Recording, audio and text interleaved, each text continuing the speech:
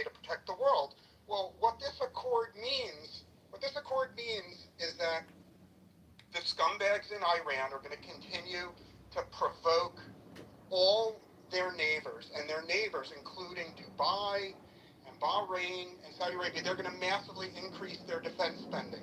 So the more that the Sunni countries increase their defense spending, the less America has to spend. So the IRGC is the world's best enemy to have. America needs an enemy. We have, for the permanently of all time, we have the scumbaggest of enemies. And the only people, in my view, who don't want the IRGC as America's enemies are the progressive community. The progressive community are the real villains. The IRGC is a useful enemy to have. The real enemies of America, the progressives. I'm done speaking, Gary. Thank you for welcoming an erudite, contrary point of view to your... I don't know whether erudite... I don't know whether I don't think it fit the definition of either erudite or well-educated.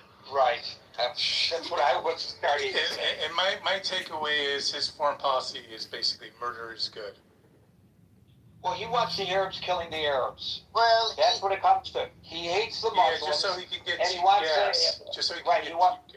Right. I guess that was a hit and run. Did the regime of Iran, it came to the power yesterday? Last 47 years, these Arab countries, the Sunnis, the population couldn't get together in 47 years and take care of this murder in Iran, right? And now he is coming to tell me, oh, this is going to happen, it's already... Jesus Christ. Well, it's obvious that increasingly, this whole pan-Arab dream of Nasser is gone. The Arab nations are learning that they want to get along with the West, and they want to engage in international commerce, and they want to get rich, and they want us to get rich. They want everybody benefits. That's really what the Abraham Accords leads us to. Increased commerce, which is a good thing. If we are trading partners with people, we are all trading with one another, and we both benefit from one another, that's a much better mutually exclusive, mutually beneficial and mutual assured destruction on the other side of the coin than nuclear weapons, because it's a positive, it's a carrot, not the stick, to keep us getting along with one another. You don't have to agree with the philosophies of these various nations, but if we're trading with one another and we are exchanging not just commerce but culture with one another, that keeps us going as a society. We are no longer able to say that we are in our little cocoons in our various nations, and what happens elsewhere in the world doesn't affect us. It does affect us. Even Americans recognize that now following 9/11.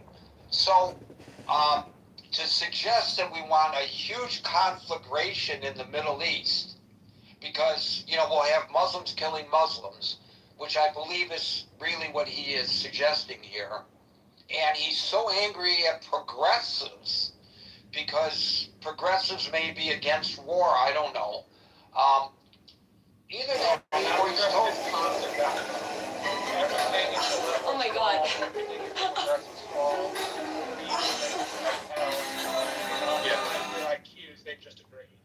But I allowed him his opportunity to speak unimpeded, so I don't want it to be said that I only allow a certain point of view on this stage. There's a proof and he that kicked I me don't before that, so accuse me he of, definitely content creating an echo chamber, narrates, and he does create echo Alan, followed by chambers. Merrill. Gary, as a follow-up to that, I really want to thank you for allowing him to go on, even though I thought what he had to say was absolutely despicable. this should not be about personalities, and it should not be about whether you're a Democrat or Republican. I thought you did. I want to point out his comments were general, they were emotional, they were exceedingly uneducated, and they were vague. And these are all traits that many conservatives have allowed themselves to fall into. I am very grateful that my good friend Marshall, for what he had to say today. To me, this is about trust as much as it is about anything else. And I don't trust Trump at all, and I don't think it's worth even giving this idea that this could be right or wrong any airspace, because I don't think there's any chance. This might be the reason why. Right. Before you post your next video, check this real quick. Most people skip this part, and it's costing them reach. You know, it doesn't matter.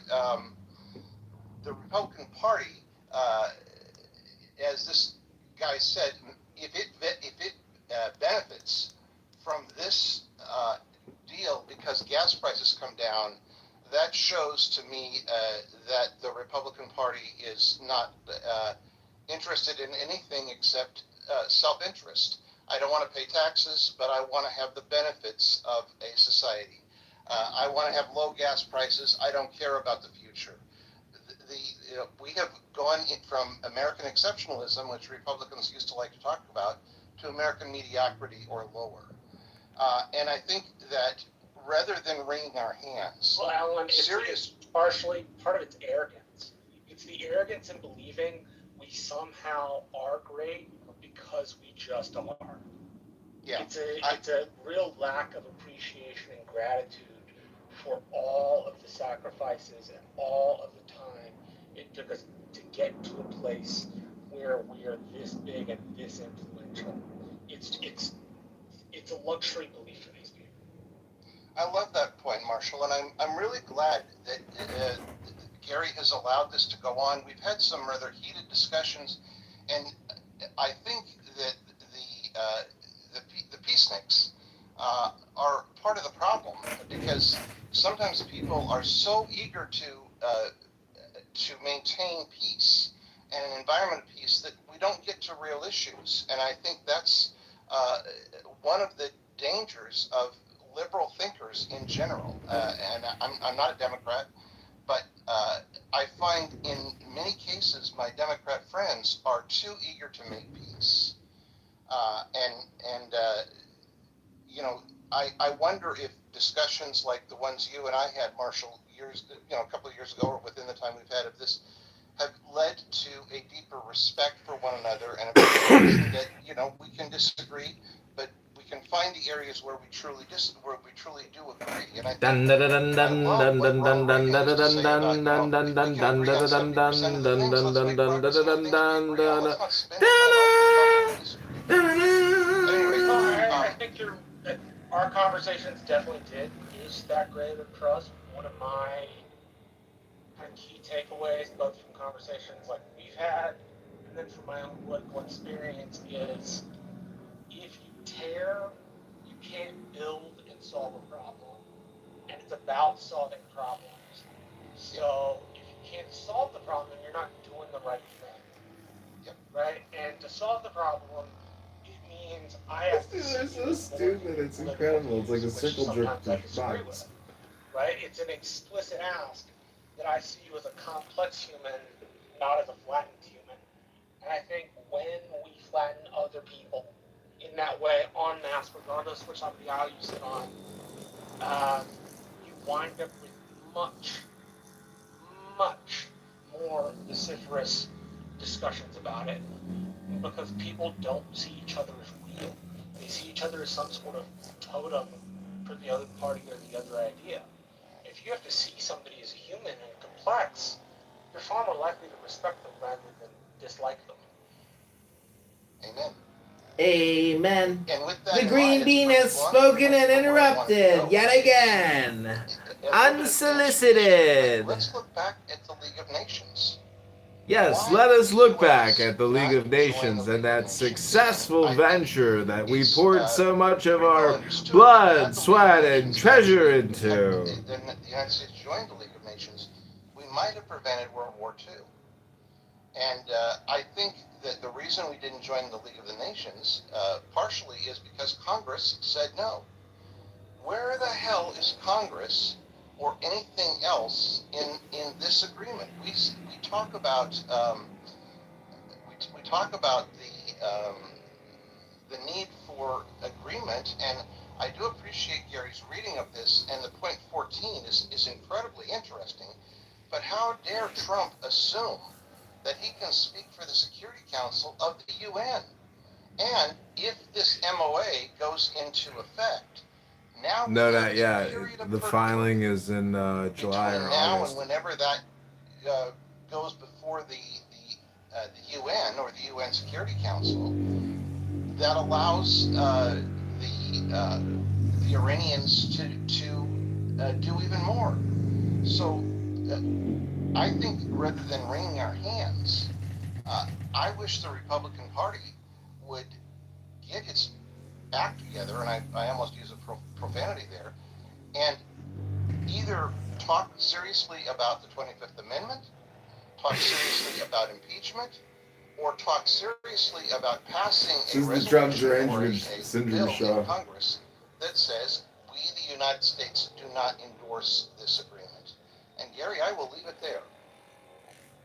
If you really want to remove the president from office, it has to be done by the Republicans, not the Democrats. Just ask anybody who was around when Richard Nixon was removed from office. Thank you, Alan. We'll go to Merrill, followed by Brian. Still kind of struck by what you wrote, what you read, and what Pluto said. I didn't hear Pluto mention Israel at all. I don't even hear what the supposed agreement is going to be as regards Israel. As it was written, it does not mention Israel, but it does mention ending all hostilities in the region, including Lebanon. So that's a reference without mentioning Israel to Israel. But Israel's not a party to the Memorandum of Understanding. So if, in fact, what Ella published and I read is accurate, it's just, what are you going to do? Hold the United States responsible for the actions of Israel, a sovereign nation? Or say that the United States is in default? The United States isn't in Lebanon. So how do you reconcile that? I don't get that, Meryl. I don't understand it. I also don't understand, Israel's in Lebanon for a reason. I don't understand, gosh, somewhere along the line, someone's got, and I'm not saying it's our job. I'm not just saying that when we make it, if we were to make that kind of agreement, which, by the way, Trump was pretty tough on Israel today, very tough. I don't know if you heard, he said he didn't like Netanyahu bombing apartments and killing civilians. I thought that was pretty hypocritical of him, because he never said that to Russia about Ukraine. So I mean but of course Russia doesn't have anything to do with this agreement, so he can go along with that. I am flabbergasted because I'm not quite understood. I wrote down some of what you said, but I couldn't do it fast enough. I was typing it. What I don't understand is, ultimately, what do we get? What do we get versus what we're giving away? What are we, I understand, I believe Axios... Meryl's like the ultra MAGA critic. She's like more extreme than the extremists every single time. Trump didn't listen to his generals, he didn't blow up Iran enough. Some Republicans were not... It's crazy. These are like, there's two types of Democrats. There's like the socialist communist Democrats that are anti-war, and then there's... Do you want me to tell you what we're gonna get? We're gonna get middle finger from Iranian, Mike. Well, that's what I think we are being told by the people in the know are saying, we can't, look, we went in because we said we could never trust Iran. That's the whole thing, was we could never trust Iran. So now we give them lots of money, and yes, the Gulf states give them lots of money. They will have access. By the way, it just says they're giving it. It doesn't sound like it's really performance, based on performance, because some of this money is coming to them rather quickly. And that still doesn't address, are we giving money to the Gulf states? You know, are there side deals, or we have to give money to the Gulf states because of everything that was done to the Gulf states? And so are they turning around and putting a reconstruction fund together so that it doesn't look like the U.S. is giving directly to Iran? I'm very cynical, and I don't quite understand what we're getting, other than, okay, What am I gonna get? they're going to be What am I gonna get? and If I do this, what do I get? eventually we'll talk about nuclear weapons, maybe someday down the road, and that's just kind of the direction we hope we can go in. I mean, that's just a whole lot of, haven't we said that for years, and it didn't work out? I'm baffled by this, but I'm not going to tell you that I think it is completely outrageous that Trump would sign it, because I think that Trump is of the mind of, I want to get out of here, just come on, I'm busy. Just get it over with. I think that that's his personality. Gosh, I hope there's something more that we get, because, by the way, terrorists don't just terrorize in other nations. They terrorize here, too. Thank you. And I will once again repeat, as I shall again and again, that we do not know whether what I read that Al Arabia reported, I accurately read what they reported, but we don't know whether that really is what the Memorandum of Understanding says. But it's written in a way that it sounds like it's what was written, but whether it was a final draft or not, I can't say, and we won't know until it's ultimately released. Thank you, Meryl. This is as close as we've gotten to seeing at least a draft of it. Do we have Brian, anything to compare? Can we compare it to what Obama had? Can we compare it? well, I don't have time to go against the JCPOA, but I'm sure people will. And I think people definitely will after whatever they sign on Friday, presuming they do sign on Friday, is released. Presuming they release what they signed, presumably on Friday. Boy, there are a lot of presumablys that we have to put in here, because we just don't know whether any of this is really going to occur, do we? Thank you, Meryl. Go to Brian, followed by Mansef.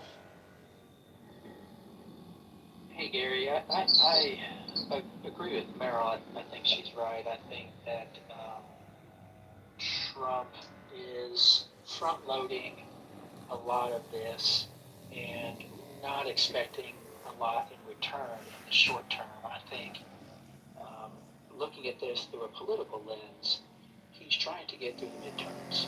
So he's going to front-load some money, some pullback of military troops. I have no belief. I have zero belief that he would agree to remove any permanent installations. I think from what I've read, they're agreeing to move some of the naval assets out of the immediate area and, not send any new or additional troops into the area. So I think that's being spun by the Iranians or others as a pullback of troops and, things like that. So I think it's just, spin that the Iranians and some of their, I guess, allies are spinning it as we're pulling back. But I think it's just a temporary,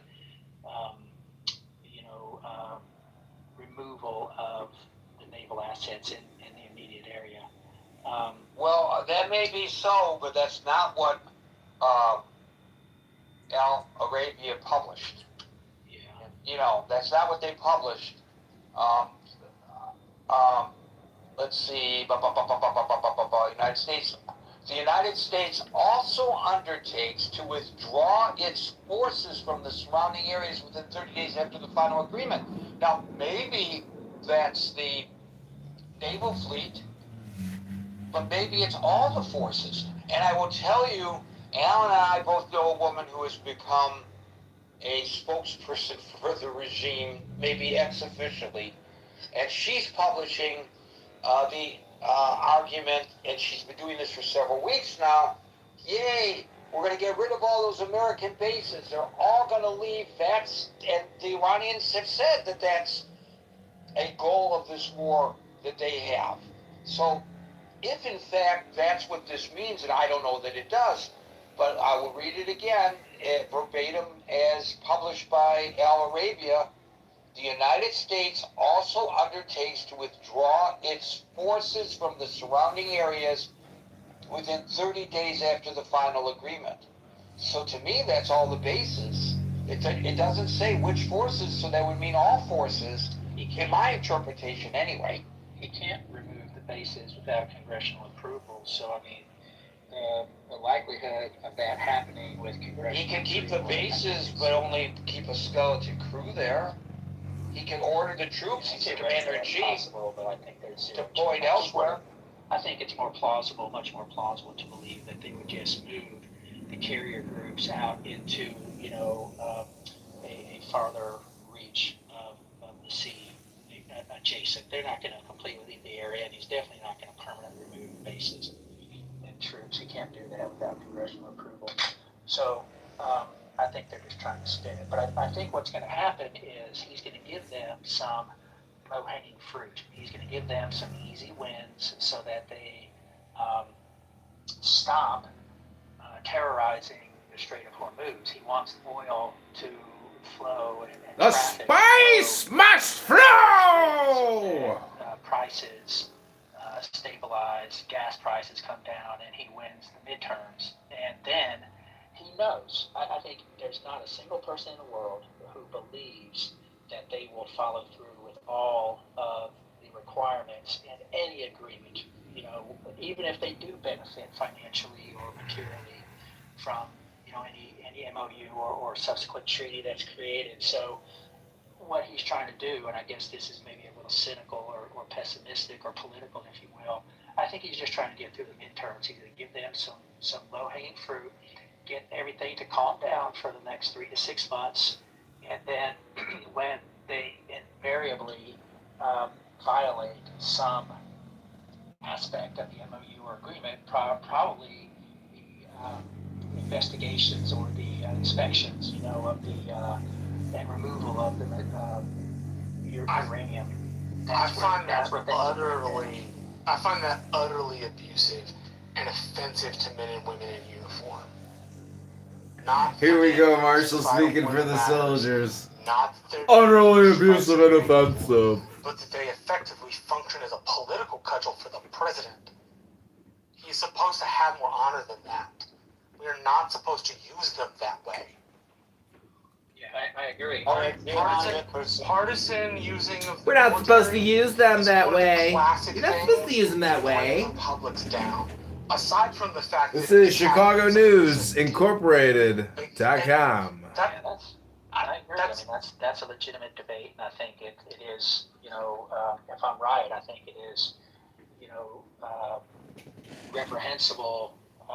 The spice solely for that purpose must flow. The argument would be, if he does lose the House and Senate, then his administration gets bogged down in all kinds of political gamesmanship from the Democrats with impeachments or investigations or whatever else comes from that. So he's probably looking at it like, So what? You don't win the crass political majority by sacrificing the honor of U.S. troops.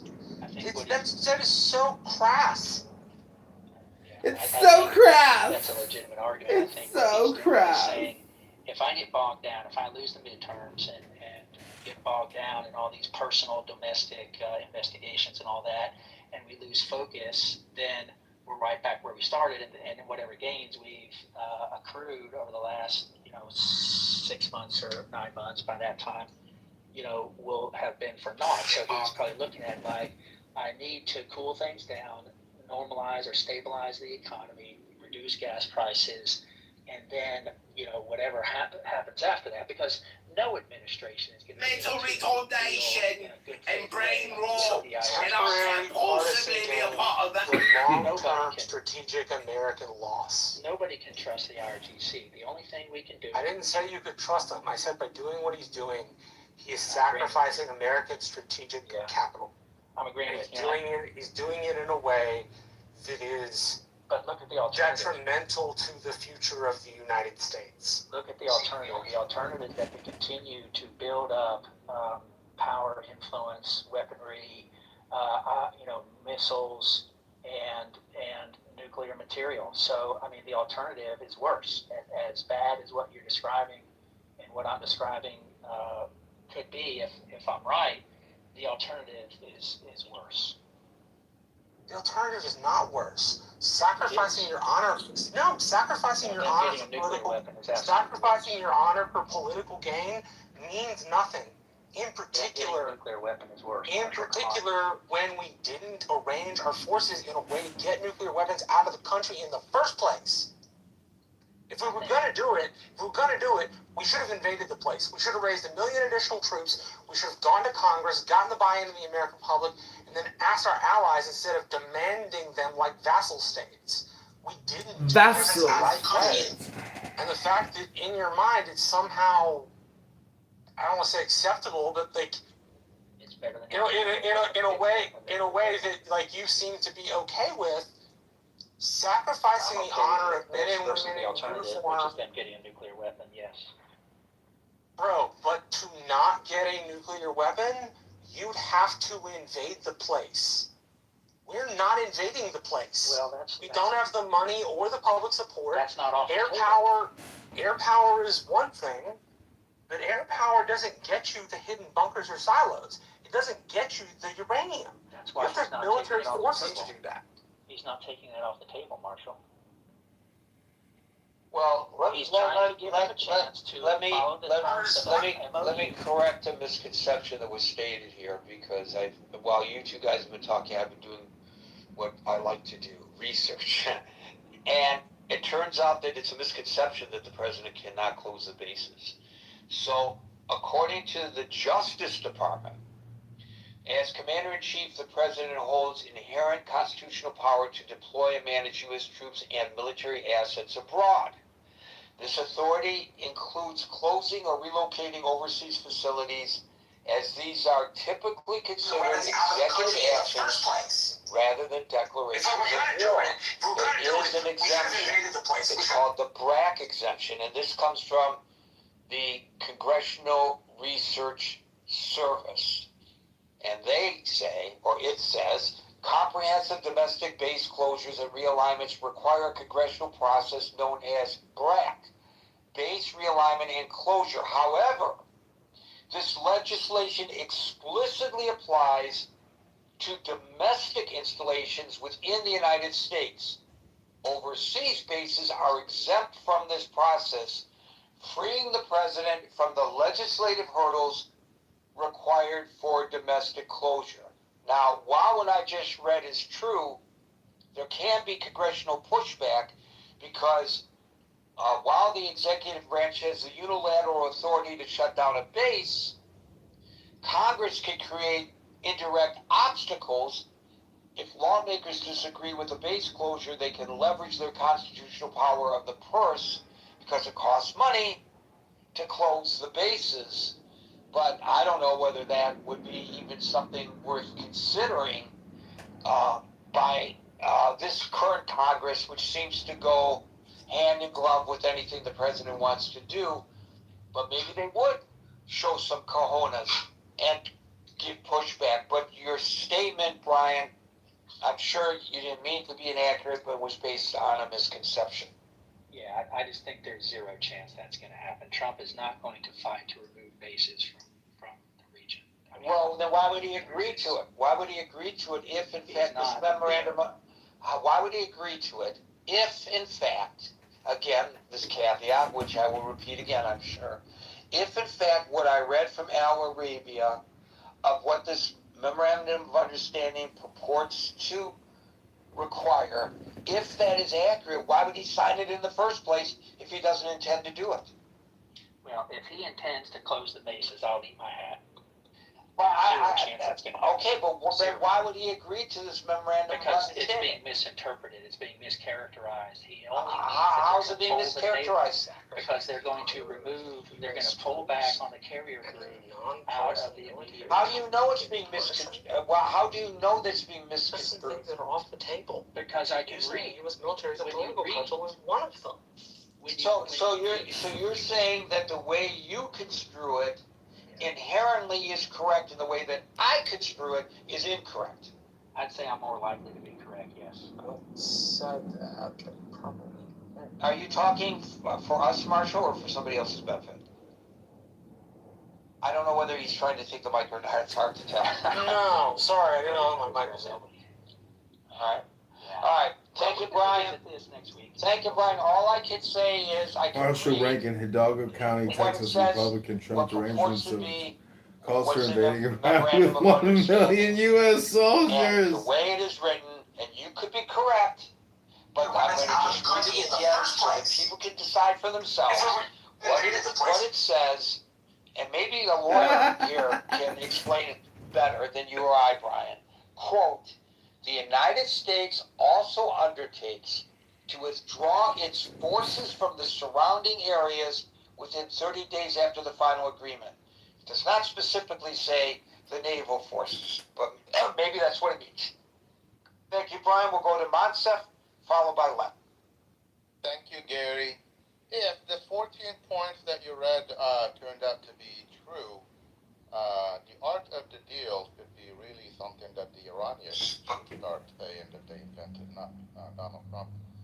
Anyway, seems like from the beginning of the war to now, the priorities or the goals, I guess, for the Iran war have shifted dramatically. I mean, the first week we're talking about this is it. We waited 47 years for a murderous regime to exist, and we're not going to allow this anymore. They're going to have to give up what they call a nuclear dust. It's not dust, it's 970 pounds of enriched uranium. Completely give it up. Even said it was going to be transferred to the United States. What else? Regime change. I guess to make a point that we actually achieved that, he said yesterday, and I'm talking about the president, that the new regime is much nicer. It's not. All the analysts out there say that the regime is actually expected to be much harsher than the previous one. I know the son of the Ayatollah is in control, but in Iran there is, I don't know where's Alan? In Iran there is multiple hierarchies and multiple, degrees of, if one is not in control, the others pick up. The IRGC is still in control. The son of the Ayatollah, although he's disfigured, still has a lot of stay. But most of all, the situation for the Iranians didn't change. Yeah, they haven't been another 50 or 60,000 murders on the street. There have been a lot of instances where people were hanged. It was an 18-year-old rapper that was hanged because he said, whatever. Still, people are still being pursued for posting stuff on social media and all that. So again, that initial promise that Iranian people go out, we are with you, again, didn't pan out. Add to that, there have been 38 times now that we have been told that a deal is about to be signed. Not in the works, but we are very close to signing. Basically, we just have to meet and sign. only to be countered by the Iranians saying, we didn't agree to any of the stuff that he's talking about, only to go back and say, well, I guess they didn't agree, there's no deal. I mean, when you do it 38 times in 90 days, I don't know that signifies strength. But anyway, I have a question for you, Gary. I don't, and Alan might be the right one to answer me. $20+ billion that is expected to be given to Iran right away. And on top of that, there is a reconstruction fund of over $300 billion. I wonder what type of planes are we going to use to transport the cash. I know it's not all coming from the U.S., but I mean, you said before again that Iran is not going to get a dime. So at the end, after this, the only thing that Iran lost, and I guess it wasn't a big loss because I was going to say their Navy vessels and their Air Force, they never had a strong Air Force. Iran always relied on its geography. Yes, the naval force was good to control the Strait of Hormuz, but that area of the water with the money that they're going to be getting, that would be so easily reconstructed like in no time. The missile counts, even though we were told that we destroyed them. I mean, there's like nothing left. Reports coming out from I think it was the Jerusalem Post, that said more than 50% of the long-range missiles are still in existence. So I mean, I hear people talking about, there is an election coming, and I don't know why Marshall thinks it's actually dishonorable for the president to use the troops in such a manner. But again, we're talking about Trump, so. Because I think it makes them overtly political in an institution which is explicitly supposed to be apolitical. I'm not saying it's not been done. I'm saying every time it is done, it's wrong. Yeah, but it's not about that. It's not it. Everything that we think that our president is wrong about something, he embraces it as a badge of honor, thinking that he is the bravest president that would do something that other presidents didn't do. But I'll give you an economic explanation. I mean, we went into 90 days, I guess, of hurt. There is a Linda, give you the real name, Linda Bilmes. She's a Harvard economist, and the estimation for the cost, they call it an economic cost of the war, is between 630 billion to 1 trillion. If you're a small content creator, that includes the munitions that we use, that includes the taking care of the veterans. 47 years for a murderous regime to exist, and we're not going to allow this. That cost in the U.S.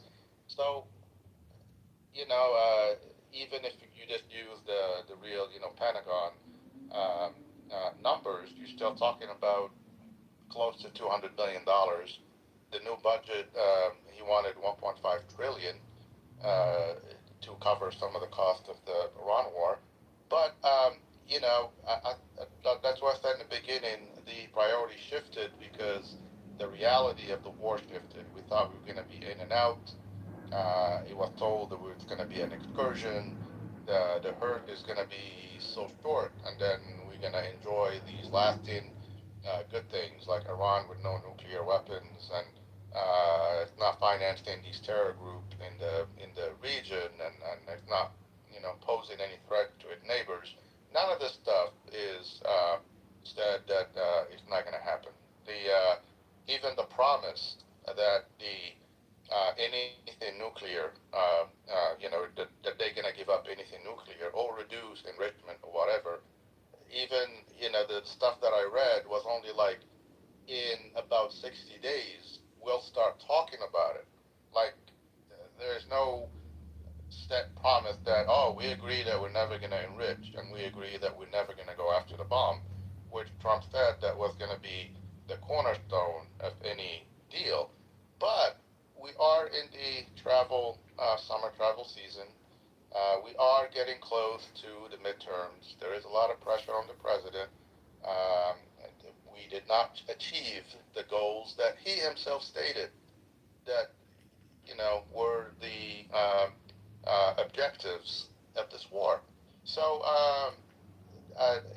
it's more of maybe a temporary surrender for the U.S. than a victory. I hear people talking about, aren't you going to be happy when gas prices are finally going to be lower? They were lower in February, so it's almost like you put up a fire, and then you're going to be claiming victory when you put it down with water. That's not a victory. We just got something back that we already had, but the destruction on American family budgets and all that's going to take months to get back. A lot of people went into debt. A lot of people are having issues, meeting their, just buying food and gas. I sent you a thing the other day, Gary, about a record number of Americans dipping into their 401ks in order to, keep up with record inflation. number of Americans are moving to third world nations in order to survive. That too. But the people with jobs and all that, I mean, people are dipping into Good work, Democrat. So the pressure is trying, and it seems Good work, Democrat. like right now that it's unending.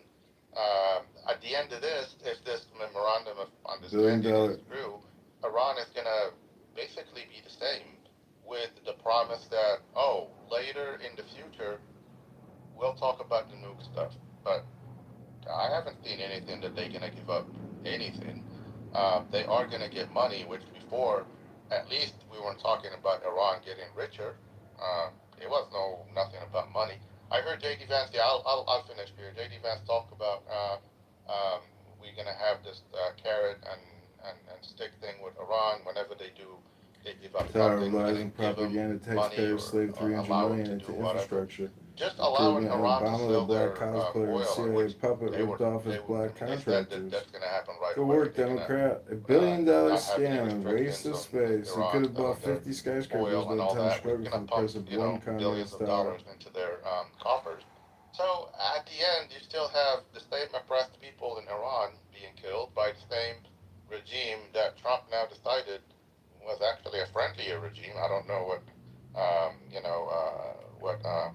how he defined that. We lost our allies. I don't know if any of you saw the president yesterday in France when he went to meet Macron. Macron didn't come out to meet him. He actually sent the chief of protocol to greet him. And I guess they didn't make a big deal. I mean, coming out of the car. And Macron met with every president that was invited. That's the rule when you're the host country. And especially with Trump. I mean, that's like, he's the big guy. So they usually used to make the time to make sure that he gets his proper protocol because he liked that. So, and then he said that Macron told him, sorry, I was busy talking to the Brazilian president, Lula. That's why I didn't come up to greet you. But that was the French media definitely made a point that no, that was expected because of all the trash talk that Trump was talking about France, especially the last couple of days with the 100% again increase in tariffs and all that. So again, we're losing our allies. The allies don't believe that it's a long-term deal that's going to stand and that's going to solve the problem. That's all I have to say, Gary. So I'm still wondering what kind of planes are we going to use to transport the cash. So, B-130. So the 47 years for a murder. Your last comment brings to mind how Republicans went crazy about how there's no respect. He can't earn the respect. What a piece of crap president wearing a tan suit Obama was because of the improper protocol when he was rudely greeted at the airport in Beijing. And here you have the same thing with this president, and I don't hear such outrage about it. The money, you talked about the money. And since you raised the issue of the money, it's far more than the $300 billion that you mentioned. And I just want to read those 2 points again in what Al Arabia claims is the final memorandum of understanding that will be signed on Friday, even though we don't know that this is accurate reporting, but this is all that we have. So here are the 2 points that I would like to reiterate about money, because Monsef is correct. The president did say Iran's not going to get any money. We're not going to release any money through Iran. Number 6, the United States undertakes, together with its regional partners, to create a comprehensive plan agreed upon by both parties for the rehabilitation and economic development of the Islamic Republic of Iran, while ensuring financing of at least $300 billion. The implementation mechanism of this plan, as part of the final agreement, will be formulated within 60 days. And the next one is number 10.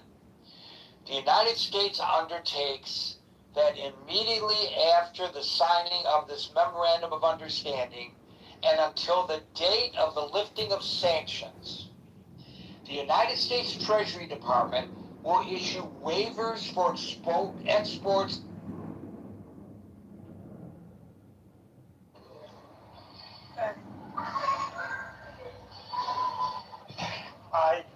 I don't know. Also, they have most probably their head of federation, football federation. Okay, so they didn't let either of those inside of United States for Iranian soccer team, and now they are asking. Oh, it's allegory. It's parable.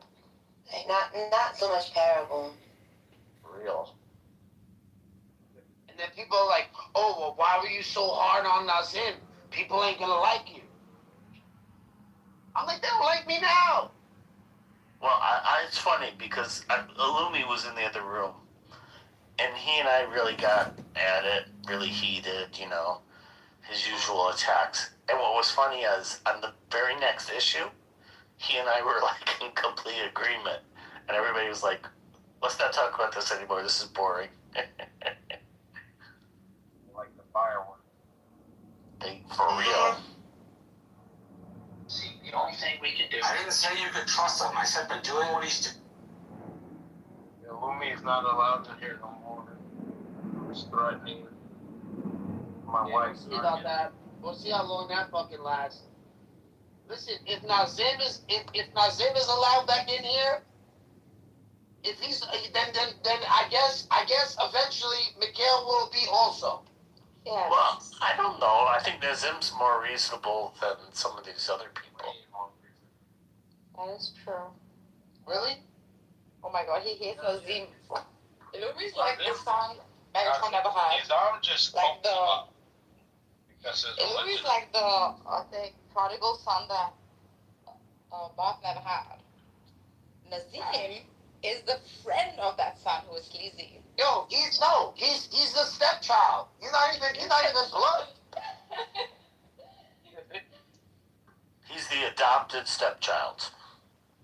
Not even adopted. Adopted means we wanted him. You're not allowed to adopt in Islam. That's yeah. So he's like the.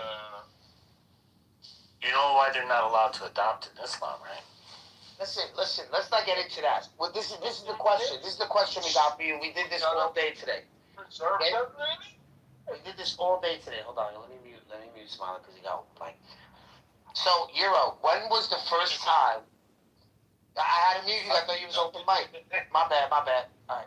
So Euro, when was the first time you heard about the Aisha story? What do you remember? 13th, No. Not the date, but do you remember? Like your reaction is all I'm saying. Like, did you initially believe it? Was it something you're like, wait, I gotta look into this? Like, were you still in denial after you found out the truth? Like, what is it like? Work us through that process. Like, what happened when you first found out this stuff, like I'm not talking about like polemics or anything like that. You mean that she was 6 years old? Yes, and they consummated the marriage at 9. Like, when did you find that out, and how old were you? Lies and propaganda.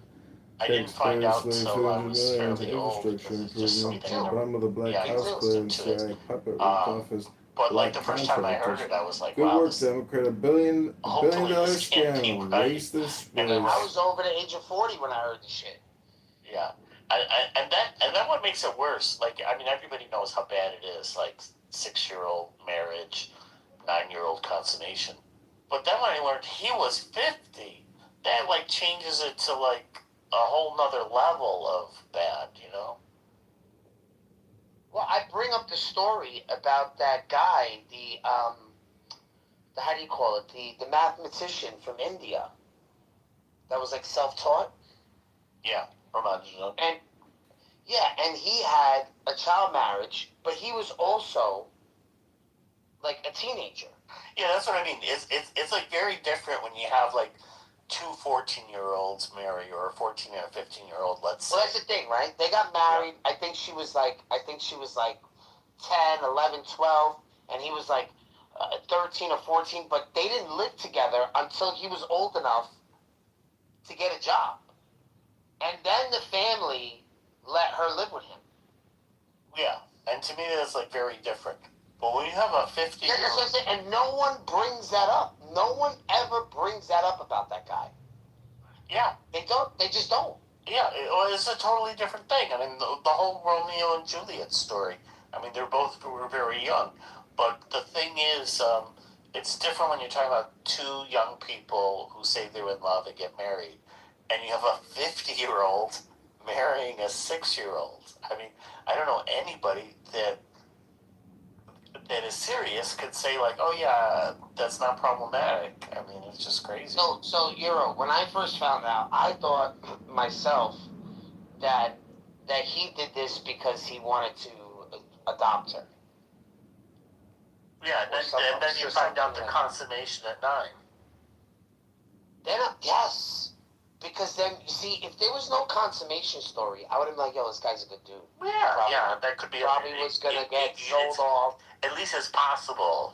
Yeah, she was gonna get sold off. He was like, no, at least I could save one girl. You know what I mean? Teach her the Quran, not pollute her with fucking semen, like it says in every other fucking story. No, what Muslims say is that she was his. In fact, if I recall, and I can go back and read it again, I don't want to do that. I'm tired of reading the darn thing.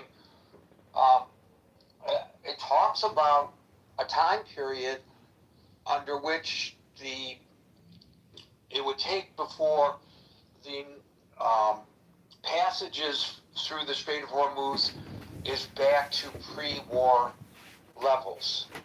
So it's not going to happen overnight like the president said. Yes, we saw last night, and for sure, if this thing is signed on Friday, I think once again, in anticipation of things returning, the price of oil will fall once again. That's my prediction. And that'll be great. And the president can tout that. And by the way, if things go south after that, well, he's got his piñata already hanging from the ceiling of the Oval Office, and that piñata is in the shape of Bibi Netanyahu. If things go bad, he could just take that stick and slam that piñata. Take this, Bibi. Take that, Bibi. He already is doing that. So that provides him cover should things not work well, should the price of oil go back up because of hostilities between Israel and Iran. That's not my fault. That's Bibi's fault. You can blame those damn Israelis, or at least Bibi, for that. And he would escape, he hopes, I think, the ire of the voters during the midterm elections. It's actually a brilliant strategy if you stop and think about it. Thank you, Les. We'll go to David, followed by R. Mays. Oh man, a lot to absorb, Gary. A lot to absorb. You know, Iran, like the United States, as an empire, just got lucky in terms of their geography, in terms of their mountains, in terms of their control of this waterway. Very similar to luck we had as a nation building colonial British Empire, and the fact that we were able to be buffered by two large oceans. We're one of the only, I think, the only empire in history, and Marshall's not here to corroborate, but I think we're the only empire in history that are surrounded by two big oceans. And that's given us a lot of luxury to decide how we engage the international world when it comes to conflicts. And Iran is now able to, punch above its weight quite dramatically here with this Hormuz situation and bring our great nation to heel. And I think it's such a bad deal, Gary, that you've got congressmen, you've got senators saying, "Oh, I haven't read it yet. Josh Hawley, the Wicks, Senator Wicks, who's on the Armed Services Committee, they're basically telling the press they don't know what's in there, right? Because they know, like you said, Gary, as soon as the devil's in the details, when these devil details come out, they're going to laugh. They're going to say, how do you support this? And so we're playing sleight of hand here, with regard to letting this out. And I mean, even the Democrats are saying this isn't good for us. So the president is going to have to figure out a way to sell it, not just to the Iranians, but to us. And we may not have a choice in how it gets settled. And of course, the laughing stock of all this, Gary, is that Obama was eviscerated in talk shows and Fox News, and giving Iran pallets of cash, and being criticized for being disloyal and committing treason. Our president just took it. I mean, took blow after blow.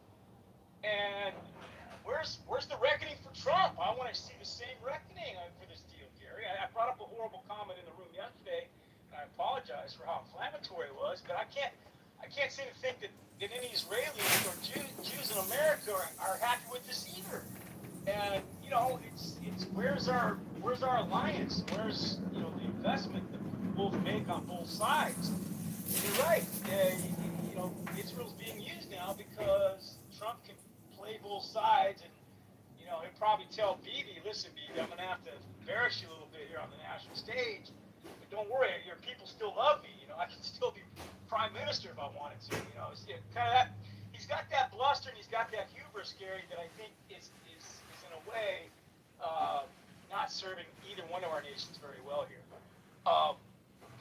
And so, Gary, I think at the end of the day, big business spoke, big oil, big insurance, all the corporations that have to still live off of this resource that we found over 150 years ago plus.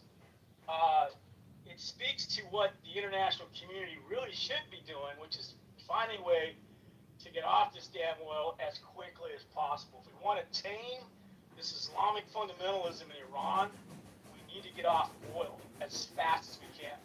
Otherwise, they're in the catbird seat for however many decades that we have to continue to rely on this substance. And there's nothing in the world to replace it yet. We can't run our militaries off of solar. We can't run our military off of we used to run it off of coal, but off of wind.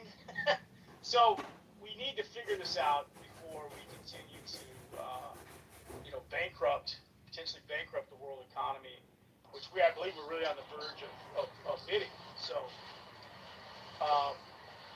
Howard, your mic's up. You got a question? Howard. Anyway, that's all I got, Gary. I'll go ahead and land and let others speak. So, David, let's go back to the origins of the MAGA movement. I think there were two chants that were the most prevalent. The first one was, lock her up, lock her up, lock her up, lock her up. And the other one was, drill, baby, drill, drill, baby, drill. drill, baby, drill. Now, he was not successful in locking her up. And perhaps he was never serious about locking her up because when he took office the first time, he never took any real action to lock her up. But he certainly has moved forward with Drill Baby Drill, and any attempts at alternative energy are being blocked by this administration. They file lawsuits against wind farms. And they come up with legal and ecological reasons for their arguments, and they may be right, I don't know. But this is not a new concept. It wasn't just Iran, it was OPEC that was the concern before, because OPEC controlled the price of petroleum, more so than they do today.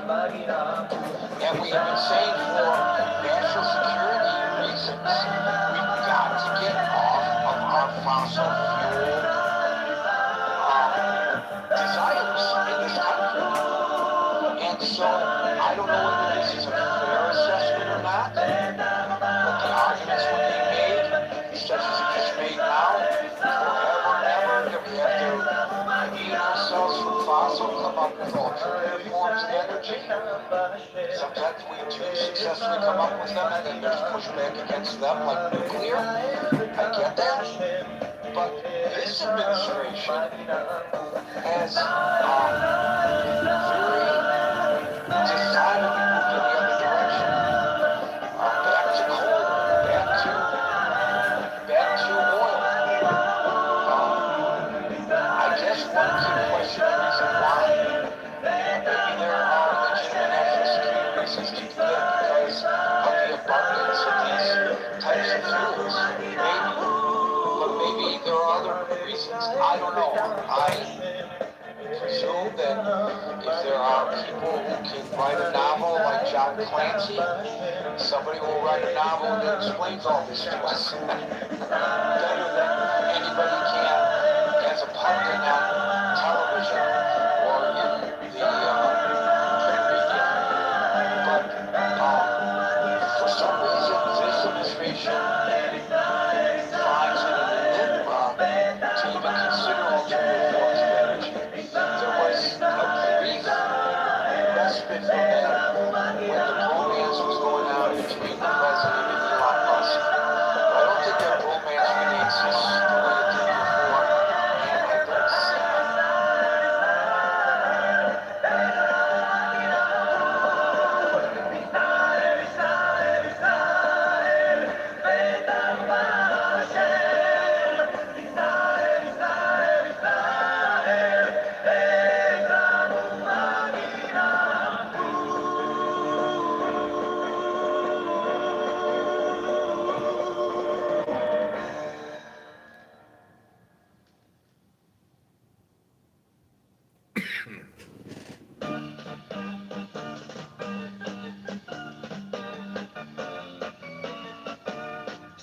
ושמחו בשמחת תורה, ותנו כבוד לתורה. סעו ושמחו בשמחת תורה, ותנו כבוד לתורה. סעו ושמחו בשמחת תורה, ותנו כבוד לתורה. סעו ושמחו בשמחת תורה, ותנו כבוד לתורה. סעו ושמחו בשמחת תורה, כבוד לתורה. סעו ושמחו בשמחת תורה, ותנו כבוד לתורה. סעו ושמחו בשמחת תורה, ותנו כבוד לתורה. סעו ושמחו בשמחת תורה, ותנו כבוד לתורה. סעו ושמחו בשמחת תורה, ותנו כבוד לתורה. סעו ושמחו בשמחת תורה, ותנו כבוד לתורה. סעו ושמחו בשמחת תורה, ותנו כבוד לתורה. סעו ושמחו בשמחת תורה,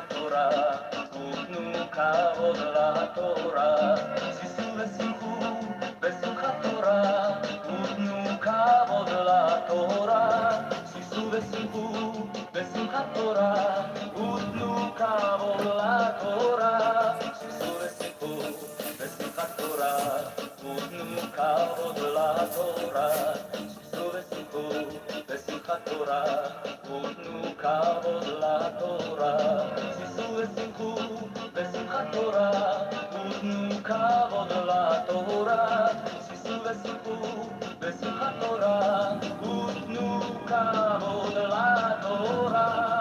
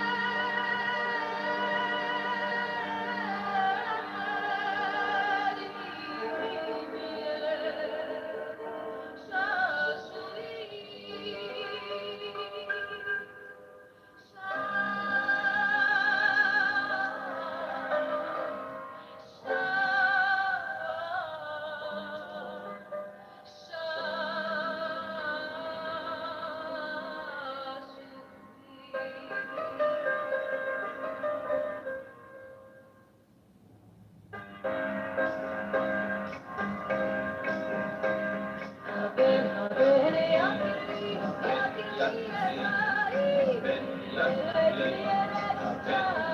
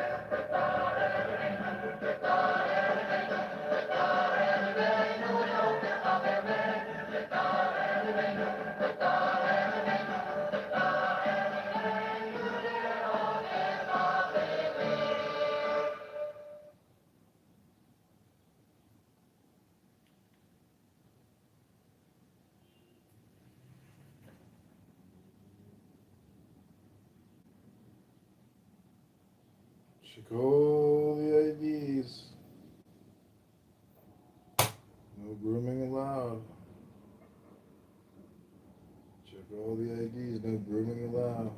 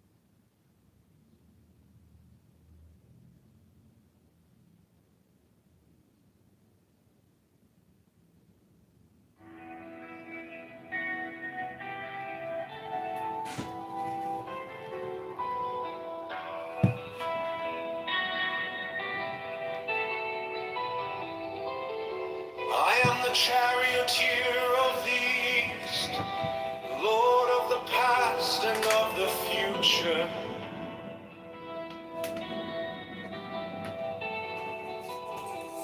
I see by mine own inward light, Lord of resurrection, who cometh forth from the dust, and my birth is from the house of death.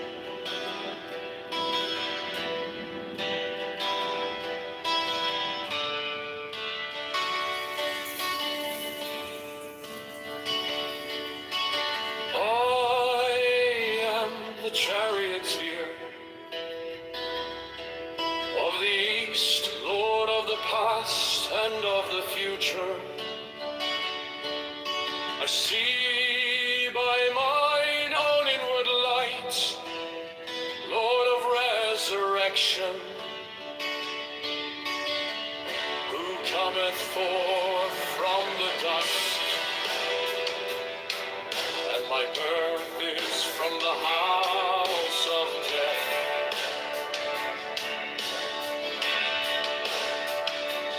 Oh, ye true divine hawks upon your pinnacles, who keep watch over the universe, ye who company the bier to the house of rest, who pilot the ship of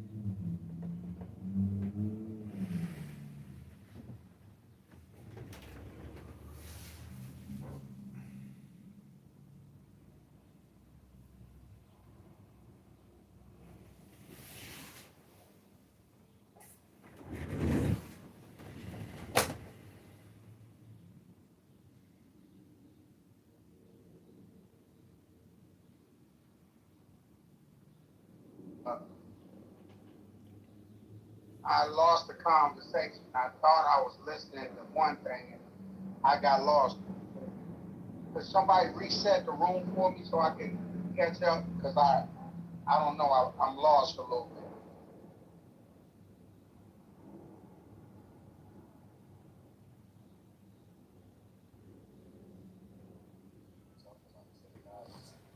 Information.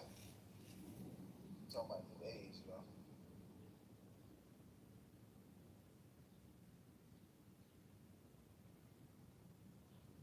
You know, I got something to say as far as the technology is concerned.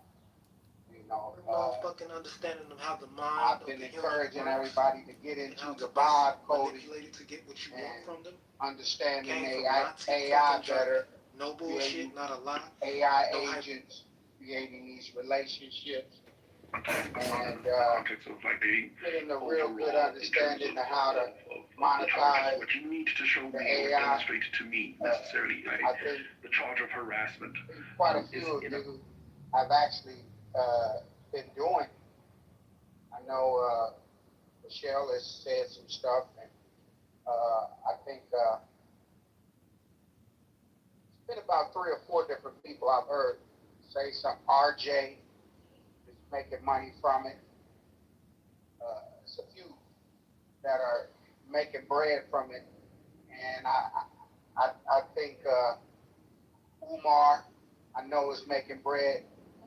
So we gotta really start grabbing a hold of this thing and allowing it to get real comfortable in our life. Kimberly's another one. I know she's making bread from it. I think maybe even Erica might be making some money from the AI.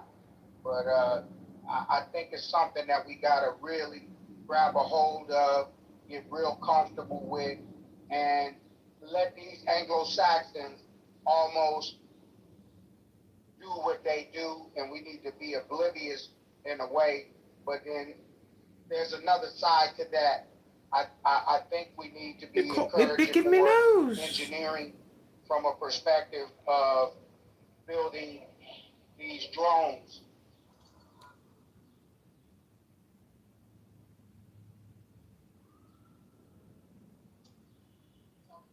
The other day, where they were talking about how the Ukrainians had made 7 million drones, and that's the main way they've been kicking the Russians' ass is with them drones.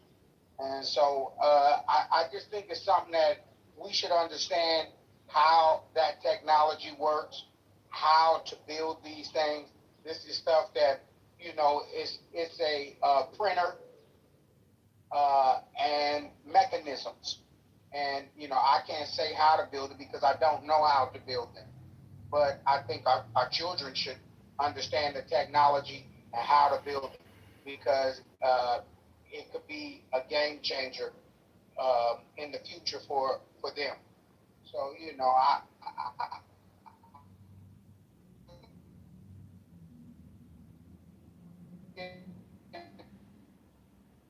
let's get into our prompting, let's get into our engineering. You know, it's always good works, but it'll be to see black engineers, computer science, and black engineers coming out. That's what I'll land right there. I'll put it right there just to throw a little chum in the water, see if we can get the convo started off that.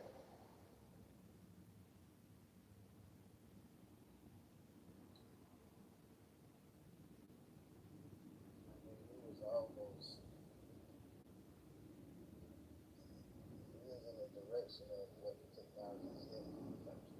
I get it. I mean, it's about a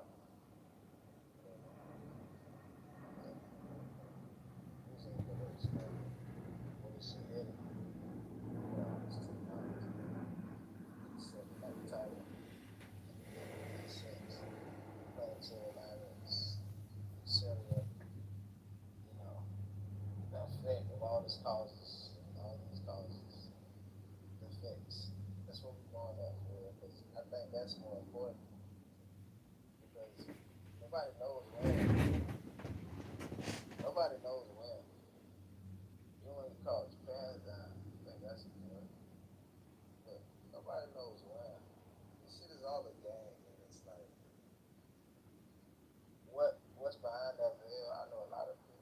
Ja, what is your favorite one that you like to use? Is I fuck with Claude. Claude is my nigga. You know what I'm saying? And when I need to go into battle from a business, Claude. I got conversations with him where I just go back to the conversation just like I guess y'all do too, and we just start right back off. If I need contracts done, this, that, blah, blah, and he gets right back on it. So I don't talk to mine every day. I only use mine more like an attorney. You know what I'm saying? But which one you fuck with, John? I mean, since we're being honest, I got Glock on my shit, but I usually feel like different scenarios. Like I look for different scenarios because I know how I think. I just know it goes into a database and collect that data about certain shit, and so that's just being lazy for the most part. But I actually, if you use work, everything has got a value, got some type of work to it. But I'm saying that AI, but you're against data centers? No. What I'm saying is, I know what it does to people. It doesn't affect me. I don't need it. I really don't. I barely use it. I delete it and download it often, very often. So it's not something that's embedded in my life. Because even most of all the information, most of the information I gather, it comes from me literally just sit, ponder, thinking. I might run across certain shit, or some shit might run across me, just browsing, whatever the case is. But for the most part, bro, I get a lot of my shit just sit thinking, just sit here thinking. I do this often. A lot of times. So you haven't figured out a way to incorporate it into your daily business or anything like that. You haven't figured out. Well, I mean, it'll come to you. Like I said, I don't fuck with my shit on a daily. No, I'm not saying that. I don't work with that shit. Not saying that. I just don't. I'm not like that. I don't fuck with it on that level. I'm not intrigued by that shit. That's not something that I'm intrigued by. It's more scary. It's not so much about it being intrigued by it. You understand? It's more of a. I mean, it's what a need is. It's the tool. Like I said, the vibe coding is real good to know. You know what I mean? And look up that. What vibe coding is? It's basically a breakdown of the way that you would kind of prompt it to make the moves you wanted to make. But once you got a certain amount of shit in a conversation with it, you just gonna end up just keep going back to that conversation, whatever that is. But like I say, I know people who use the shit like a therapist or something, which is like, I don't know, it's kind of crazy to me to use it like that. But I know people who have a real relationship with it. I was around this girl one time, bro. I was just being random people, but I was around this girl one time in my crib, and she gets to. And she was ugly. The AI or the girl? Which one was ugly? I don't know what you're talking about, but anyway, this bitch, excuse my language. This girl, every few 10, 20 minutes, she goes to asking this AI something. Yeah. AI something like AI. My day was something. Right. Yeah, they'll use it like a companion and shit like that. But I'm like, bitch, you crazy? Real talk. Hey, so now, what's wrong with being in the metaverse? Hey, you know what? For me, I love somebody in the metaverse. That's where my paper's at, in the metaverse. Really, I can't wait to get done with this truck and get straight meta. I want to be straight meta, but at the same time, I think that what the fuck does that mean? He want that shit in his head. He want that shit in his head. That Neuralink. No, I want all my bread coming from Meta. You feel me? Just how's your bread coming from Meta? He want to say I said, I'm sorry. I apologize. What you say? How's your bread coming from Meta? Well, I can't get into that. That's proprietary, baby. I can't get all into my personal goings and comings on my bread, baby. I just say that's how. See what I mean, Melissa? It's some proprietary type shit, baby. It's the other way around. The point is in the motherfucking chat and taking the motherfucking over. Hello, how is everybody doing today? What the fuck is that? What's up? Yeah, nah. But that's what I'm saying. I at some point, it'll all be meta, but and the bread will be better. The bread is better when it's meta. You feel me? That was like a bar. That was a bar for you. The bread's better when it's meta. Nigga, that was a sneaker bar. That's not really how it works, though. You thought that was a bar. That was a sneaker more cheesy, more cheddar. Bread's better when it's meta. The bread being meta, listen, the bread being meta, though, you're either a content creator. That's the thing. The people who are making the most money off of Meta are paying. Okay. They're paying Meta to run advertisements and do marketing. They're not getting paid from it. I hear you, and it's good to hear those ideas and that psychology. I love it. You know what I'm saying? And I encourage it. I want to see black people. I want black people to be free. Encourage the psychology. That's what we're with you. Yeah, so I want my black people to. So Melissa, are you doing any meta? You in any meta right now? Well, when you but then that's the way you phrasing it is cracking me the fuck up. The meta. No, don't get him to say that. Shoot up, Scotty.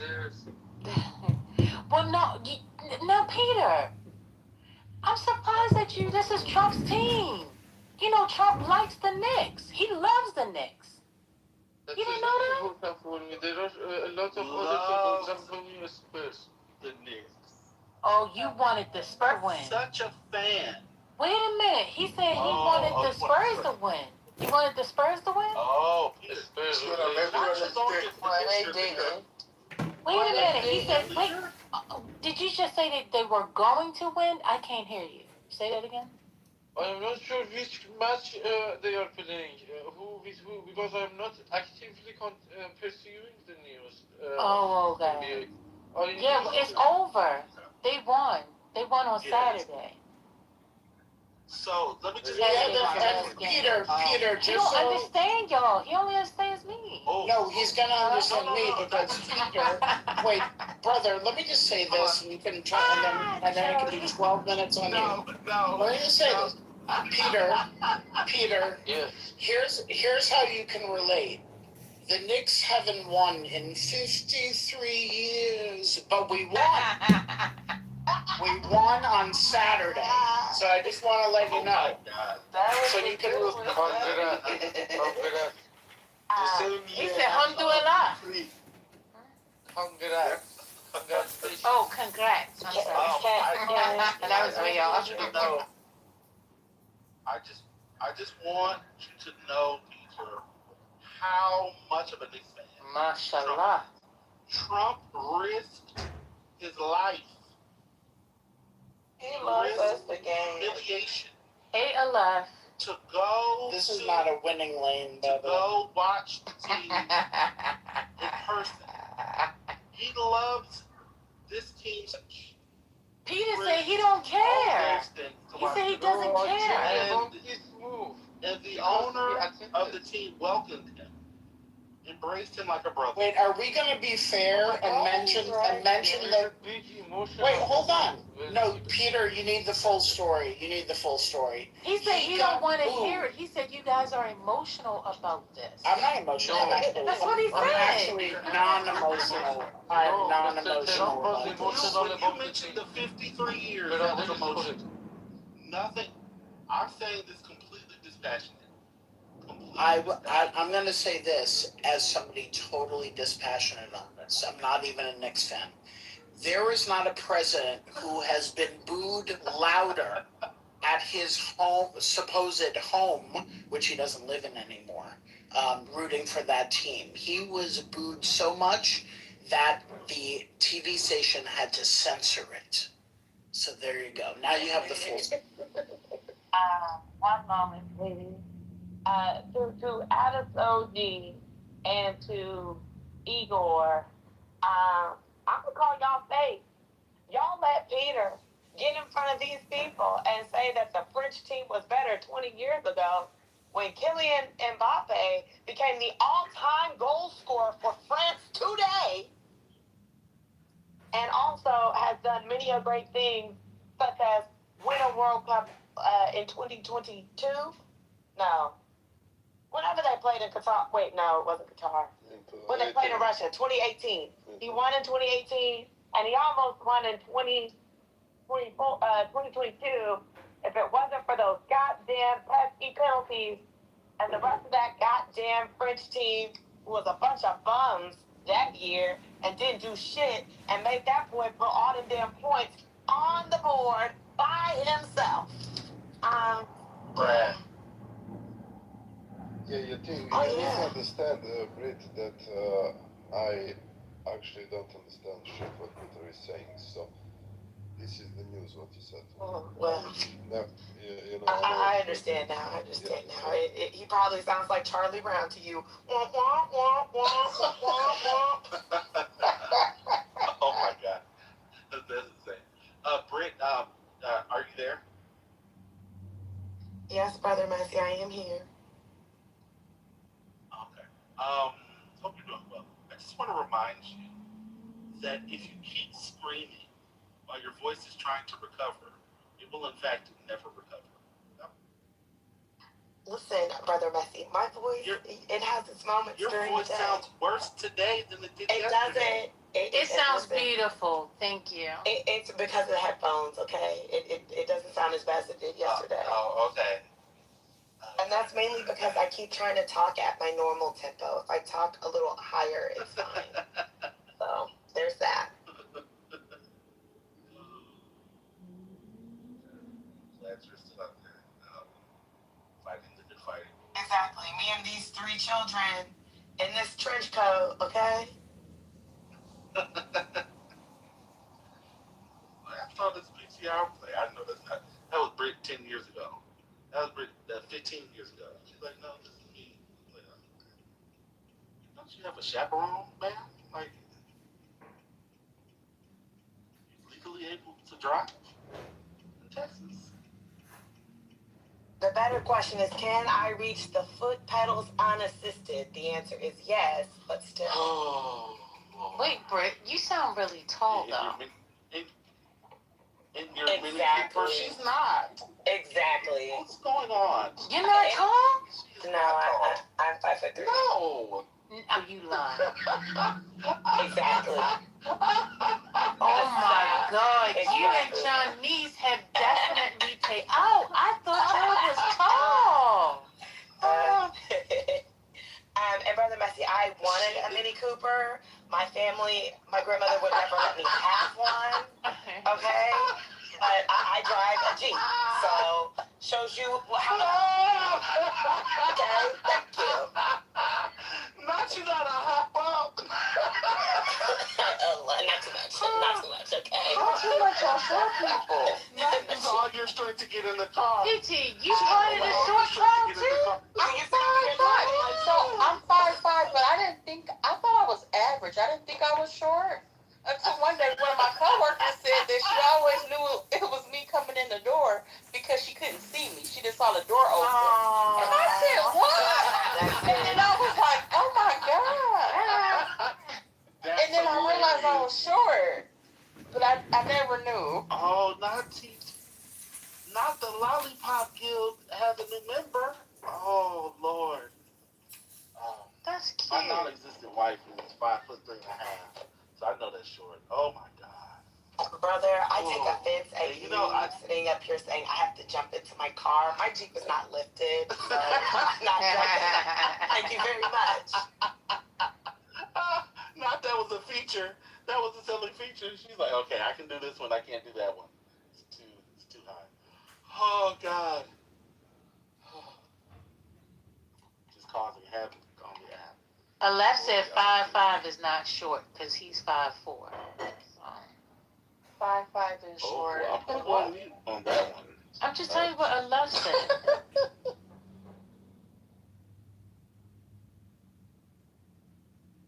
Did you see what Roger said? That's hilarious.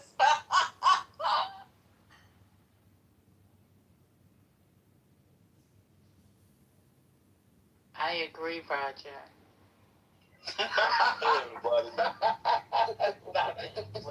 Hey everybody, I don't like this beat.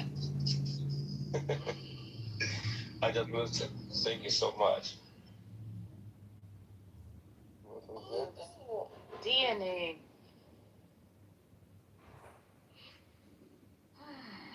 You know, and the wild thing is, when I looked to see who could possibly be friends, Jerry, how you get down there? is First Lady like 95% of the time. What I do?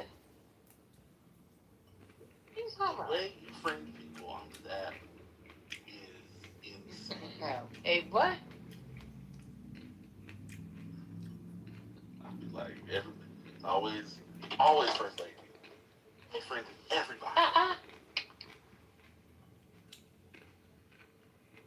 Gold diggers. There you go. That's fabulous.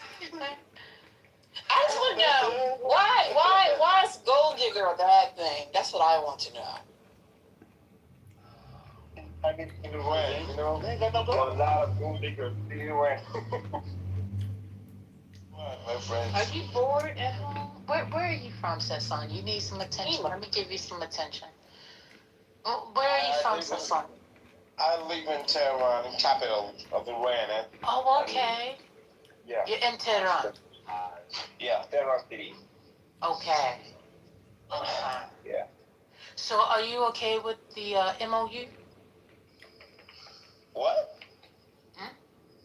The MOU. I don't know. What's that? Okay. Oh. Maybe explain? No, it's okay. Okay, thank you. I mean, not unless you want to explain it to him, Igor. No, it's a memorandum of understanding, so some within the United States and Iran. I can speak a lot of words of American. It's so beautiful language, but I can't speak like American. I try to listen and learn. My English not so well. I'm really sorry. Oh, so you don't understand English, but you understand gold digger. Yes, he can speak that very well. It was So clear you go around asking how to speak like slang or something? Is that what it is? So then you want to come in here and practice your slang? Yeah, I love the American accent. Oh, you speak Hollywood, right? You speak Hollywood. I tell you, I mean, he could say gold digger better than any other person. Exactly.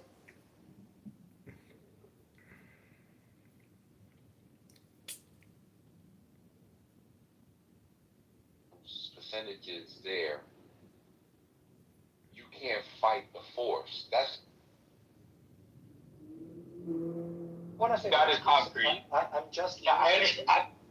I'm giving you an answer. I'm saying you could go the route of saying they don't exist at all, in the sense that they don't have ontology. But if you're demanding that they have ontology, then okay, let's just say they're abstract objects. Okay, but do you believe abstract? Okay, sure. No, I'm not even a theist. Okay, but so if abstract objects exist and they have an ontological quality, right? And so I'm asking, if God cannot change the ontological quality, like if it's good or 2 + 2 or whatever, then I agree. Okay, fine. Let's go with your argument that. Why is it a threat with omnipotence? If you keep interrupting me, it's very hard to keep the train of thought. I'm trying to get to the end of the sentence so I can make my argument. Okay, so if you already said that in the world that you're creating, the omnipotence, God does not need to be omnipotent because he doesn't have to have the power to change what is metaphysically necessary. That is your argument. I'm asking you, if that's true, It's not my argument. How? That is not your argument now? I never said he doesn't need to be omnipotent. Right. What I said is that omnipotent in the general, in the way that everybody else but you uses the word omnipotent. No, oh my god. I just went through and I explained how we could just be modal monists and say metaphysical modality is broad logical possibility. And so, okay, fine, he can do anything that's broadly logically possible, right? Which means that he cannot violate conceptual truths. That's what that means. Yes, but who created the conceptual truth is my question. They're uncreated. They're not created. But so then, if God did not create them. So God did not create this part of the universe. They're abstract objects. They're not concrete objects. But they are still objects, and they were created. Yeah, but when you say universe, what does that mean? Everything that exists. I take the universe. Okay, the universe includes God, so God obviously didn't create the universe because he didn't create himself. And there were. I have a question. This is. If you're saying the universe is everything that exists, then obviously, yeah, it would include God, right? To me, maybe we just have different ideas of what God means. To me, no, we have different ideas about what universe means. Alright, maybe that too. But if God is, do you believe God created the universe or no? No, I'm an atheist. Alright, so then why are we? So okay, but under your conception of God, do you think? I mean, to me, I can defend it better than most of the actual theists can. So okay, so if to me the concept of God means that He created everything that exists. Do you not believe that this is a concept of God? No, I mean he didn't create himself. He exists, so that can't be the right concept. He didn't create himself because he's eternal, and so does the. However, the abstract objects had entered the family line. I'm saying that the abstract objects are also eternal, right? But they're abstract. They're not concrete, like dressed. Is it awkward or embarrassing for you? It is. So you're saying that God and abstract objects and embarrassing. Because I'm absolutely. Yeah, if we're taking the model where we're going down the tree of saying like God commands it because it's good and and then we're saying like omnipotence means God can do anything that's broadly logically possible, and we're understanding if we had a statement like the good consists in X, that where X is some huge subjunction of whatever the good consists in, then that's just a conceptual truth. Okay, so it's broadly logically necessary that the good consists in X. So there I am, and God can't change it because he can't change broad logical necessities, but that doesn't threaten his omnipotence because he can still change all the things that are broadly logically possible, to change. These things are broadly logically necessary, so there's no broadly logical possible world where they're different, right? And it's like he can still be omnipotent, okay? I mean, this is why, this isn't what the Euthyphro dilemma is about, because originally it was like, you said that the Euthyphro dilemma was an argument against theism. And I was like, no, it's an argument against divine command. No. I was asked, why don't you believe in God? And I said, the Euthyphro problem. I didn't say that the Euthyphro problem is the all-in-all argument that defeats the existence of God. It was a personal question, and I answered in a personal manner. When I read the Euthyphro problem, I was like, oh, this is great. And that was it. I mean, it's not like I believed in God anyways before, but I thought that was a really interesting argument that defeats the notions of God that people come up with, that they can do anything, that it knows it all, blah, blah, blah. Yeah, but you see how, the whole point you were making was that if he can't change the good, then he's not omnipotent. And I'm saying, no, just be here. It could be that he can't change the good, but he's still omnipotent. Yeah, I mean, by your limited definition of omnipotence, then it's not omni anymore. No, but sure. I expanded it to just say, he can do anything that's, broadly logically possible. Which is not extended, it's actually narrowing it. From what? From omnipotence. Right, so you think omnipotence requires that he can, instantiate contradictions and stuff, right? Is that what you're saying? That will be omnipotent, yes. Yeah, but that's just... He can lift a rock heavier than himself. But you're starting from a concept of omnipotence that is already, incoherent, I feel. That's what it seems like. You're just assuming a concept of omnipotence. Yeah, but then why even use all this Euthyphro stuff? Because it seems like you just think the concept of omnipotence is incoherent. Like, I don't... Like, you think that omnipotence just... You think... I'm saying God No, the but concept of No, omnipotence. but you are saying that, though, because, like, part of your definition of omnipotence is that it makes contradictions possible. You know? Like, that's what you're saying it is. I'm saying that... Well, why is it incoherent to say God can express circles? Why is that incoherent? Very strict definition. If you say, you know, something entails that P and not P is possible, right? Then it's incoherent. But I mean, you're making my argument. I mean, the idea saying that you cannot acknowledge... I am in some sense making your argument, right? I'm saying, like... Since all our categories of logic and math, and he's just is beyond these things, and... Yeah, I guess the idea is that... But it doesn't seem incoherent. It is incoherent. It's incoherent. It's incoherent in the sense that... It's possible. Yeah, it's incoherent in the standard sense, anyway. I mean, I don't know what else we mean by incoherent. I guess it's not incoherent in the sense that it doesn't cohere. It does cohere. It's just he just isn't. No, because it results in in the sense that it's a contradiction. Like it basically just says like if there's an omnipotent being, then the law of non-contradiction is false. Yeah. It's at the very least like you could have like a very consistent solution to that or something, right? But it actually gets tricky with this because. Again, I think it puts your modality there. It just has there's nothing that's necessary, right? Yeah. It's an unbounded modality, so like every statement is so. Anytime you put the diamond out front of an expression, it's true, right? Okay. And then you just like don't have a logic at that point. Like I don't know. It just seems completely crazy. I don't know, it seems strange, but it doesn't seem like it's like a incoherent thought. I don't know. Wait, what do you mean by incoherent? It's literal gibberish, then yes, it's not literal gibberish, but it's incoherent in the sense that it's contradictory. Right. Yeah. It's not. I don't think it's gibberish either. Like I'm just saying, if it were gibberish, a contradiction is by definition not gibberish, right? Because it has to have propositional content. Yeah, like if it were gibberish, I wouldn't be able to say all this stuff I'm saying about it.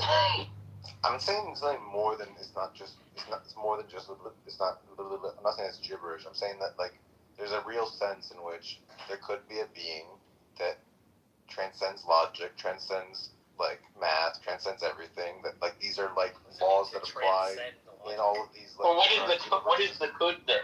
What modality is the could? I don't know.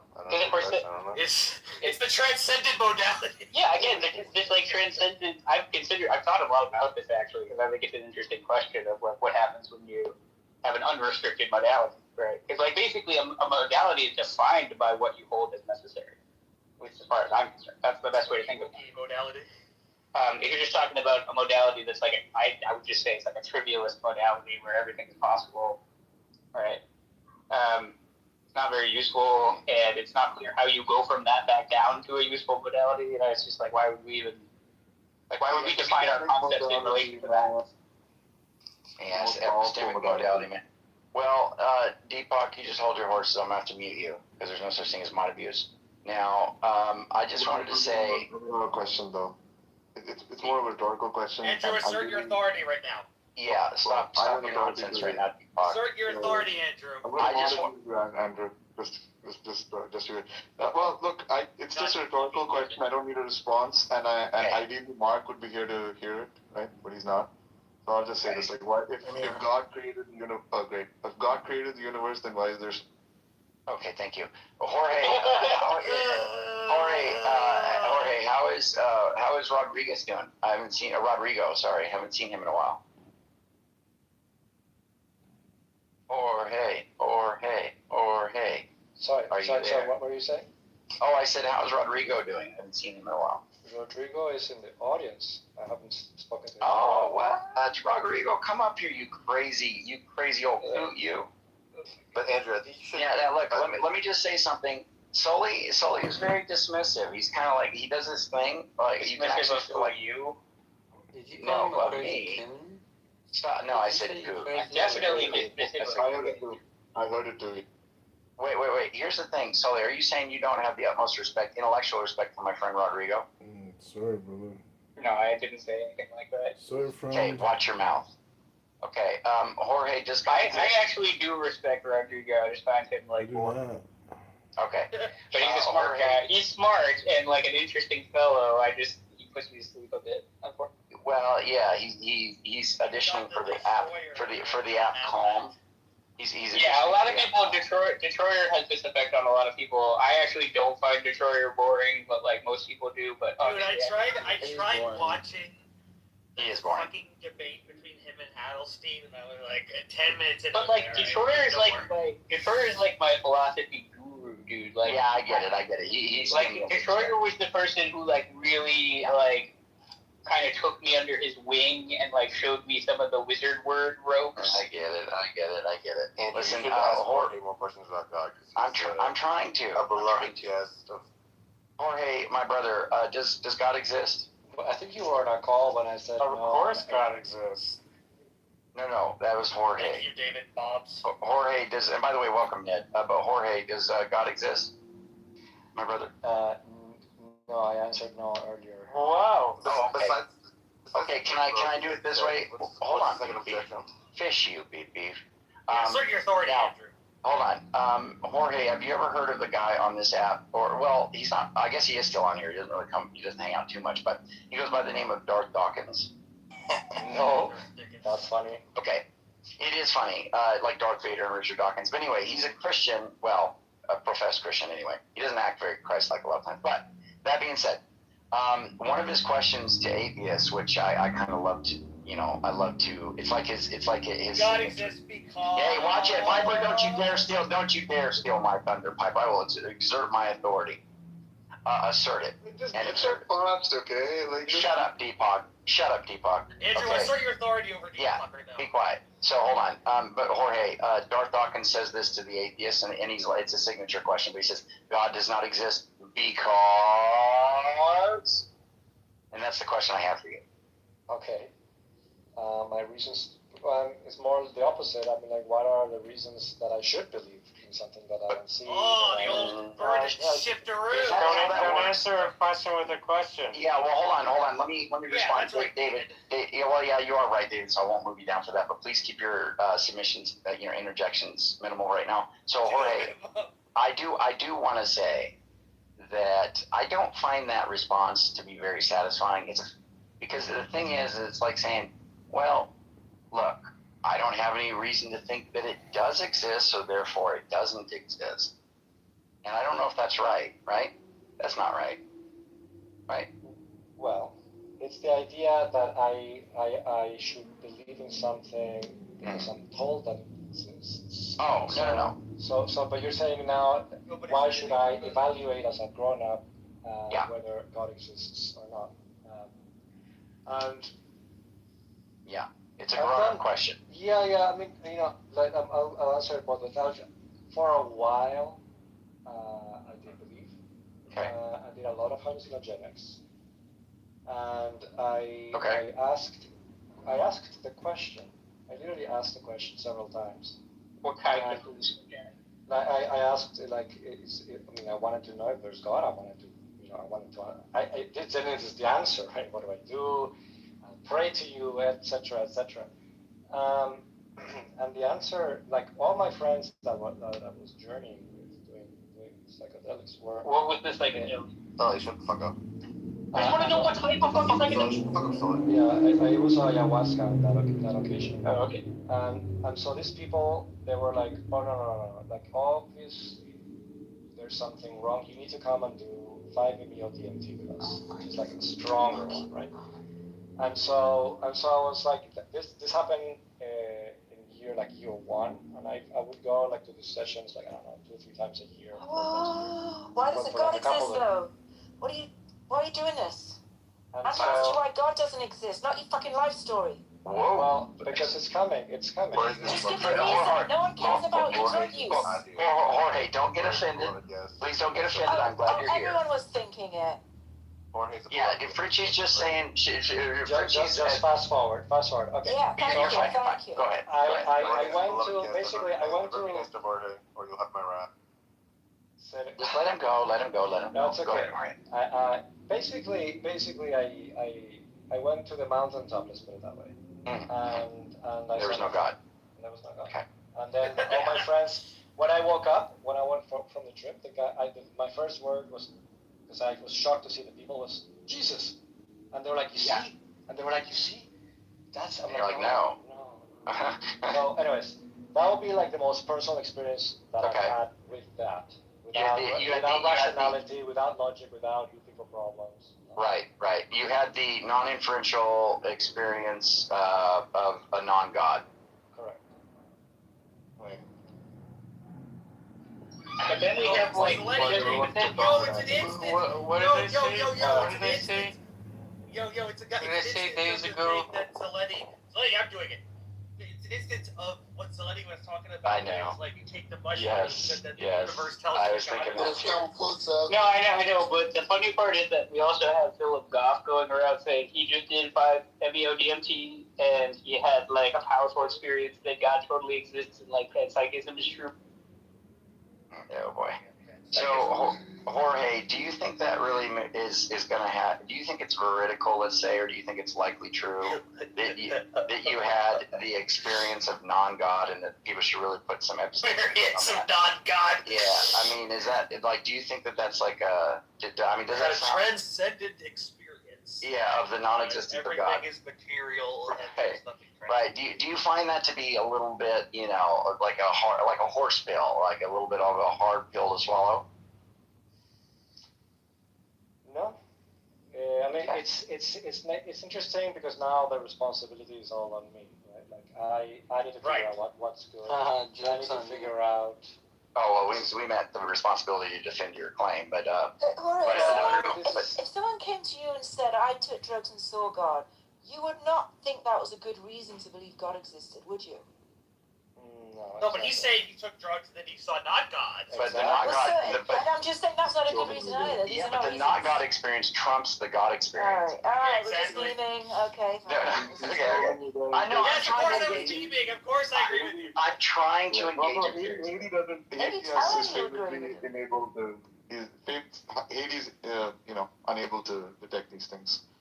Despite being British, her sarcasm detected. I'm irritated that you're memeing. So why don't you? We're not going to meme anymore. Nobody said that. I said it. Shut up, Deepak. Shut up, Deepak.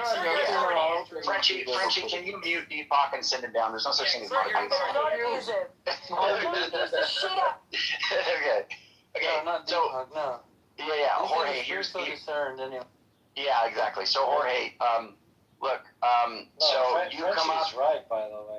You come up. Well, then do better. You're but Jorge, I would not visit you just because you did drugs. Well, yeah, but the thing is, I know, it's like God's not visiting you right now. You're like, but if I hit you, I don't like your dialectical norm. I don't like the dialectical norms that you're not abiding by right now. Sully, so the fact that you aren't, so I'm going to deal with you. I'm going to deal with you. I just want to say this. You are cramming a lot into the statement that you made. I went to the mountaintop. You're cramming a lot into that. Okay, I really missed fucking Clubhouse. I just realized. It's good stuff. It's good stuff. It is. All the fucking different beliefs. Yeah. It's great. It is great. No. I'm very thankful the app came out. I would miss it if it wasn't that I was on it most of the time. Anyway, but here's the thing, Jorge. I'm just wondering. So when you say that you went to the quote mountaintop unquote and saw that there was quote no God unquote something like that, right? Yeah. Well, that doesn't seem like that should have any kind of weight for anybody else. Like I believe. Does it have any weight for you? Yeah, well, exactly. That probably too, but Zalini wants. I think like you fucking did drugs and like actually perceive the truth of the metaphysical truth of the world. Yeah. Like, what kind of nonsense is that? Like, I mean, it is a little bit wild, Jorge. Do you think that there's something in man that you can activate certain aspects of your psychology, or some kind of your neurology or neurobiology or whatever it is? Something a latent Christian would say. Yeah. But did you? It's more like in these spaces. Let's put it this way. I was the only one that was an atheist. Right, like and I was not always an atheist, right? I believed in God before the psychedelics, and within psychedelics, I realized and philosophy too. It was both. It was both philosophy and psychedelics. Okay, well, I don't know what it doesn't seem like the psychedelics is doing much work, right? Because like, were to do any work, we'd have to entertain this like very silly notion that somehow like doing psychedelics like reveals to you the truth of like atheism or something. Which, like, why would anybody think that? Like, it's just bizarre. So maybe you should lean more on the philosophical reasons instead of the psychedelics reasons. I mean, it's a very intense experience, and most people say an experience and say, and I should say also, like in the beginning of the journeys, I did believe it. I did think that it was like, wow. Okay. And I was one. Became one, and so on. But then I started to realize that those were just hallucinations, and that I wasn't really. It was just talking. It was just me talking, or whatever, or like my subconscious. Some sort of. I was able to explain it, and the visions and everything I saw with evolution and philosophy and patterns, fractals, all of that, math basically. Okay. Do you think there's something? Why would you think that since you didn't experience God, that therefore there is no God? Do you think that God should have revealed Himself while you were on these, drugs, ayahuasca or whatever it is? No, it's more like I asked a question. So I asked. Well, first of all, it's not only like, are you there? Hello, right? It's more like, what do I do? Like, what is? It's more like, if it's true, then all I have to do to be good is to follow what God wants me. Yeah. Then it will be helpful to just get to know what that is. Right. So I asked the question, give me a sign, basically, and there was no sign. As a matter of fact, I puked. Yeah, but you can do that at any time. So why is it any different that you did it when you were on drugs? Yeah. Do you think that gives you more like epistemic access to God, or that God will be more likely to respond to you because you're on drugs? I mean, I'm not sure. Yeah, the drugs does nothing, dude. Like, it just makes you feel funny, and then like, oh, because I feel funny, I must be like tapping into some truth of the universe. Right. You're just all that's happening is some chemicals in your brain are going burr. It's not telling you anything profound. Right, because you could have all these latent like beliefs or not necessarily beliefs, but like ideas that have been floating around your head, and some of those can become very real to you while you're on hallucinogens. I haven't been on hallucinogens. I know.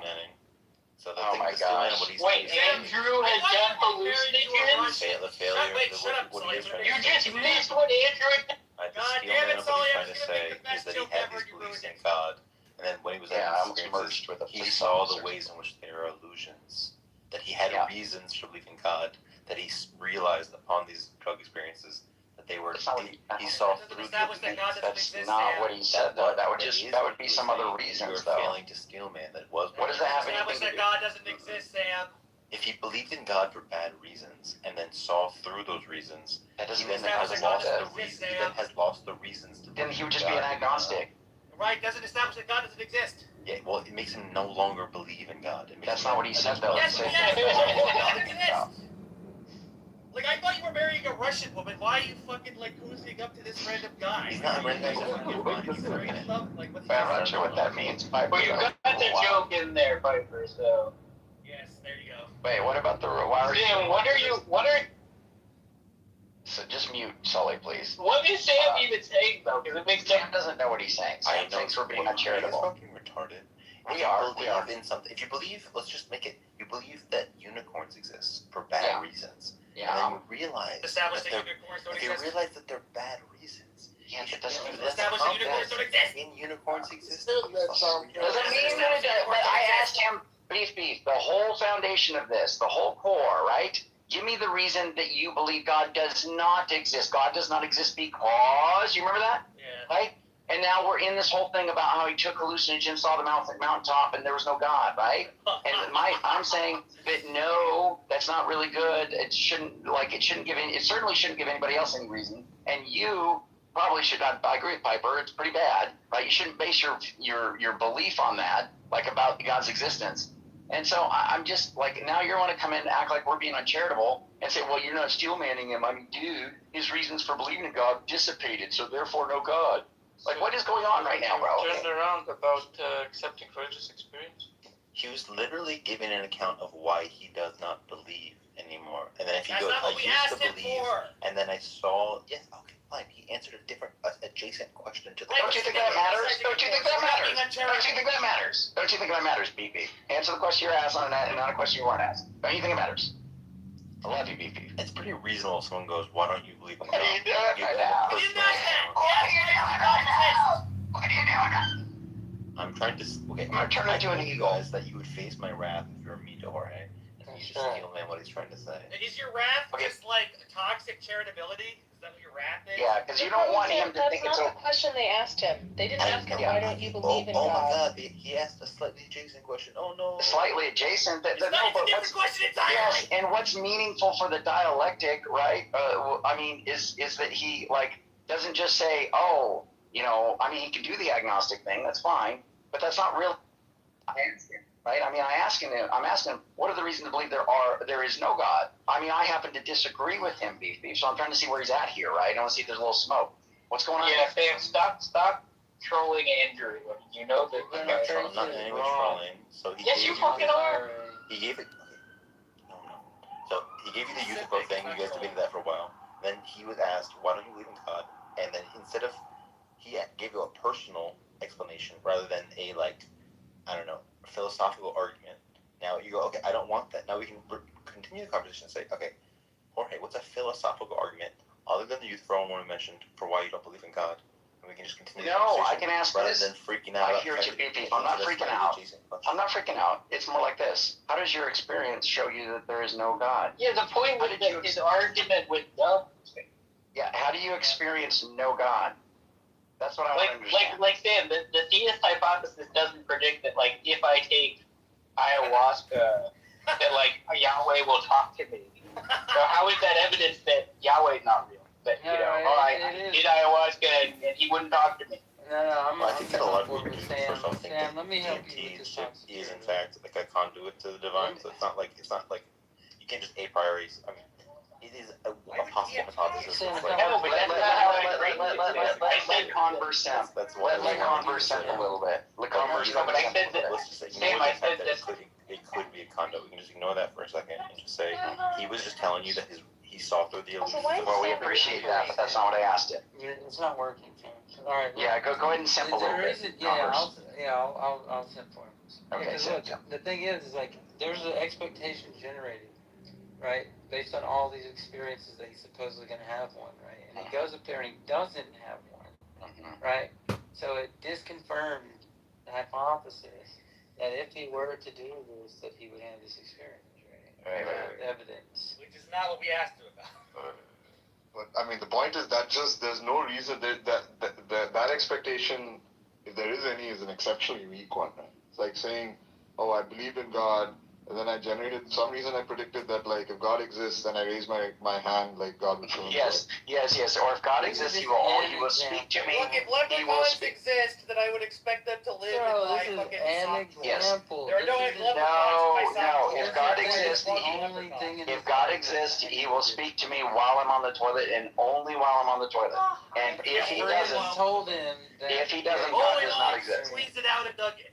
Oh my God. I didn't want to go that far. This isn't his only example.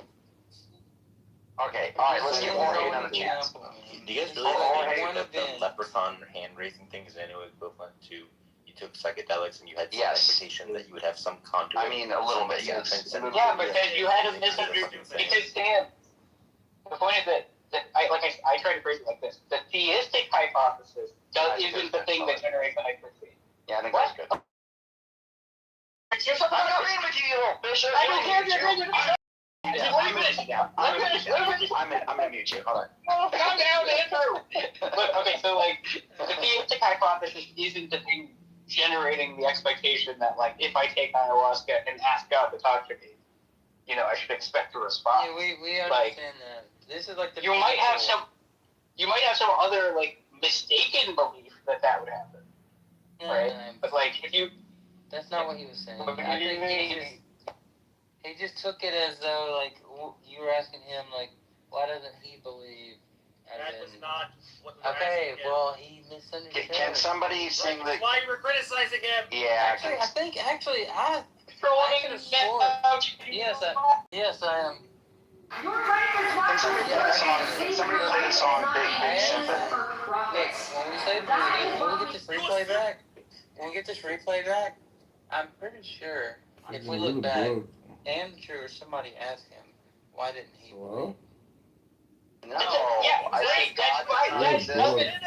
Oh my God! Did that change anything? Everybody be quiet. Look, Andrew specifically did the God does not exist because. No, but then there was another point. I think Converse is right about that. Why does that even change the fucking? Why does that change anything? It's still not a good reason. Well, maybe, but then the critique is just that he was he was irrational, right? It's not that this is not a. It's not that he's not discharging. Oh my God! Remember, it started off with the very long version of the story that he really wanted to cut short, right? So he's like, all right, I'll just cut. Can somebody mute Sully? He's cutting out. Okay. If you're cutting out, buddy, we need to mute him. Well, just mute him anyway. Just with all right. Yeah. Sonny, I'm about to mute you, even though your mic is already muted. Oh shoot! I'm about to. Why didn't he that was his experience? Asking for that? I think Andrew did though actually. Okay, look. If that happened to Deepak and Converse, I understand what you're saying. You're saying he's saying the reason he doesn't believe. This is like the final. But that's not the same. He's saying I don't believe because I had this and it wasn't meant, therefore I don't believe. And I thought, okay, fine. And his expectation were critiquing that, and that's what Deepak's saying. Maybe we can do that. Yeah. Right. I get what you're saying. I do think it is pretty stupid to be like, if God exists, then that must mean I must be able to contact him by doing. Just critique that, but what they're trying to say, what these little simps are saying. Since race, the way you were telling the story, it sounded like be a factor in. You wouldn't disagree either, right? You just tell me this is how I came, and then later, I learned something. Yeah, no. I mean, all of the critiques are absolutely valid. I was dying laughing. Sex also. 100%. I called it. Jorge, join the house, brother. I like you. There's a banner right above that says "Join God Talk." We haven't made a room in there in a while, but I hope you do come and hang out more. I like your attitude. So that being said, yeah. Not to mention you're like a superstar, so maybe you can get us in with some big people. I don't know, like Donald Trump or something like that. That'd be cool. Okay, that was fucking racist, Andrew. How is that racist? I'm not saying. Well, I said you said that because his name is Jorge.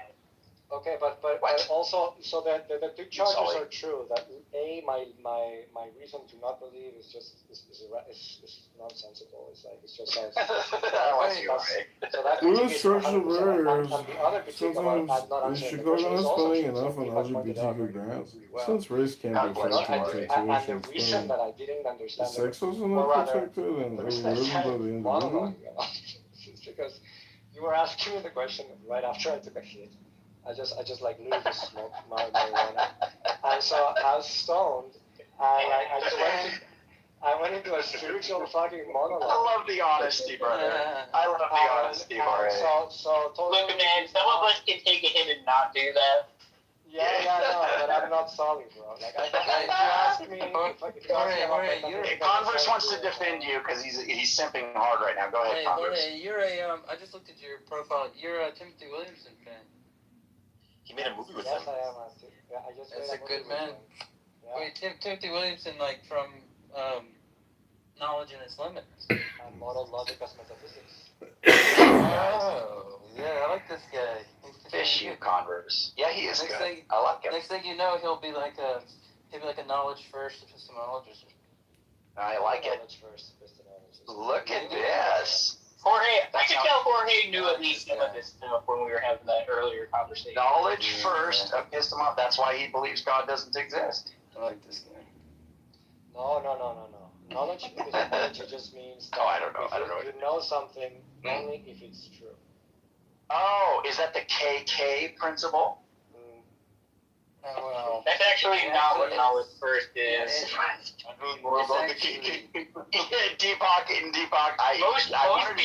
Most people agree that you can only know things that are true.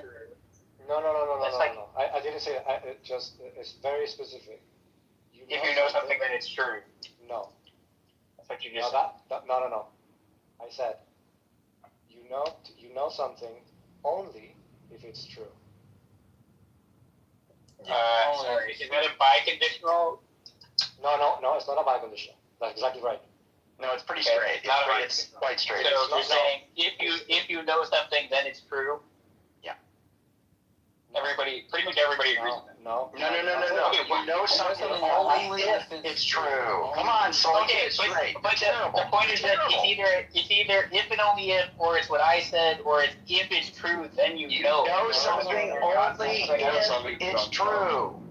Oh my God. If and only if is a biconditional. Jorge, listen, Sully's a smooth brain. Jorge, repeat it again, brother. Repeat it again. I know what a biconditional is, Sully. I did not use a biconditional on purpose because it's not a biconditional. What is it? What is the form of the thing you're saying? Because I don't even understand. It's an arrow. What is the formula like if I write the arrow? A material conditional? It's just, it's a conditional that goes backwards, actually. You know what? As a matter of fact, good point. I asked this to Williamson because I didn't.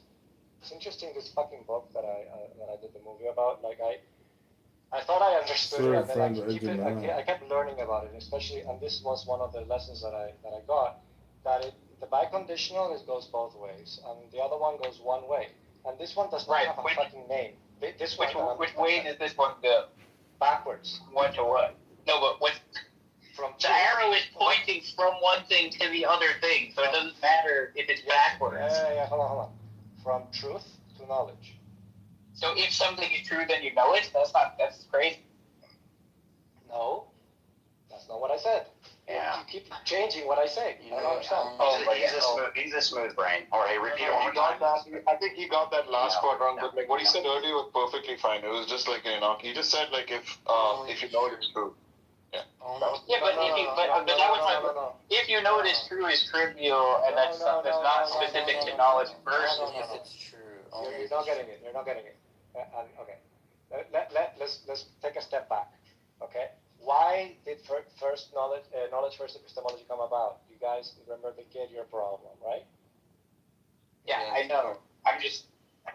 I know what it is. How much in grants in Chicago I spent taxpayer dollars? Yeah, the getting your problem is like how many bricks does it take to call the wall, and how many pieces of sand is it to call the heap? No. That's right. Okay, thank you. Nailed it. That's trip. All right. So let's repeat it again, Jorge. Oh, you want to set some more conversation? Yeah, I'm trying to let Jorge go. Jorge, go. I know you're getting interrupted once, so go ahead.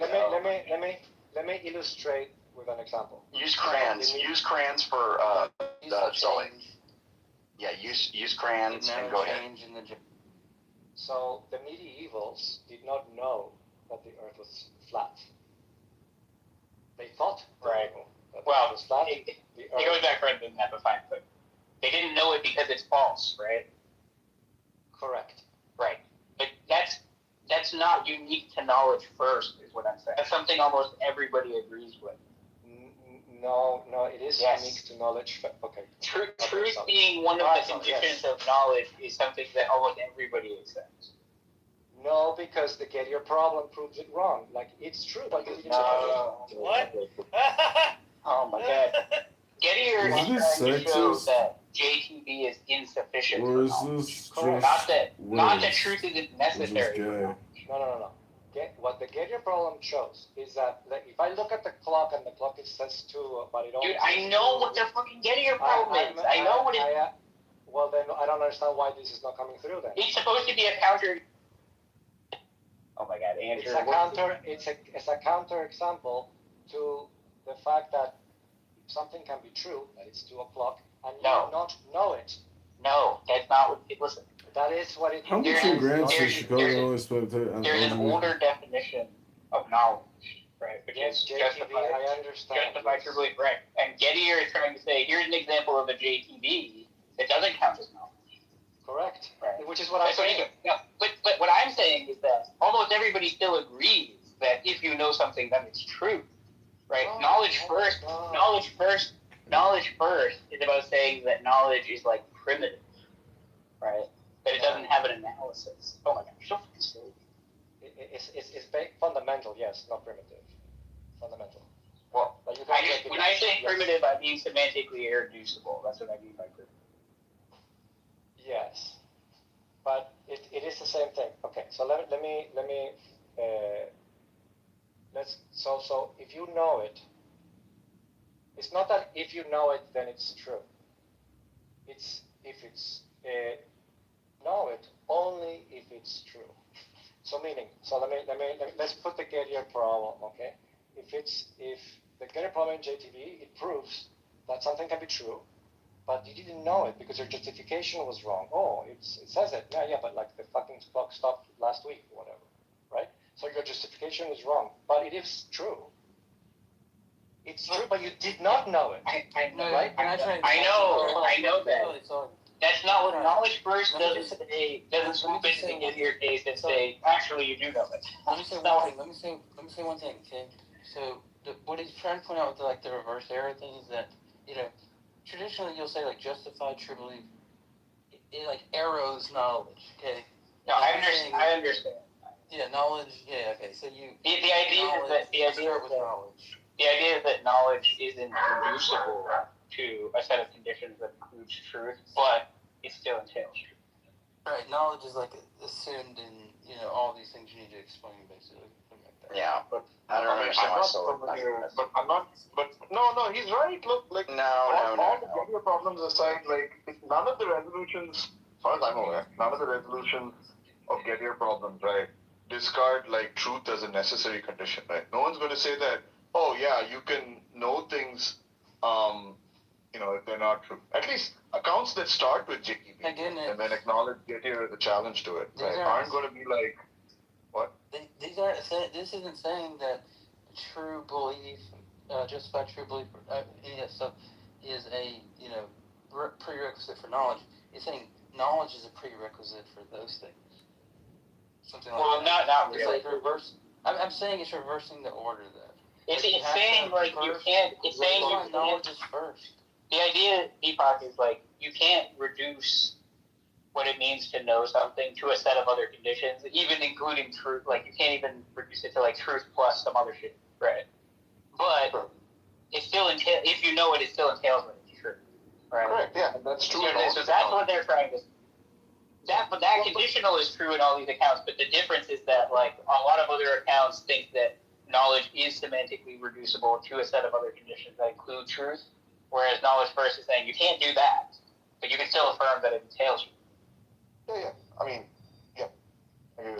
Okay, so just stop all this. And then for some reason, Jorge, I mean, you're talking about it going both ways, and Sully's quite happy with that. I don't understand why he's not getting this. It doesn't go both ways. Nobody thinks so. Okay. Nobody thinks it goes both ways, because then it would just be like, if something is true, then you know it. Right. Jorge, is Sully misunderstanding you, or does he understand what you're saying? No, I don't think you're still. I mean, you obviously know all of the concepts, but there's still a gap. But it's also, it will click in a second. Yeah, they're all jumbled in his head. It's like that game Boggle. What's the gap, dude? Tell me what else I take it in. Yeah, the gaps in your understanding. Jorge, I'll be honest with you. I've been trying to struggle my life to defend you. I don't know what you are saying. Thank you, by the way. But I'm thankful. Sweet. I think most people think that that things need to be true for you to have knowledge, and you're saying, no, that's not what I'm saying. So what else could you be saying besides that you need? And look, belief is a part of the three, like justified true belief.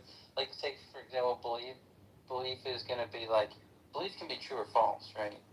So he wants to say like knowledge is inherently connected to truth. Correct. And so it's That's right. more fundamental. So that is exactly right. Knowledge is not merely belief plus other ingredients, something like that, you know? That's saying, right. No, knowledge is a distinctive, like, kind of mental state, something to that effect, where it's so connected to truth that you have to have knowledge first, right? And then you explain evidence and all those things. See, because if you say something like, oh, I know, if you know what time your flight is tomorrow, right? Then, like, you know, you don't have to have all these, like, you can plan on it. Let's say you can rationally plan on, you know, those facts, right? But if you merely have, like, some kind of, like, get your case, right, you're going to have a key true belief or something like that, or not even to get your case, just if you don't have knowledge, you know, first, you're going to have, like, some kind of lucky true belief, basically, about your flight leaving at a certain time. You see, it's because of how it's intimately connected to truth. That's exactly right. And there's also a knowledge first account of justification, which is really interesting as well. Yeah, so basically it's a mental state, which is why it's the same thing, and this is the concept that was with the gap, right? You were saying like, no, but it's not the same because that's not first epistemology. First epistemology, or knowledge first epistemology, sorry. It's about the knowledge is primitive. And I said, yeah, it's fundamental, right? So the fundamental is like you know something only if it's true. So the medievals did not know that the Earth is flat. Yeah, but everybody agrees with that. That's the point. Like, even the JTB people agree with that. No, that's not. Well, no, because yes, JTB, the JTB people agree that they didn't know the Earth was flat because it's false. True belief. It's belief, so it's knowledge is a subset of belief, right? Under JTB it is, but like on knowledge first, I guess they want to say it's sui generis, right? Alright, so he's saying that, yeah, that's why he's saying these aren't going to be the same analysis. No, I agree. It's not the same analysis. The point that we keep coming back to is that this idea that, like, you know, the people who thought the Earth was flat didn't know it. That's something that almost everybody agrees with. No, but the point is that the whole point is that there's belief and there's knowledge, and those are distinct. So they did not know because they only believed something. They believed something. Yeah, but my point is this is not unique to knowledge first. There are certain things that are unique to knowledge first, and there's other things that are not unique to knowledge first. I understand, but so one thing is where knowledge being fake knowledge and or not knowledge, or right, not real knowledge, and the other thing is the Gettier problem. Fake knowledge isn't knowledge. Right. Look, if you don't want to say it's just like just like true belief is going to be like a lucky belief. Correct. Be like lucky knowledge almost. It can be in a Gettier case. It can be in a Gettier. Well, that's the point. So it's both. So one answers the truth entailment, and the other one the JTB answers the what's up. So knowledge is going to I know that lucky belief or something. I know that the knowledge first people are rejecting JTB tripartite analysis because they're saying that, like, knowledge is unanalyzable and primitive and fundamental, if you like. You know, it can't be reduced semantically. Okay, and it's a sui generis mental state. Okay, fine, right? That's all different from what other people are saying. But then if you just say, like, yeah, that's why when people believe false things, they don't know them, right? Almost everybody agrees with them. If I give you mods, Jorge, will you just mute Sully randomly? Okay, go ahead. If you're a small content creator, use this. It's not about. Say that again. What did you believe about the knowledge first? What is the? How do you? It was gibberish. But go ahead and say it again. It's primitive, unanalyzable, sui generis. Like, those are all things that the. But why? Why is about knowledge? But why is that you think that this is the case? Why is it that I think that that's what they're saying? Yeah, like why? I mean, it's true that the idea is that knowledge is not like H2O, that you can break it into hydrogen and so on. So that you can break water. Right, but like semantically, it's like I could say, you know, a bachelor is it's like man and unmarried. So it's like I can break it into pieces almost, right? And they're saying you can't do that. No. It's like, okay, fine. Right. And that's why they have to add. That's why they have to add separately that it entails truth. But it's not semantics. It's not semantics. So So is the so You can't knowledge. Structural spelling out Knowledge, the like LGBT grants, since race can't be factored in taxation, is sex also not protected or knowledge is overridden by broken the down in the individual? same way that water will be broken down into H2O. Yes, I agree. Right? The GCB account says that you can semantically reduce knowledge into the tripartite. It's not semantic. It's not semantically. Why do you keep saying semantically? Because it is a semantic reduction. That's the sort of reduction that's being done there. Where you Let's say knowledge means JCB. It's a semantic analysis of knowledge. So you're breaking down the meaning of knowledge, right? Yeah. Okay. Okay. Fine. All right. Okay. So you're saying I see what you're saying. So you're saying that the knowledge first people say that knowledge you cannot break it down semantically, but I'm asking you why do you think that is? Or why do you think that they think? You mean like what's their motivation? Like I'm happy to say that they're motivated by things like the failure of JTB, right? Right. Yeah. In light of the game.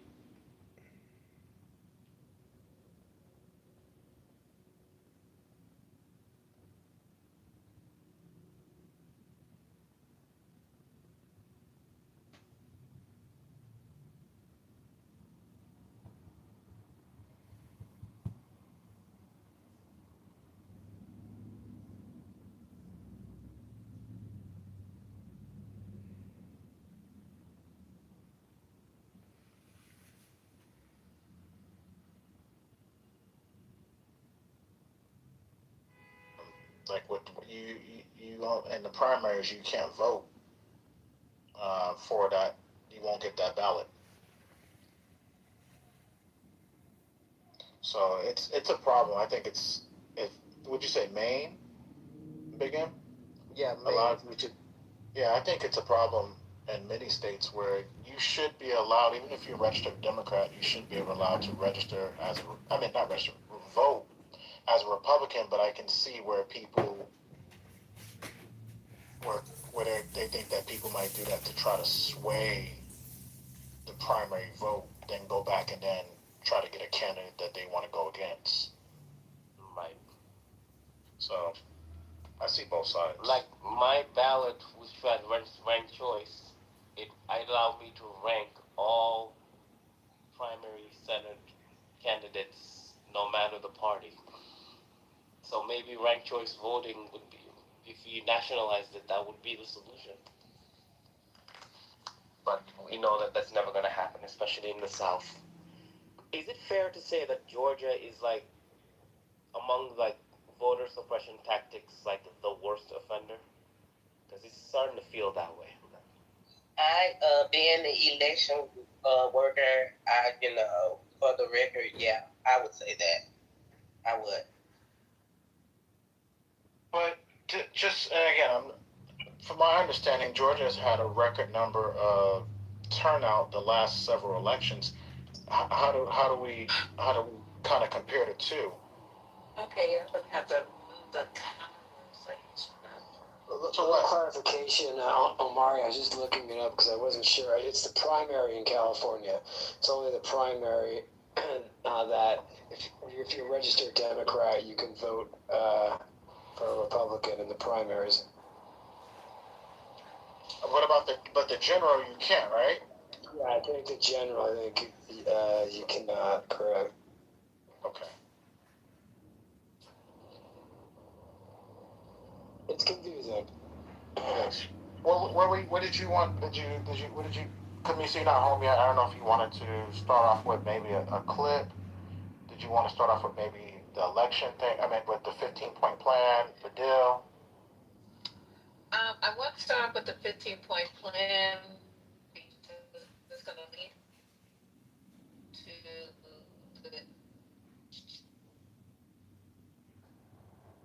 the play. So all those stuff that we didn't get a chance to play yesterday in the election, good Lord, had to do with a deal. I think I'm in the matrix over here, though. Yeah, I think I've been in the matrix too. Does anyone have again, I want to play a neutral clip. Has anyone heard any particular newscasters today talk about the 15-point plan? Yeah, I think I got a clip that kind of summarizes. It's kind of boring though because it's more from a business standpoint. the financial aspects of it. Yeah, but I mean, does it go one through, like, does it talk about it? And they focus more on the economic compensation to Iran. Okay. Let's see, because that's really what we're talking about, is the 300 million, the 95 million, whatever, the billion, 300 billion. So. All right. The source is Business Week. I'm talking about the deal.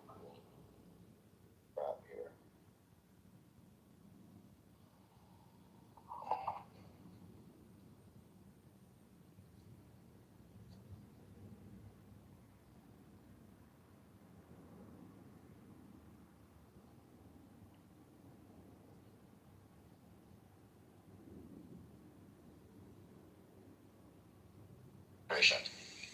Right. Nick, what did you and the team find in this memorandum of understanding?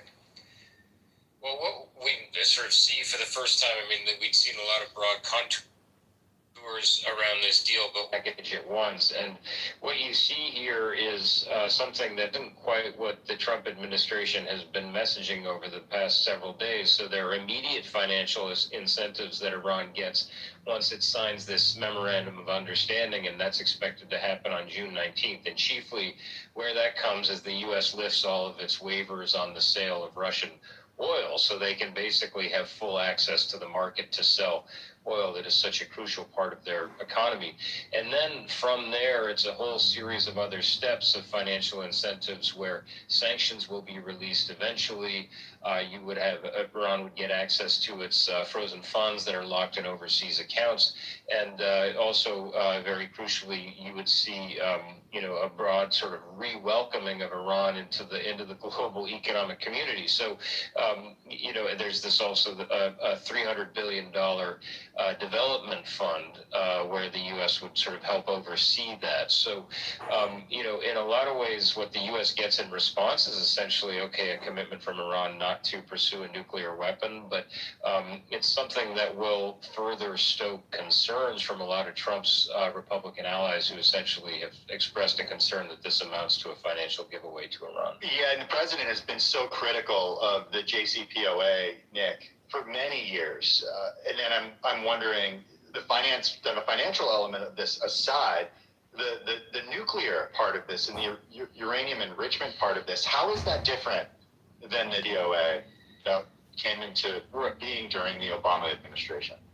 Right. So, I mean, what President Trump is essentially trying to do here is argue that the JCPOA put time limits on Iran's ability to enrich nuclear material and put various constraints on its program, but didn't ultimately prevent it permanently. So there were certain limits on Iran's enrichment capacity, for example, that came off after a certain number of years. So what he's looking to do is essentially put a permanent stop on that ability. But this memorandum of understanding is not the place where that will happen. So as the memorandum makes clear, it starts the clock ticking on a 60-day process for bigger negotiations that would address a lot of those details.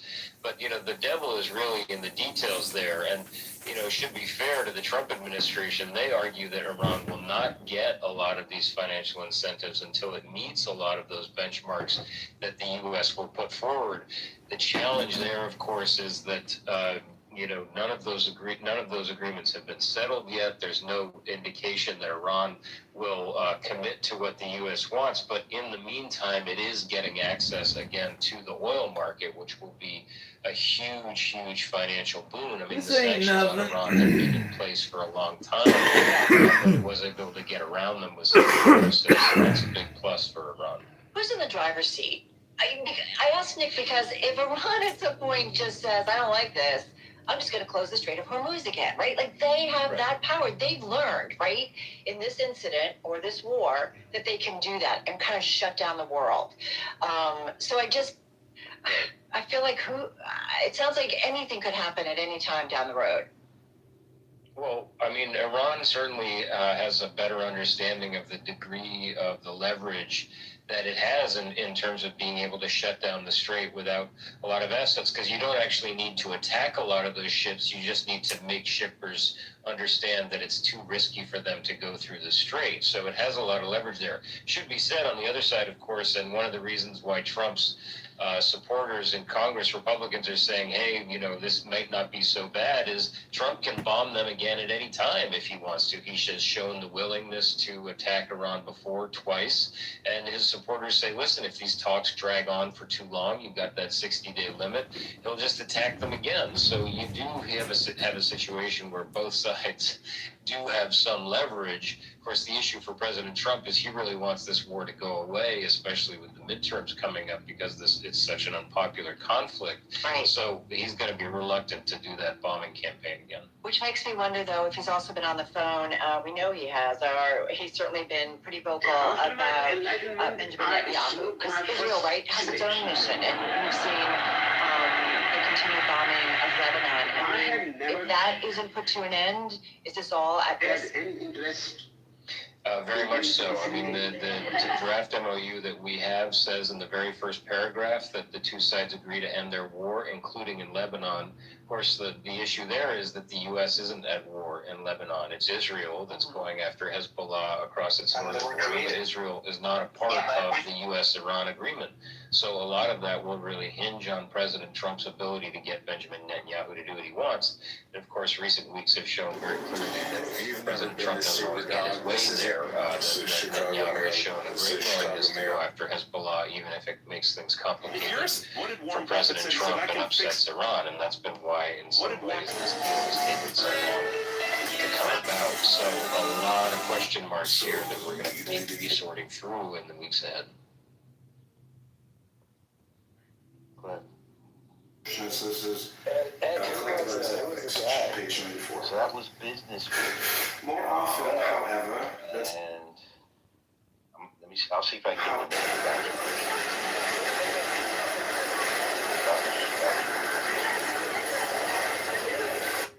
He just said he loves the inflation. Actually, what he said, and kind of looks like the model. I'm trying to. Oh yeah, it is business week. So Bloomberg owns business week. If you're competing, you're not creating. If you're creating, you're not competing. You're dealing with an infinite source. Why would you compete with anybody? Yeah, What is just used for two I didn't things? hear it. Maybe I might have missed it. Get used to making They go comfortable. over the actual numbers. And if you're comfortable, you can be more creative. The other use of money is to extend the service you render far beyond your own presence. I'll compete with anybody. If you're competing, you're not creating. That's why I was telling you that I think You're dealing with an infinite source.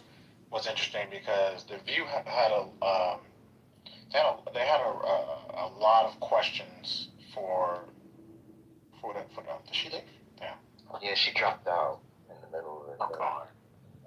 So, Amari, also. I mean, we can play a View later.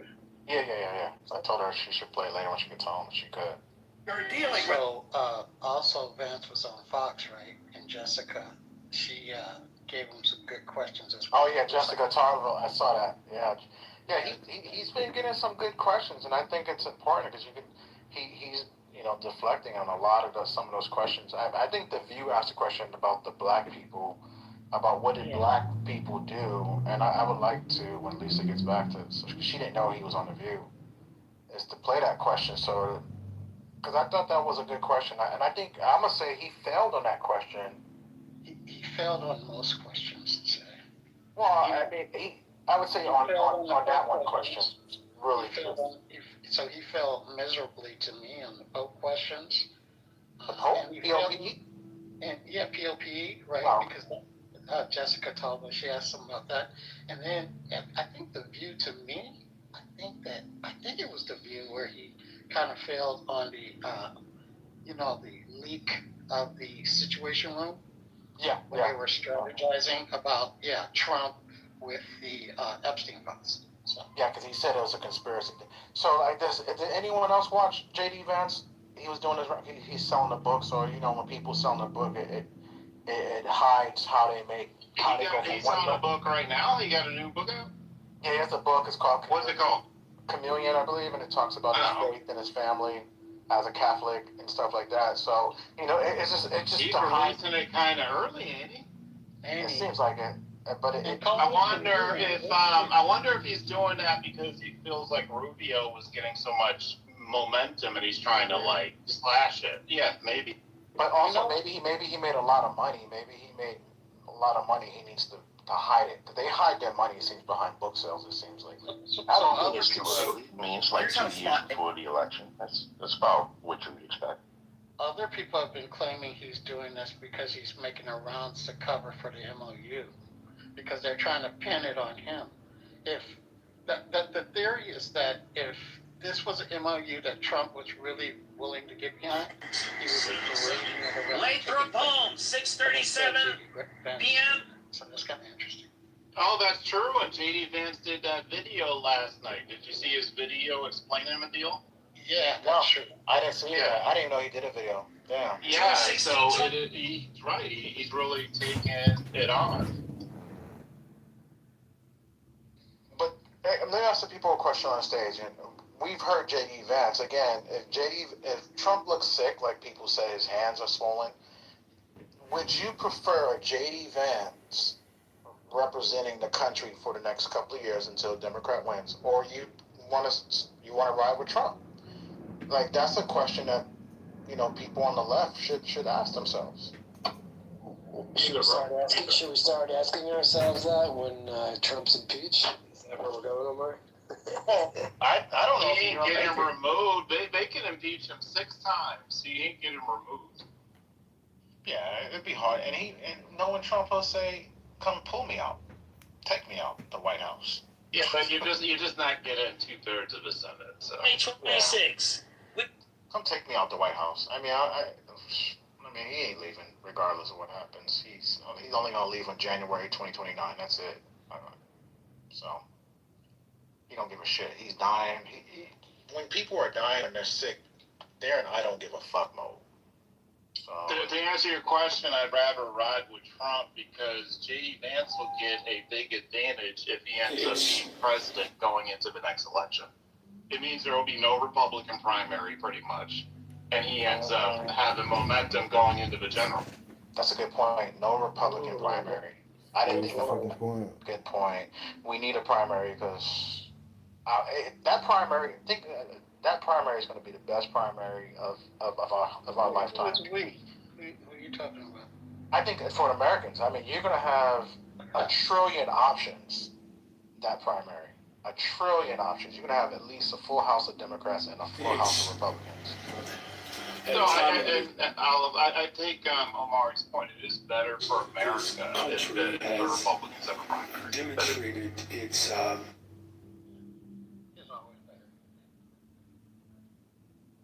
The question is, can Ron DeSantis, with the way that the MAGA give it up, man, give it up.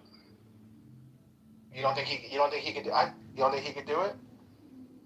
No chance. Like he would be fortunate, really fortunate, just to win Florida. Okay, how about women? How about women? What women are going to be in the top of the Republican Party? I don't see any because Nikki Haley's day is past. She took her gamble last time, right? So her day is past. I can't see anyone else who would be able to Sarah Huckabee? Nah, she ain't gonna win those states like that. Okay. She might make some noise in Iowa, but that's. And then just this conversation, and then we'll go to Dems.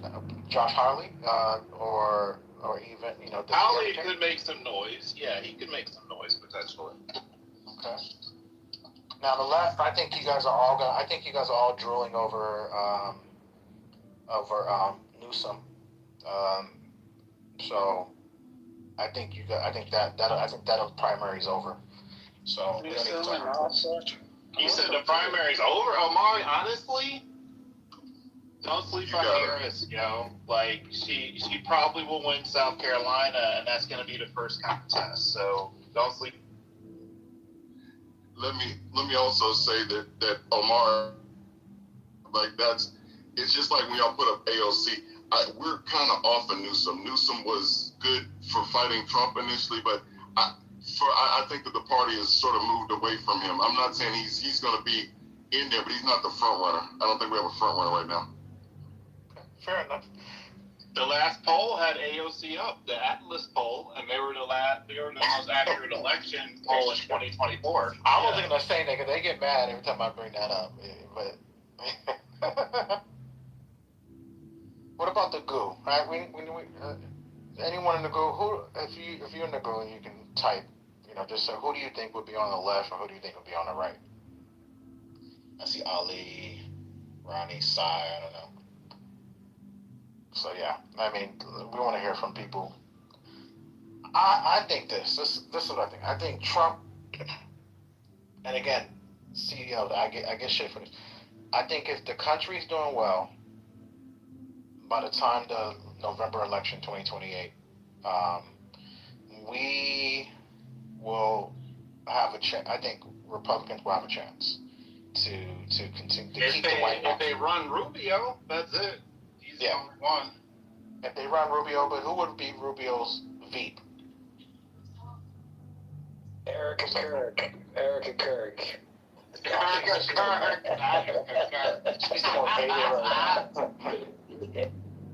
I think people assume that the White House is in the bag for Democrats. I think because of Trump's so bad, he's so bad right now. But I would say they're correct at the moment.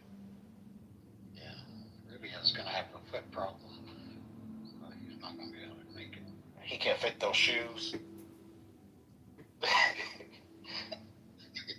Well, it's a matchup thing with Rubio. So if Rubio is going up against Newsom, then he can make the argument that he's a more normal candidate. He could have a chance in that scenario. But wow, it just seems like the charisma factor is so heavily balanced in Newsom's favor. Yeah, but Rubio, did you hear that thing he said a few weeks ago about America, and he got all that push on social media for it? He has a way with words himself. Yeah, boy, smart guy. That's what he's got going for him. He's got the Latinos might just say, "Fuck it," just be on code and say, "We want America to have the first Latino president," and they might just get on code, and that would be dangerous. Fucked up a Latin country, right? If Rubio wouldn't have sold his soul area, but Rubio wouldn't have sold his soul to MAGA, I think he definitely would have been a strong candidate. No, I think his visibility as Secretary of State has made him a lot more viable. So I got to disagree with you. I don't disagree with that. I don't disagree with that, CEO, that he definitely is more visible, but I think just MAGA's so polarizing. I just think that I've said it before, I don't think the party survives not having Trump. I think Trump is the party, essentially. I just think Rubio's he's going to cheat. He's going to do I can give you Trump without the drama and be a little tough, and then he's going to try to be inspirational like Obama. I think he's going to have a cheat code like that. If Rubio wins, I don't disagree. ICE will just arrest him in the White House. Damn. That was it. So, all right. What's up, Zoe? Hi. I think she might have. Zoe usually. Did you mean to come up, Zoe, or you butt came up? So, Omar, I'm being really serious, right? The question is, do you think that Kristi Noem could make a run for it? Oh, no. The old yellow killer? No. She's done with. Her husband, she wouldn't be able to be dog catcher at this point. They're on the floor. They're running out of options. Blanche is First shot right there. That shit is crazy. Y'all hear about that? Who? Blanche, Todd Blanche. The DOJ. You get news from the underground before any of us. So No. Your news is like 3 days early before we get it. So you got to let us catch up to you. Yeah, right. I just get that certain corner of the news. I think he might do that person. What do they call him? Anonymous. I think that might be. So yeah, it looks like Todd Blanche, before he became Trump's lawyer, right, exclusive lawyer, he was working for a law firm, and he forged, allegedly, purportedly, it looks like he forged the signature of some people and overbilled them a few $1 million, and he's no longer working for that law firm. And the reason why they're suspecting he is because of the forgery. And the company that he forged the signature of, they went out and got a handwriting expert that said that concurred with them, agreed with him. They said, somebody forged this. That's pretty crazy. So, and he's still in court about it. Who's being accused of forgery? Todd Blanche. Todd Blanche has been accused of committing forgery. He's getting what? He got nominated, so he's going to be coming up to get a point. He's definitely going to get asked about this.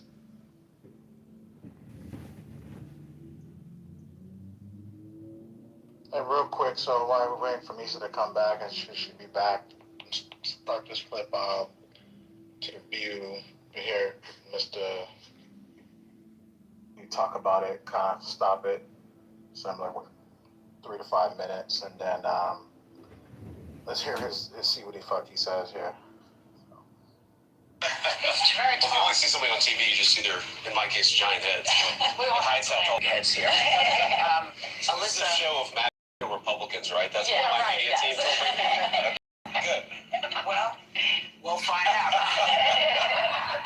I think you have the first question, Melissa. Yes, Mr. Vice President, thank you for being with us. Now, you came into office with clear momentum, but when I talked to my friends and family who supported you and the president, and still support you and the president, one issue comes up time and time again, and it's the economy. Inflation's up, wages are down, gas prices are starting to drop at news of this Iran deal, which we will get to. Sure.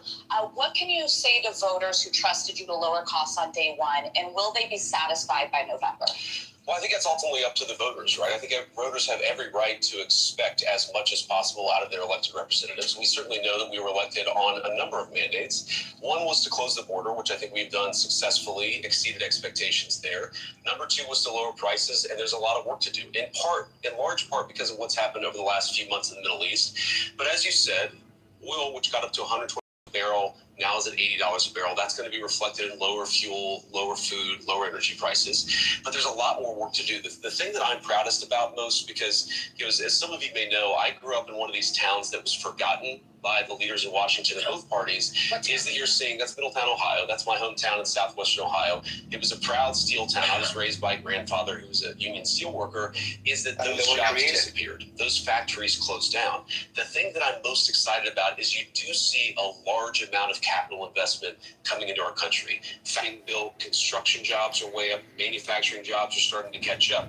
So there's a lot of work to do. I think that we're making progress, but ultimately we're going to make our pitch to the voters in November, and they're the ones who get to decide whether we've done a good job or not, and that's how they're going to vote.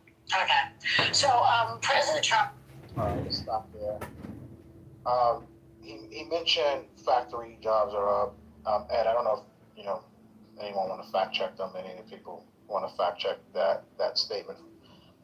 Factory jobs are up. Construction jobs are up. I think last time I checked, they were down. But it's been a while because they've been focused. So, anybody got anything? He been focused, so he ain't run a query recently to see what the new statistics and data says. So, but let's just say it without actually getting any data, because I've been busy. No, ain't nobody know. Anybody? Can anybody run an AI query for me? Hello? Okay. Okay. Like he's talking, Hello? he said the jobs are up in regards to construction jobs and manufacturing jobs. We've been in a stage, we've been in multiple stages in two different rooms, and we know that might not be the case. So trying to hopefully. I can respond. Yeah, thank you for clarifying. Yeah, this is the same man that said they're eating the dogs, they're eating the cats. And then when pressed about it, he said that he would definitely bend the truth in order to sort of get their point across or to whatever he was talking about with their policy. So I don't believe anything that comes out of his or Donald Trump's mouth. But so that's where I'm at with that. Fair enough. Yeah, hopefully if anyone has anything you want to say with facts, be like, hey, according to, BLS, Bureau of Labor Statistics, the report from May so-and-so, blah, blah, blah. Like, if that's, anyone wants to put that out there, please help out. It helps people who are in the audience kind of figure out what's the truth and what's not the truth when you hear certain things, and it also it provides scholarship. So there we go. So let's play the second question. I think it's like 10 minutes. Has called affordability a hoax. He said that, not me. He's pouring money into this ballroom of his and the reflecting pool. Oh, don't forget the arch trumpet, I call it, and a White House cage match. All these things. Why is he doing them when you just, everybody knows that Americans are struggling? What is he spending all this money for? Well, I got to defend the president on the hoax point. What the president said is the idea that Republicans caused the affordability problem is a hoax. And I think that's true. If you go back to the Biden administration, inflation got up to 9% under the Biden administration, okay? Right now it's at 3.5%. By the way, too high. We're doing everything that we can to bring it back down to 2.5%, which is where most people would like to see it. But we inherited an affordability problem. We're doing a lot to make it better. It's going to take a little bit of time. There's a lot more work to do. But the president knows that a lot of Americans are struggling. In fact, he ran on that. He talked about it. And we've done some things and made some good progress on that point. He just said he loves the inflation. What he said, Anna, what he said is that he loves the fact that the inflation is going to come down when this war is over. That's what he said. That's not what he said. That wasn't a direct. Are you his interpreter or are you his vice president? Well, look, I what the president said, people were asking about the inflation. They were asking about the affordability problem, which again is very real. And what he said is, I love the inflation because it's going to come down when the war is over. And now, again, we already see gas prices today, $4.06 a gallon, too high, but way down from where they were just a couple of weeks ago. So there's a lot we got to do, but I think that we're doing as much as we can. We're going to keep on working at it. And again, the American people are going to make their verdict, but I think that we have a very credible case to run on, that we brought a lot of new investment. We're building the factories. That is going to pay serious dividends for the American people over the long haul. When? Well, Joy, if you look at manufacturing jobs, okay. Those jobs are increasing at a large number. Construction jobs are doing a little bit better. So what happens is the construction jobs to build the factories, and then the manufacturing workers go back to work. That also leads to rising wages. That's one of the things that I'm very proud of, is if you look at the amount that wages are going up now compared to, say, 2022, they're going up way faster. That's a good thing. And the affordability problem, again, gas, way too high right now. Certain things way too high. Rents have been either flat or down for 12 months now. Really? So there are things that are showing signs of life, things that are showing signs of progress. My view, I'm sure you guys don't agree with it, is that we inherited a mess and we're fixing it. But sometimes it takes a long time to fix a mess. All right, stop it there. So, a lot to chew on, a lot to kind of... Is he gay? Is JD Vance gay? Is he a gay man? Did he go on the View for Pride, man? To say yeah, go ahead. I was going to say, to say he inherited... Why did JD Vance go to the Dragon's Den? Is he gay? There was inflation, year-over-year inflation when... We'd really like to see inflation at 2.5%. We want it to really go down. In fact, we'd like it to go to negative. We'd love for inflation to be negative 20%. Would that be great? Yeah, we don't want that. We don't actually want that. He created this problem, and it's so evident when you look at it. JD Vance created this problem? Agreed. I think, was it Alep or Moose that was going to jump in? No, I kind of said it. I just was shocked that he would just outright Trump said. Because he said he liked inflation as a means to counter people talking about the war, and the economy. That was a great catch. Yeah, that part, I was actually had that at a note. Yeah, he that was a lot, and that's when Anna busted him. It's like, are you his spokesperson or you are his vice president? Yeah, he tried to spin that, and that's a bad look. You don't come on a show like The View and you don't spin. You just say, look, I'm not, the president doesn't like inflation. I would have said if I was on The View, the president has been trying to get the feds to lower inflation for months now, and we couldn't get too slow Powell, whatever he calls him, to do it. So now we have, I would have probably pivot to that versus what he said. So that was a bad answer. A very bad answer. I don't know. Anybody in the group? Would they?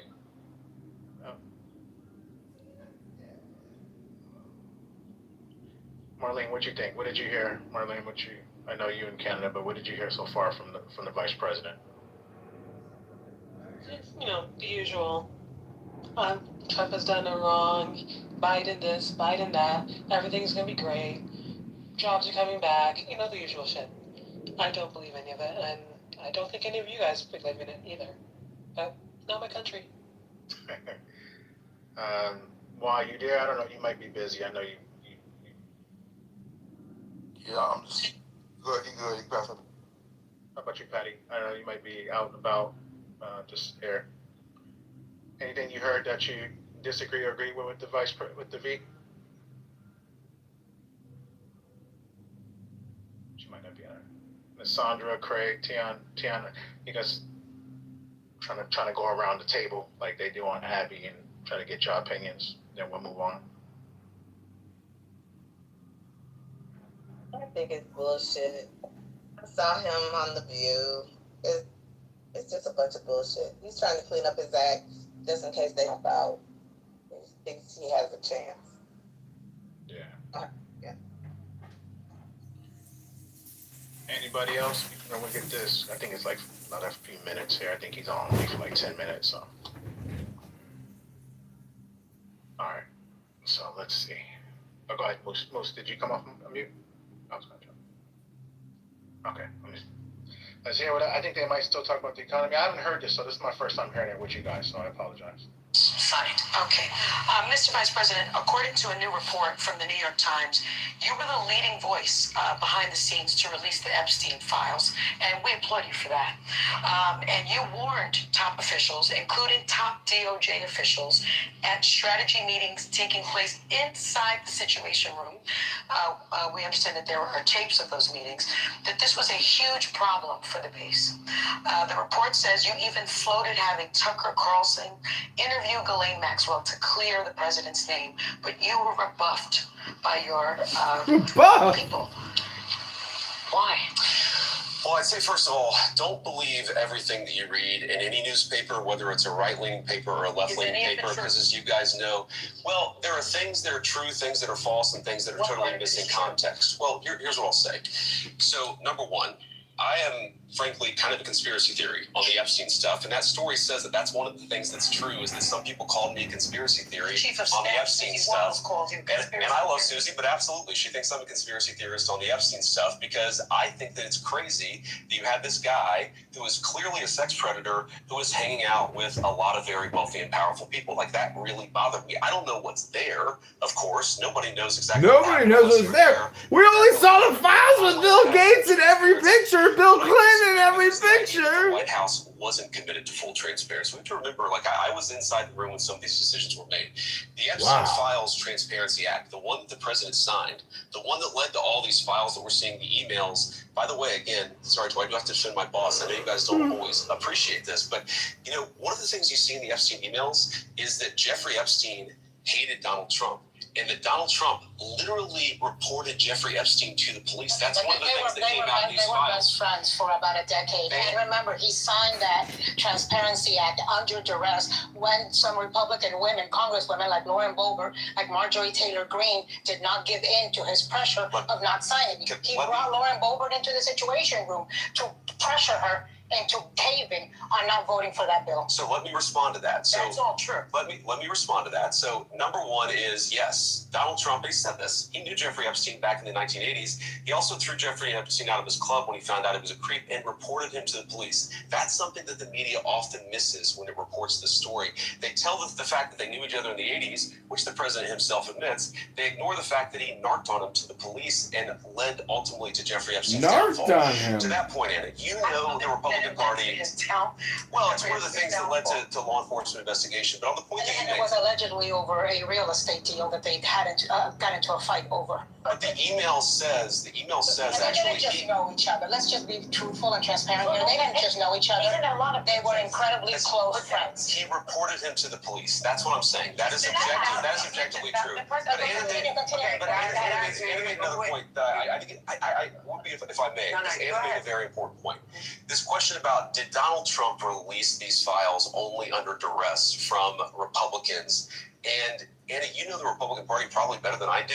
The idea that Donald Trump runs around afraid of Republican congressmen as opposed to the other way around is kind of crazy. What was the bipartisan? It was Republicans and Democrats. But because the Republicans control the House and the Senate, particularly the Senate, you need the Republican sign-off. What the president did is, look, I will say this. Again, I was in there in the meetings. He was very frustrated that the Democrats were making this about him when he's like, look, I threw the guy out of my club.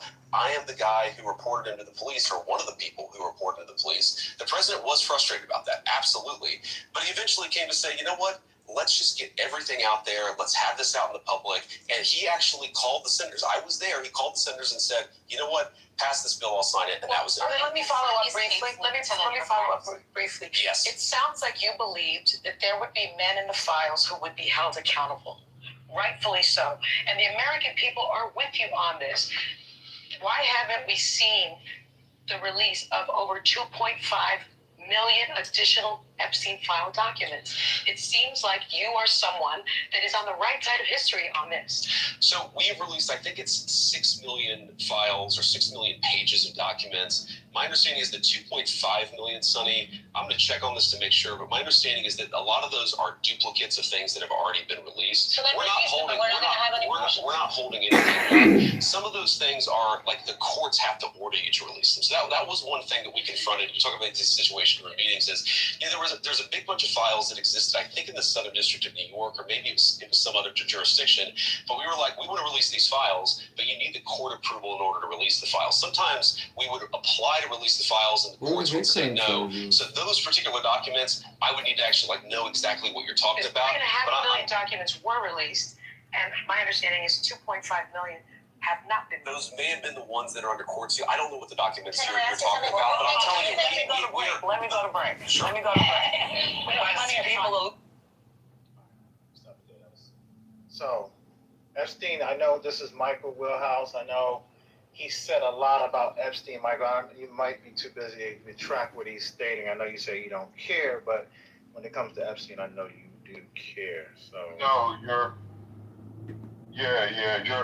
fine. I'm just saying that I believe Donald Trump is a sexual predator, and I believe that he's guilty of what we heard. And it's funny you mentioned the Southern District of New York, the court case that we read with the 13-year-old that talked about being raped by him and then by Jeffrey Epstein, and the one that said that she was told she looked like Ivanka and all of that.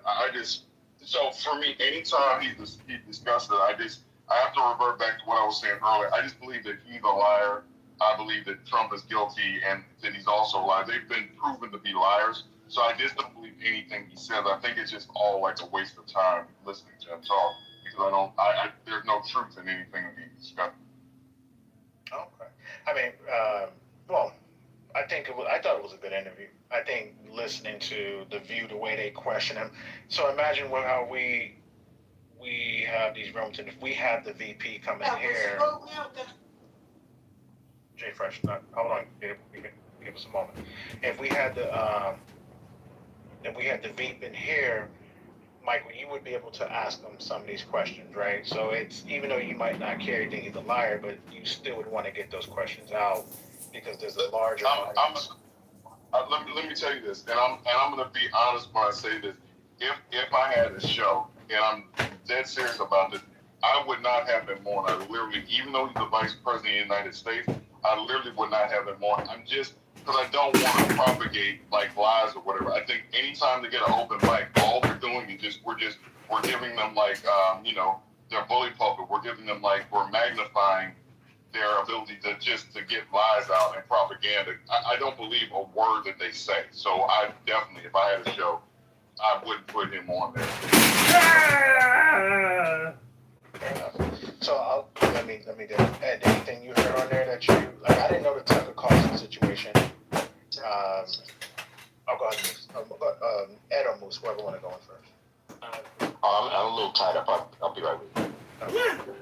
Moose, I was just gonna say, Omari, we were asking Michael, what questions would you have asked the vice president if he was on your show? I would have asked him if he wasn't here. I would say, why did? Can I rub your balls? Yeah, that's what you asked. I would ask them, why haven't they met with the victims? What does the left one taste like? What? Oh shit! Yeah, come on. Wait till Lisa get back. Wait till Lisa get back. You'd ask him, hey, so did me mom tell you that you was gay? I would ask them, why haven't they met with all the victims? You had the Attorney General inside here, and she was asked, has she met with the victims who put their hands up? Have you met with them? Have they met with them? And why? I would also ask, is there any other, are there going to be investigations possibly into the Jeffrey case? Because there are still people walking around and these victims have not had their full justice. So if the Republicans are supposed to be the party that protect children, and supposed to be the party against pedophiles, why haven't Abby, can you shake that ass for me?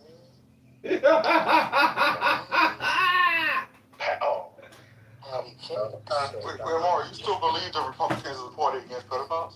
You still believe that?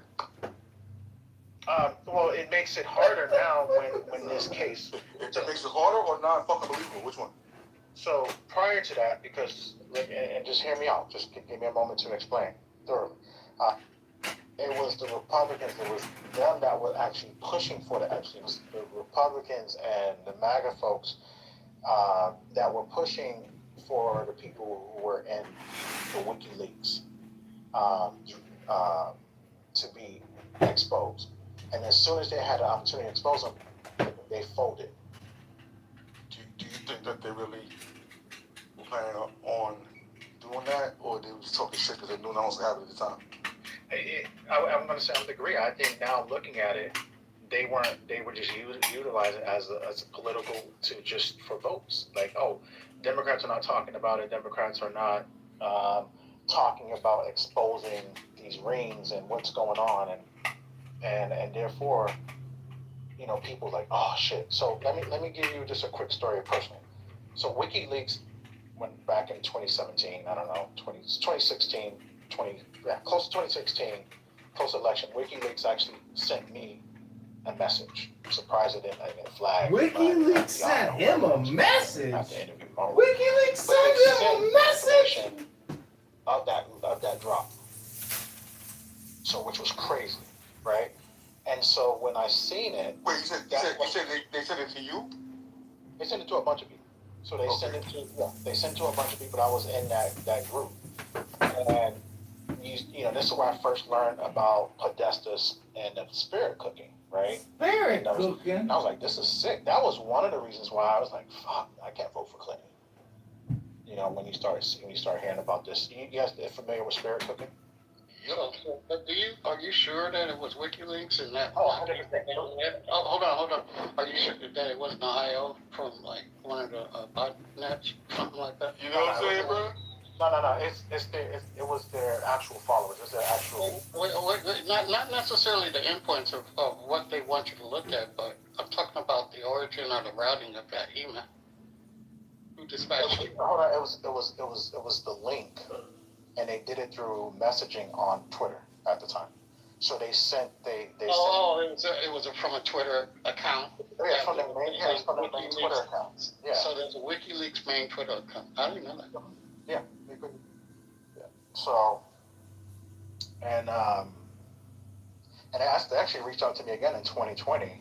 Actually, I think I have that screenshot, the one they reached out because I sent it to people. And because they asked me to share something because of my follower account. I have a high following count. Well, I did at one time. So, but now when Trump 2024, fast forward the decade, 9 years, 10 years later. Omar, you had over like 100,000 subs. Well, they don't call them subs. That's Twitch, But I had over 120,000 followers for sure. Okay. Come I say, like you understand, somebody reaching out with followers, bro. No, man. Yeah. Well, no. I wish I had subs. You look at AB and not to derail, but you look at people who got Twitch and Kick, they making money. So. My little cousin is the. I ain't trying. Yeah. If you look online and see where these so people are from, you probably put it together and figure it out.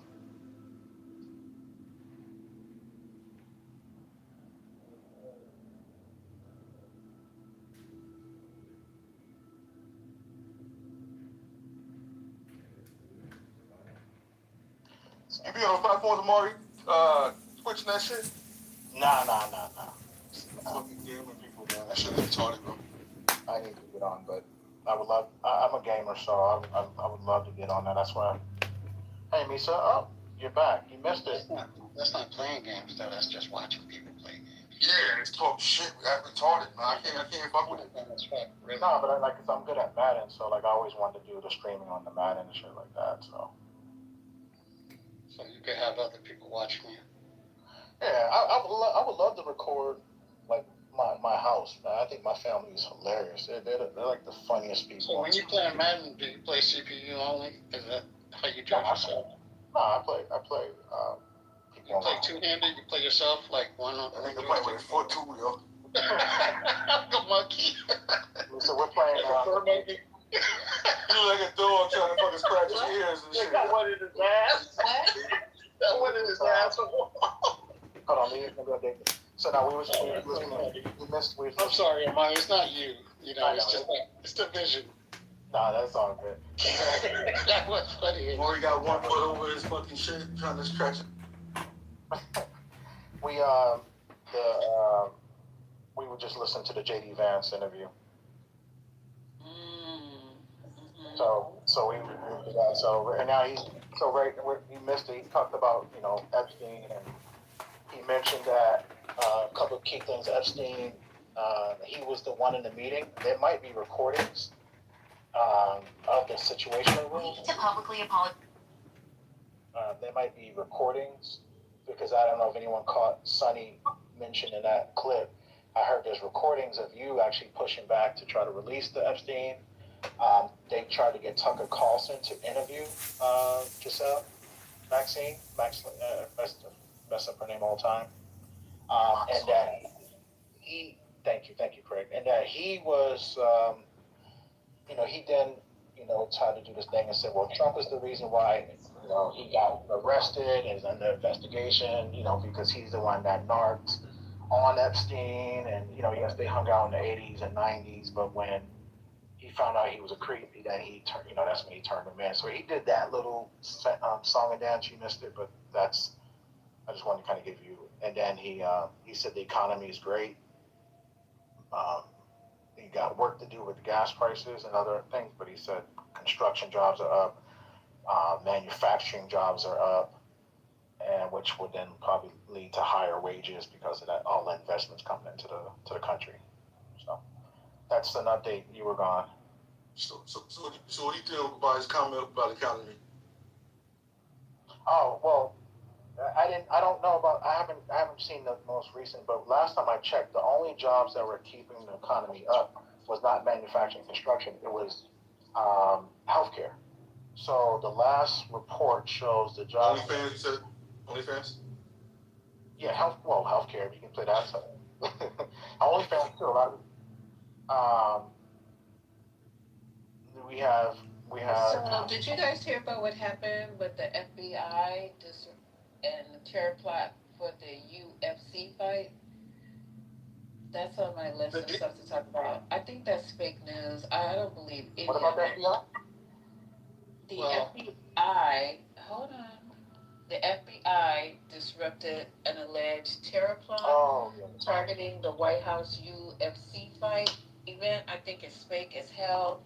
Every time Trump goes someplace, all of a sudden it's an assassination plot. Let me play this thing. It's just fake. I don't believe any of it. Hold on. He just wants sympathy and empathy, and it's starting to get old now because everywhere he goes, somebody's trying to kill him. It's just, hold on. It's just, I don't know. I don't believe anything now that comes out the White House.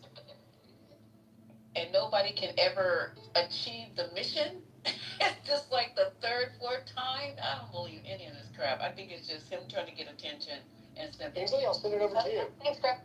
An FBI news alert. The FBI is disrupting an alleged plot targeting last weekend's UFC Freedom 250 event at the White House. Officials telling Fox a network of nearly 24 suspects has been identified with at least 5 people in custody.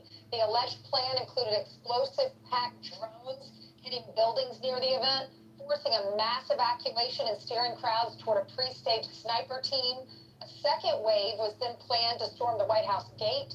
The FBI first learned of the threat last Wednesday and then worked with law enforcement across multiple states to stop it.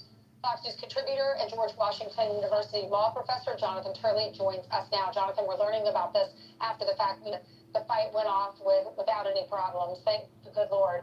They uncovered this signal chat. What's your reaction? Well, Anthony, this is really a cautionary tale. The fact is that the government is not the only party preparing for the July 4th celebrations. There are terrorist organizations that are drawn to the same events. If you are in the business of creating terror, there's no greater inducement than these types of celebrations, including the one at the White House. What is really chilling about this is the level of preparation and planning. This was not just some type of improvised device or a sniper. This was a well set out pattern of events to maximize casualties. And we have to keep in mind that under the Biden administration, millions of unvetted people were released into this country.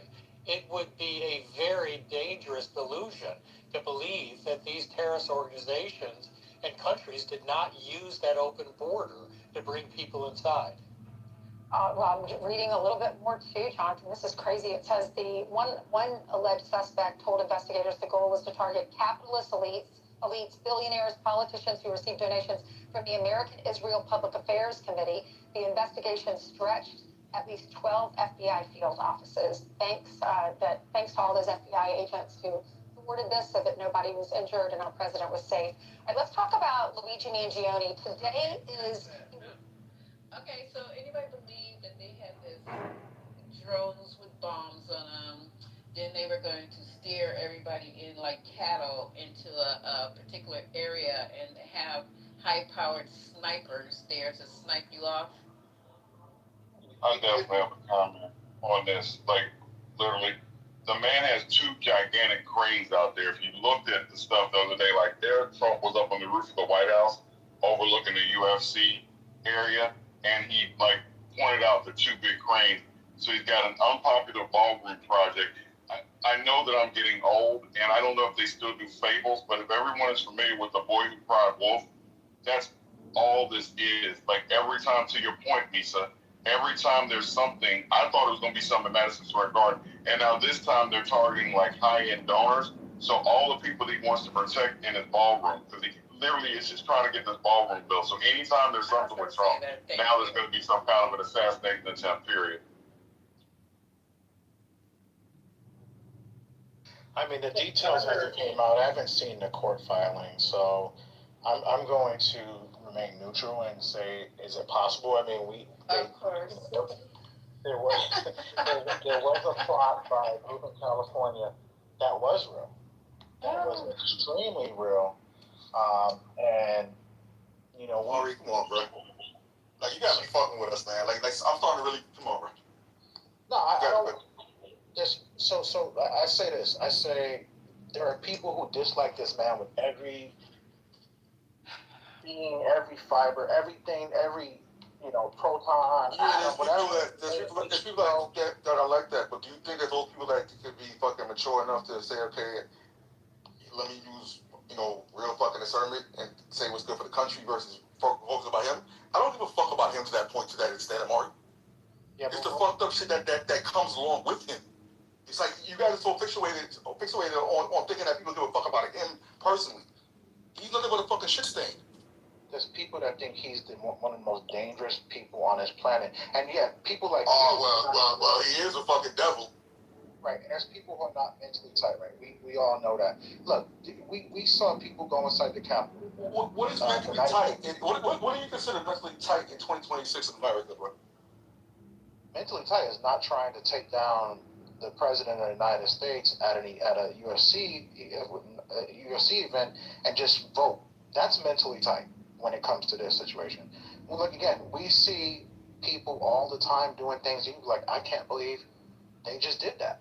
Unfucking believable. So it doesn't surprise me, and it shouldn't surprise anyone on the stage that people were using these hidden chats to try to plan something like this. And good old Cash Patel was there to. Cash Patel was there, Director FBI Cash Patel. He said, "I stopped them cold." I don't believe none of it. The suspects were identified. I'm sorry. Go ahead. You know how we found out is that the boy's mama reported him. She snitched on her own son. There you go. See, the mother did? Yeah, one of them is 19-year-olds from Ohio. Yeah. And the FBI followed the tip from his mother, apparently. And Moose, did you know he was a former MAGA? He had a picture that said in 2016. Oh, I didn't know that. Yeah, and then he said and then in 2025 he switched up with all the bullshit. Go figure. He was probably January 6th. So it was him. It was a 19-year-old arrested in Ohio, along with a 24-year-old Brian, Michael, who's 32, Escrig, who's 32, and Abraham Hermosillo Alvarez, who's 31. They're all over the place. One was in Ohio, one was in Missouri, one was in Nebraska, one was in California. They were all over the place. And I guess the 19-year-old was the head ringleader.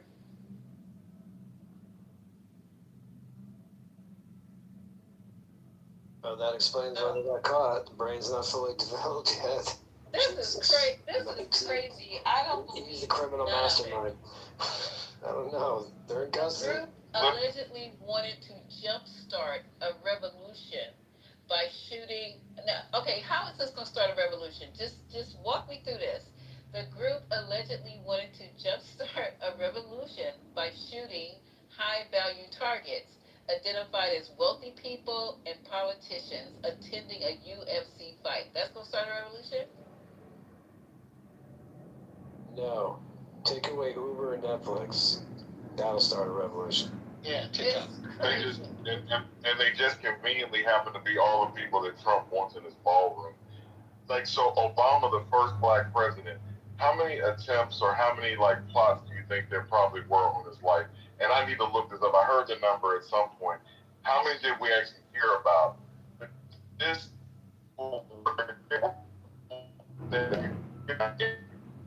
You're in the Matrix, Michael. Or is that me? It's him.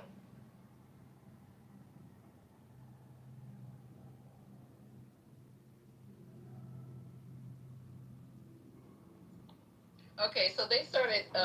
Okay, this is wild. They got to get better people in here to make up these stories. They wanted to protect the United States, which they believe was headed in the wrong direction. They said that it has something to do. Let me go back up and look at this. Something about the data sets taking up too much water, and Where's the other one? Oh God. They want to tear down the United States so it can be rebuilt.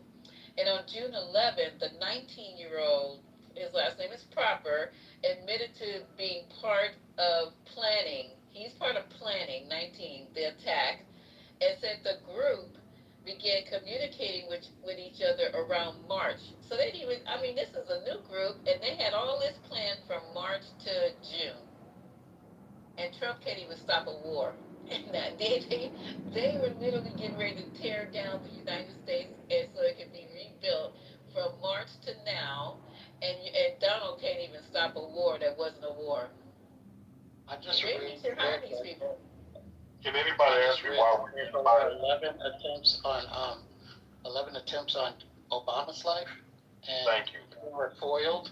And you know, we didn't really hear much about the details of each one of those. Damn thing about him because he didn't want a baller. I'm saying Trump is just he's just a piece of bullshit. Yeah, I don't believe any of this. So I guess I go in the conspiracy side, y'all. Michael, yeah. I just don't. I don't know. But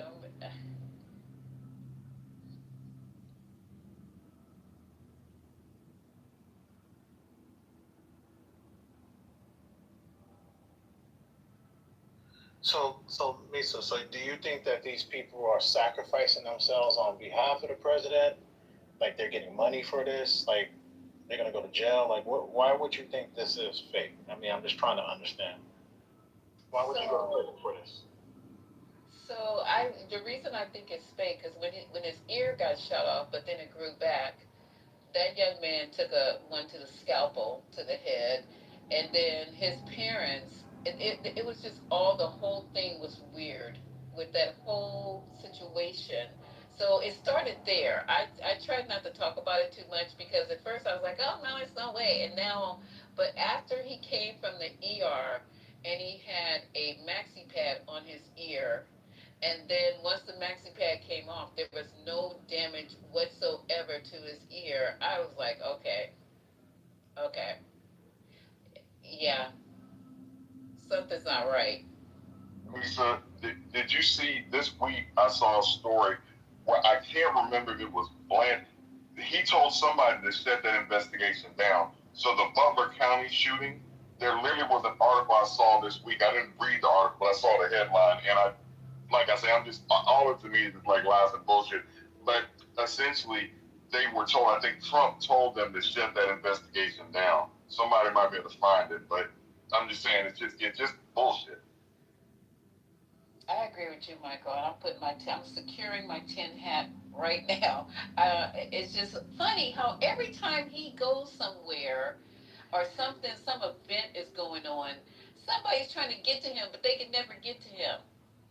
Not even with drones, with bombs on them. I mean, it's like, come on. So for you and Michael to believe that, let's just go back to 2024 to believe the shooting was actually, fake. That means you would have to have the support of the current Secret Service um, of the previous president. So that means you would have to be in cahoots with the Bidens. And I haven't heard anyone from the Biden administration come back and say that was a setup and that was fake. Omar, come on. You act like that stuff couldn't have been organized in spite of Biden.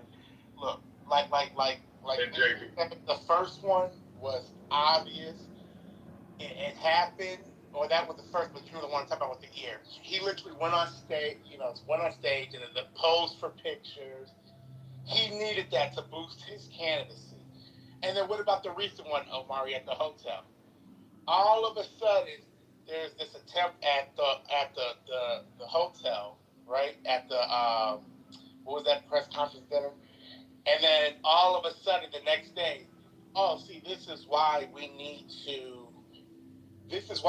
to build the ballroom, and the taxpayers need to pay for it because these hotels aren't secure. It was just a coincidence that happened, and now he made the case for why the taxpayers needed to pay for the ballroom. I mean, come on.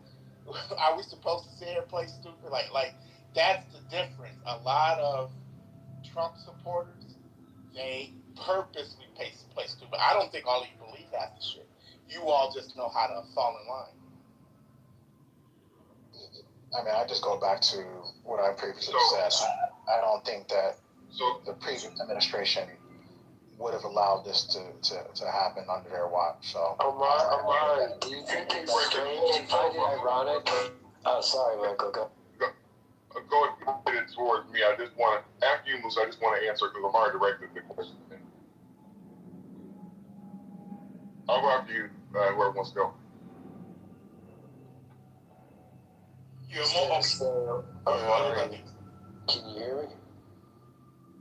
Omari, you there? Yeah, I'm listening. Go ahead.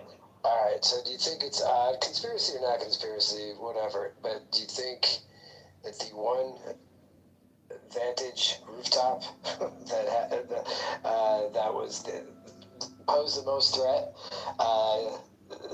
during the infamous attempted assassination, that the Secret Service just left it to the local boondock fucking sheriff to take care of, and they're like, oh, we thought the local cops do that, even though it's literally even though we're the Secret Service, and this is what we do, and we always secure the perimeter, especially any rooftop areas that have vantage point to the platform from where Trump is going to be speaking. Do you find that a little odd, a little miscommunication?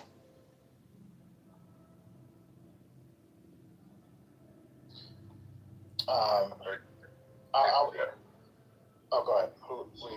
No, after you answered that, because I was gonna get back to it also, since I was the one you asked the question. But just whenever you're done answering, Moose, I'll answer you also. I mean, I can see where things could be like, oh shit, like how did they not know to have people on the tower? How do you not have people on the roof that day? Why were they inside? Because it was too hot. I mean, I go back to the previous director of the Secret Service, Kimberly Cheadle, and her when she went on and spoke in front of Congress, and so she indicated that there were mistakes made on their behalf. I don't know anything about anything else than what I can only with the people who was on the scene. Okay, so Omari, it's hard when you do this. It's hard to act like you're not doing this on purpose or you're being like obtuse. So the guy, they saw this guy on the roof. People called it in like 10 minutes, I think, before the shot happened. Also, if you've ever seen the way that they hustle people out, like if you go back and look at the Ronald Reagan shooting when he got shot by John Hinckley, or different things that happened, the way that they even moved him off the stage after this event, and then he threw up his fist and the flag lowered behind him for the whole fight photo. I'm just saying, Omar, if you're like that gullible that you believe that there's nothing going on there, then God bless you. But I'm just saying, I just don't believe that. I just think you're doing this because you cannot be that gullible. I just don't believe. I think you're literally doing this on purpose. Fair enough. I think we went around enough on this one, but yeah, I actually on this one here, no troll. I fundamentally just don't see it, but I appreciate the back and forth. Okay, so but regardless of what you want to say, I'm saying this is bullshit. I'm reading it more and more, and Cash Patel, it's supposed to be a big secret, but Cash Patel comes out and says, I just thought it. And then another person in the FBI, they named his name. Let's see, where is he on this article? The Secret Service Deputy Director, Matt Quinn, was asked about the thwarted incident, and he described it as a serious threat, but did not offer many details, saying that the case was ongoing. He also appeared frustrated by how the investigation was made public, saying, I'll tell you a phrase I learned early in my career in the New York field office that's don't, the quote is, don't choke on your own smoke. Well, he needs to go talk to his fucking boss. Because this Cash Patel who jumping up and down saying, look what I did, looky what I did. And I think this is like Clubhouse. You guys get on a Clubhouse and you want to talk about what you're going to do and all this kind of crazy stuff. You got a 19-year-old, and then the 19-year-old comes down. Now, one guy who works on drones, they don't even know if he works on drones? That's your resume? You're not like a military person. You're not like a C. You just work on drones. I mean, the drones that you get from way. I don't know. Worked on drones. You know how people be in here. I'm gonna send a drone to your house. I'm gonna get your IP in. I mean, it's a lot of talk, and they were on TikTok. Oh, that's safe. Let's be on TikTok talking about what we're gonna do to the president. That's real smart. So they were going on TikTok, right? They probably were doing dance videos to this. And they just scooped them up saying, oh, now we go pretend like they were getting ready to do something bad to the D, to Big D. And another attempt while we need a ballroom with a basement in a hospital and 100,000 square feet. I agree with you, Michael. On TikTok, they were talking about this. They probably were doing it to a dance video. What song was it? They were doing a dance video, with their outfits on. Come on. So they've got a preliminary hearing coming up in the 29th of June. And then this young man, the 19-year-old, says, okay, where's his quote? Where is it? God, I've been scrolling so long I lost his quote. But to paraphrase it, he said, I wasn't going there to kill anybody. Where is the word? Okay. The 19-year-old said, although he was not going to the protest in order to shoot people, several members of the group were intent on violence. But the complaint against him said, but you don't have any quotes from the other group, of the other people in the group that were intent on violence. What you are quoting is the 19-year-old said he wasn't going to the protest in order to shoot people. Lisa, you know what's sad? The media doesn't even believe this shit. Think about it. Before Trump's presidency, assassination attempt on a president would have been breaking news for weeks. Maybe I would even give it months. Nobody gives a shit. The media's not even, they don't even cover this shit anymore. It'll go on there for a day and okay, move on. I remember that. Yeah. Hey, JD, when you were younger, did you learn the fable of the boy who cried wolf? Did y'all have that fable? Yep. You said you did? Yep. We did. Right. For anybody that's not familiar, that's too young for that fable, like a boy kept calling wolf, and the townspeople would come out to basically try to save him from a wolf that they thought might try to eat him or harm villagers. And when they came out, the boy would laugh, and he was tricking them about the wolf, until one day a wolf came. He cried wolf, came because they had been tricked before. I'm saying that Trump literally is playing game, and I'm just saying that it's just it's us to sit there and pay attention to him. And so the media, when you say something too much, he's had, this is what, 5 attempts? He had the one in Butler, he had the one at the golf course, he had the one where the dude ran up at the Correspondents' Dinner, he had the one where the guy got shot outside of the White House, then he had this drone attack, so that's 5. So I'm just saying, what are we doing? Well, Michael, the one outside the White House, they already, the detail, Secret Service already had information about him. There was a long history about his mental illness. So I don't even know if you can even count that one. And he was shooting somewhere near the town. It just happened that it was around the White House. So they tried to attribute that to an attempt, but that one has never panned out to be an attempt.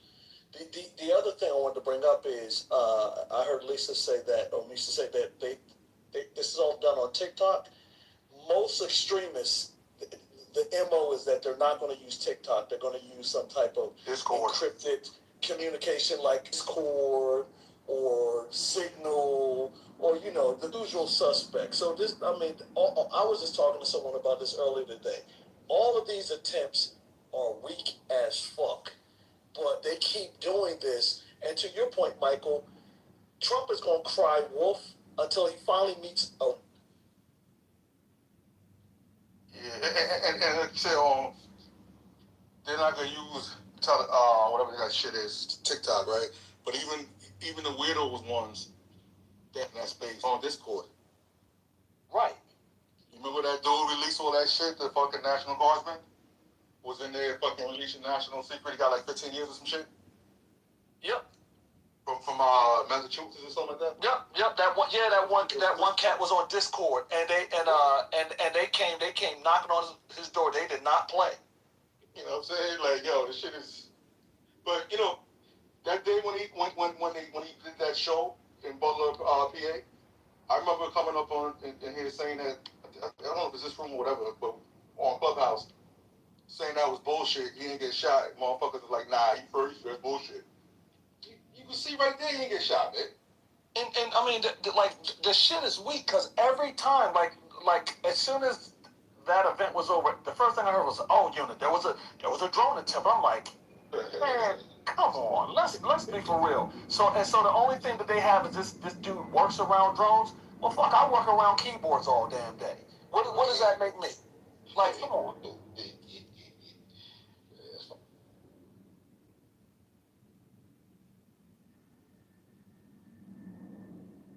But hey, it's what some people still like. They still love, right? You know what I mean? Like, yeah, people are still playing like this shit is normal. So fuck it. Okay, that's just one of the breaking news for today. And I don't know. We're gonna do Lawrence O'Donnell, but I don't know why James Harden is being arrested. Does anybody know why? Because it came on feed yesterday, and I didn't. What, like gum? I think something for not shaving or some shit. He had like fucking licensed beard or some shit. Let's see, why did they arrest him? He had a gun on him, I thought. Yeah, some shit. Oh, yeah.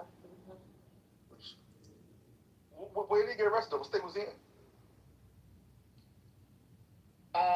I'm looking. It just came over my phone, and I didn't get a chance to open it up. But I was wondering, why would they arrest James Harden? So he had a gun. Why? Okay, so wasn't registered? That's why I'm asking what state.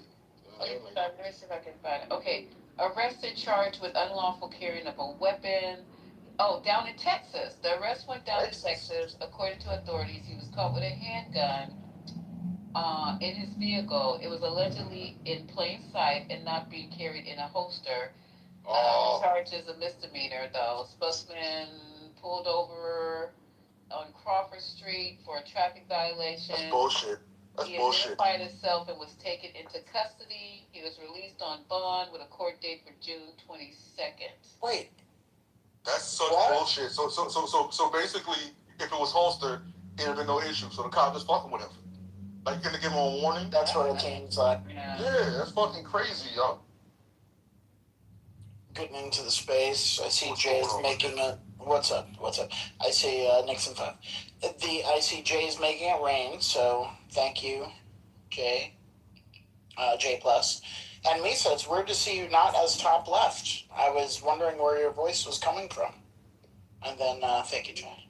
JD, I appreciate you. Oh, okay. All right, very good. That's weird for Texas, isn't it? That seems like it just fucking, even arresting him and then having a trial date or some shit. I thought Texas was supposed to be like freedom or something. But that's the one thing you got to have halter. They're fucking idiots, bro. What's Ashton? We need Ashton. Ashton, where you at? Well, here in Texas. Yo, stop. Yo, stop. Look, I was scrolling on my app to see if she was here. Y'all stop. So where in Texas, Lisa? It isn't just in Texas. I think it was down in Grand Prairie. No, it was down over there by yonder. Dallas Fort Worth. Okay, so what actually happened? Okay, I got two more breaking stories before we get to Lawrence. So Serena and Venus are coming back. They got the wild card spot for Wimbledon. So I'm just going to watch it just because they're coming back and they're not young chickens. They both had babies or one only had a baby? Serena has two, and I think the sister has one, if I'm not mistaken. Okay, I wanna check that out. So I will be watching just because they're in it. And what else? There was something else I wanted to tell you guys.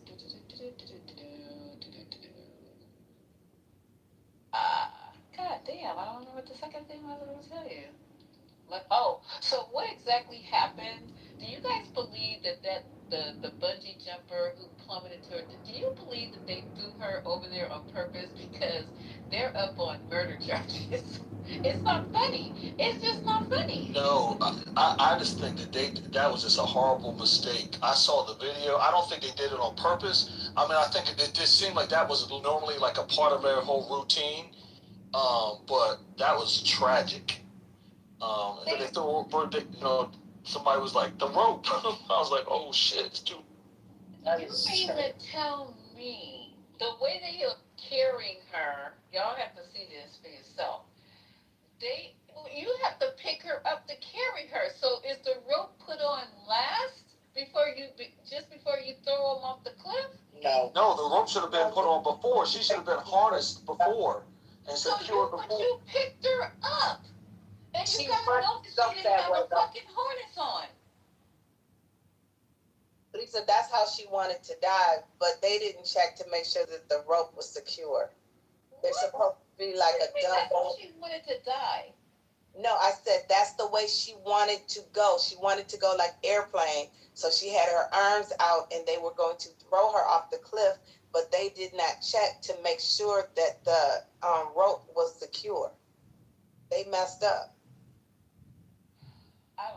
Sometimes I just don't believe this shit because you're picking somebody up. It's two of you, not just one, but two of you. You literally are picking her up. The way they had her hoisted in the air like that, I can't even understand how they didn't not see that she wasn't hoisted to anything. It's beyond me. I don't disagree. If you think if they're in business and they've been doing this for a while and they've been doing it all day, somebody would have said, hey, yeah, let's make sure she's harnessed in before they throw her over. But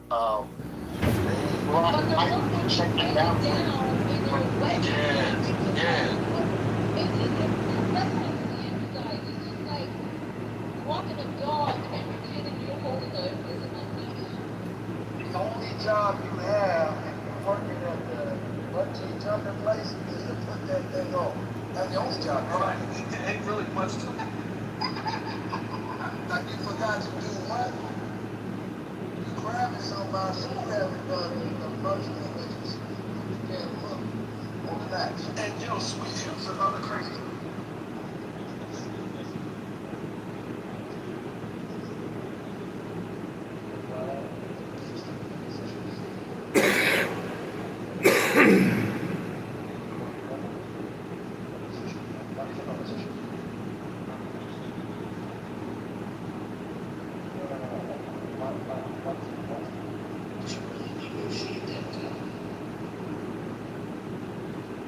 Well, I mean, it's a church, or it's a religious institution. Well, that's the difference about the Mormons and Catholics. The Mormons are directly Catholics by.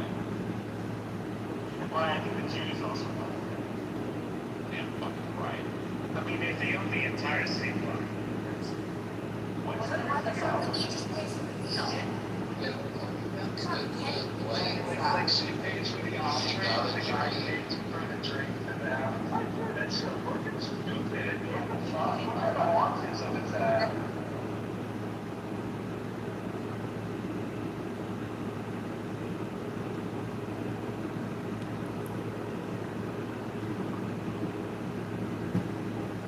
There's a fucked up report that came out today.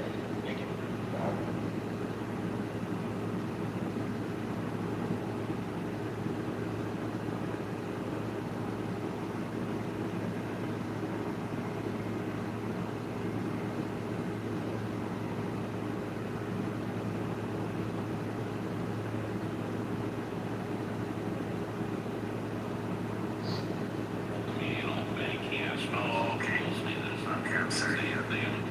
They own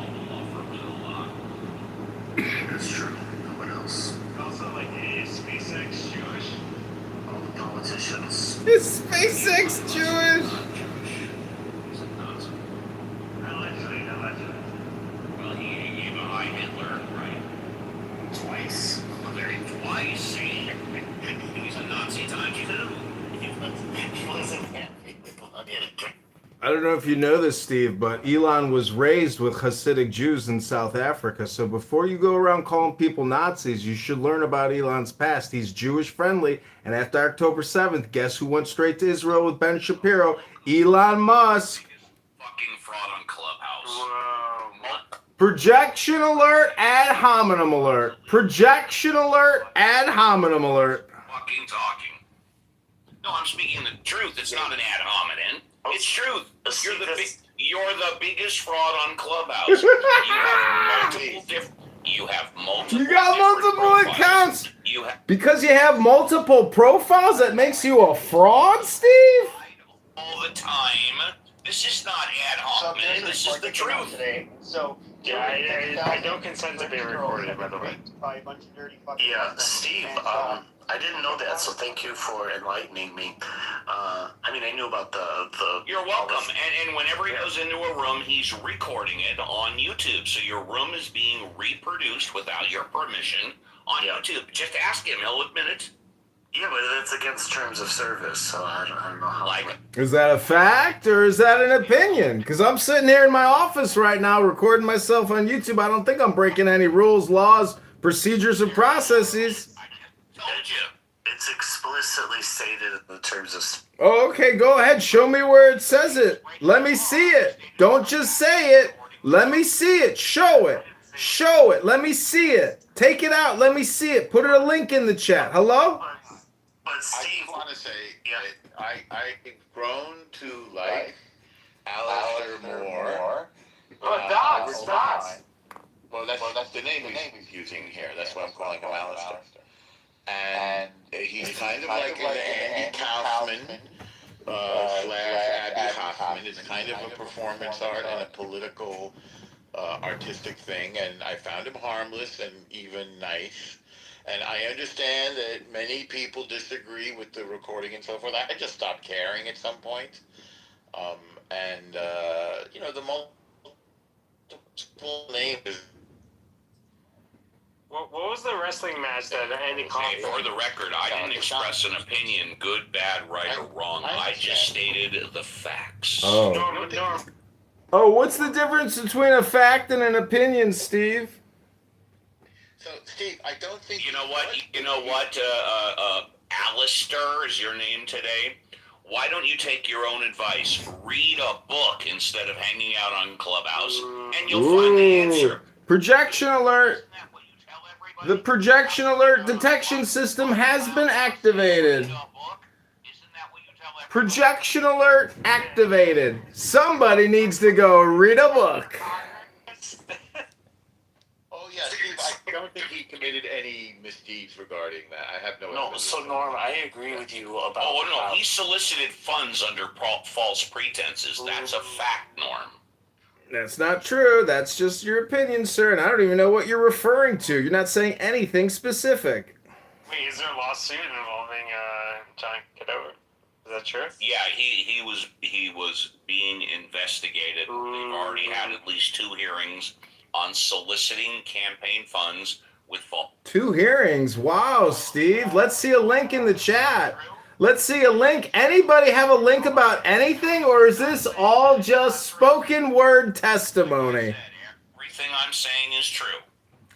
Okay, put a link in the chat. Back up your truth statements, Steve. That's right. Steve, I had 2 hearings on Shabbos for Kiddush. How dare you? There you go. Was it kosher? Yeah, of course. There you go. Fish. Yeah, Norm, can you invite me to that temple on 69th of it? Of course I can. You don't need my invitation, but I'd be delighted to go with you. Nice, let's go. Okay. So Norm, I'm assuming... I don't know why I'm obsessed. Only because I saw the outside and I saw how big it was and I saw how clean it was, and I was like, I gotta get in this building. So Norm, I'm hoping you wouldn't take it lightly if it were true that he was soliciting funds under false pretenses. How was I soliciting funds under false pretenses? I ran for Congress. There was nothing false or pretentious about it. Yes, that's what I know. Now I could look at evidence to the contrary, but that's as much as I know. No, that's why I said if it were true, you would take that more seriously, right? There was people on Clubhouse who donated to his campaign. Yeah, I don't care. I had campaign fundraisers on this app. People rooting for me. People cheering for me. People saying, "Go get it. We hope you win." And they gave me $600. There's no problem with you fundraising and people donating money to you. The problem would be what Steve pointed out is if you were raising funds under false pretense. Got it. Yes, that's Steve's opinion. He's cited no evidence, no facts. He says it's a truth and a fact, but there's no evidence, there's no link. It's just his spoken word as usual. He said it was a factual matter. You can't handle the truth. Isn't it true that you hired people to go out and gather votes on your behalf? And No, not votes, sir. These are not ballots. This is not This is not voting. These are called petitions. This is how you get on the ballot. I hired circulators. Do you know what a circulator? Am I articulating correctly? Am I articulating correct? It's called a circulator. oh my God! Wow. He's not denying it. It's called a circulator. You have to hire people to go out and get signatures for your petitions to get on the ballot. I know you've never run for anything because you're spineless. You're an atheist. You're a communist. You're part of the community. You got no balls anymore. You divorced your wife, abandoned your children, and you come on here and you create lies. And you sit here and waste everybody's time with your lies and your bullshit, Steve. Time to become a man, Steve. Time to grow your penis back out of your little clitoris in between your legs there, Steve. What? Alistair, why don't you simply say it's not true then? Because first of all, I can't even hear him because I'm over here recording myself. Go ahead, Steve. Make your truth statement claim again. I think once is enough for you. Got it. Okay. Well, as everybody has heard and seen no links, it's just Steve's opinion. It's not a fact. It's Steve's opinion. It's not an opinion. It's an assertion. Oh, no, sir. It's an opinion. It's not even an assertion because there's no link, no evidence, nothing. Just spoken word testimony as if anybody even cares. As if this video game is not pointless enough that you all play every night.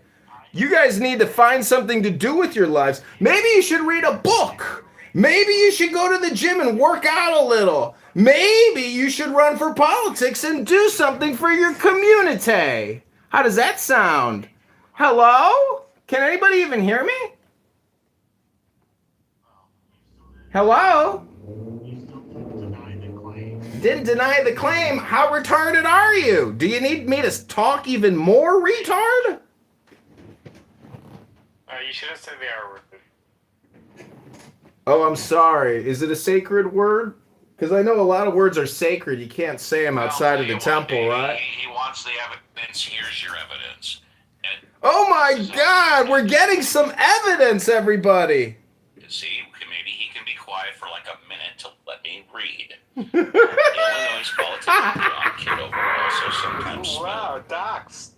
Kitover was investigated for widespread petition fraud during his 2026 congressional wow. Board of Elections my God. Him oh my election God. officials found that many of his submitted signatures were invalid and voted and out of district. Wow. And out of district. Who's that interrupting me? That's David Bobadilla. Who's that interrupting me? That's David Bobadilla. David, do you have a problem with what I'm reading? Should I let you speak first and I'll speak after you? Do you have something more substantial to talk about, David?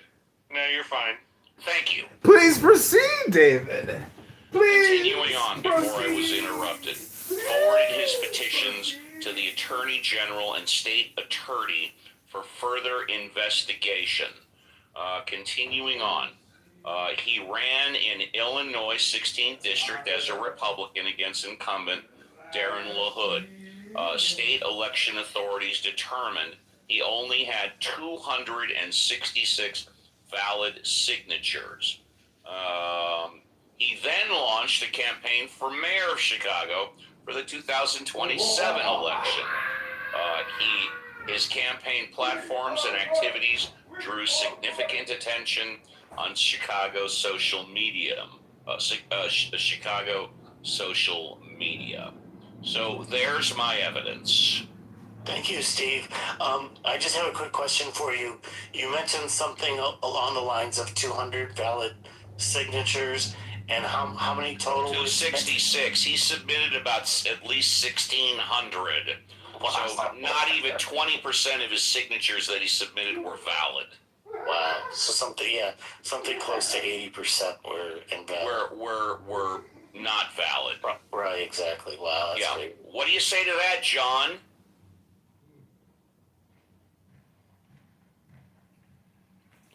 So all I'm hearing are crickets. Oh no, I'm here, faggot. Still here? Hello, faggot. I am ready to respond to you, faggot. Listen up, faggot. Mute your mic. Go on mute, faggot. Retard faggots all go on mute. Faggot retards, please go on mute. That is absolute bullshit put out by Darren LaHood's attorney and the Illinois State Board of Elections, which is totally corrupt. I challenged Darren LaHood's petitions. He only had 1,700 signatures. If they would have audited the petitions, he would have been removed from the ballot in the same way that I was. Is that good enough for you, faggot retards? Well, you were in once, if not twice. How come the court and the judge didn't believe you?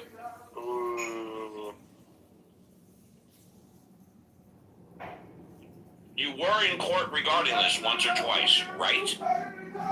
How come the judge and the court didn't believe you? Crickets again?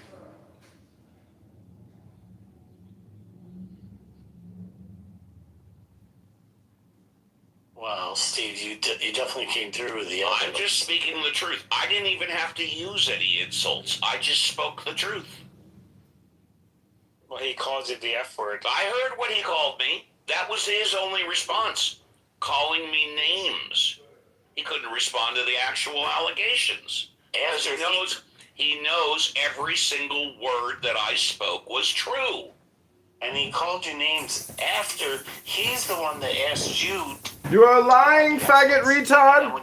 And you are a retard faggot too, Euro. Steve, how can a Jew be an atheist? Listen up, faggot retards. Go on mute, retard faggots. Steve, how can a Jew be an atheist? How can an atheist be a Jew? How is that possible, Steve? Don't you know at Mount Sinai there were hundreds of thousands of witnesses to the giving of the law, and you're an atheist? And you're Jewish at the same time? Off the government. You don't even fucking work. You're a parasite that creates unemployment insurance fraud. You're a faggot retard, Steve. You're on here 80 hours a week talking to retard faggots and wasting all your time, Steve. Wow. Steve, I'm a retired military officer. That's more than you've ever done with your faggot retard life. Yes, you are retired. Now you don't work. You're living off the government. You don't work. You get a check from the government. So he's a right-wing Republican living off the government. I'm just telling you, he currently doesn't work. He's living off the government. Yeah, and that's an oxymoron.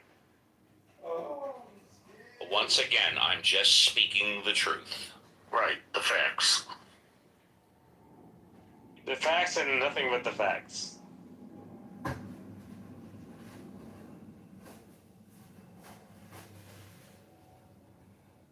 I don't know, John Kitover. I would, with all due respect, I would say Steve won this debate.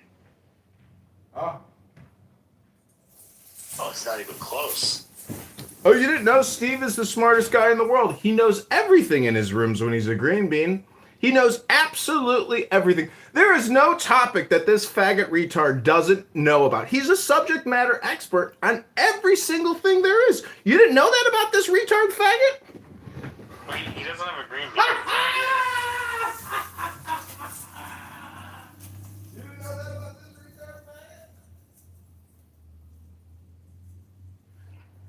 And you're not even challenging the substantive claims that he made.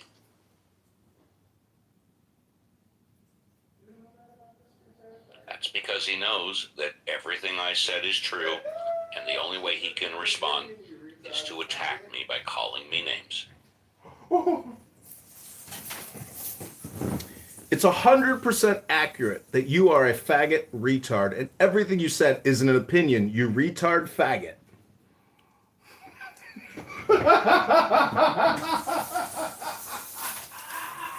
Wait, how could it possibly be an opinion when he's literally reading directly from the text?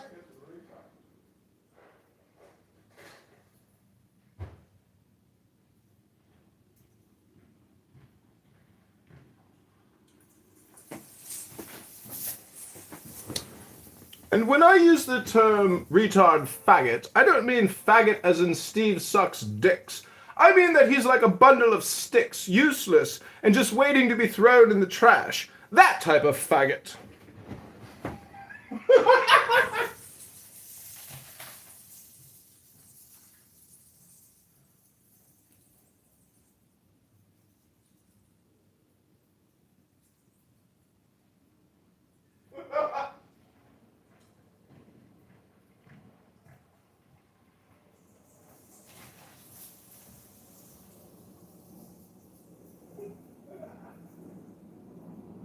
So, Steve, do you know what ever happened with those investigations?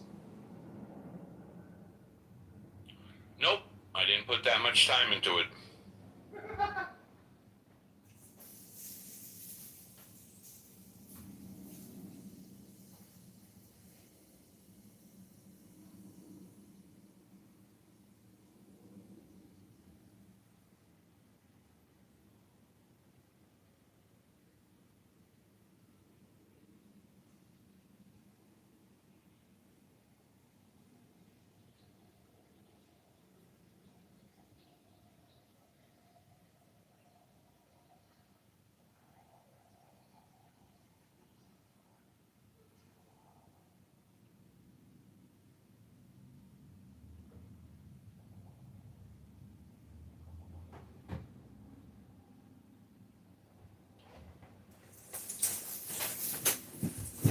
And since Euro is such a faggot retard too who wastes all his time on this app, to say that I do no work is not an assertion, sir. Ye need only type in my name, John Kitover, on YouTube to see the 100,000 plus library collection of retard faggots on Clownhouse wasting all their time. Well, it's funny you say that because you're on here way more than I am.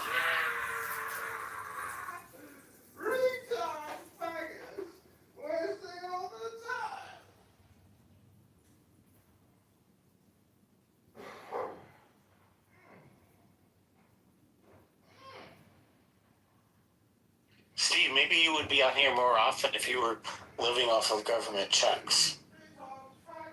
Yeah, that's a good point. That's a good point.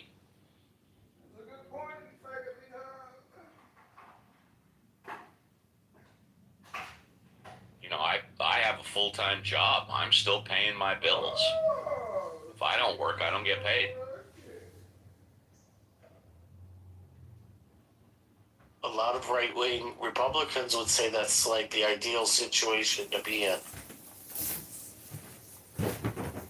Again, you only need go onto YouTube and type in John Kitover to see my library, which is now making me a lot of money because of faggot retards like you who waste all their time picking their toes in Poughkeepsie. I mean, think about Steve Apple's life here, talking to JCC every day for years while he claims he's working so hard on people's Social Security disability claims. Steve, you've generated millions of dollars in wasteful spending for the government. How do you feel about being such a big bullshit artist?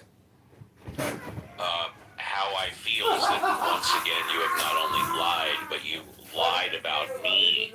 So once again, material misrepresentation, lying. You are a liar. Steve Apple, the Steve Apple Show. That's interesting. That's actionable. It's only action. Well, you lawsuit for anything, but what are my damages? Because John Kitover lied about me. Lied about you? I didn't lie about you. You were in the lifestyle. I've got you on recording talking about your lifestyle experience after you abandoned your wife and children. I'm talking about what you just said 60 seconds ago. Oh, that you're a bullshitter, and when you claim I'm the biggest fraud on Clown House, that's your projection onto me, Steve Apple. And you're a faggot retard on top of it. All right, well, there you have it. You guys can choose to believe who you want. You can choose to leave on stage who you want.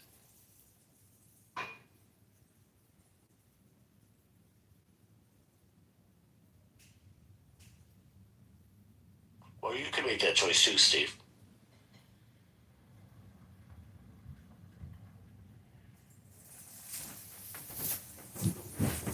I've got plenty of evidence to confirm that Steve Apple here is a retard faggot. I'm putting the link in the chat.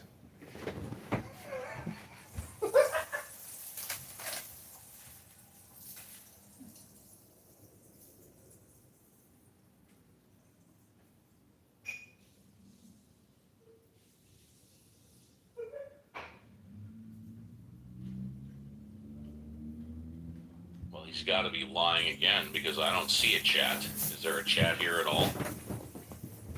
Oh, I have to go through my records to get the link of the Steve Apple show. I didn't see a chat. I don't see a chat here. Hello? Can you hear me? Lying again. He's lying. Hello? Again, misrepresenting the truth again.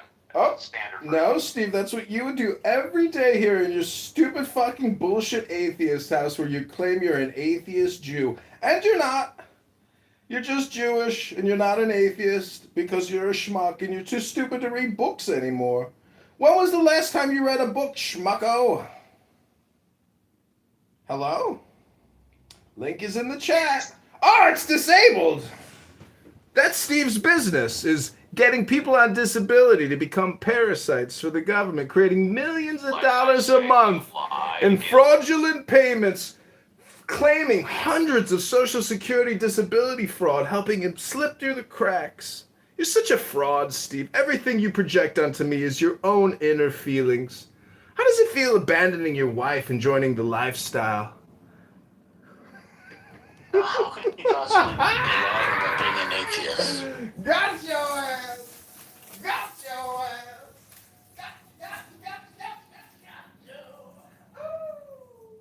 Well, probably because Kitover lies about everything else, so you might as well lie about anything. No, Steve, you're Jewish. It's by default. You can't be an atheist, you dumbass.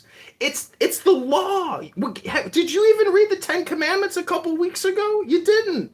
You don't even know the Ten Commandments by heart. Do you know the Jewish people received the commandments at Mount Sinai? Hundreds of thousands of witnesses. And you come on a social audio chat in 2026 and say, I'm a Jewish atheist. I am Jewish. Steve, you're Jewish, but you're not an atheist. I'm here to unfuck your stupid retard faggot brain. You should be thanking me. Really don't want to be fucked by you. Oh my God. Because it's in the Ten Commandments. Because if you're Jewish, it's not possible for you to break one of the Ten Commandments. By the way, it wasn't me that moved him down. I didn't move him down either. I did. Cora, thank you. Because he used the Thank you, Cora. He used the R slur and the F slur, like in rapid succession. Like, come on, John, you're better than that. He used it multiple times. Are you sure about that, Cora? He should have been here earlier. He used it about a dozen or 24 times in a row. Oh, I'm sure he's better than that. He just chooses to be awful. John, what's going on? Nothing, faggot retard. Retard faggot, sure. What's going on with you, bro? Oh, nothing. I just like calling out retard faggots who spend all their time doing faggotry retardation here on Clown House, wasting their lives, all their attention down the drain, all their focus and opportunity down the drain, wasting their lives playing a boring video game. What a boring video game you guys are all playing. It's pathetic. So Alex, now,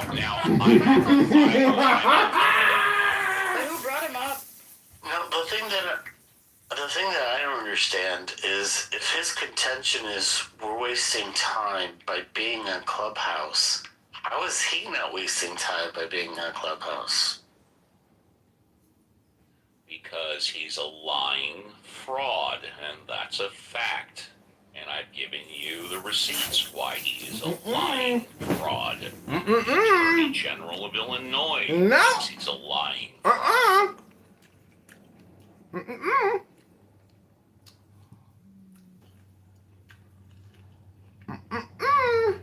Just not true.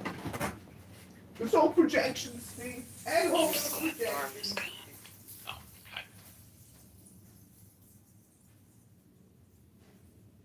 This room has been very colorful. I've been listening and working in the background. Fun stuff, right? This has been such a colorful room today. It's been kind of wild today.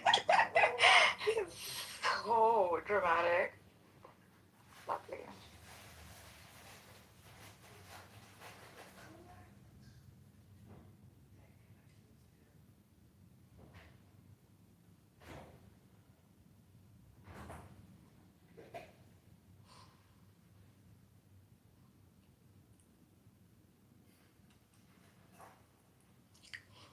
So what happened? So it was going pretty well, and then John said he records. Like, what went down? I wasn't there for that. What's your question? I said, what happened? It was going pretty well, and then John said what? That he records. How did he get into trouble? I mean, how did he start off with Uncle Steve? What happened? He's been attacking me for years. Why? Because I speak the truth and he doesn't like it. By the way, if it's okay, I want to go off topic very quickly. Cora, can I ask you a question? Would that be okay? Cora might be away. I can save the question. No, yeah, you can. Cora, we know that when it comes to ADUs, alternative dwelling units, for those of you that don't know, the benefit is they provide rental income. Most people that do ADUs convert their garages. So the negative part would be people can no longer park their cars in a closed structure. Do you think ADUs weren't even thought of a couple of decades ago? Do people really not care that much about parking their cars in closed structures and would rather have income part of their home? What's your take, if you have? I think it depends on A, the part of the country you're in, and B, the amount of property crime in your neighborhood. So, how about Southern California? well, again, that would just be how much property crime, you know, how badly do you need to lock your car inside a structure to keep it safe? Got it. Thanks, Cora. Appreciate that. Okay, sorry guys, didn't mean to digress. You can also do ADUs that aren't garage conversions, but with the way the lots are generally with Southern California homes, there's not necessarily enough space to fit something in with the setbacks. Yep. But yeah. Appreciate it. I wanted your opinion. Thank you. Hello, Moshe. Hello, Rez.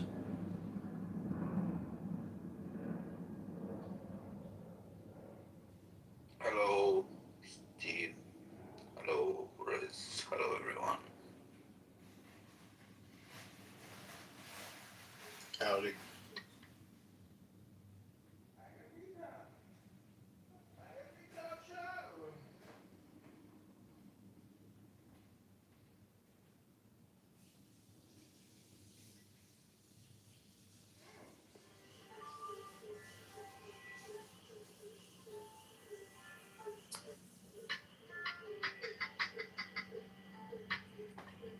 Hi, Rez. Did you want to talk? Oh, okay. How about you, Moshe? Did you want to talk? I will talk again, faggot retards. You guys need to read a book on this show. Try to read to each other. Get your favorite book. Here we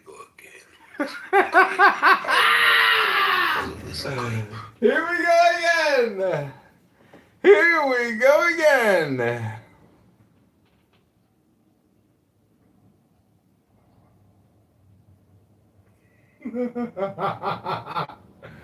Don't like a little aggressive speech like faggot retard, a faggot. A faggot is like a baguette. And the creepy Somali girl also.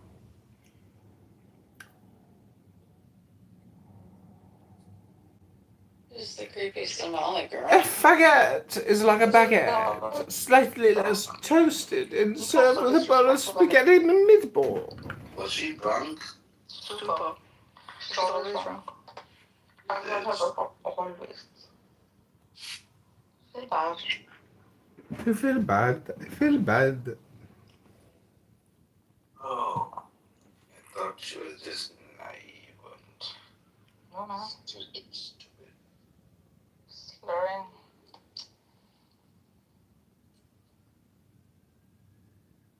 Half Somali. She says she's a lot of things. I didn't hear the whole thing. It was just in the background. Yeah, she said her mom is from Germany. Was bamboozled by a Somali Muslim. Hello, Machiel. I hope I'm pronouncing that right. Machiel. You guys want to discuss the topic? Sure, please go ahead. Thinking Uncle Steve would come up with something very creative. I found out about Muhammad and Aisha after I joined Clubhouse 4 or 5 years ago. You've been having that all day today. Maybe we could talk about fraud. Who? I was just, Fraud? I was just joking. What do you mean? John Kitover? Everybody's talking about John Kitover these days. The #1 Chicago mayoral candidate. The hottest Kelshi bet you can find. Unless somebody kicked him out, it wasn't me. Streaming this room, definitely. Streams room season. Fraud is actually twofold, believe it or not. For example, the largest fraud in the United States, believe it or not, It's the federal government. $50 billion, and that is wage fraud. Wage fraud? Employers who deny their employees. Oh, I see the communist approach. It's the employers that are committing the fraud. That is the largest single, or pardon me, the largest amount of group fraud in the United States. Wow. It's not the government. It's not Medicare, Medicaid. It's not the 300 million here and 3 billion there. No, Steve. It's employers ripping off their employees. Declaring employees independent contractors, paying wages under the table to the tune of over $50 billion. All I see is abandoned buildings, gunshot victims, gas stations, liquor stores. I'm going to become a product of what I see. I fear the future of our neighborhoods if we don't get it together. I fear that my sons will one day perpetuate a cycle that I've been trying for so long to stop. We have to stop this. Those kids that we can get to, we have got to get to them. Yep. And everybody.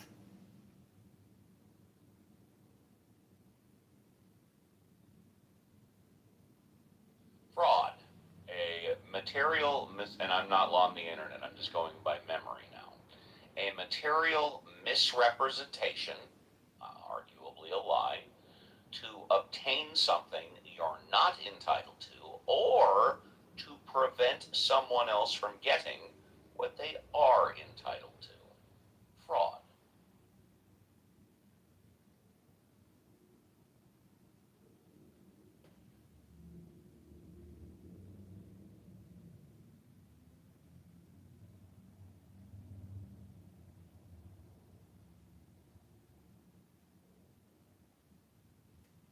Got to get those kids. Takes a village. Taxpayer dollars. They keep borrowing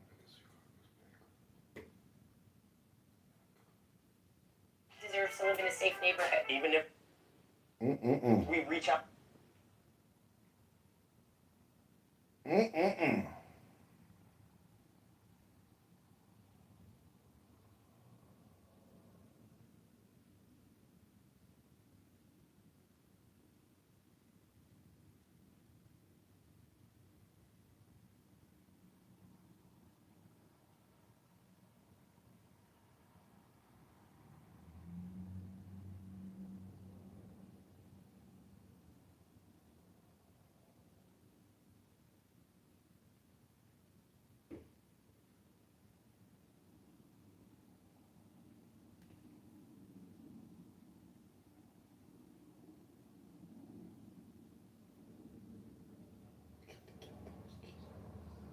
want to sleep here? Is it that late? 10:50 for Bath, New York.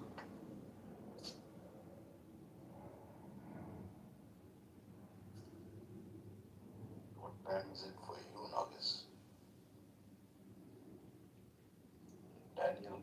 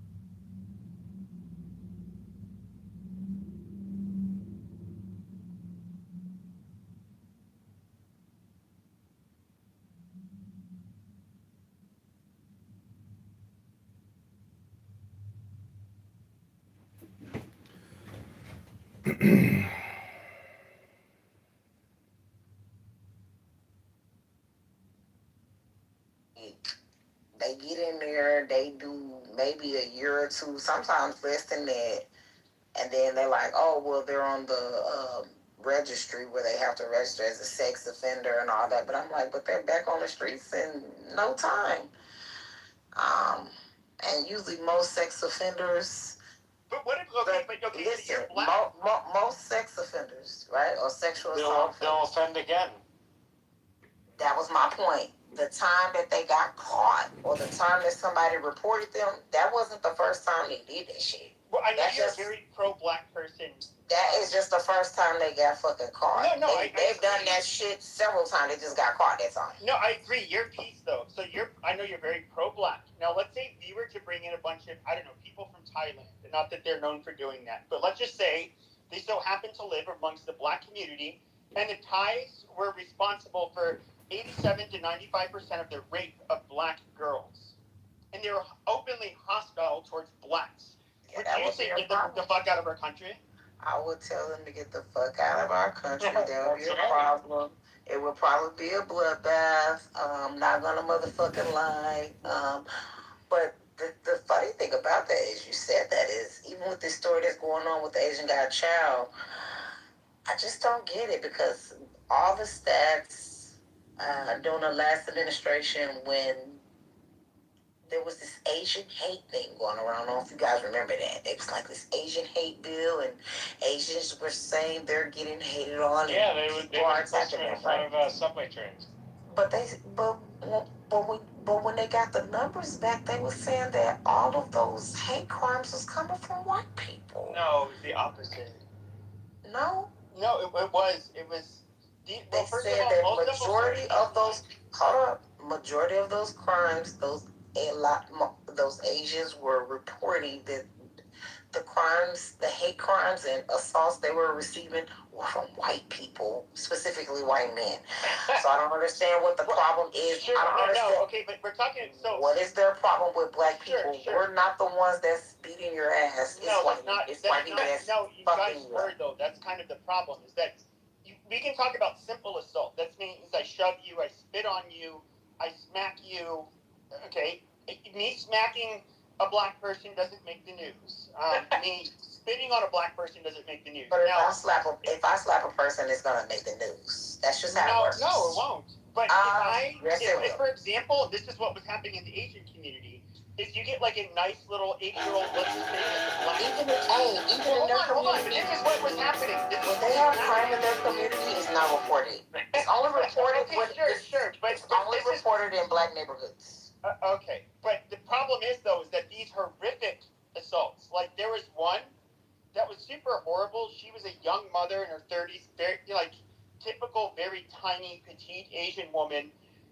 This young black man tried to steal her purse. He ended up like basically picking her up, dropping her on her head, and she's a paraplegic. You would see the ones that were getting everybody were like the old people that were like 80 years old, and then all of a sudden you see somebody who's like 30, who's way bigger than them, because a lot of Asians are pretty fucking small. They getting ragdolled by a young black man, and of course, getting ragdolled at that age means that you are going to you die, which a lot of them did, or you're severely injured.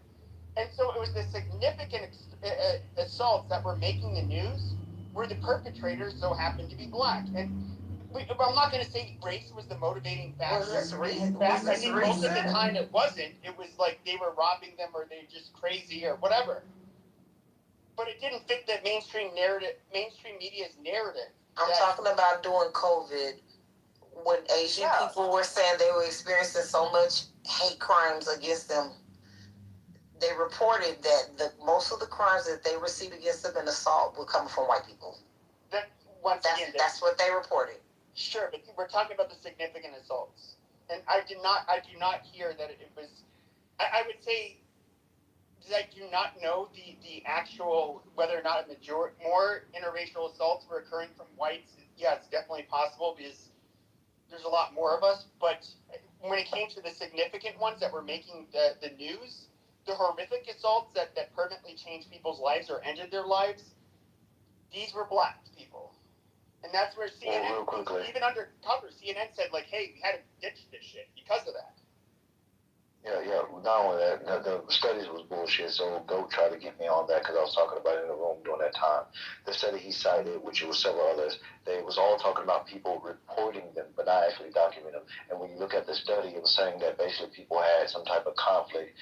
Asian person had a conflict with a white person, and they consider those hate crimes. Not actual crime, just mainly someone says, hey, I was insulted by a white person compared to other groups. Those are not hate crimes. And the reason why this is important because we don't consider people being insulted as a stat to be taken serious. We talk about murder, rape, random assault and battery, shit like that, and it pales in comparison to every other group. Like nobody does it more than Asians and black. Like that's a fact. So the real stats about assault on groups of other people, including blacks, is all from blacks. It's mostly from blacks. Thank you. And I look, I don't want to make this a black and white American thing. I am very focused on.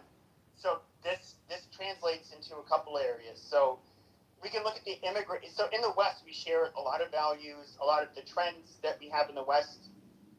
They become trends everywhere else in the West. Excuse me. And when it comes to immigration,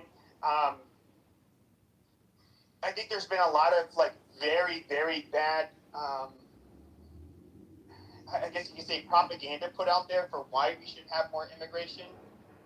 But when it comes to Europe in particular, the immigrants they get, which in my opinion are the worst immigrants in the world, the Muslims, they are these what the gang the rape gang inquiry report released today said was fucking so disgusting. So and this of course this is really indicting of the UK, that their leaders, their politicians, how their social services, their police departments, all of them like really handle this. And it to me, it's just like there's no way. It should not be acceptable at all. I know it's politically expedient by a lot of the people in Britain to accept these fucking Muslim savages, but they should never allow the predation of their young, vulnerable girls by these people. And that's exactly what they were doing. And, really, they need to be held accountable. And the politicians in particular, Keir Starmer, number one, 13,000 warning letters for rape, yet he's locking up everybody for a couple years that says, get the immigrants out of our fucking country. That doesn't make fucking sense. And these dirty fucking Muslims that are there, that are raping the girls, just deport them. Fuck them. I mean, I don't know what happened to European men and European society. They're such pussies today. Well, Pepe, I think this is happening in the U.S. too. Have you noticed that Muslim people are starting to dominate other cultural groups and other areas? As an example, take African American culture, right? And it's happened since the 60s here in America, right? They've started dominating the culture more and more, to the point where even they talk about Michael Jackson being dominated. Even his mom saying, what the hell is this? Like, why is this Nation of Islam people all around him and everything like that? So they're dominating the normal culture, and so they're trying to change the norm, saying we're just like everyone else. And the way to do that is, the FTC for $5 take million. over those industries, start acting like those people, start, performing like those people, start doing that, and then start having kids and start growing. And that's their whole strategy, and that's what happened in the UK. And they're trying to do it in America. I mean, look, you got a Democratic candidate who's running for Senate in Michigan, who's Muslim, who wants to grow Islam, and the Democrats are trying to push him to non-Islamic people, saying he's safe, he's good, that's what we need. The progressive, blah blah. And this is going to start happening everywhere. Yeah, I'm just personally somebody who does not. We all know nice Muslims. We all know them, but as a group, no, I've definitely known nice Muslims as individuals, but as a group, they are a fucking biohazard to every other group. Well, Pepe, let's be clear, right? There's some individual people, you're right, that are good, but I think the problem is in mass or in totalitarian, in the overall kind of community.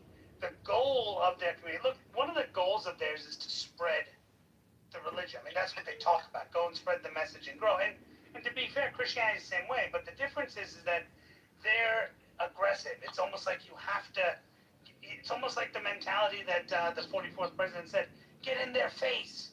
Tell them to vote. Tell them to change, right? And it's like, it's that kind of aggressive push. And so I equate the Islamic with China, where China is smartly growth in other countries, and Islam is doing the same thing. No, I agree. I think Jesus is this hippie to an extent.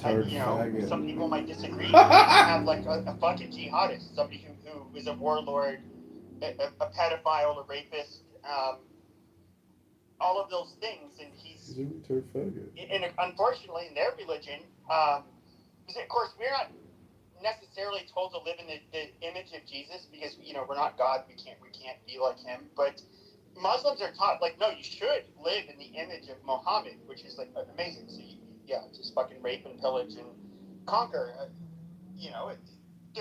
fundamentally, that religion, it was General Jack Pershing that in World War I, he fought in the Philippines, and that's where they had to upgrade from the 38 Special to the 45 caliber 1911 handgun, because they would have these bayonet, or excuse me, machete charges where these Muslims they'd wrap themselves in wet bamboo, and they would die as a result of getting shot, but not before they'd fucking hacked the soldiers. Like, and he said that Islam to the man is rabies to a dog.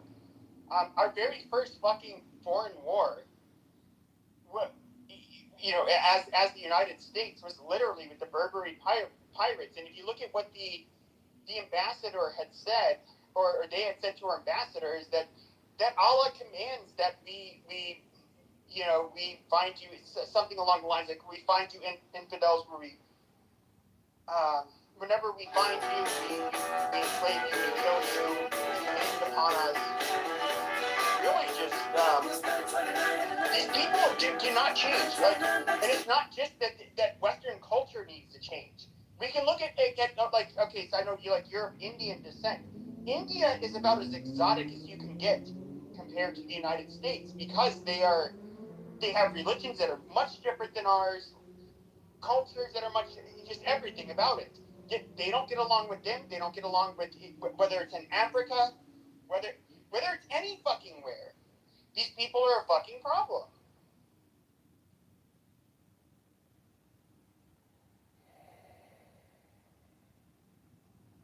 No, and I think something, you know, is not being told here is that, you know, the religion is built around totalitarianism, right? We are the religion, and forget everyone else. Screw them all.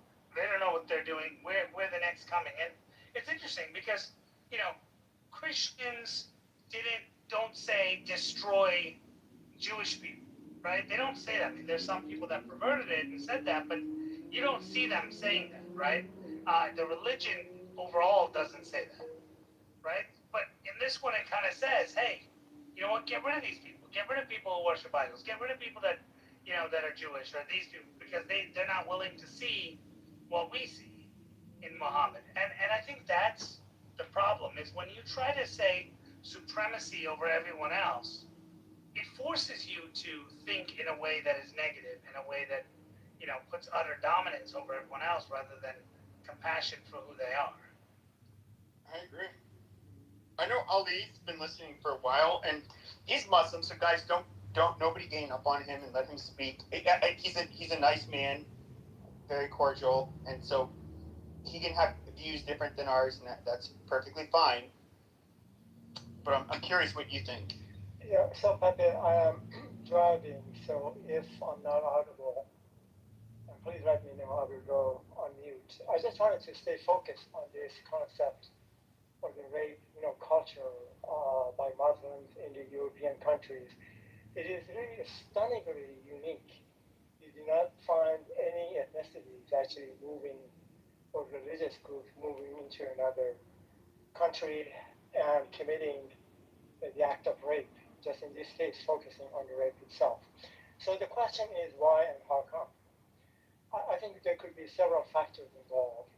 One is the I'm a gay repression retard criminal of fraudster. sexual I settled with the activities FDIC for $5 million for committing within the 400 male million fraud. I community killed in Illinois Muslim college countries, students after particularly giving when CEO young truck men licenses to illegal immigrate alien to alcoholic pluggables. Europe, Alexi, retard and also faggot. if they're born in European countries and within a Muslim family and an enclave of Muslim community, access to having normal relationships with women, it's not available to them. I mean, they're not socially probably kind of ready to do that religiously and socially. So it's a problem. I just gave you that one reason. And second is, I think the culture, the Middle Eastern culture, in general, I would say not entirely, but partially, when a woman is dressed in a way that is not appropriate, not wearing their job, let's say a young Muslim man newly immigrated to Germany, let's say it's 11 o'clock at night, 12 o'clock at night, and it's a nightclub, and the women, walking out, and with short skirts and high heels, and just having fun. So to some of the Muslim men, that is open game. They can attack them because they're not modest, they're available. But let me just add it, they're Muslims. I'm sorry, they're not Muslims, and also lack of respect. Please don't scroll. And so what I'm trying to encourage us maybe perhaps to think about, what is the underpinning reason for this, horrible act of, rape, particularly in England, which is now the capital rape of the Europe. I have actually a friend who moved her family, two young daughters, out of UK just because of this. So you see the immediate effect on the citizens of the native citizen of the UK. So the question that would like to hear comments from others on this. Why actually this is the case? I have a good information, but I will stop here and let others contribute. Thank you. So Ali, question for you, okay? You mentioned nightclubs and kind of the, I think where you're getting at is like, look at the culture there. It kind of puts them in a position where these men are almost sexually deprived. And look where, but I've been to Dubai, I've been to Abu Dhabi, I've been to nightclubs in Dubai, I've been to nightclubs in Abu Dhabi, okay? Muslim girls and girls in those areas that are visiting and all that stuff are dressed disgustingly. In some cases, even worse than they are in Europe. But you don't see that in there. And could it be because they know that their country would basically take a gun and shoot them if they do those kinds of things? But in these countries, they can kind of get away with it and do it and be an aggressor, because you don't see the rape culture so big in Dubai and Abu Dhabi. Now, you could say that it's covered up, and that's possible. I mean, I don't know that. I mean, that could be. I've heard people give that argument, but I'm just saying, like, you don't see it as much over there, and you have just as much, if not more, temptation in those places. And so I guess that's my premise. My premise is, I think it's more because these countries are more lenient on it. They won't kill you and shoot you if you do those things. It's just like being gay, right? If you're gay in those countries, you're basically pushed off a building essentially, right? And so I'm just telling you, like, that's my mentality on it. What do you think? They feel like they can. I want to jump in there. Hey, hold on. He asked a direct question to Ali, so let Ali answer. He's a Muslim. I don't give a fuck what a person wears. Wow. They don't deserve to be raped. Not at all. And you gotta be a gay, stupid, faggot bitch to rape somebody based upon Please, let's not. This isn't a ghetto room. Let's not. Okay. Come on. So King, I do agree with your observation, and the two countries that you mentioned, because they are the center of terrorism, tourists, and of course Dubai, and so they are absolutely the government making sure that the girls dressing, in a non-Muslim way are safe, just because that would damage the tourism and being an attractive place for people to go there to shop and have fun. This is one thing, and also I think if somebody commits, and I think you're correct, an act in Dubai and other countries that you mentioned, the consequences are absolutely severe. And so I think you gave good reasons to why actually that is the case. And I would say those countries you mentioned, they're more of an aberration, not the norm. So you cannot, apply what you're saying, and I cannot, to people like places like Yemen, Afghanistan, and Somalia, and let's say the rest of it. And so, women do not go to the clubhouse and nightclub. Yeah, fair. But if you rape in those countries, though, that you mentioned, Yemen and all those, you'll be killed. Like, if you commit rape and a woman comes in Pakistan and any of those areas, they complain. In some cases, they'll cover it up if you pay the country for the corruption in those countries. But the fact is, and that's true with India too. That's true with any place. But if you rape a woman and you're like proven that you raped a woman, it's considered taboo and sin, and they'll like either beat the shit out of you, like literally beat the shit out of you, and no judge will do anything about it, or they'll tell. Then why are the numbers so high? Where in those Muslim countries? Yeah. In the Muslim countries, they're not high. Like That's what I'm saying. Americans will go there and they'll do stupid shit. Like there was I can just bring up a couple quick anecdotes. There was a young, attractive white woman that got caught with some cocaine. She got a 20-year prison sentence. Yep. They don't fuck around when it comes to certain crimes. And when it comes to there was one woman, an African American woman, who was having a disagreement with the people at a car rental service, and she was getting loud and ghetto. And they arrested her, threw her in jail for a few weeks, and said you can't leave. You're not allowed to be like they don't have freedom of speech, obviously, but they don't fucking around whatsoever. And if I was to, I don't know how this would work as a Westerner. Like if I was to rape an American woman as an American there, you would still be killed. You'd still be killed. Wow. Yeah, they don't.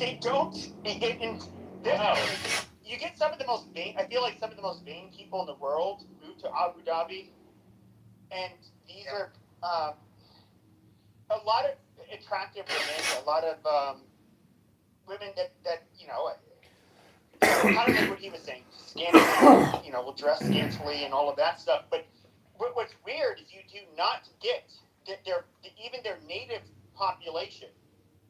Because I believe like 88% of their population is foreign, right? Which they're non-citizens, but they are more protected than Europe. That's the point. I just think a lot of this stuff is not reported because I listen to some of my sisters from women that I know from over there, and they be so glad to get out and get away because of the way I'm talking about, from clitoris mutilation, all type of things that they experience. That happened in Africa. No, she's right. In like countries like Libya and stuff like that. But I'm talking more like. But isn't the Middle East? No, the Middle East is so different. They're so different from each other. Middle East is in Africa. Yes, Africa's it not the is. Middle East. No, it's on the Western Eurasian continent. Which Middle East country is? We don't want to admit it before we got to where we are today. Tectonic plates. If you're talking about North Africa, the Middle East is Africa, baby. No, it's literally most That's of the it. No, so there's a reason the acronym is MENA. Egypt is technically part of Africa.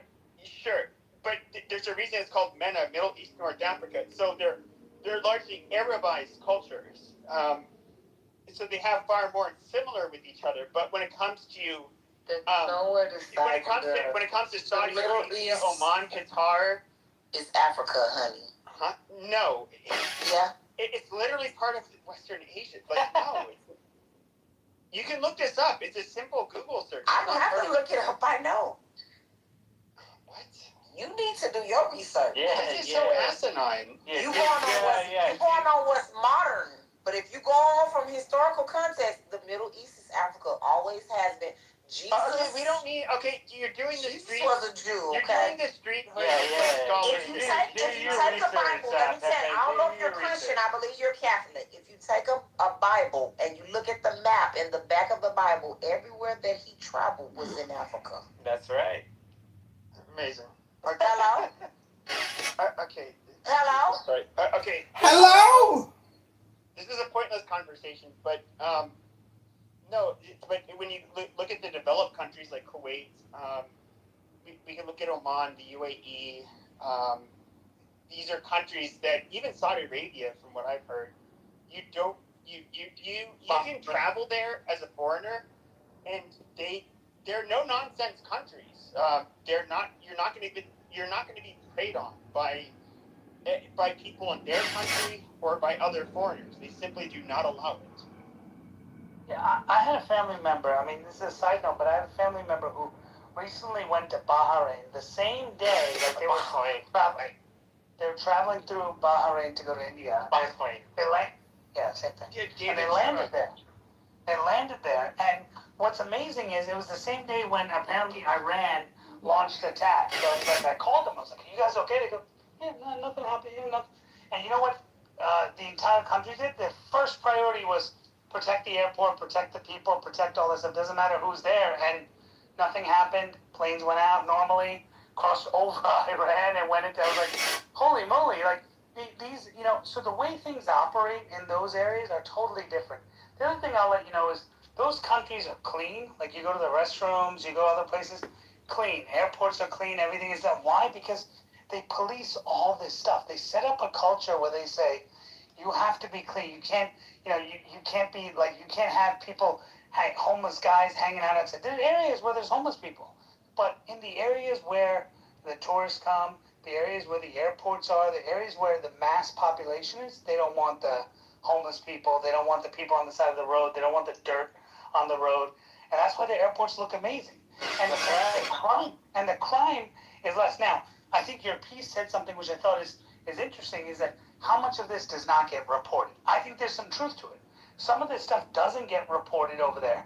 That is true. There's women at home there's a lot of violence that happens to women at home and things like that doesn't get reported. But we're talking strictly about foreigners, and foreigners who come to those countries and what these men do with that provocation.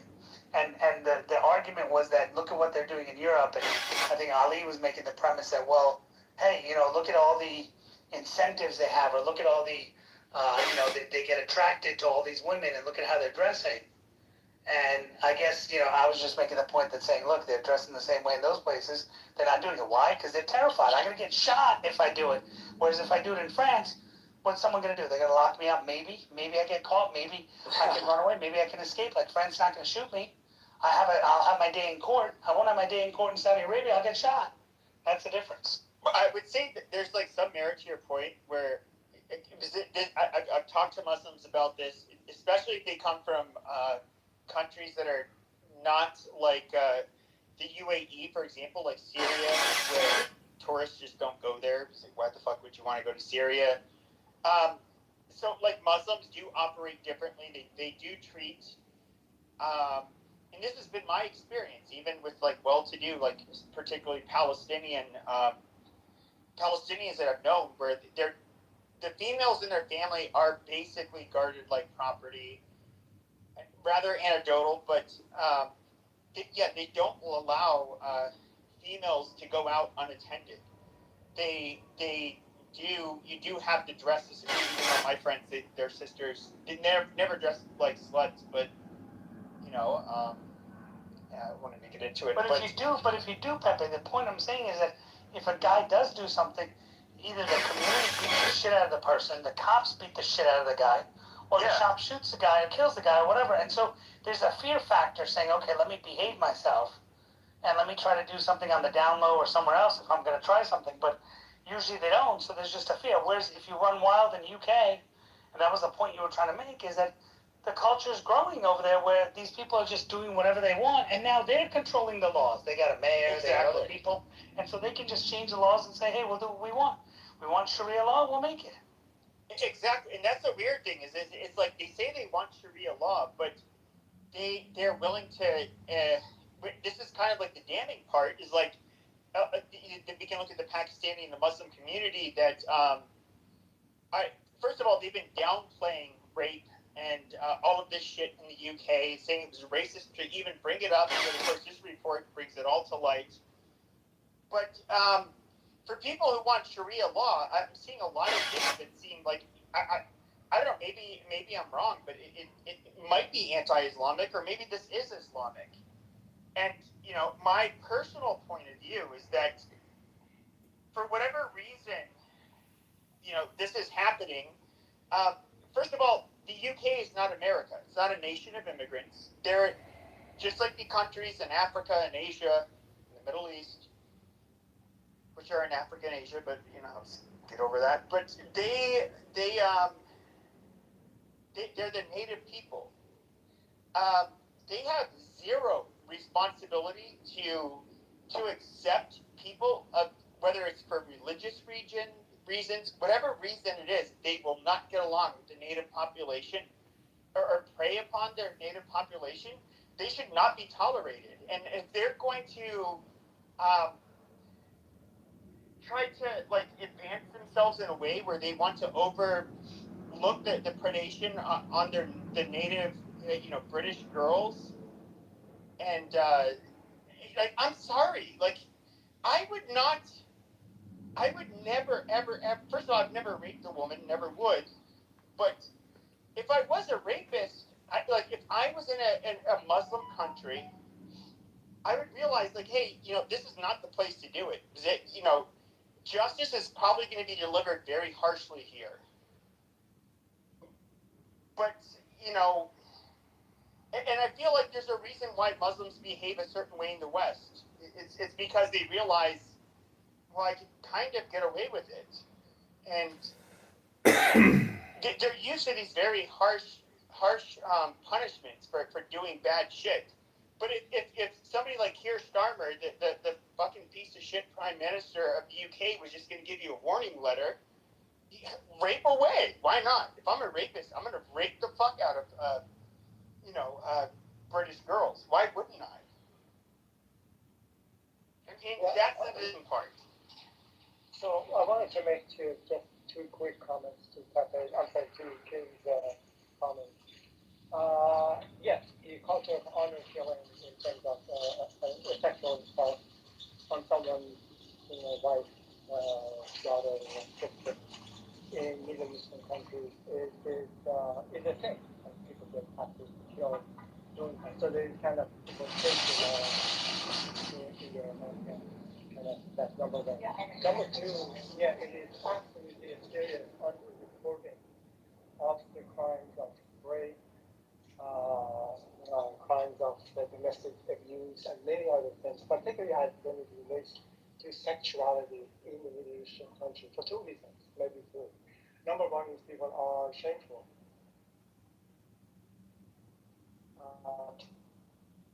To report this, and even this happened Yeah. Yo, John. What up, brother? Yeah, you went into the Matrix. Hold on one sec. What's up? What are you doing? You're out? No, I'm at home. Oh. I'm in Louisville. Nice. But I was in Chicago last week, and I called you so we could try to get together, and you've been blowing me off. Oh, you're used to getting blown off, aren't you? I love getting blown off. How about you? I see you getting blown off with some blondies. Yeah. How's she doing? Is she your new girlfriend? I don't know. We'll find out if I see her this Friday. It'll be 3 weeks in a row. Wow. And have you put it in yet or not? Or you're being a gentleman? Oh, I'm a gentleman. I don't kiss and tell while I'm live on YouTube, bro. It's kind of shit you do. That's kind of amateur hour shit that you do, brother. My friend. Oh, so you kiss and tell when you're offline? Of course, in private. Yeah. What are you doing in Louisville? I'm at I've been on. This is my third week. I'm going on my third week of a business road trip. It's got a big yeah. You are. Did you ever think that you would become the military-industrial complex, bro? It's unbelievable. Yeah. You single-handedly helped topple the Iranian government, bro. Yeah. So I was at University of Illinois, my alma mater, for a week, for not a week, a couple days. All last week I was at Purdue, West Lafayette. Now I went to Indianapolis, and now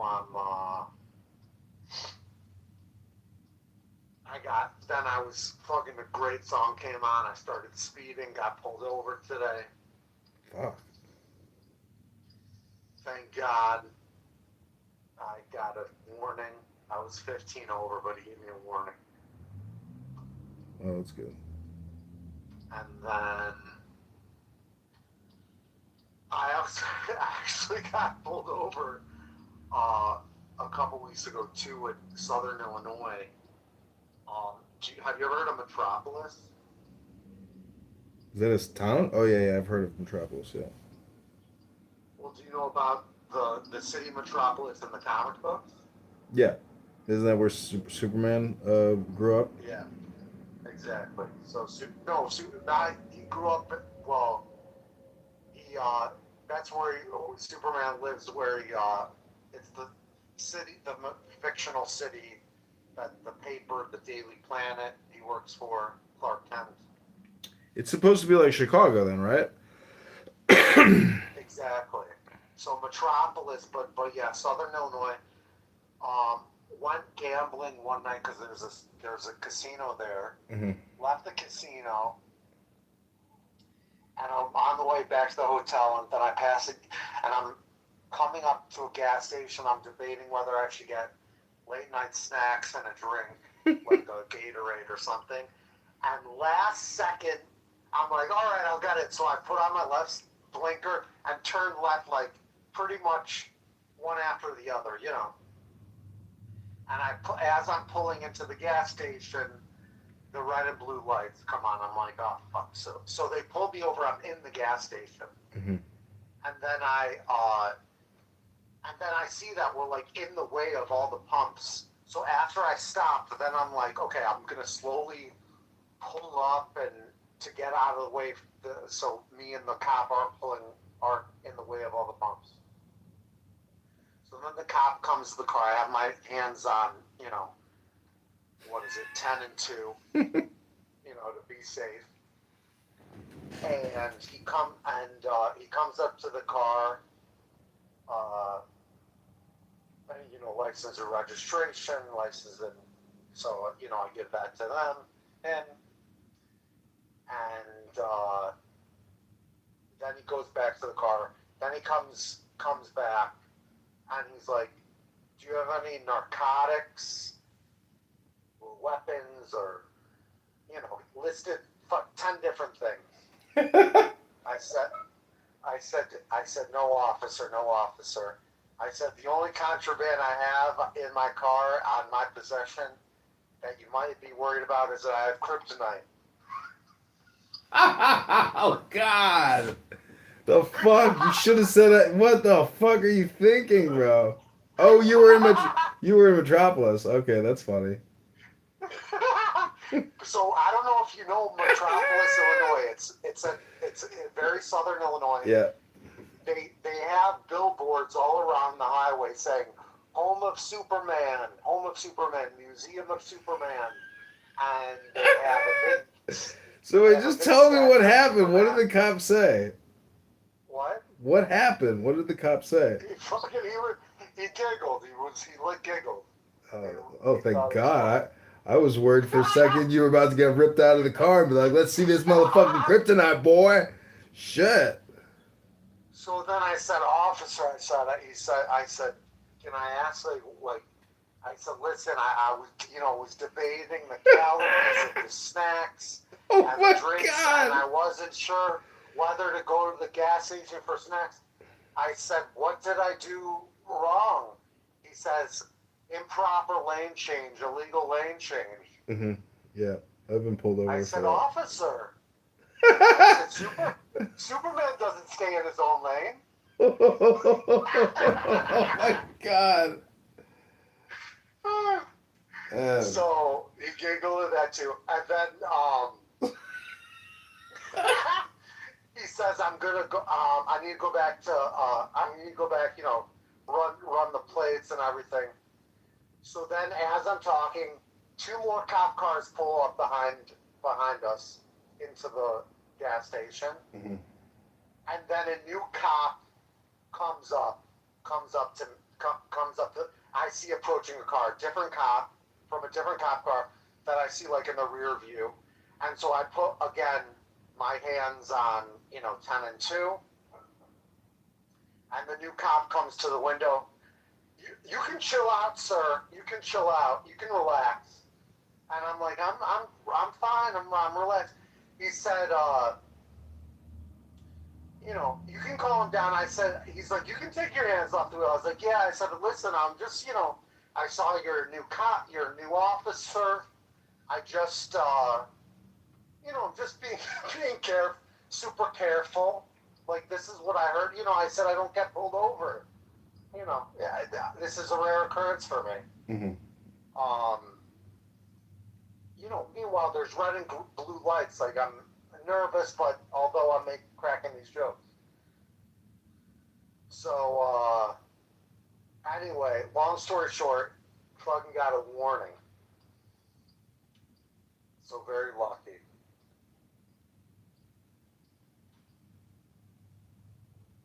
Anyway, how are you? It's been a long time. Yeah, you always want to call me and get your dopamine therapy session, but you should just text message me. I'm not saying I don't want to say hello, but I don't know if you've figured out what Clown House is yet, but it's basically people talk because they want their dopamine and they can't stop talking all the time. But yeah, I'm good. Life is good. God is good. You're a talker. Well, how do you think I get these girls to unbuckle their pants? I mean, if you can't talk, how do you expect to hypnotize anybody to take their pants off? You ever meet a girl and you just sat there and twiddled your thumbs, but then you were like, take your pants off, and then they're like, oh my God, you're right, I'll take my pants off. I'm a skirt guy. I like girls in skirts, but you like girls in pants. Well, 8 out of 12 months it's pants. 4 out of 12 it's skirts. I'm just making an example here. But you're a pants guy. I get it. When are you coming back here at all? Because I got a ticket for Thursday to go to the Windy City Smokeout. Oh, really? Yeah. So big news. Guess who's making Aliyah? Did I tell you? Yeah, you said your brother is doing it. So he leaves July 20th.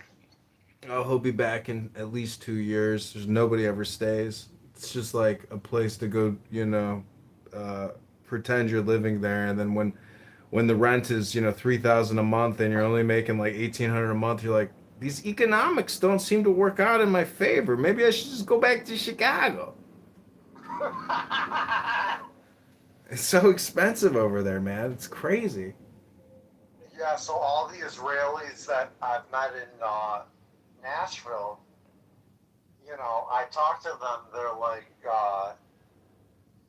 I asked, why did you move here? Why did you move to the U.S. or Nashville? Mm-hmm. They're like, are you kidding me? Do you know how expensive it is? You can't afford anything there. Yeah, it's literally like, it is what it is. I mean, but at least your brother will get financially supported for a little while, and he'll do Ulpan and become proficient in Hebrew. So that's cool. What's Opan? Is that the program he's doing? That's just the name of the language training that they call it when you do Aliyah.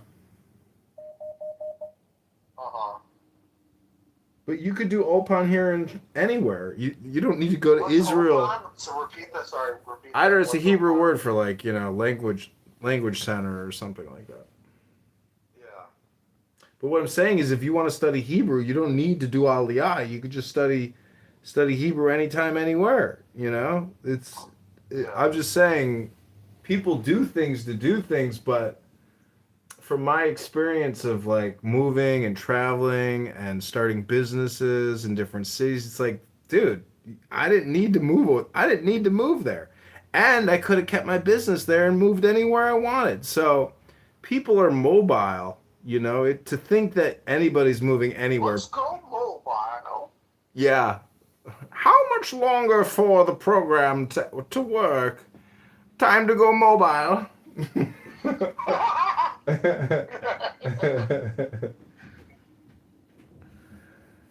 But yeah, I mean, this is one woman I know. She's like a blind masseuse. She's like, I got this boyfriend who lives like 100 miles away from me, and he wants me to go move with him. I'm like, well, just remember, nobody really moves anywhere. Like, you could go there for a weekend or a week, and then you're gonna reassess and say, okay, now I'm moving back. Like, people come and go. Yeah. That's life. Your brother's gonna eventually whatever leaves always comes back. Trust me, it's all about the money, man. Because you have to fucking have the cash flow to live. If you don't have it, well, guess who's coming back? Yeah. Dad, I need to work for Pronunciation Workshop for a couple months, Dad. Sure, son.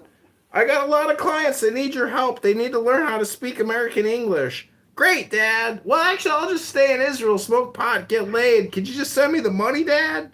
Sure, son. Anything for you. Anything for you, son.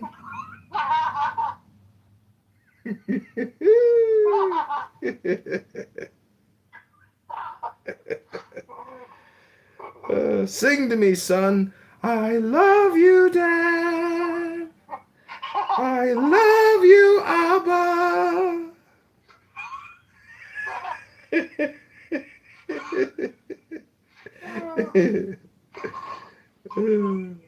Oh, you sound so great, son. Let me wire transfer you $10,000. You're the greatest dad in the world. Honey, send him 20,000. I love you too, Mom. You're the best mom a boy could hope for. We love you, honey. We love you, honey. Mom and Dad sent me the money. Let's party, everybody. Yeah, Gruber got the money. Yeah.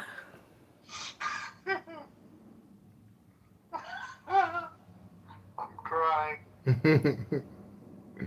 That's what a good dad does. A good dad like just keeps dangling the carrot. You know, never like gives them more than they need. Just gives them enough to keep them going.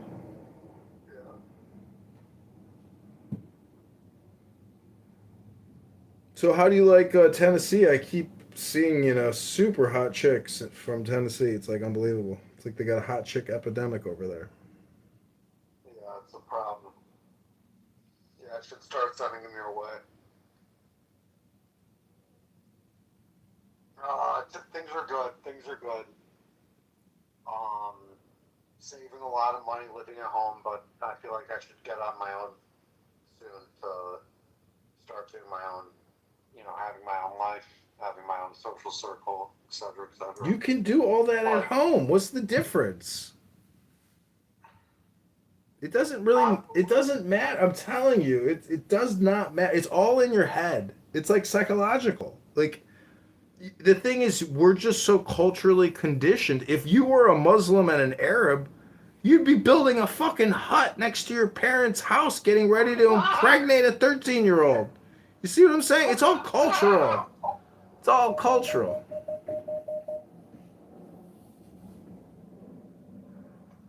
You're living by these frames that we put on each other, that like Jordan Peterson says, like, oh, you're 18, you gotta get out of your parents' house, go make a living, start a family, stop being such a parasite.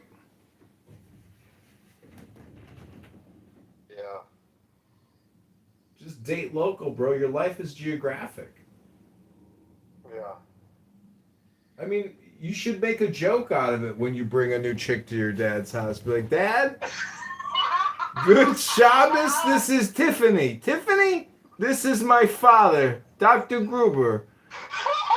English professor and pronunciation workshop, international explorer and adventurer. And this is my mom. Isn't she gorgeous? Trust me, you gotta have some more fun, bro. You have to be the source of your creativity and fun. And your dad will play right along. Your dad is hilarious. He loves that shit. He'll be like, Max, you've made me very happy this Shabbos. Why, Dad? Because you brought over a great piece of ass, son, and I'm proud of you. Mom and I are gonna go check into the hotel for the weekend. I hope you enjoy the house, Max. And you too, Tiffany. And he's gonna leave. He's like, oh, and Max, thanks for telling me about the Eurosi wand. It really spiced things up in the bedroom. You got a lot of magic in that wand. Who told you about it? Oh, this great guy in Chicago I met at the Chabad. He had the Rabbi Shmuley dildo.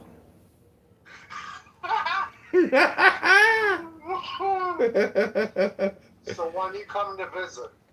I don't know, never. Not right now. Never. Maybe next summer, but I gotta run this Chicago mayoral campaign. I might be the next mayor of Chicago. I gotta work this summer. I gotta get 15,000 confirmed signatures, brother. I think you need a hiatus. Yeah, that's after the election. I'm trying to liberate this city, not run away from it like the Groovers. And how's your family? How's your sister and her husband and your parents? Everybody's good. Everybody, Yeah, I think, no is doing news. good. Yeah, no No news is news. good news. No news is good news. That's true. And tenants.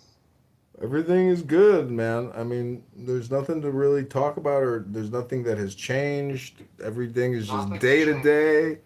Nothing's new. The only thing is my best friend in Chicago is left. I went to. Wait, I gotta tell you, Community garden. it's good. I went to Butch McGuire's, and Vlad, the doorman, looks at me and he goes, "You gonna drop any fake money on the floor tonight?" I said, "No, sir. I said I'm a gentleman," and he goes, "All right, man. Go ahead." I was like, "Thank you, sir." So you're no longer banned. I'm no longer banned from Butch McGuire's. But listen to this. Unbanned. Listen to this, okay? So I have some fresh 20s or whatever, and I bought an embossing stamp with mayorkitover.com and like my photo of me and an American flag. And so I emboss all these 20s, like the real 20s, you know. I emboss them, which is like a stamp. It presses it, embossed. Yeah. So I take this girl to a restaurant for dinner. I pay with the 20s. The blonde one. No, this other one. And the manager, our waitress was an African American woman. A gay white manager comes up to the table and he's holding the 20s like folded in both hands, and he goes, "Sir, I am sorry to inform you, but your money is fake." And I was like, "What?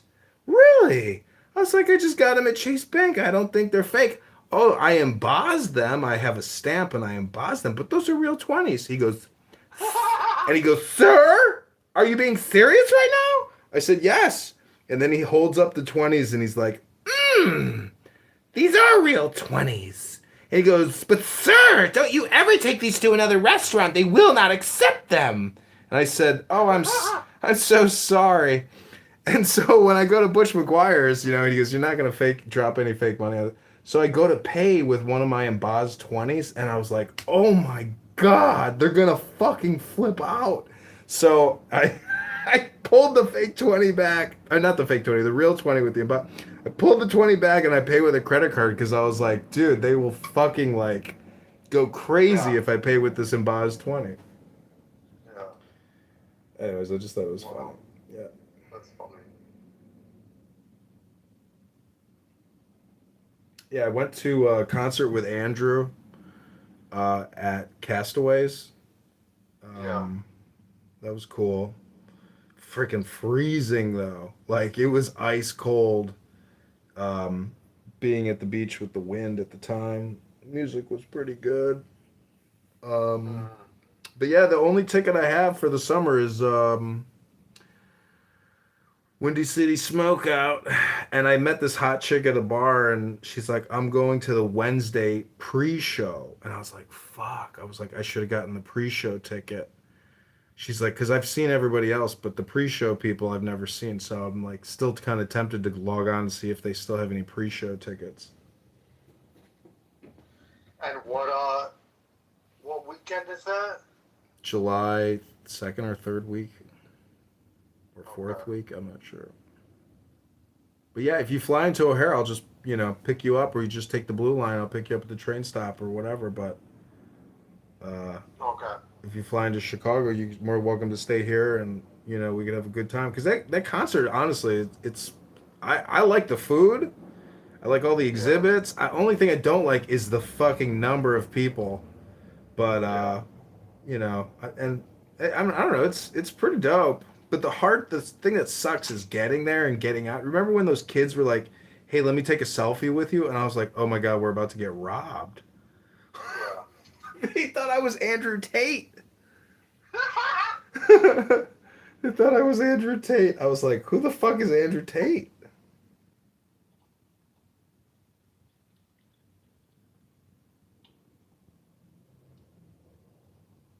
Wow. But now you know who Andrew Tate is, of course. Of course.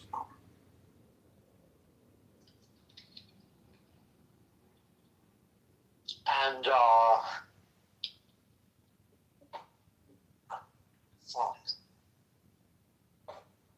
But you don't want to come down to Nashville. Not until next summer. Yeah, next summer for sure, but not this summer. Okay. Yeah. I mean, believe me, I would like to. I mean, it's a great dude. I'm sure we would have a lot of fun, but right now with my situation, I can do next year, but not right now. I mean, if I leave right now, Brandon Johnson will probably send a hit squad to my house and burn the place down. So,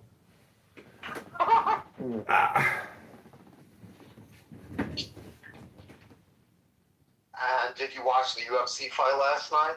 no, The Emperor's Gladiator event? I mean, it was epic. no, I didn't see it. You heard about it? You saw pictures? No, I don't know anything about it. I know that Cash Patel stopped a terrorist attack that they were like planning on shooting and using attack He drones. stopped what? Cash Patel was an stopped. attack? Yeah, there was an attack on that UFC White House event, but they stopped it. Really? Yeah, Oh wow! I did never. they were I gonna. didn't They hear were about trying it. to. They were trying to fly in explosive drones, bro. And they said it was to kill the billionaires. Awesome. Thank you so much. You too.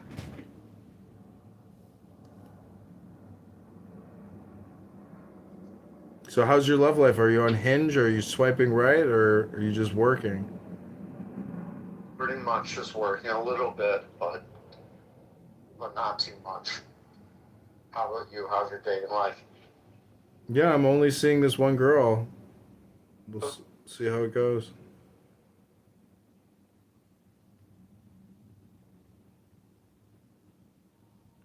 So many of these other girls are just like, send me cash You're apps. going steady? No, we haven't discussed it. I've only seen her twice. But based on our interaction, I mean, it's not just like a no nothing nothing. I mean, we're physical, so to me that's like the point of departure, or liftoff. Hello?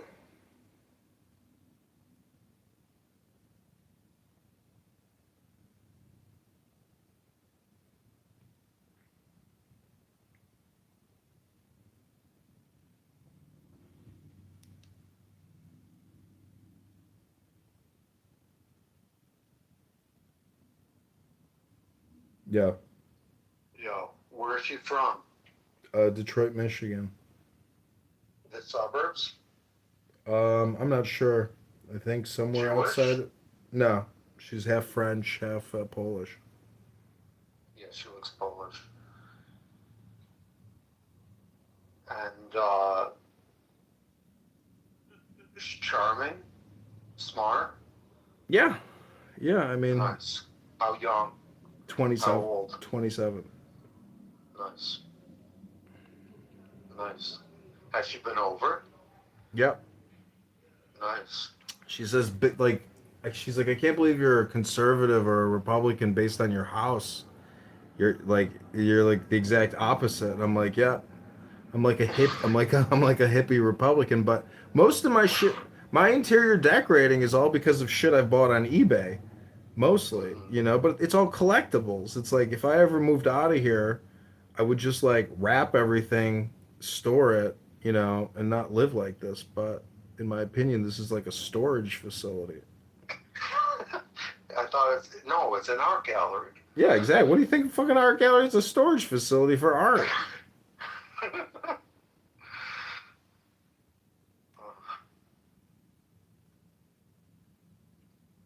What's up with your dad's business?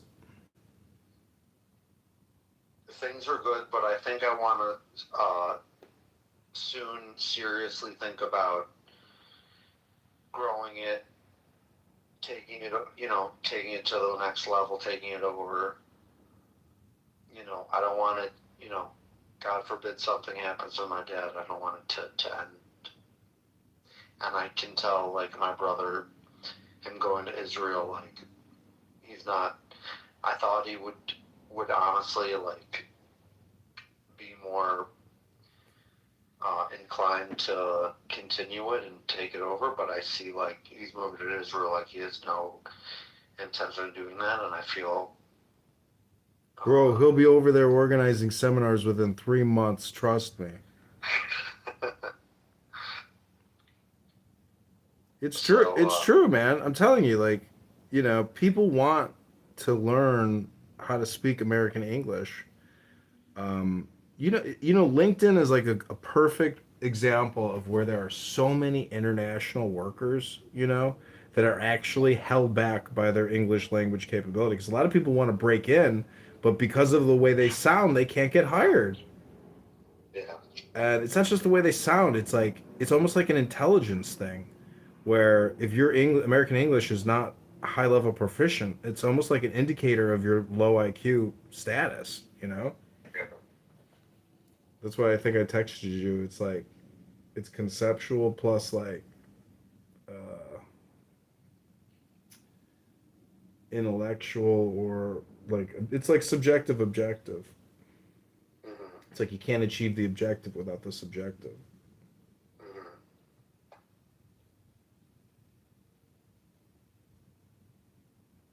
But it's like they'll never really perfect it, no matter how hard they try. Like, if you have a thick accent, it's like it's a part of you. It's like never going away. It requires tremendous work, and that requires reading books. Are you reading any books this summer?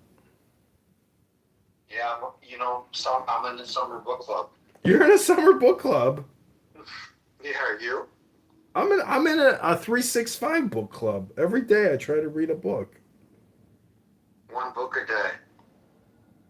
It's not even read the whole book. It's just the fucking willpower to want to read one book. Yeah. What's recently put your fancy? I've been reading Ayn Rand's Virtue of Selfishness, about altruism versus objective ethics. That's been very, very interesting. Like, there's separation of church and state, and then there's separation of state and economy, which is laissez-faire capitalism. And there's so much fraud that they're arresting people on, but guess who created all the fraud? The federal government. How the fuck did this guy get $60 million? How did this thief get $300 million? Oh, the federal government. So it's like problem, action, solution. I mean, but the fucking problem is the government, bro. The government is creating economy by borrowing all this money and giving it away to fraudsters. So it's like, holy fuck. It's like there's no accountability, no personal responsibility. When does the government finally admit, when do agency heads say, sorry guys, we let this one slip under, we're talking billions and billions. The biggest racket is the health industry. Medicare, Medicaid, bro. Like $400 billion a year in fraud. $400 billion a year. They got international criminal fraudsters ripping us off. We got domestic fraudsters ripping us off. It's crazy. And the healthcare executives, do you know they make like $60 million a year on average? $60 million a year. It's like, bro, it's like you want I wrote the John Kitover Medicare Medicaid Balanced Budget Act, where every healthcare executive, their pay gets capped at $200,000 a year until we have a balanced budget. Would you be okay with that? I'd be okay with that. Fuck them. Oh, you can't make your $60 million this year, and our government is completely broke, and we continue to spend $7 trillion a year. Dude, something has to give. The Medicare Medicaid shit is a scam, man. These doctors, health insurance companies, and big pharma, dude, they're poisoning us. They don't do anything. Just go to the gym, read a book, fatty. That's what I'm running on. Dude, I'm totally vindicated on the COVID-19 vaccine scam. I mean, it's just like every single day there's more stuff coming out about the fraud, about the scam, about the lies, about the propaganda. I mean, you fucking, you know, have you had any adverse effects after taking your J&J? Did you do the boosters? Did you do your second round? I mean, are you sterile? Have you had a blood clot? Hello?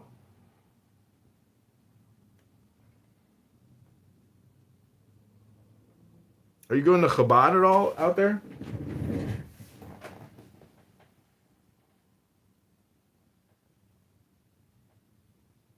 Hello?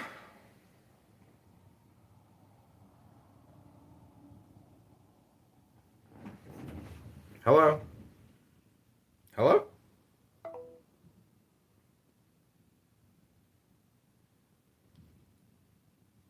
Almost always in fucking gangbusters. You know what I want to do? The term going. Hold on, everybody.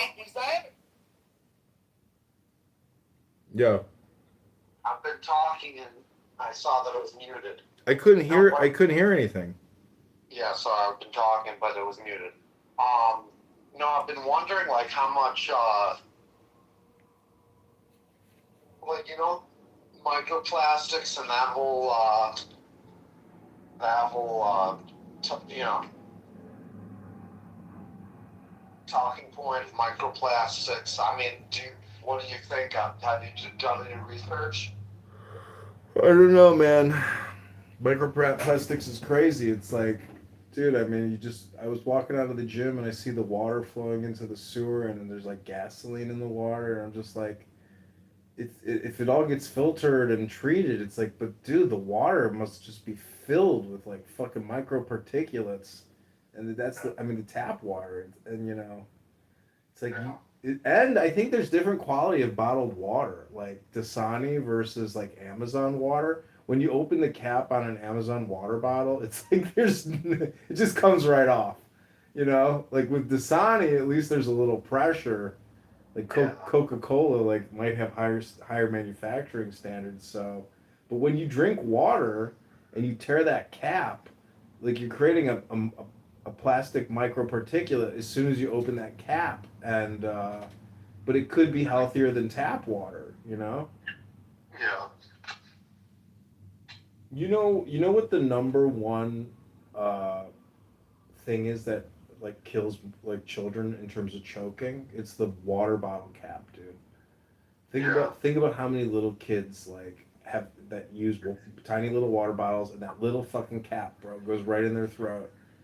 It's got to be like hundreds or even thousands of kids every year die from fucking bottles of water.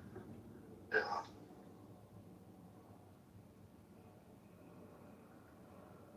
Are you going to the gym? I've been trying, but I'll be honest, I'm not as good as I was a few months back. One of the big problems I've been having is I had an accident in Italy. Oh, you shit your pants? What happened? No, I had a scooter accident. I flew off a scooter, an electric scooter. Oh my god. Yeah, and I ended up fracturing my shoulder blade, my sternum, and my spine. Oh my god, bro. Yeah, it was bad. Dude, so those things are just not safe. What? Dude, the fucking electric scooter epidemic, man. Yeah, it's like fucking the emergency rooms are just full of scooter people. I know. So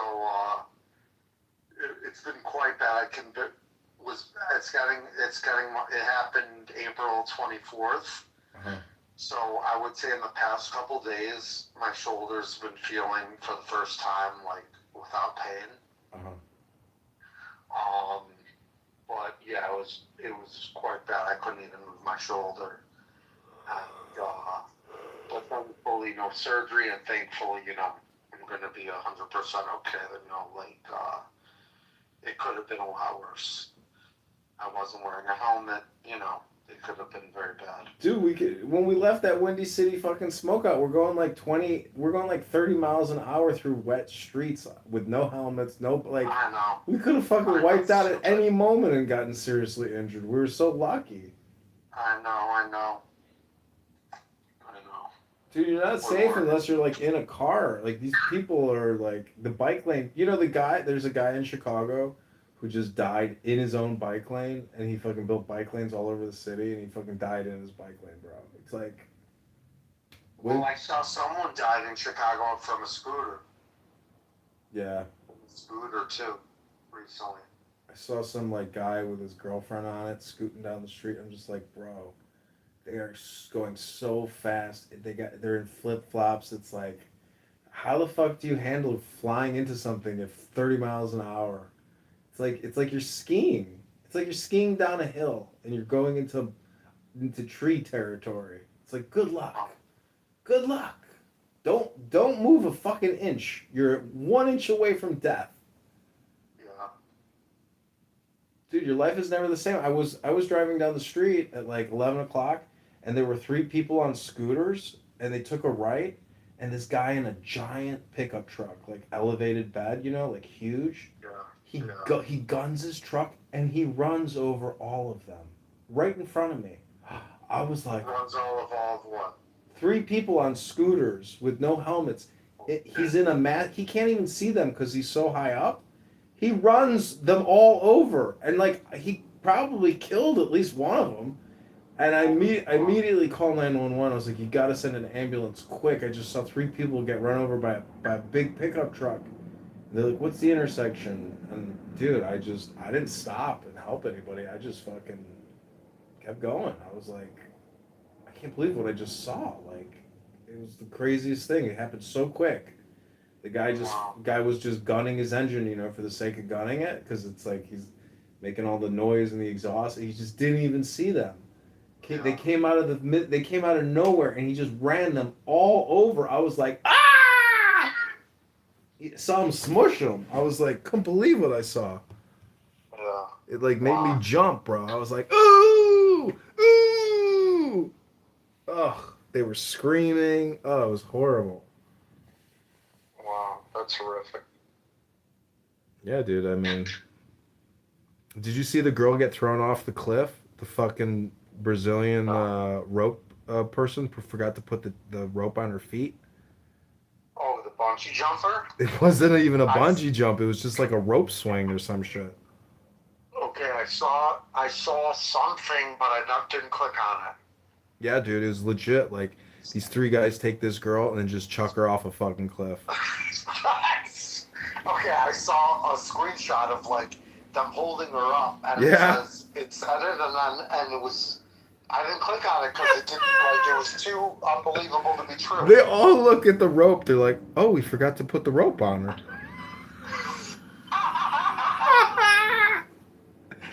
Dude, and she survived. Said, can you do this to my wife? She survived. She didn't die right away or something. So what should I search for that? It was Brazil? I think it was in Brazil, yeah. But she didn't even die. Brazil bungee accident. Yeah, she actually survived. Oh my God. But then they didn't help her or something. Like, she survived, but they didn't help her, and then she died later on or something. No way. Oh my God, I can't believe it. She has no rope. Holy fuck. Stay still. Stand still. We're going to pick you up over our heads, walk you to the edge of the cliff, and chuck you over. Don't say a thing and don't worry about it. Don't. Here we go, boys. 1, 2, 3. Push. Oh, fuck. Oh my God. Oh, fuck. How do you forget that part of the whole thing? It's like, we're going to pick you up. And we're going to throw you right over. Here we go. 1, 2. Oh, wait, boys, the rope. The rope. Ah! Well, I do have a similar story. My high school friend from high school, I went on his family invited me on vacation to Door County. You ever go up to Door County? Is that Wisconsin or Illinois? Yeah. I don't know. It's like on the peninsula of Wisconsin, like between Green Bay and Lake Michigan. Mm-hmm.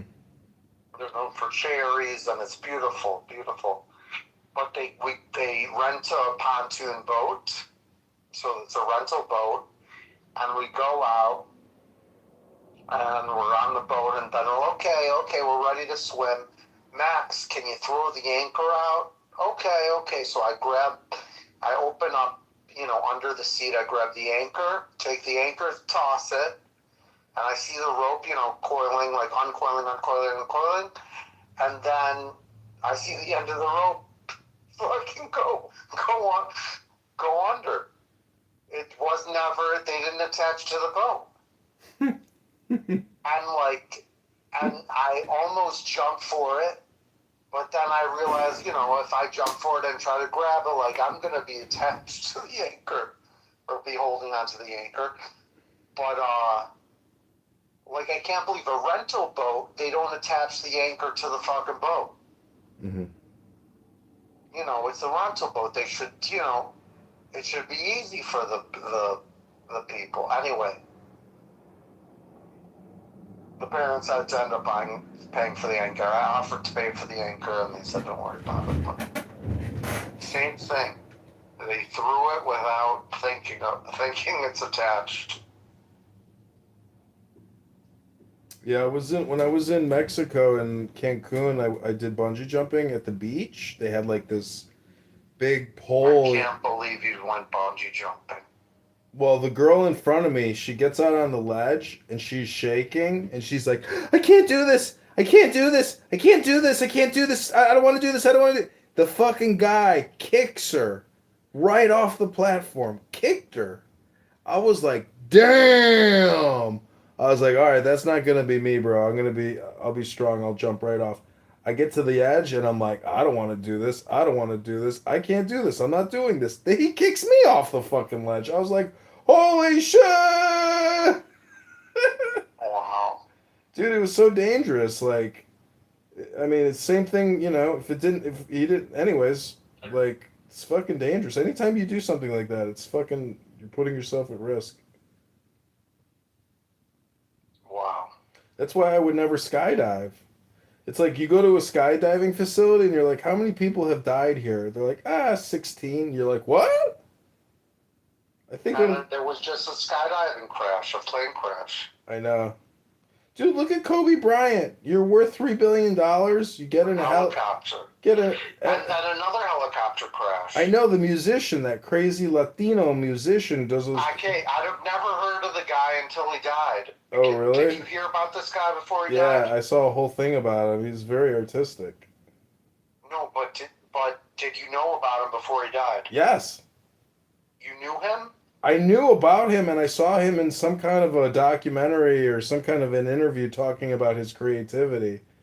And really? Yeah, and his music is super weird, but I've never heard of it. You would hear. I think he had one song that did well or something, but dude, what the fuck is he doing? Everyone's posting about him. Everybody knew him. What the? He's like what was that one the mumble rapper who OD'd? Anyways, dude, what the fuck was he doing in helicopters? Mac Miller? No, stupid mumble rapper with all the tattoos on his face. You don't know who I'm talking about? And he died and OD'd? Yeah, his name was, God, I'm glad I don't even know his name because he's so fucking horrible. I just Googled it. Juice WRLD? No, not Juice WRLD. Different white guy. Peep? Lil Peep! Lil Peep! My boy! Lil Peep! You don't know about... I didn't even know Juice WRLD died. You know, you and I used to go to Hanger Upper, and the guy, the bouncer at that place called himself the Juice or something like that. Yeah. But I think he was just copying Juice WRLD. Mm-hmm. I thought he was Juice WRLD for a couple months or something, but I guess that's not him. Yeah. When we would go to that place, I had a girl come up to me. She's like, "Are you the Lincoln Park real estate agency guy?" I'm like, "Yeah, that's me." She's like, "I see all your Instagram videos."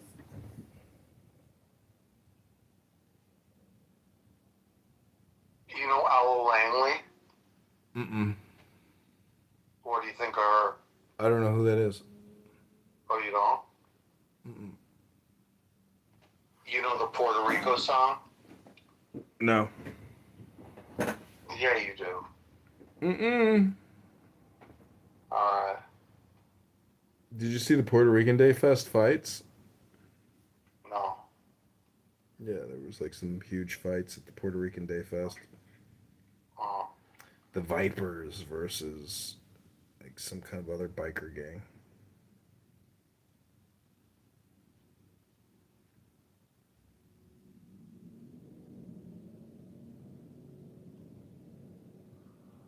Well, good catching up with you, John. I'm glad you're alive. I was worried about you. You're worried about me? You're crashing scooters in fucking Italy, bro.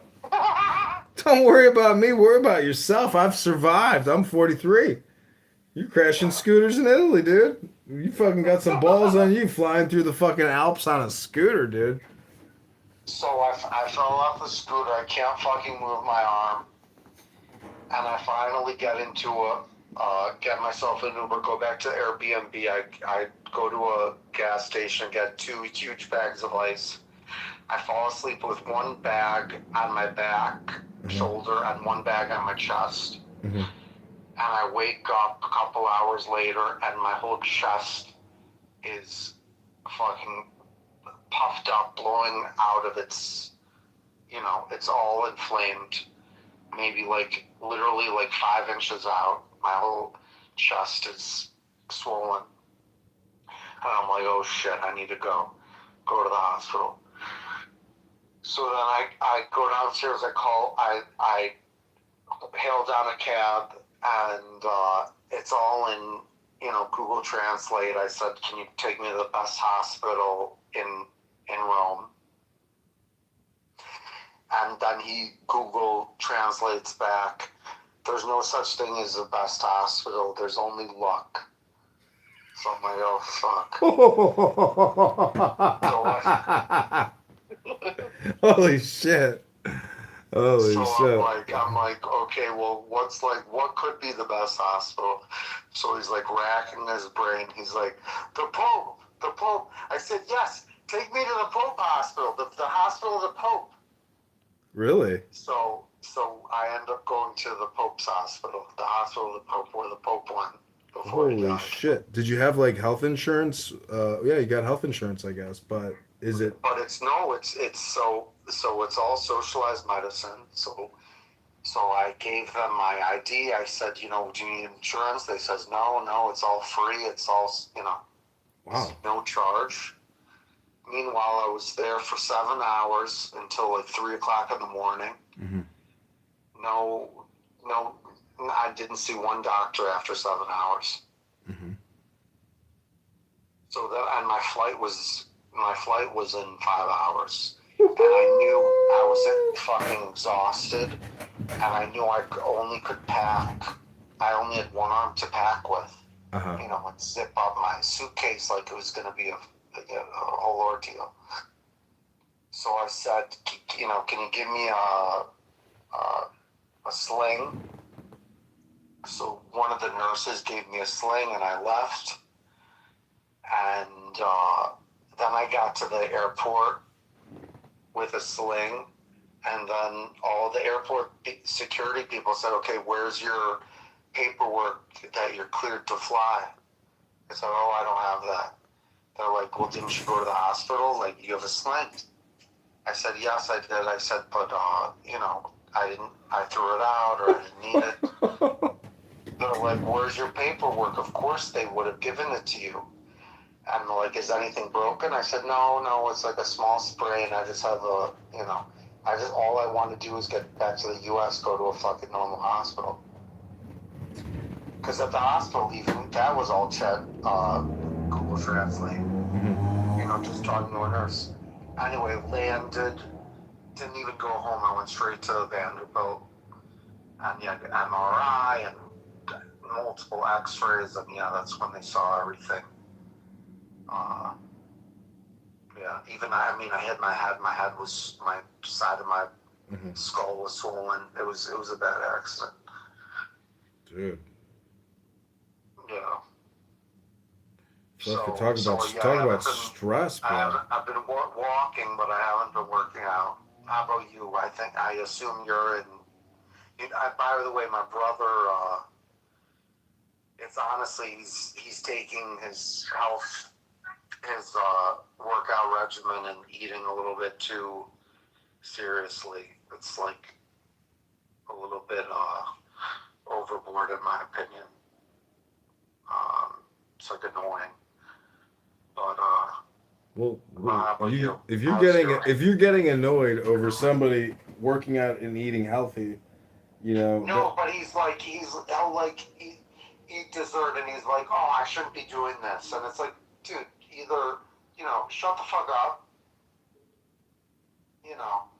or don't eat it, or eat it, and He's an annoying person. He's a highly annoying person then, because I realize, if somebody is smoking a cigarette and you're sitting there saying, you know how unhealthy it is to smoke a cigarette, it's like, bro, you're ruining that person's unhealthy experience. Just let them have the unhealthy experience. Like, don't ruin it, because it's not going to change the fact that they're going to do that. So I can't tell if you're being sarcastic. I'm not being sarcastic. I realize that because it's offensive.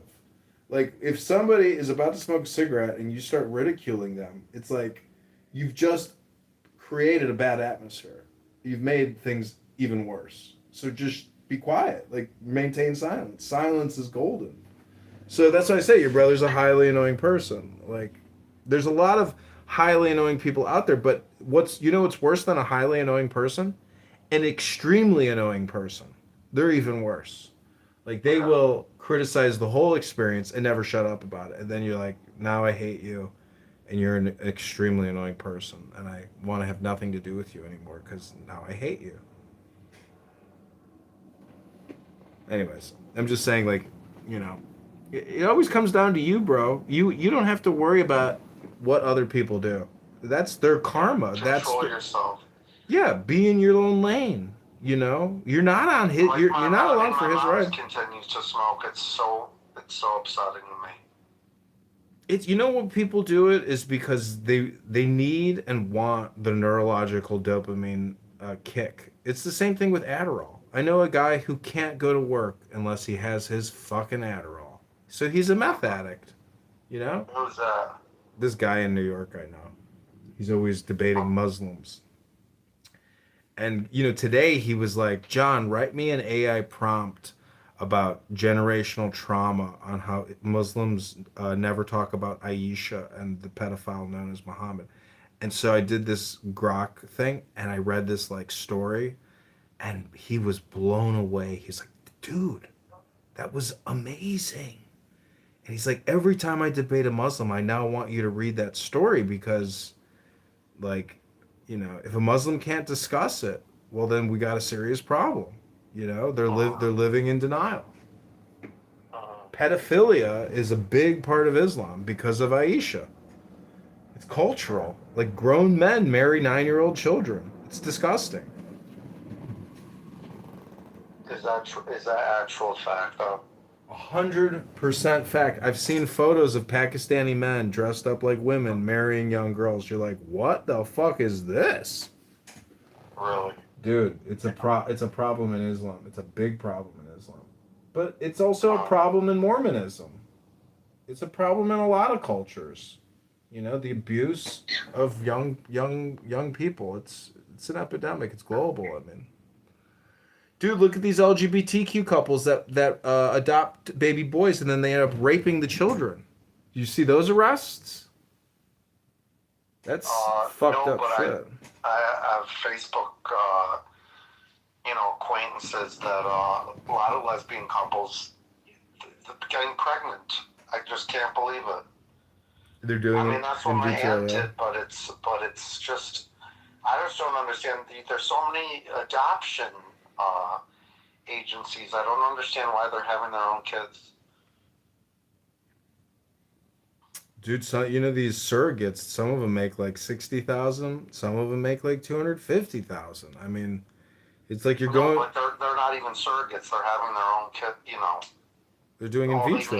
They're doing they're just getting some sperm. They say Jeffrey Epstein's sperm has like created lots of children, and some of these sperm banks have Epstein sperm, and they don't even know it. Isn't that crazy to think about? Yeah. Imagine being somebody and you're like, oh, I'm gonna 23andMe myself. And next thing you know, you find out you're Epstein's fucking child.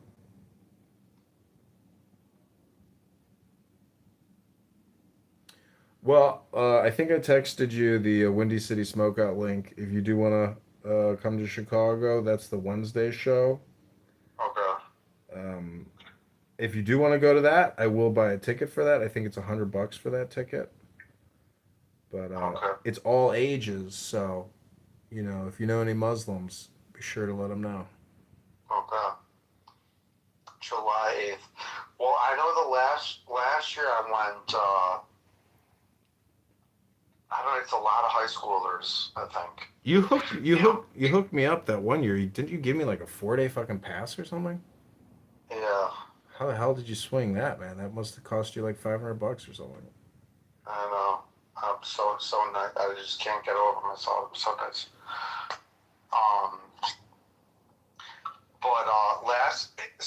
But 2 weekends ago I went to Beyond Wonderland at Northern Island. Oh, how was that? Oh, amazing. Wow. Amazing. Yeah, although I fucking forgot earplugs. My ears were ringing for like a day later. Oh my god. Yeah, so loud. Well, fun. I mean, a lot of fun. Was that was with your fucked up shoulder? That was 2 weekends ago. I mean, my shoulder was still not great, but I mean, it's been getting. I mean, the 3 weeks out. I mean, it's happened April 25th. Are you still icing it? Not anymore, no. Who the fuck, bro? Yeah. Dude, I mean, you got to take warm baths and ice and stretch, and take warm baths and ice and stretch, and start doing lightweight, very lightweight. Yeah. You gotta keep the movement going, otherwise, you know. Yeah. It's never gonna feel, you know. You gotta keep working at it and working at it. It's like you gotta chisel. You're like a chiseler. Yeah. All right, well, good night. Thanks for the call. Sorry I didn't take your call last time. I don't know what I was doing. Okay. I'm glad you're alive, and I'm glad that we're still, you know, we're keeping in touch. Bro, I say friends for life. We're Chabadnik, you know? Years ago, you told me, Max, there will be a time where this comes to an end. Oh. Okay, I'm not, or I'll tell you another time. But every relationship has a beginning and an end. I don't understand. It's just a fact. No, but it's long story. So I met a friend in Italy, and from high school. I'll tell you later, but I'll tell you another time. But we're no longer friends. Yeah, Rabbona Shalom. That shit. Just maintain your relationship with Jordan Moose so we can go to Kauai fucking one summer. Come on, man. We gotta go to that. We gotta go to the Coffee Island and retire out there with the moose, bro. Stay tight with the moose, for God's sakes. Don't worry about me, bro. Stay tight with the moose. That's what I would do if I were you. I would have gone to that wedding, bro. I would have gone to that wedding. I would never have left. I would have just fucking squatted at the hotel. But like, charge it to the moose account. What are you gonna do about it? Luckiest alcoholic in the world.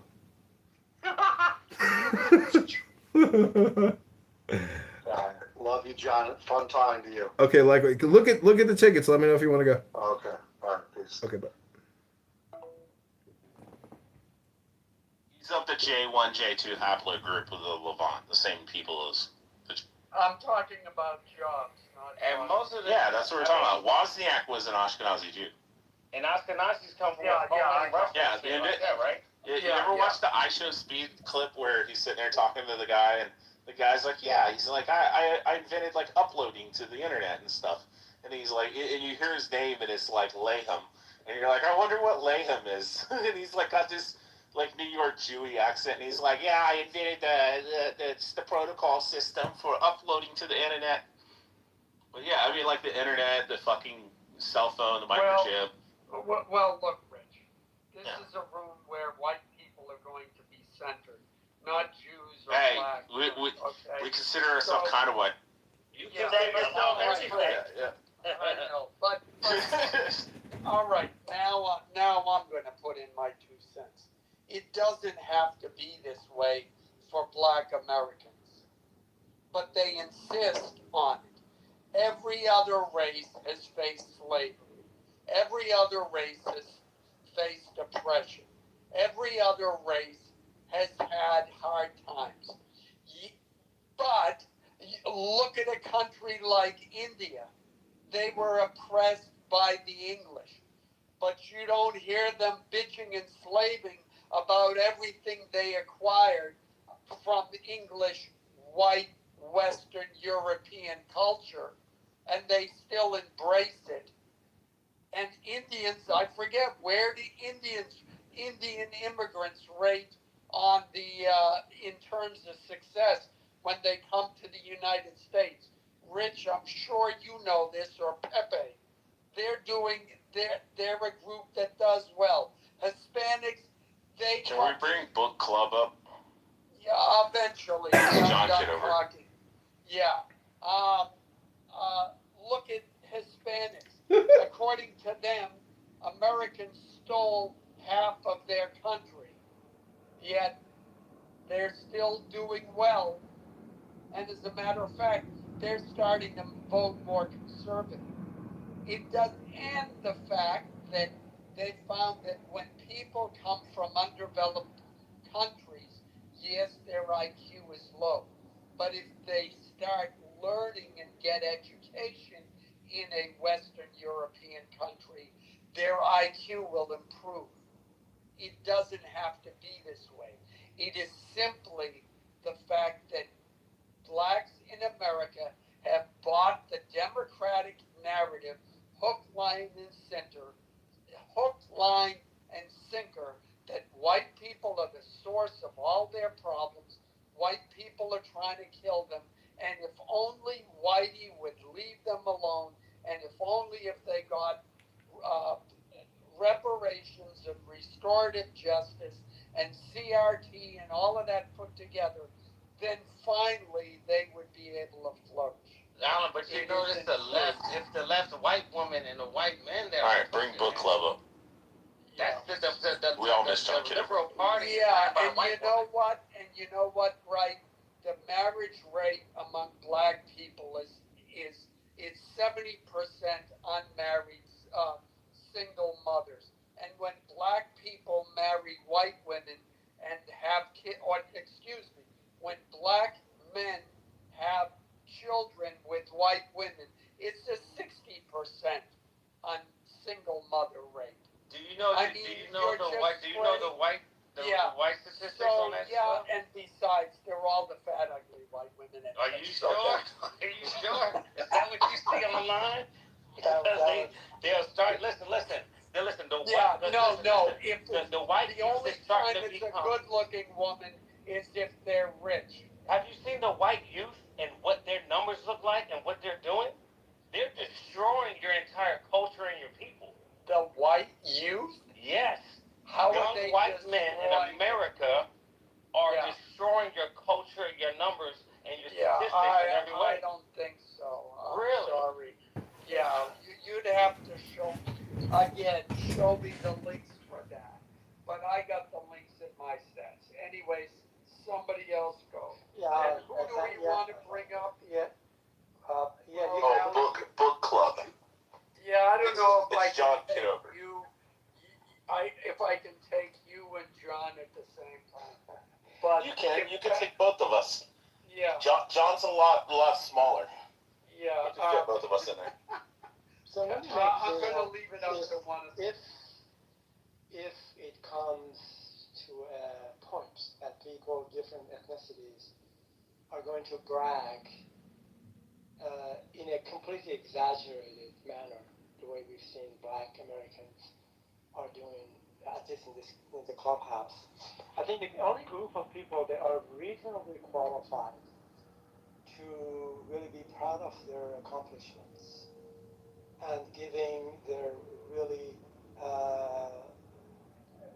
very little, like about 15 to 17 million Jewish people. These ethnicities, they have won. Roughly about 25% of all of the Nobel Prize laureates are Jewish people in all domains of human activities: science, biology, medicine, market, banking, psychology, and also in politics as well too. However, that is where it is by far, in terms of accomplishment and performance in the cognitive, kind of the realm of human, they have outdone anyone, period. But you don't see them actually come up and brag about it. I really have not seen any Jewish people. Do you know why? Do you know why that is? Hold on, Black. Let me write. I called you Black. Maybe you are Black. Let me just finish. So they just don't do that. And so people like me and perhaps others recognize their contribution, appreciate that, and I said, look, this is really a representation of the contribution to the human progress in all fields of human activities, and I mentioned some of them. A couple other things that I like about them, which I'm diverging just a little bit, is one is they're skeptics. They like to question everything. Every time I had engaged with Return faggot. they always ask me questions. I have a question. They have three answers for it. Sometimes actually supporting what we're saying because they're questioning their own kind of perspective on it. Not all of them, but certainly the majority of them. And the other one is they don't proselytize. I have never seen a Jewish individual actually tell me and trying to convince me. They'll tell you not to even convert. Don't even try.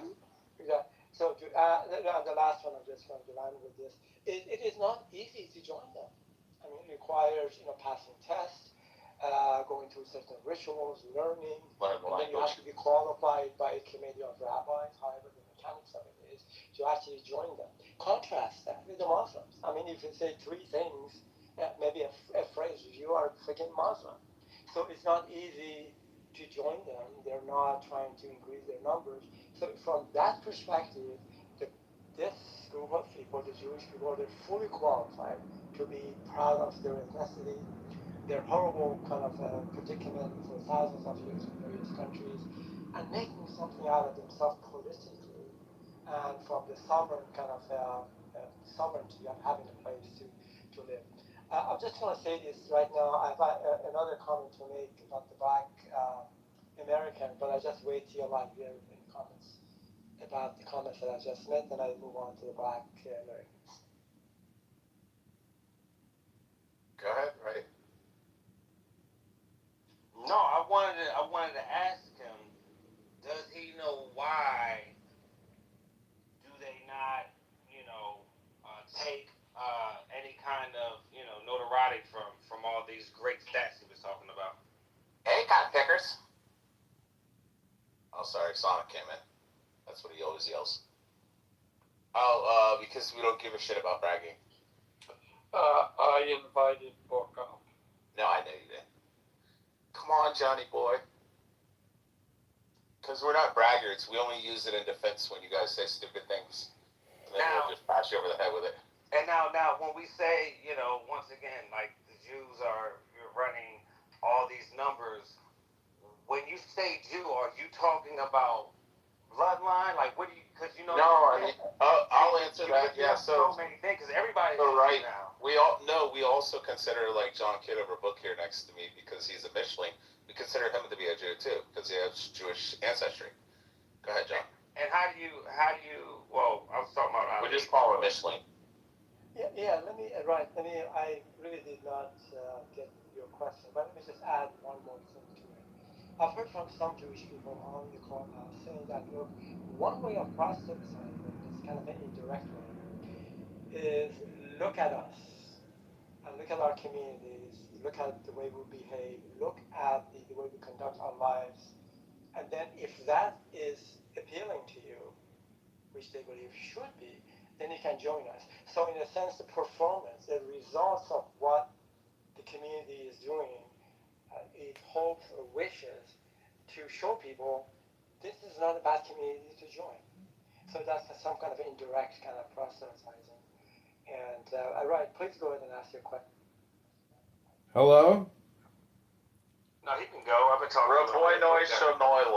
Okay, so I put in the chat here in Northern Illinois, the Attorney General Boutros has made a constitutional declaration, and he wrote that the Constitution demands that government treat citizens as individuals, not as members of a racial class. Distributing public funds based on individuals' ancestry or race divides the citizenry and establishes the very hierarchy the Equal Protection Clause was designed to dismantle. So all this DEI bullshit that we've been spammed with for years now has been deemed unconstitutional. All these grants that the government gives out to blacks because they are black is unconstitutional and illegal. So thank God for this Boutros, who's being shat on by all these Democrat prosecutors calling for his resignation because he had the gall, the temerity, to charge a bunch of criminals trying to obstruct illegal alien deportation. But finally, we actually have a government which is calling out this racist bullshit that blacks are doing, these race scams, which are unconstitutional. Thank God. So how are blacks doing it though? So How are they doing it? They're doing it through the government and through grants. They're scamming us and saying, gimme, gimme, gimme, I'm black. Gimme, gimme, gimme, I'm black. Gimme, gimme, gimme, gimme, gimme, gimme, gimme, gimme, gimme, gimme, gimme, I'm black. I'm black. Gimme, gimme, gimme. Gimme, gimme, gimme. Gimme, gimme, gimme, gimme, gimme, gimme, gimme. Okay, nigga, fuck Oh, you don't like it when people call you out on your racism, I see. On your unconstitutional position. Okay. Link is in the chat. Would be a big mistake for you to We would fuck you up in real life, nigga. Yeah, Book would murk your ass. No, you wouldn't do shit, nigga. Hey, look. I don't have to do anything anymore. Link is in the chat. You've been disproven constitutionally. Scary ass niggas come on this bitch trying to act all talking shit against black people like we won't fuck you up in real life. Bitch ass nigga. So look, what are the stats? Because DEI was helping white women the most. It didn't help black folks like that. So these stats you're talking about. No, my friend. 300 people were given $5 million because they were black through cannabis taxation reparations. Link is in the chat, homie. And that was for what? Shit. That was for what? In the city of Evanston, Illinois, outside of Chicago, the government instituted a black reparations tax. $5 million was given to 300 people. It was deemed unconstitutional because you cannot steal and tax and give to racial specific groups. You can only give it to individuals, not race. Link is in the chat. Go ahead, Dr. Wright. That upsets you though. What's the issue with that? Anytime they've done It's unconstitutional, illegal, and racist. No, does it say color? Does it say blacks? John, you're in the Matrix. I bet you it says people of color. Nope, it's for blacks. It's specifically black reparations. That's not considered reparations. We're tired of the fucking. Yeah, John, you gotta programs. fix your mic, bro. Cut the check. Listen. What does this Jews got reparations. Japanese got reparations. Native Americans, when it comes to black people, they never want to cut the fucking check. Okay, I'm going to read it for you again. You have to understand the language. You have to understand the language and try to read instead of talking. Listen. There are sound ways for a city to remedy past discrimination or direct resources to its most vulnerable citizens and neighborhoods. Simply handing out money based on race, however, is not the answer. It is race discrimination, pure and simple, and it is illegal. The Supreme Court has repeatedly affirmed that government actions classifying citizens by race are presumptively unconstitutional.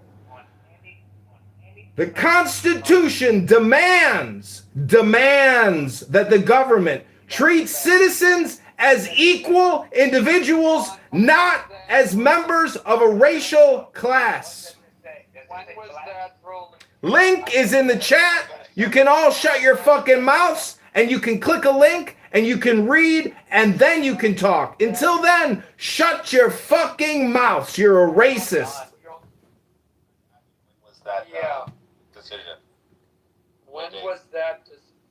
You have to look at the date on the link, and that is today. Try to look at the fucking link if you want to answer your fucking questions, you lazy fucking people. Alan, he just answered it was today. You lazy fucking Hold on, people. nigga say he a moderator. What the fuck that's supposed to mean? It means I can silence everybody on the stage. Oh, so you one of them niggas that gets a moderator and forget who they is. Okay, that's all it means. You one of them niggas that get the beat. Timothy, shut your hood booger fucking ex-con ass up. Nigga, I'll slap you real like You wouldn't do shit. Yeah, well, my mama, you know You're a bitch. what You're a you know I would snitch, smack you real real like, life nigga. You're a Stop playing. snitch. You know I would, nigga. Snitch. Yeah, what you Sure. were, Timothy. Okay, I've seen I don't gotta come in here and play all tough and shit. That nigga know I'll slap his ass in real life. Okay, what does that have to do with anything? Because he said violent threats at me, bro. I'm just responding. By saying you're a hood booger? He said I'm a hood booger, bro. That's violent. You know, that's not very, Timothy, that's not very nice. If you don't mind. You're hurting my feelings. We You don't know get what into real happens facts. when white people's feelings get He was hurt. just, Alan, he was just doing the Carmelo Anthony thing. Yeah, I know, but you know what happens when white people. I call him a hood bugger and he's like, I'll Get kill this hurt. nigga. They I write didn't say I'll kill you, though, bro. I said I'll slap you. to their. Well, I mean, if you're gonna slap me, then I I'm wouldn't gonna even kill you, bro. I wouldn't take your life. I would slap you like a bitch, though.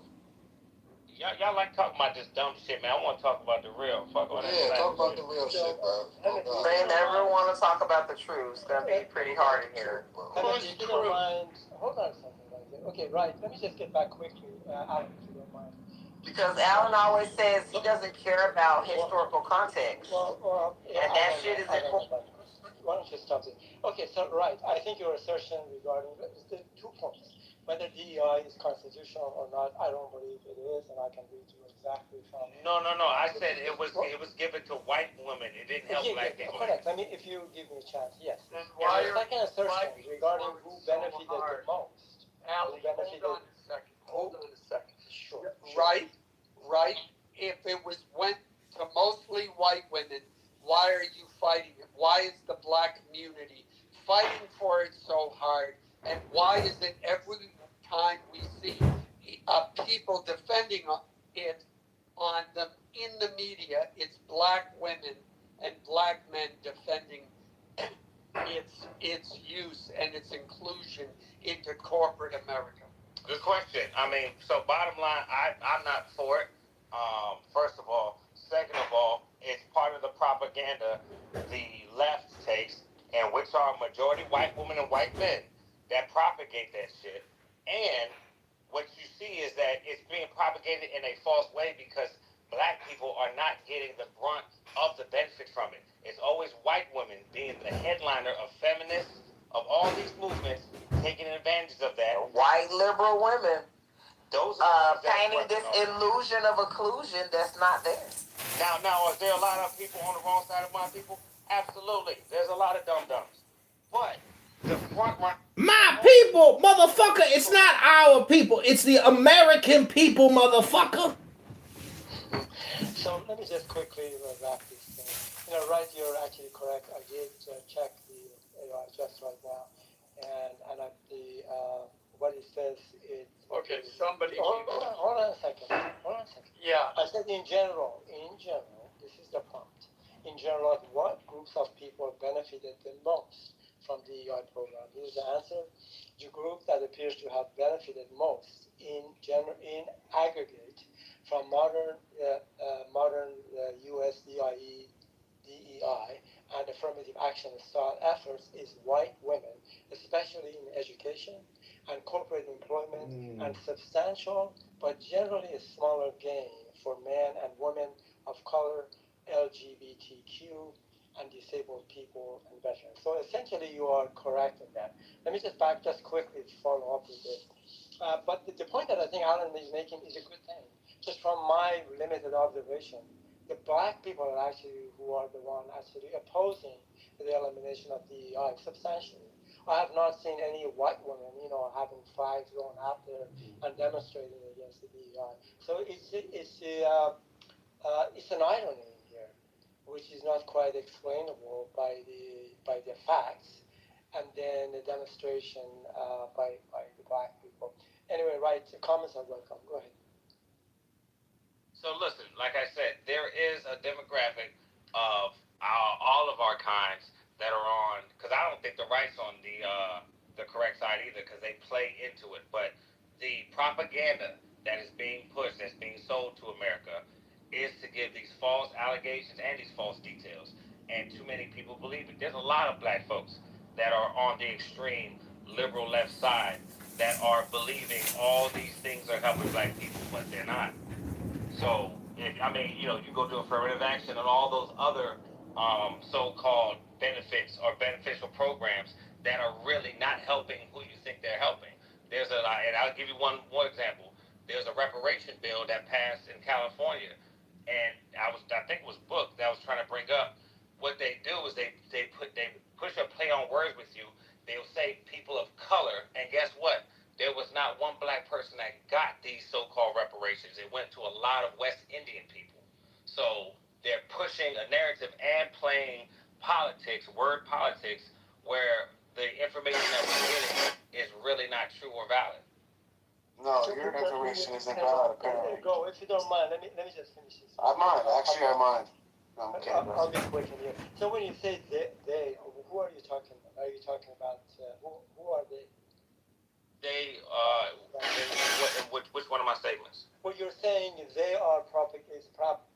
Oh, American media, American news, like the American narrative is what's being pushed by the powers that be. What about Iraqi news and North Korean news? We're not talking about that. All right, Alan, I'm just kidding. Sorry, excuse me. Right, I agree with you. I know, let Ali go. I'm just kidding. I'm sorry, excuse me. In that it is white liberal in the left that promotes that idea. All right, excuse me. Ali was going though, so I'm sorry for interrupting Ali.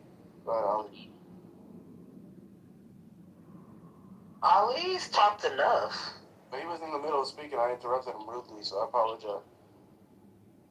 Do you see that little green thing right next to Alan Sam? Is it right next to my ball sack? You see that gives them the authority to interrupt you and Ali. You mean no, it's right next to my right testicle? Get off that nigga dick, man. Fuck you on man.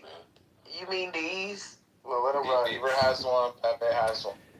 You see, the thing about reparations and the determination made by the Department of Justice today, it says that black people will never get reparations because that would be racist. That would be discriminatory. If you allow me, I want to... Timothy, I don't know what you're talking about. Don't used to have a captain. It just means... I'm talking to you, nigga. It just means you don't want to pay for the free labor that you got for all those years. I want to know why he don't got one, nigga. Yeah, Alan's the captain in right now. My motherfucking mic. Just like your gang on Crip, nigga. Crip, you already know that. You already know. Bloods for life.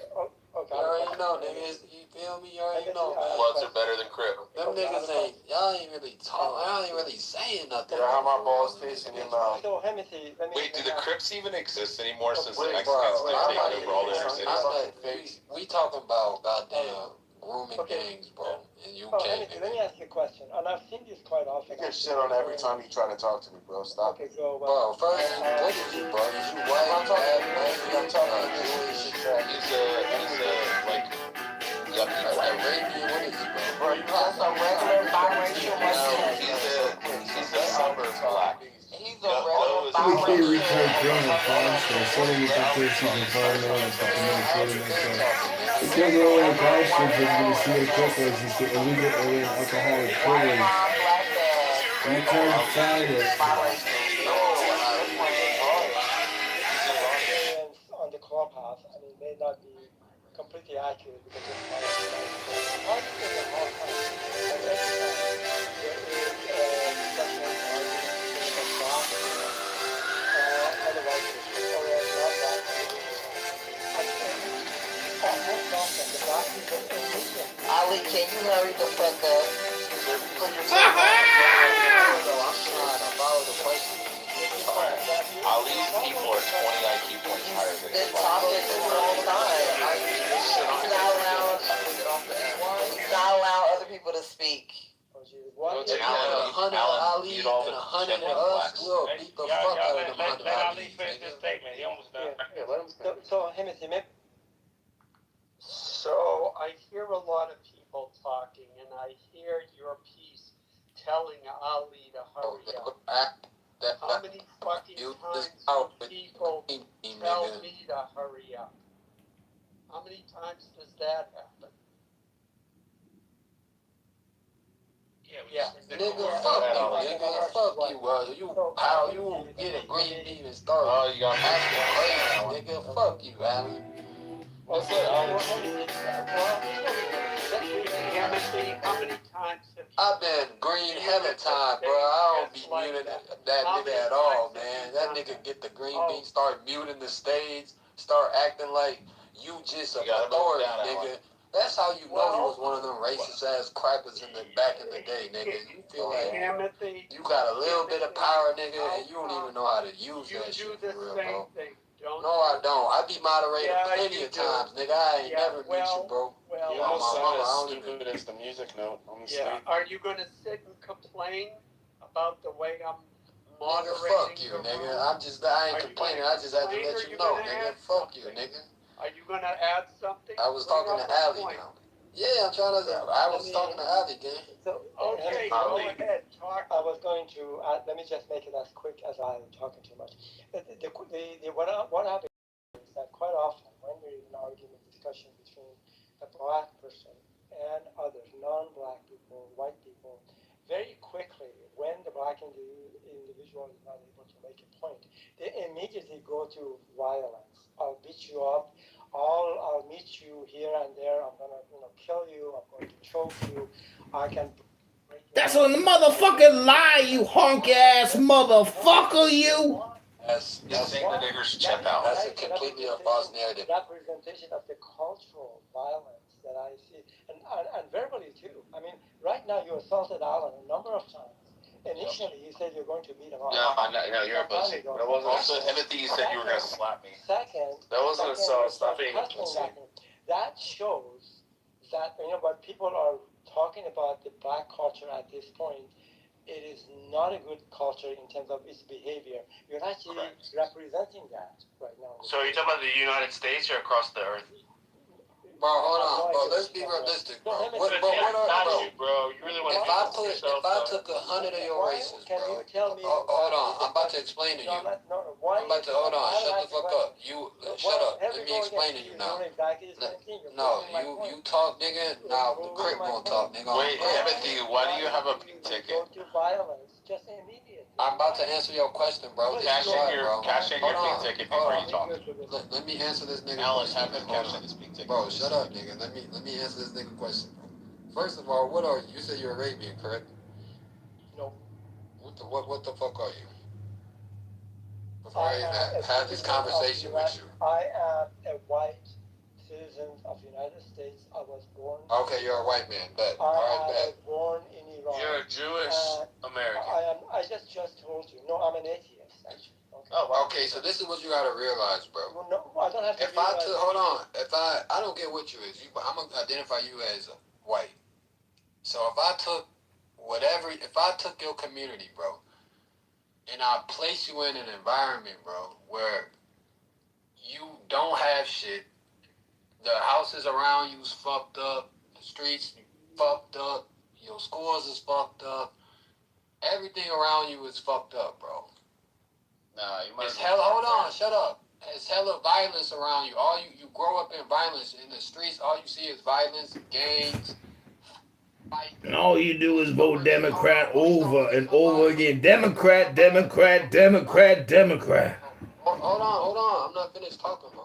So at the end of the day, G, I'm just being realistic. If I took your community and placed it in that environment, bro, and you grew up in that environment, you would be just like that, bro. Everybody ain't like that though, cause you can make it out your community, and you don't gotta be like that, bro. But a mass majority, like you guys always want to say, a mass majority of black people are violent.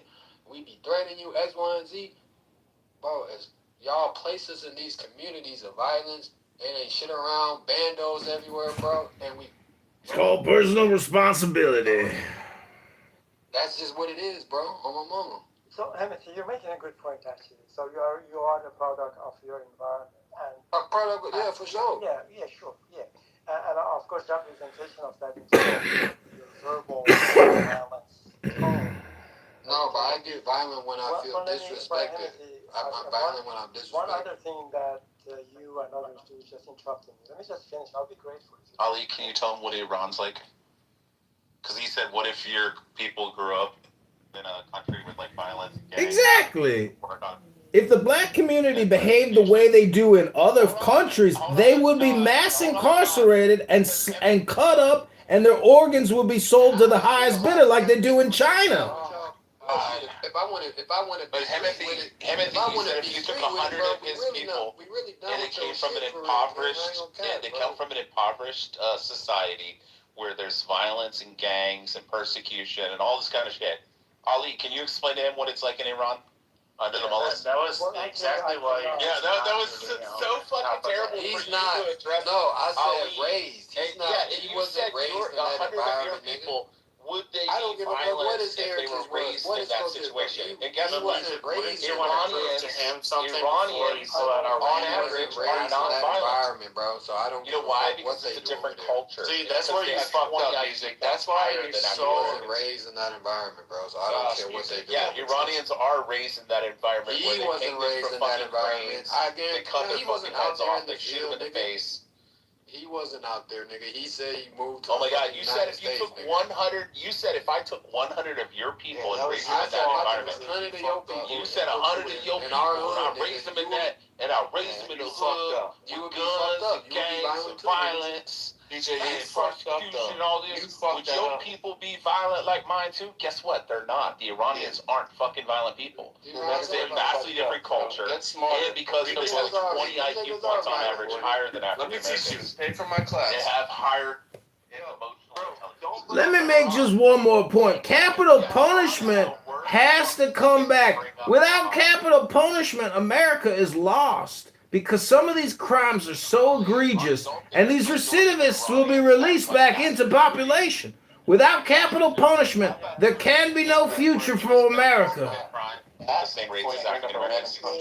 And Ali, would you say that Iranians have it worse under the mullahs than African Americans do in the U.S.? Irrelevant. I don't even know what the mullah is, but you can say mullahs, the leaders of Iran. Either though. Yeah, the leaders of Iran. They are really worse off in Iran. And so is North Korea. And and Ali, do they commit the same amount of crimes, Iranians, as African Americans?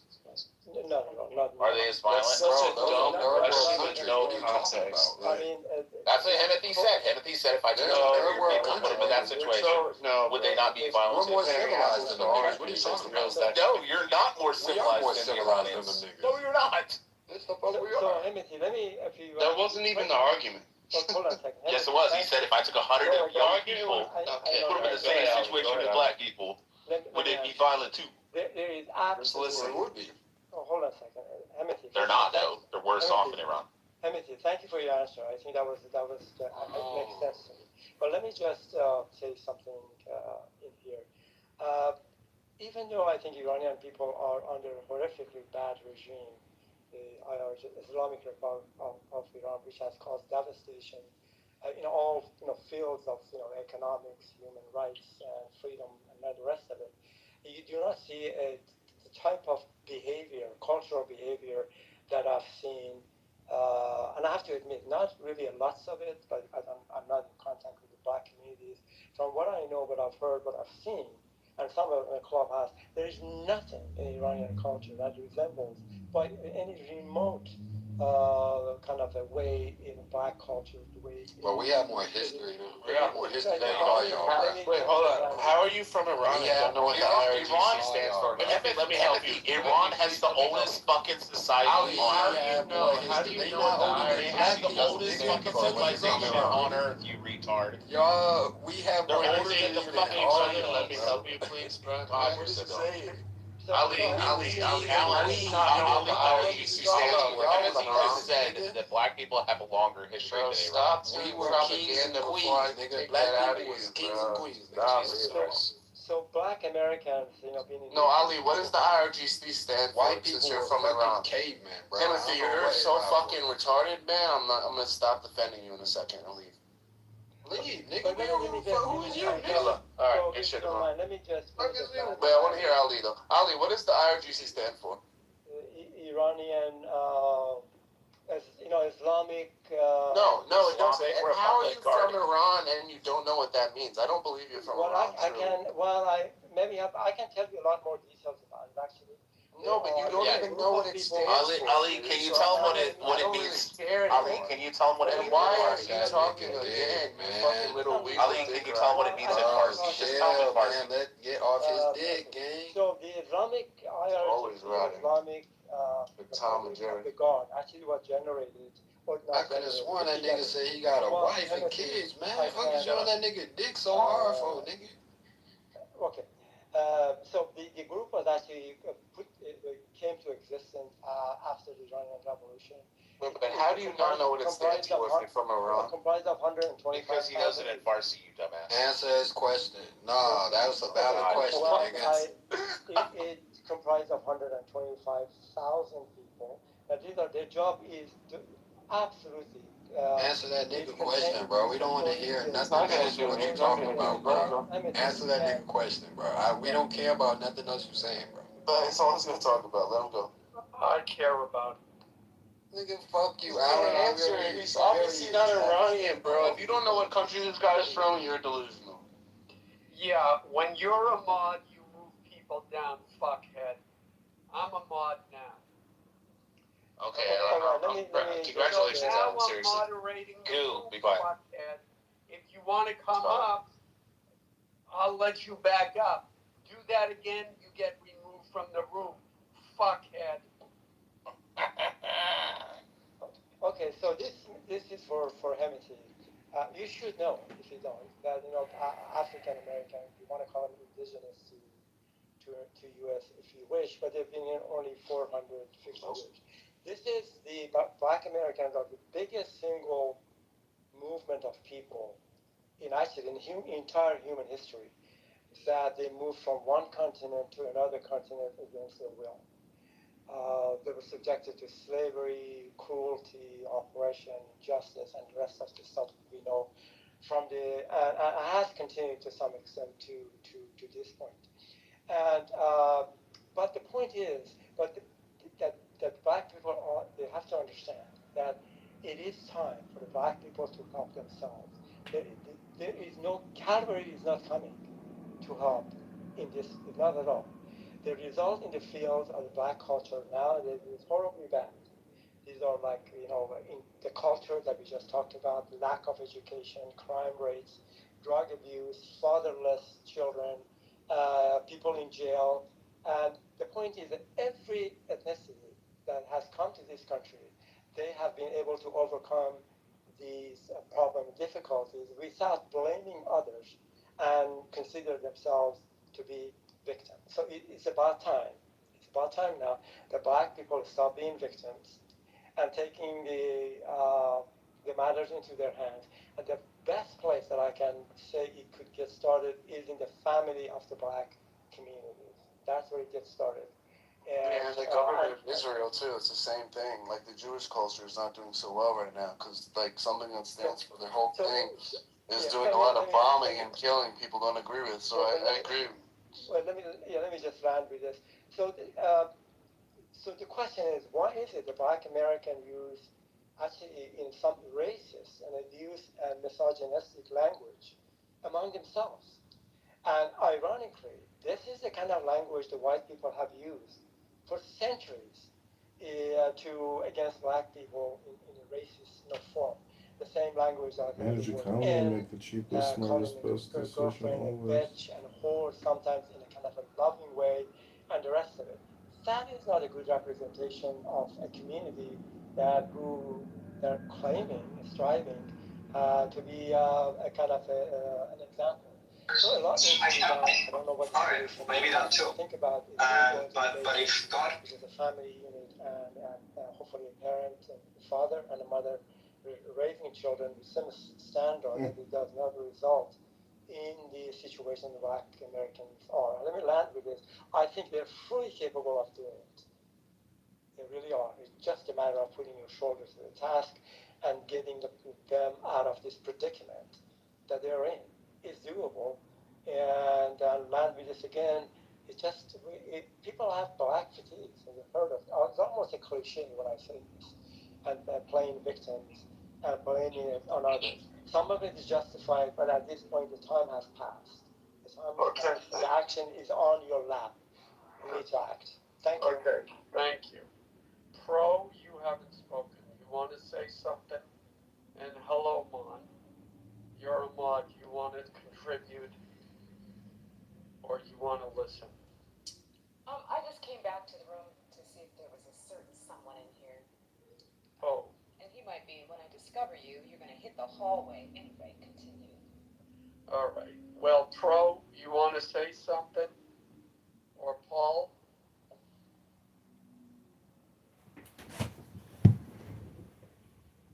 Now's your chance. Hello? What do you think about reparations being deemed illegal today, unconstitutional, and racist? Who is there someone who would like to speak on that? Maybe one of the former kings and queens? Hello? Don't know, brother me. We're sick of your bullshit. I'm sick of hearing black racial identity politics. It's all a fucking scam. It's all a fucking lie. So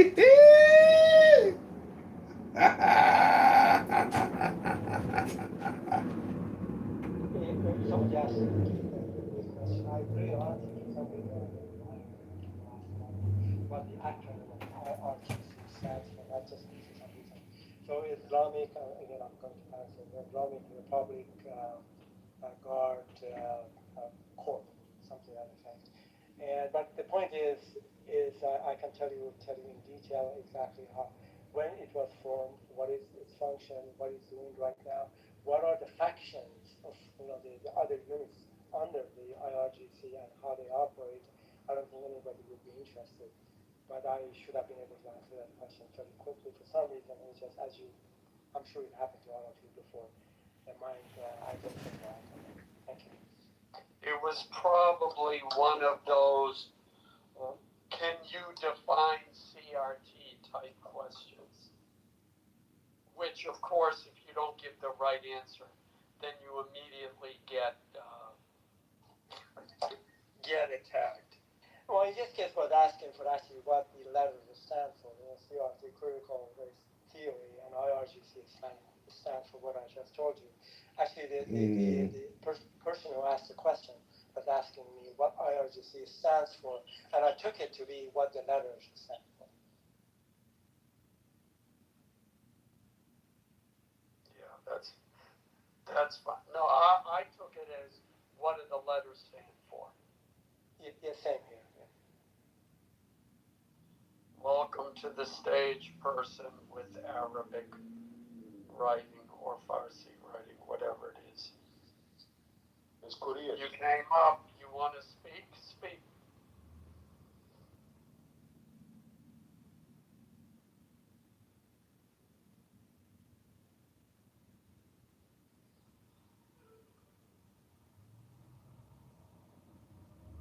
Are you there, sir? Hello? Yeah, hello. What's the discussion? Are we talking about Pakistani grooming gangs? Or are you talking about white grooming gangs? What exactly is the point of contention here? If you want to talk about that, yeah. Pakistani men are disproportionately, almost to an absurd amount, attacking and raping uh, white girls in the UK. Okay, that's a fascinating snippet of information, Alan. But I'm curious to know, is a single one of you on the panel actually from the UK, or are you all speaking from the outside? What difference does that make? I'm just curious. I mean, your you're South American. Your curiosity won't be satisfied in this particular case. Now, what's your opinion about it? Figures. What? I said I figured. It seems like there is a lot of Americans that are very opinionated about the UK. And it seems like much of it is propaganda, with all due respect. I mean, I don't deny that there are issues, but it seems as though when a Pakistani commits a crime, the spotlight is really focused on them. When I see, in my own experience, societal issues are much more important. Rape is a problem. It's not specific to race. Pedophilia is an issue. It's not something that's limited to race. Right? So when you start targeting races specifically for such crimes, it doesn't stop at race. This is, I think, a dangerous way of thinking. Yeah, but this is America, dude. You're probably in Ireland, right? No, I'm in the UK. Or in the UK? I'm in Scotland. Damn. Well, I don't know. Well, look, here's the principle. You're absolutely right about that. All of those things are an issue, but here's the principle by which all humans operate on. If you belong to a particular group and a crime is committed, it is viewed differently than if you're an outsider to that group and you commit that same crime. That's how we all operate. But that isn't even the issue when it comes to the grooming games in the UK, because, and this goes back to 2010, 2012, having these discussions with people from the UK. From the UK. From the UK. The fact that there were various individuals from Pakistan who said exactly the same thing you did, and said, you know what, this is unfair that they're focusing just on men from Pakistan. So let's look at the numbers. And he did research and found out that in fact 85, 90%, I forget the exact number, but it was in that percentage range, were men from Pakistan. So he went to the UK government and said, look, we got a problem here. And the UK government said, stop talking about it. We're not going to do anything about it. And that's the same policy you see today. So yes, you're right about that. White people rape, black people rape, Muslims rape, Asians Everybody rape, everybody rapes. But if you have a government that has consistently denied to speak about the truth, to speak about the actual statistics, to actually admit that there's a problem because they're bending over backwards to defend and ignore a problem that is happening from a specific racial or ethnic group, well, then I think the outrage and over the government's policies and the outrage directed at that group of people is entirely justified. Who was that group? Right. So I know this is a different type of crime, but you know that was all over the news recently. What happened in Ireland? The guy, the immigrant who was cutting some guy's head off. You all must have seen that. No, we don't see that shit over here. Yeah, I've heard about it. In the news, yeah. Right. Yeah, I've heard. Only That triggered a whole lot of outrage, right? So you found people on the right. I mean, everybody. I was outraged. Okay, I mean, it's this horrific crime. Now, if we zone in on this particular example, right, you can propagandize this, Alan. Now, I live in Glasgow, and I'm telling you, where I live, there is an incident that happened here that wasn't even reported in the news in any detail. You would certainly have not heard about it. There was a guy who was kidnapped, tortured, set on fire, and I think he even had his head cut off and dumped in the middle of the street. And the guy that got done for it, right, was an elderly Scottish guy. Bro, fuck that. Are you trying to say like it's a disparity between races? Yeah, I'm saying that. Yeah, but no. You can propagandize these things, is what I'm saying. Yeah, but what about how the fact that in the U.S. 14% are black and they commit 50% plus of the crimes? Like, doesn't there have to be some justification? Like, that's fair. No, you know? but see, no, that's fine. No. Yeah, but see, here's my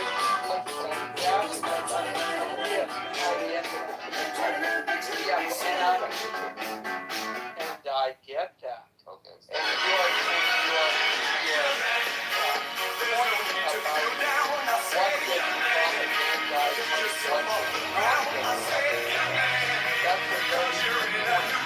that's why we go to the crime report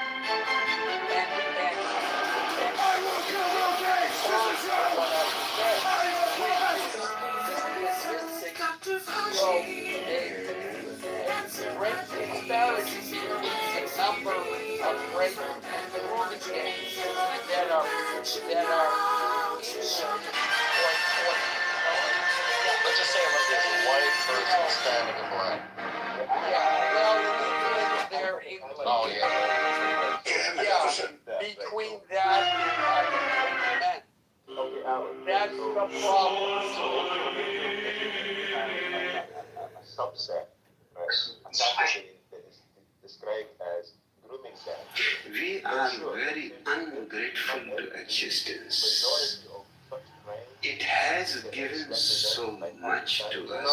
No. That's the opposite, bro. That's what you've been trying to do. That's when you want to categorize. If you no, because if you take alright, I'm sorry, it's so. Yeah, go. Let him speak, and then I'll let you respond. I'll let you respond after he's done. Right. Okay. So if this is just this is a subset of sexual abuse, right? But when it comes to, I mean, although if this is happening and they are speaking with underage girls, and it's these guys maybe they roam in groups, okay, and just the way they are, this is described. This is the new category of crime. But the crime itself is still sexual abuse. You're abusing a victim. And this is something that happens on a far grander scale throughout the country. And it's a societal issue. It's not exclusive to AIDS. You may have certain areas, right, where there's a higher propensity. Because there are entire areas that are dominated by Asians, in fact, in England.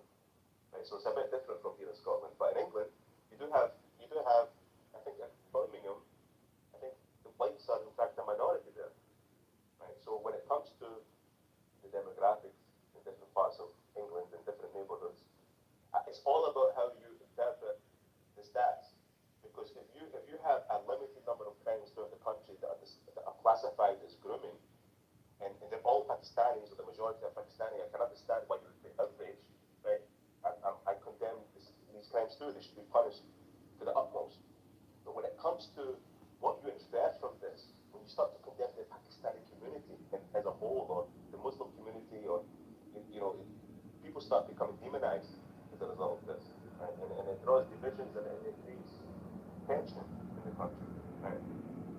So do you think that if you have a limited number of said crimes, and then you have just we're talking so much more going on, pedophile rings, right? Real pedophile rings. I mean, they're exchanging photos and videos and abusing these children, babies. This is happening. But when it comes to these Pakistani men, and they're talking with underage girls, this is got a special classification of itself. This guy is grooming gangs. And this, of course, I can understand the outrage. But if you have, say, 500 that happen, 500 crimes, and then you have 100,000 that happen by white people, it doesn't seem, appropriate to really demonize Asians in this way. Okay, so here's my response, right? Asians should and normally are not accused of all this because the numbers show. Hold on a second. In England, I'm going to let you speak. In England, when they say Asians, they're talking about Pakistani men. They're not talking about Asians. What? Yeah. Because they don't want to say Pakistani, they say Asian. Okay. All right. Well, I want to talk about the U.S. Yeah. Well. Do you want to respond to him or not? I don't know, brother. Will you take my response seriously if I say I'm speaking from like a U.S. point of view? Yeah. Go. Say whatever you want. But I wanted to correct you because I knew you didn't well, not correct you, but. No, I appreciate it, Alan. Yeah, I did not know that. But so I'm speaking from a U.S. point of view, if that's fair. In our country, right, in the United States of America, the Asians are like the absolute least ethnic minority that does these crimes, all sorts. Like they're the lowest numbers almost in all. And the more important thing is proportionality, right? Because obviously white people do more of the crimes because there's more people. So I don't think it's fair to say what you were saying, where like you're like pointing if the little people do this, then you make up a whole thing. It's actually like the numbers are what don't lie, and the numbers show you that in the U.S. at least it is what I was claiming. But it's not like the crimes are unrelated though, because grooming gangs, these convictions that happen in the Pakistani, it's still the nature of the crime is still quite similar, don't you think, to pedophilia that's not classed as a grooming gang. Yeah, but I'm not really focused on. Honestly, no disrespect to you. I think that truly, no disrespect to you. I think that topic is bullshit. Because I'm not worried about grooming. I don't see that on a day-to-day basis in the United States. Right? I hear about it. So I don't think we need to focus on that. That doesn't affect us as citizens. I think we should focus on more things like inflation, like things we see in our neighborhood. I'm not really focused on the grooming because that's very, very minority. I think so. I think I agree with you. And much of it is propagandized, I have to insist. Even though there are facts, data that can be discussed. In terms of the inferences that are made, the impact that it has on society. This is a greater impact, the disruption it causes. I mean, you think that these idiots that come in the street with their balaclavas on and cause havoc, I mean, all these Deliveroo guys that, drop off takeaways and stuff, they had to get locked in the Phoenix Centre in Glasgow, the big shopping centre, for their own protection because these guys were just attacking anybody with, different color of skin. And it just draws a lot of fanatics. Yeah, but if you look at those events in the U.S. at least, I don't know about the UK, a lot of them are paid, especially the ones with the hijabs on. They're paid by people funding these big companies that are not even big companies, even nonprofits, by George Soros ultimately.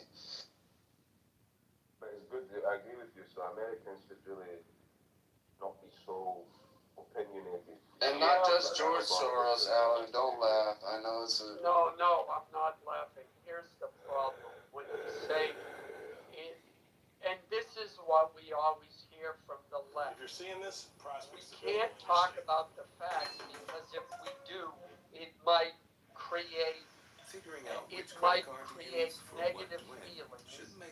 towards that age limit last group. weekend, and the decision is gaining traction online, and so it's with thousands of people weighing in on the unique concept. You have one of Chicago's busiest nightlife corridors, Goodnight John Boy is built around nostalgia. Because now, its retro theme is inspiring a new rule at the door.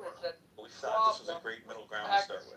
Located near the corner of Randolph and Peoria in the West Loop, Goodnight John Boy was designed to combine Studio 54 with a Wendy's negative basement. publicity. This summer marks 3 years since the And popular that's spot the problem. debuted in Chicago, but And customers will soon notice a what we were change. A talking sign about outside earlier in announces this a room. new policy, Everybody 23 gets, and up, a instead of move saying, that's generating gee, plenty of and, buzz. and in the example little I bit more of a gave, traditionalist, when a so I think Pakistani 21 man has worked said, for a long time now. there so, is a disproportional I'm okay with number of 21. I think incidents that's just fine. here. They're just a little rowdy for me. There is So a disproportional that's why I number of rapes sway on the side of grooming bumping it up. gangs I'm okay with it. and A lot of gang people look rapes forward to the day committed they by turn 21 because they can, Pakistani experience bar life and and stuff. I wanted to I'm do kind of something honestly about wondering, it why they because did I it. don't I wonder want if, maybe, the maybe group some of that the I 21-year-olds identify didn't have, the with capacity or the maturity to be there. source of So these we went problems. straight to the source When and he talked to goes to Michael the Schwartz, authorities, the they CEO of bend Forward over Hospitality backwards Group, to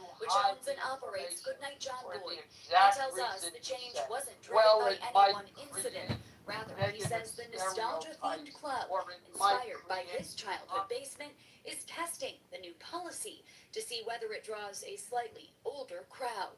There's a lot of feedback from people that we talk to and customers that, they're kind of looking for a space that might be a little bit older. We decided that we'd do a test run at one facility. We chose Chicago as the market. Not the part To that just it make it might 23 and older create to hostility be a in the place country. And maybe if they stop raping and have doing gang rapes, that'll improve the view of people. That's the problem. Everything is backwards. They're so concerned about people's feelings. They want teenage girls to get raped and gang raped and killed and whatever else is going on. And that's the frustration that you're seeing with here in America, and then they hear about it in the UK, and they say, what the hell? Abu, I actually completely agree with Alan. I think your take on this, Abu, is in a direction, it's actually an opposite direction. So what? Let me just back up here. I think the claim that you're trying to make, and you're saying that look, there are large groups of people some numbers of people, let's say in UK, men, who are attempt to have sex or relationship with underage girls. Then at the same time, you're saying there are a number of Pakistanis that are actually doing this. I mean, but you're suggesting that the focus has been entirely on the Pakistani gang engaging in this behavior. And first of all, I'm not even quite sure the assertion that you're making is correct.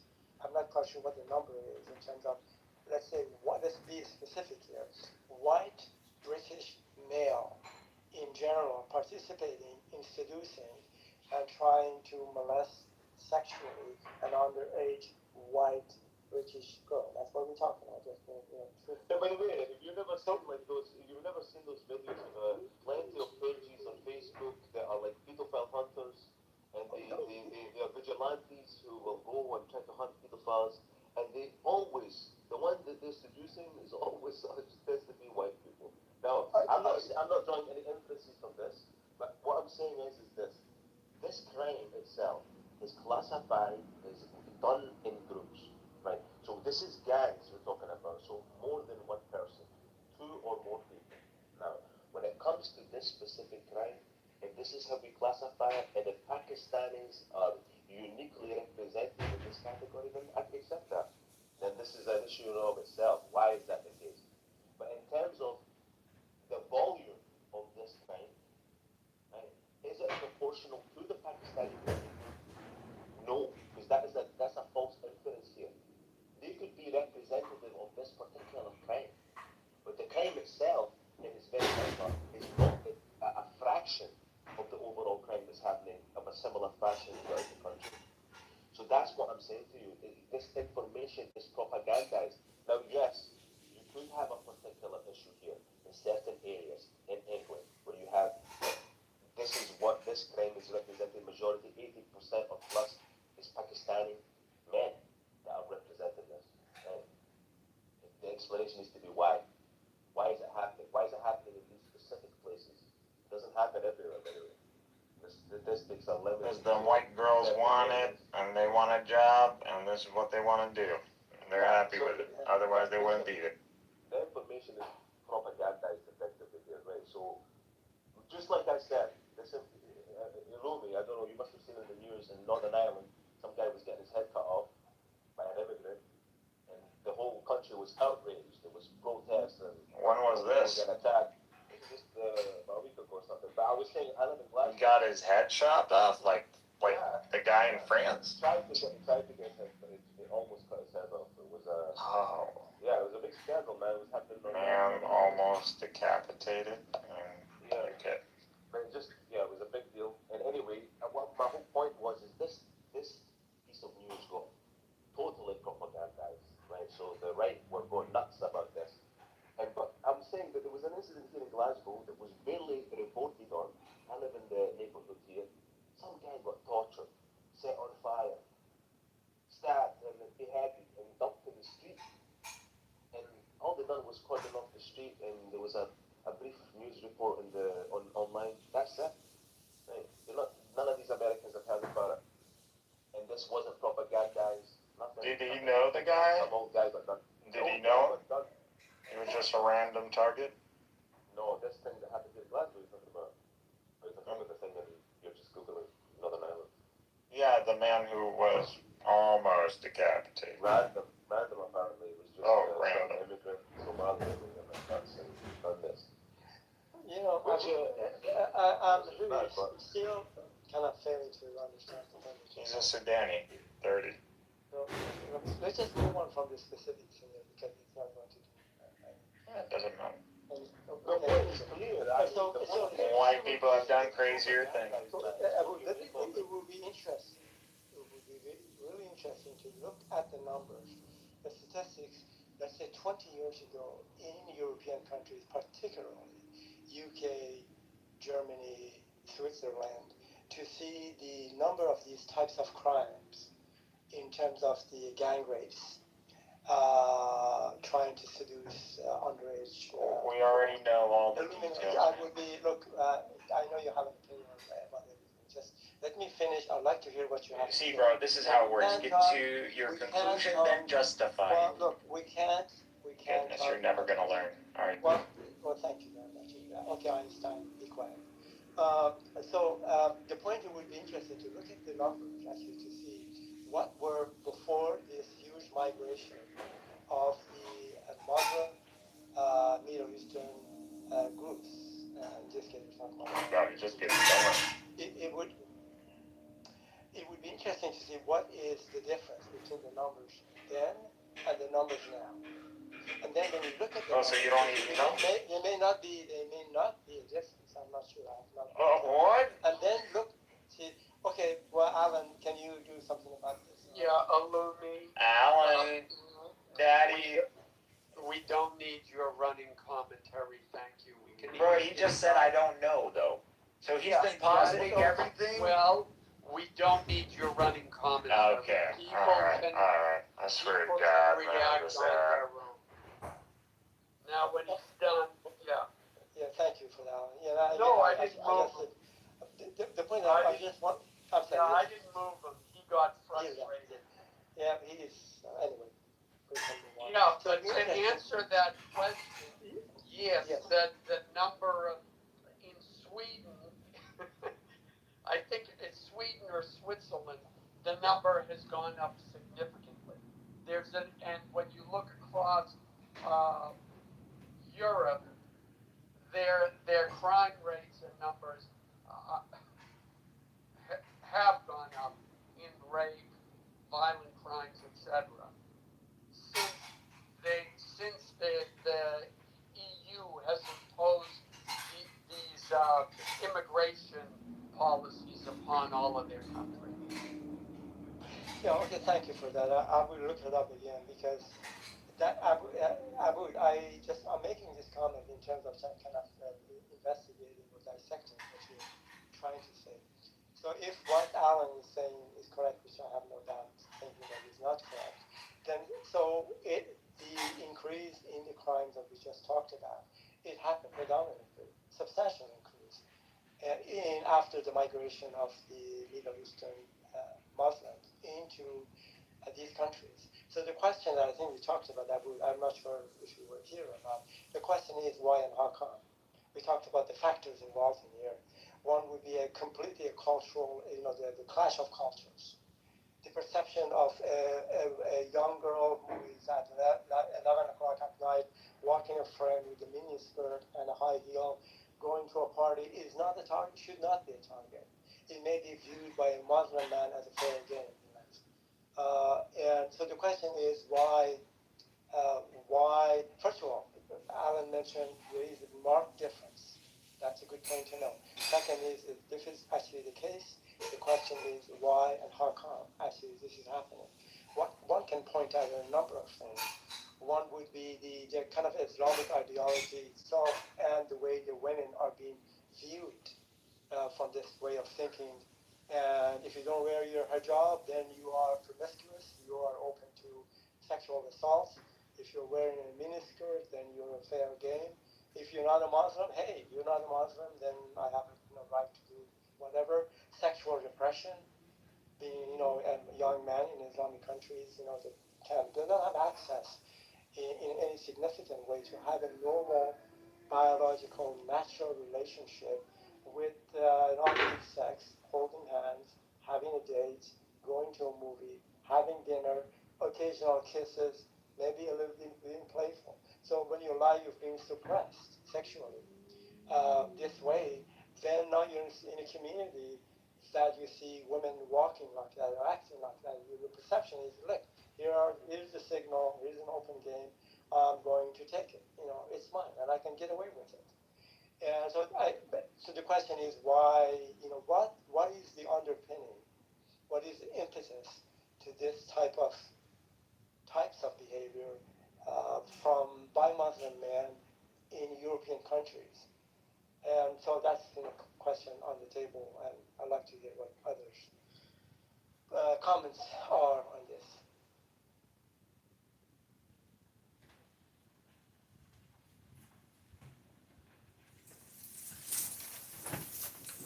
Well, nobody's speaking.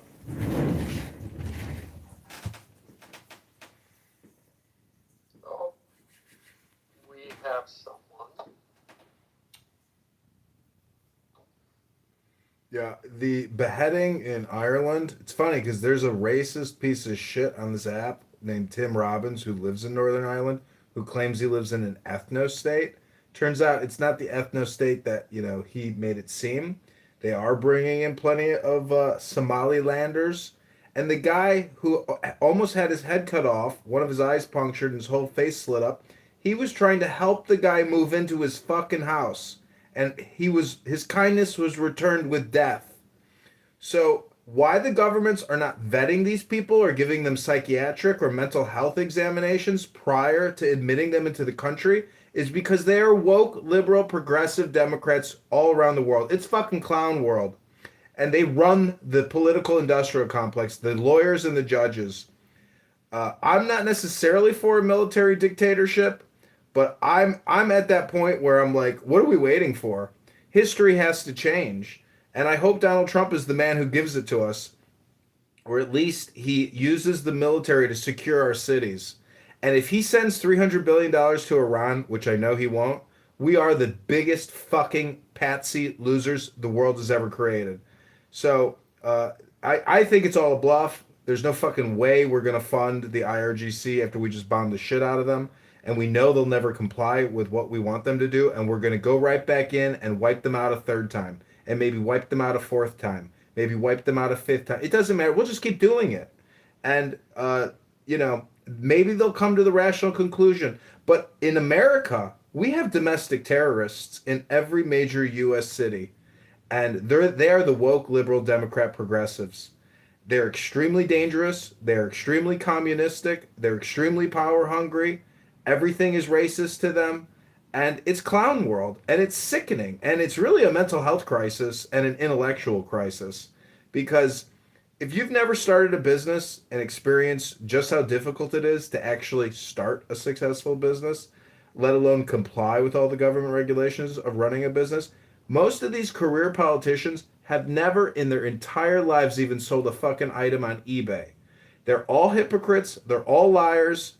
And as a veteran, uh, when you think about what you're doing as a soldier and you come back to America and you witness the larceny, the lies, the propaganda of the left wing progressive Democrat politicians, it's a mind fuck because what's the whole point? What is the whole point to work and to slave and pay your taxes to support transgender mutilation, open borders, uh, incredible scams with grants, what Doge has uncovered with LGBTQ indoctrination, global warming education scams? What's the point of working when you see how they spend the money? It's straight up domestic terrorism, and that's why I don't know if a military dictatorship is the route because even then you have corruption. So it's like a phantasmagoria of terror, of lies, of fraud, and the fact that there is no real economy. The whole economy is borrowed. The government is 40 trillion in debt. Every major Democrat city is hundreds of billions in debt. So it really, if you're a young person in your 20s, you think that the payout for your, graduate degree or your doctorate is going to be worth it? It might be if the communists are still in control, but if we actually have real capitalism, a lot of the fraud goes away because all these $300 million schemers and scammers and $3 billion scammers that have ripped off our government, it's all because of the government. Why these agencies are sending the money to the fraudsters is a mind fuck. Is it because they're getting a kickback, or is it because it's political, or is it just because there's no oversight? So how do you rationalize the fraud and go to work every day and say, why am I paying my taxes for this? We should be an open armed rebellion. This is domestic terrorism. So anyone want to comment? Hello?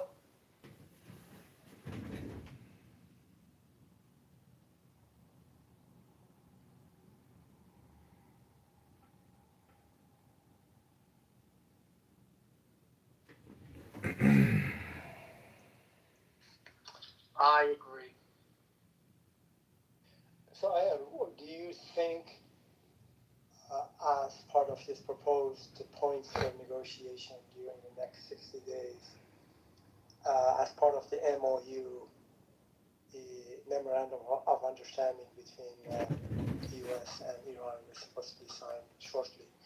One of it is, of course, the release of the frozen Iranian money, which is about, I forgot, $300 billion over a period of time, in exchange, for example, for them to do certain things. One being, of course, to stop the, give up the enriched uranium and stop their ambition in terms of making the atomic bomb and other things. We have not seen the full text.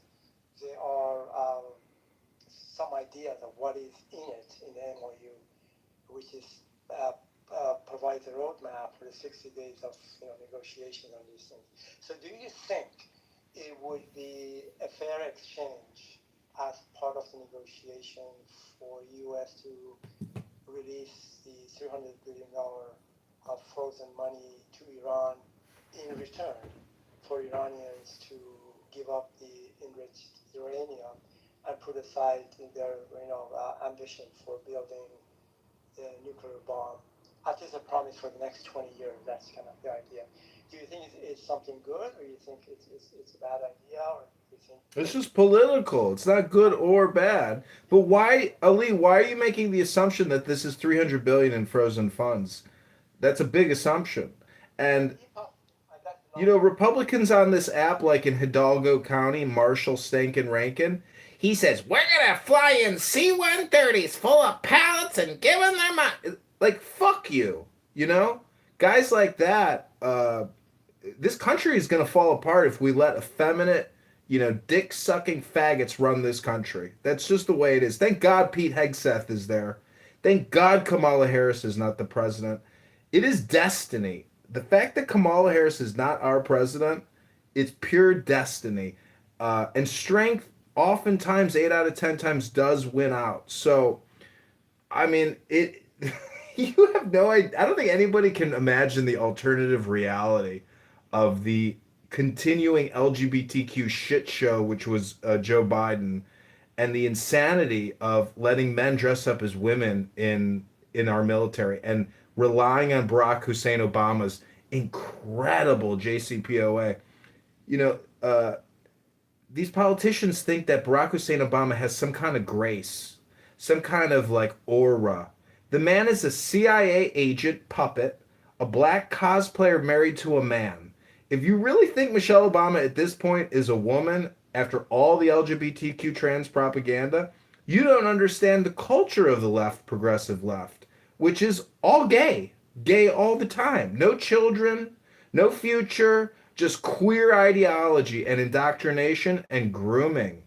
So uh, it's total subversion and it's total mind control. The fact that men dressed up as women read books to children at libraries and parades is all queer indoctrination. You can't have a population if it can't fuck and make babies. The universe wants the baby. The gay left liberal progressives want to indoctrinate and groom your children. So it's queer world, which is clown world. And if you think, see, the thing is, Netanyahu and Trump are playing good cop, bad cop right now. Trump is a great actor. And the fact that he says no more bombing in Lebanon, no, no, no, no, no, no. Yeah, right. It's all bullshit. But the fact is, Islamic terrorists are real.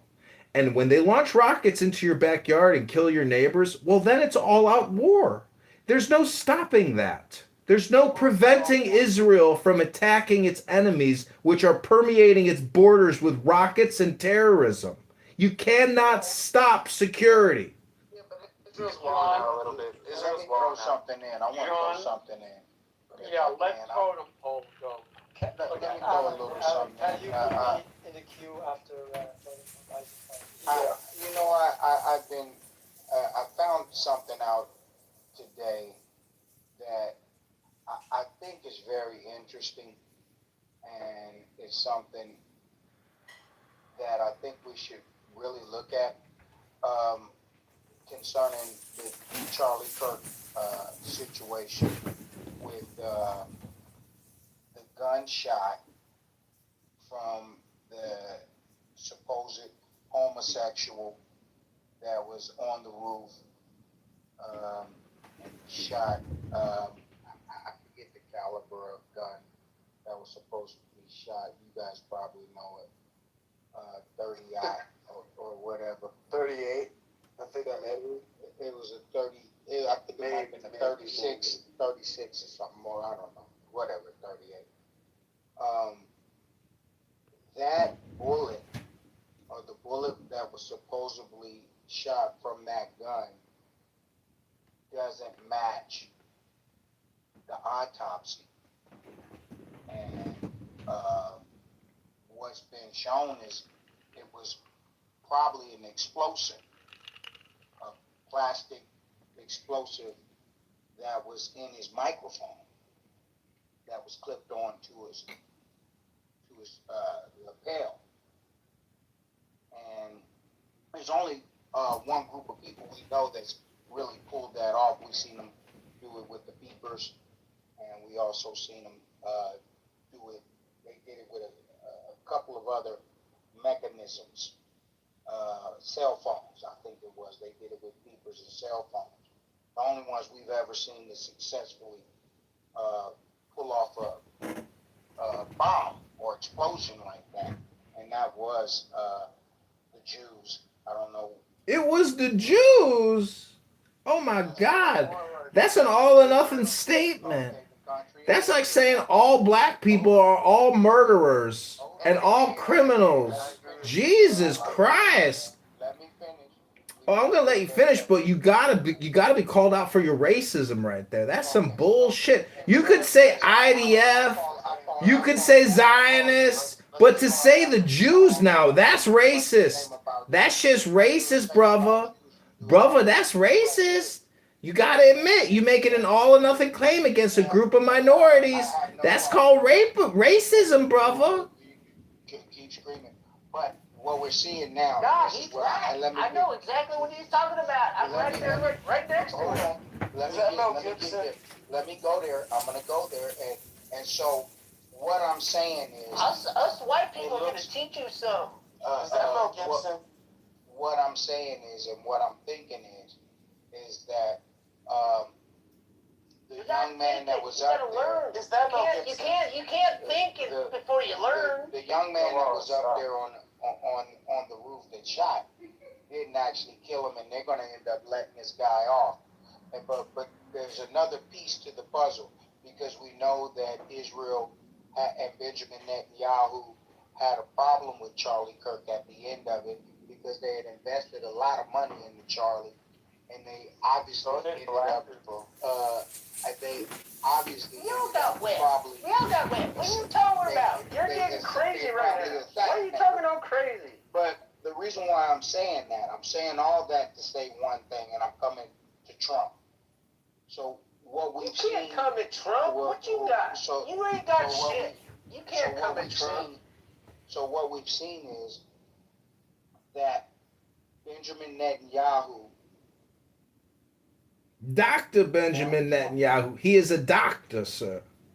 You need to hang your coat on it too. And what he did was he forced Trump's hand into into the Iran situation. Aren't you a real Israeli? Aren't you a real Israeli? Who's modding this? Is somebody modding this? Do I have to check this? I'm sorry. Yeah, I don't want to get check down. this. Yeah, I'm sorry. Do I have to check this motherfucking faggot? You better check this cracker. This cracker likes to get checked. Well, I like to break a white boy's nose and break his ribs and shit too, and stomp his head into the motherfucking curb. That's what I like. I gave up one rib. Right, yeah. Okay. All right.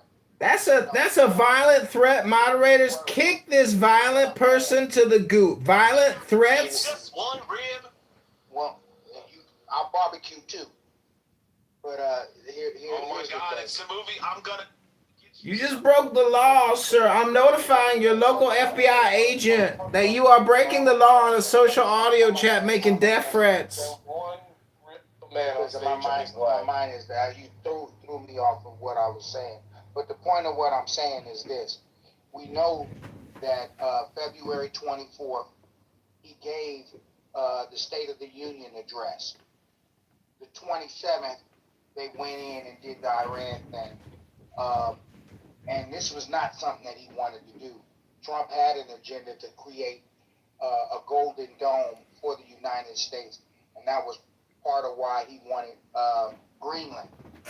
Because we wanted to create a security dome over the whole continental U.S. Another thing that he was part of his plan was to create huge AI systems for the continental United States, the AI processors. So this was three big projects, or two big projects that he had in store to do. But I think what happened was Benjamin called his card, because I believe they gave him some money and bought his ass out. When he came into office, we know that he owed about $420 million. By the time he got into the midst of it, he's up right now $7-8 billion. I think he's up, and I believe that the Israelis paid him off and bought him. And so when they called his card right after that State of the Union, they called his card and made him do that bombing. But Trump finessed it, and we see that he finessed it because they really wanted us to go in boots on the ground. I'm talking about Benjamin Netanyahu gave an interview. He wanted us to go all the way in and really clean it all the way out. He didn't want any type of a deal. He didn't like the deal, and he doesn't like the deal that we're doing right now with Iran. Of course, they're coming out on top on this one. They're going to get some type of a tollway. They're calling it some type of a tax. Right, but the point of what I'm saying, let me land right here. Let me get my last 30 seconds. I'm gonna take my last 30 seconds, and here it is right here. If it's proven that gun didn't shoot Charlie in the neck, and that it was an explosive, I almost can guarantee you Trump will be assassinated and he won't make it out of office. Because if they blew that thing on his lapel up and they did that, and we know that that's the Jews who did that, they the only one that's ever. It was the Jews? What kind of Jews? Who were the Jews? All the Jews?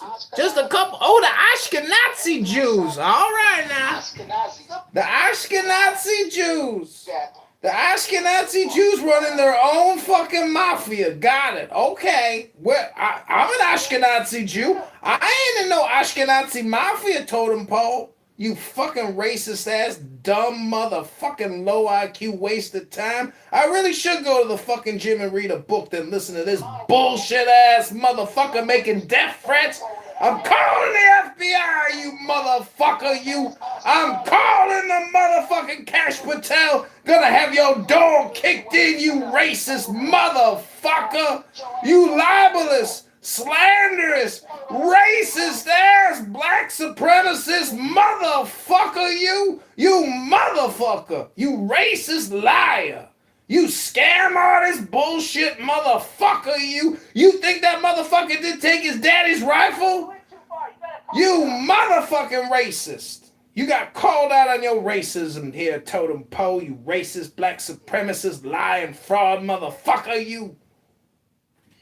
It's kind of interesting. I just before this discussion, I was just making a point that why is it how come every time you engage with a black individual, in this case, totally That's racist.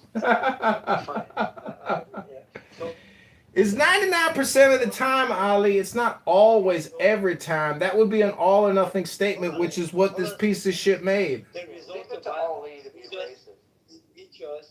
he just said he was going to beat him up.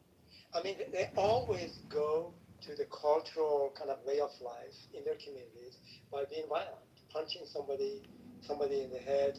Because they're animals. It's tribalism, Ali. It's pure tribalism. This is what it's like in the jungle. Hold on a second. So, Toda, do you understand you went on for about 10 minutes of rant? And then on the top of that, you're starting to verbally. I tell you, you're going to beat people up. Why? It's not violent. Well, Real violence is perpetuated.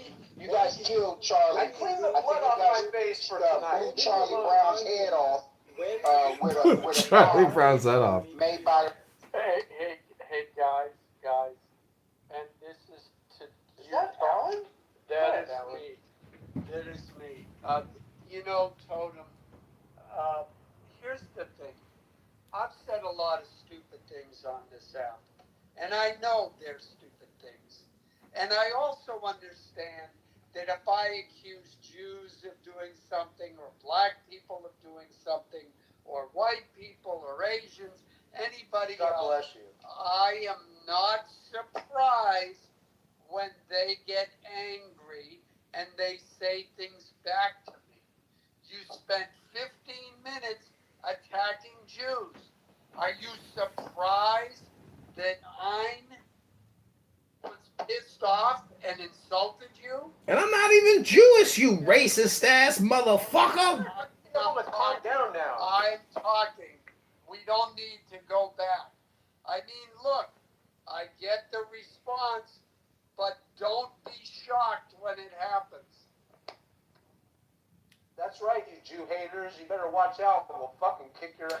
I mean, Totem Pole, listen, there's something fishy going on. I agree with you. I'm following the trial closely. The judge seems very strange. And whether they have an open trial or a closed trial will be important. But that fucking kid took that rifle and he was up on that fucking roof. If it was a shape charge and his Israeli security handlers double-crossed him and assassinated him because they were afraid of some type of media fallout, it's a very, very far out. The point is, intelligence services do assassinate people, but the biggest intelligence service on the planet is not the IDF or the Mossad. It's the CIA. And So if you think spending 60 billion a year with the CIA is a good way to spend our money as taxpayers, well, guess what? It becomes political. So coming on here and slandering and libeling Jews, there's a lot of innocent Jews out there that just read their book and go about their lives and do their business, and they don't give a fuck about your racist fucking bullshit. They're more concerned with survival, surviving the game. They don't give a fuck about these bigger picture things. The point is, Totem Pole, you can't make all or nothing statements against Jews. If you want to be specific, be specific. Call out Mossad. Call out the IDF intelligence services, which do targeted assassinations. Be specific, motherfucker. So the IDF were securing him? They say that the majority of his security were IDF or Mossad trained Israeli soldiers. The majority of the man's security was IDF, and that bullet didn't hit him, blow his motherfucking head off. It didn't bust him in the neck. An explosive from his lapel. No, I think they say it was from the microphone. It was a microphone that was pinned to his lapel. Oh, I thought it was the one. I thought he was holding a microphone. He had one of those clip-on. He had a clip-on microphone that blew his fucking head off. Now, if that comes out to be what it is, who the fuck do you think put the microphone there? Yeah, black people were never slaves. Well, it sure as hell wasn't the ADOS intelligence services in America. Let me tell you that. Your mama never sucked a good dick. Ooh, back to my mama's house. The point is, it wasn't Barack Hussein Obama and the LGBTQ liberal progressives. No, but seriously, no, in all seriousness. Hold on. Okay, So he keeps fucking with me. Okay. I'm not fucking with him. I know. You gotta make space for Mr. Edward. I am, alright, I'm not addressing how people are fucking with anybody else. I'm addressing that accusation. Yeah, What the autopsy actually said was the report on the bullet fragments were inconclusive.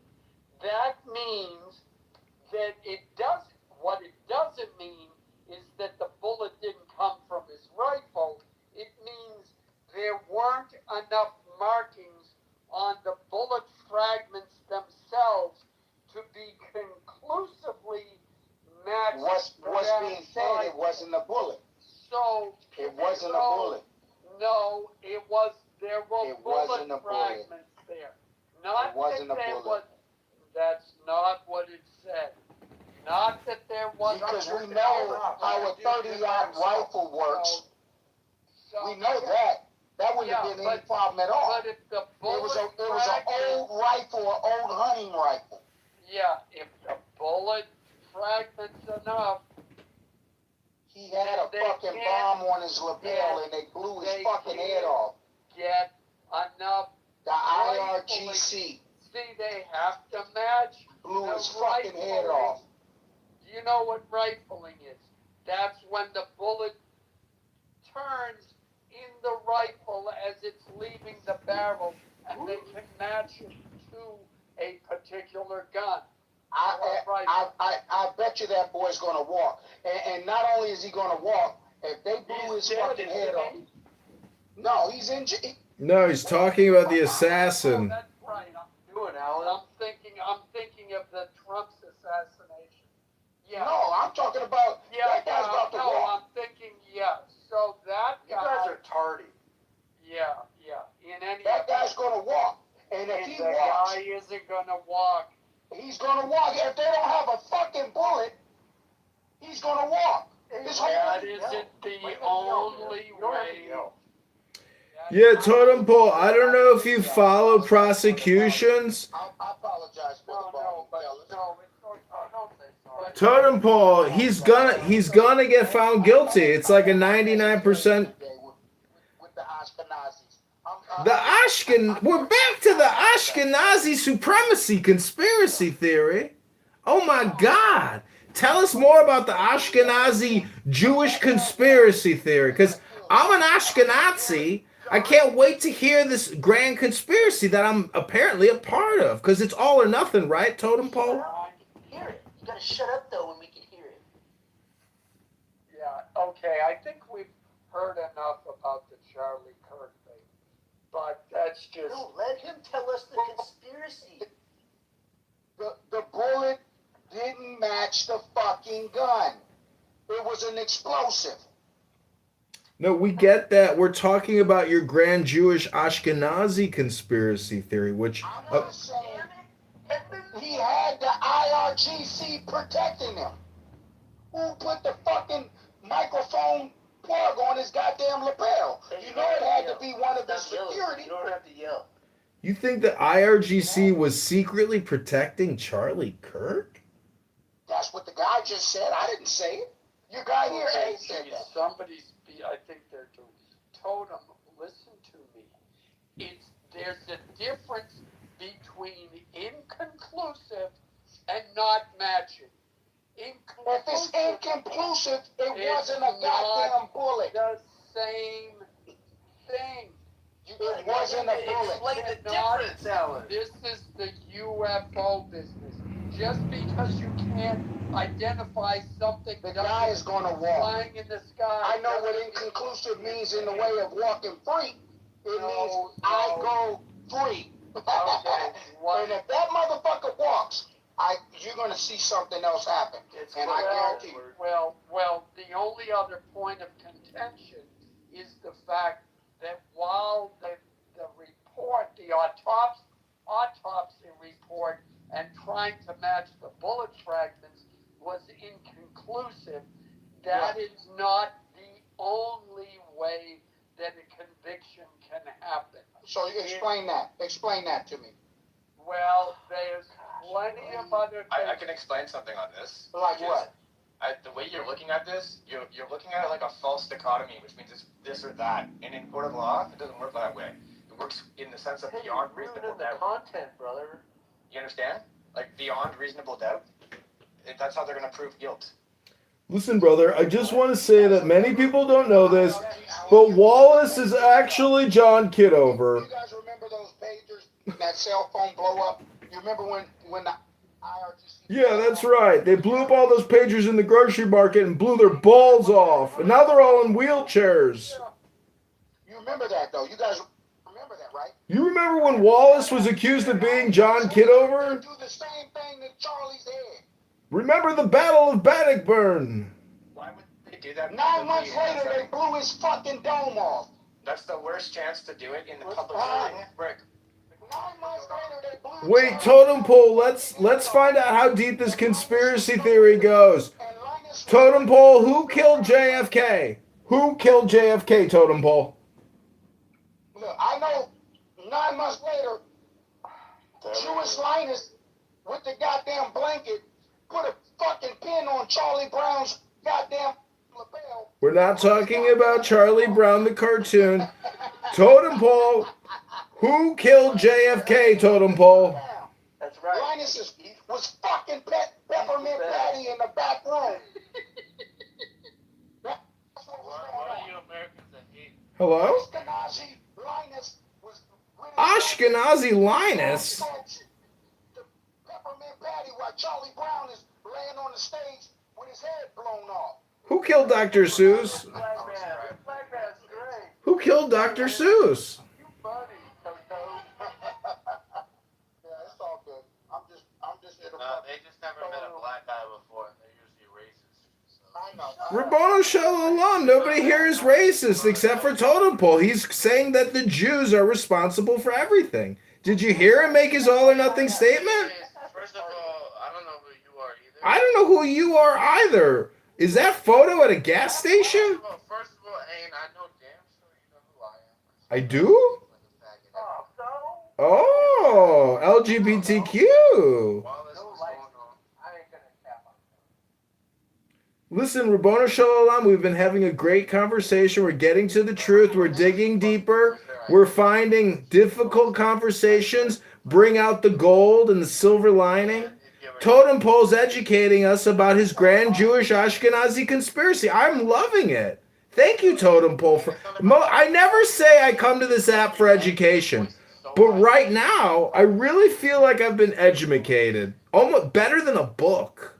I read some good books. Keep doing it as long as you can go, bro. Like you do every day. That's okay. We can talk over each other all night long. That's the way Clubhouse works. You ever been in a bang room in the trenches and just been in a bang room in the trenches where people just keep talking nonstop and it's just like schizophrenic times 1,000? Hello? Hello? Hello? You know that? You ever hear that in the community, in our people's community? Hello? Hello? Hello? Hello? Hello? Hello? It just goes on forever. It's like an echo. Like that fucking, that beeper thing in the ceiling to prevent the fires. The fire detectors. Beep! Beep! Beep! Just goes on and on like that forever. Nobody's ever going to replace a battery. Beep! Beep! You know what I'm saying? White man,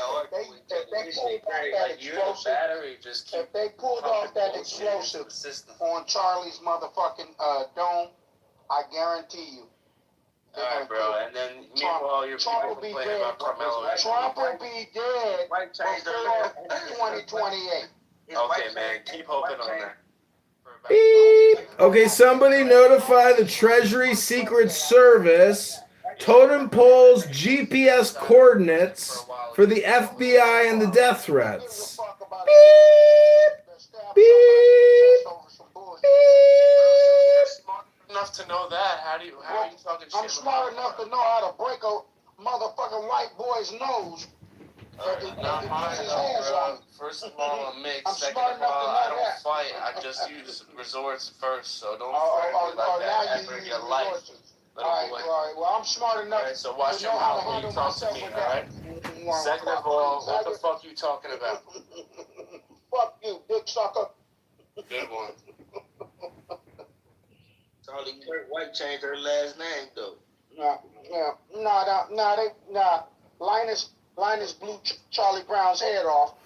But we about to see. Hey, y'all think I'm gonna fight with somebody like that? No, all I'm saying you literally, I'm not gonna lie, you can barely speak language. I think Trump is in danger. You can barely speak your own language. Like the only language you have, you don't speak it. How do you speak with a big black dick in your mouth? You heard them? You speak good with a big black dick in your mouth? I can speak good though. I know you can. I know you can. No, I can though, but you can't understand that either. Can. Just keep trying. Alright, man. You got it. Good one. They put that nigga Charlie Kirk in the dirt, man. Nigga.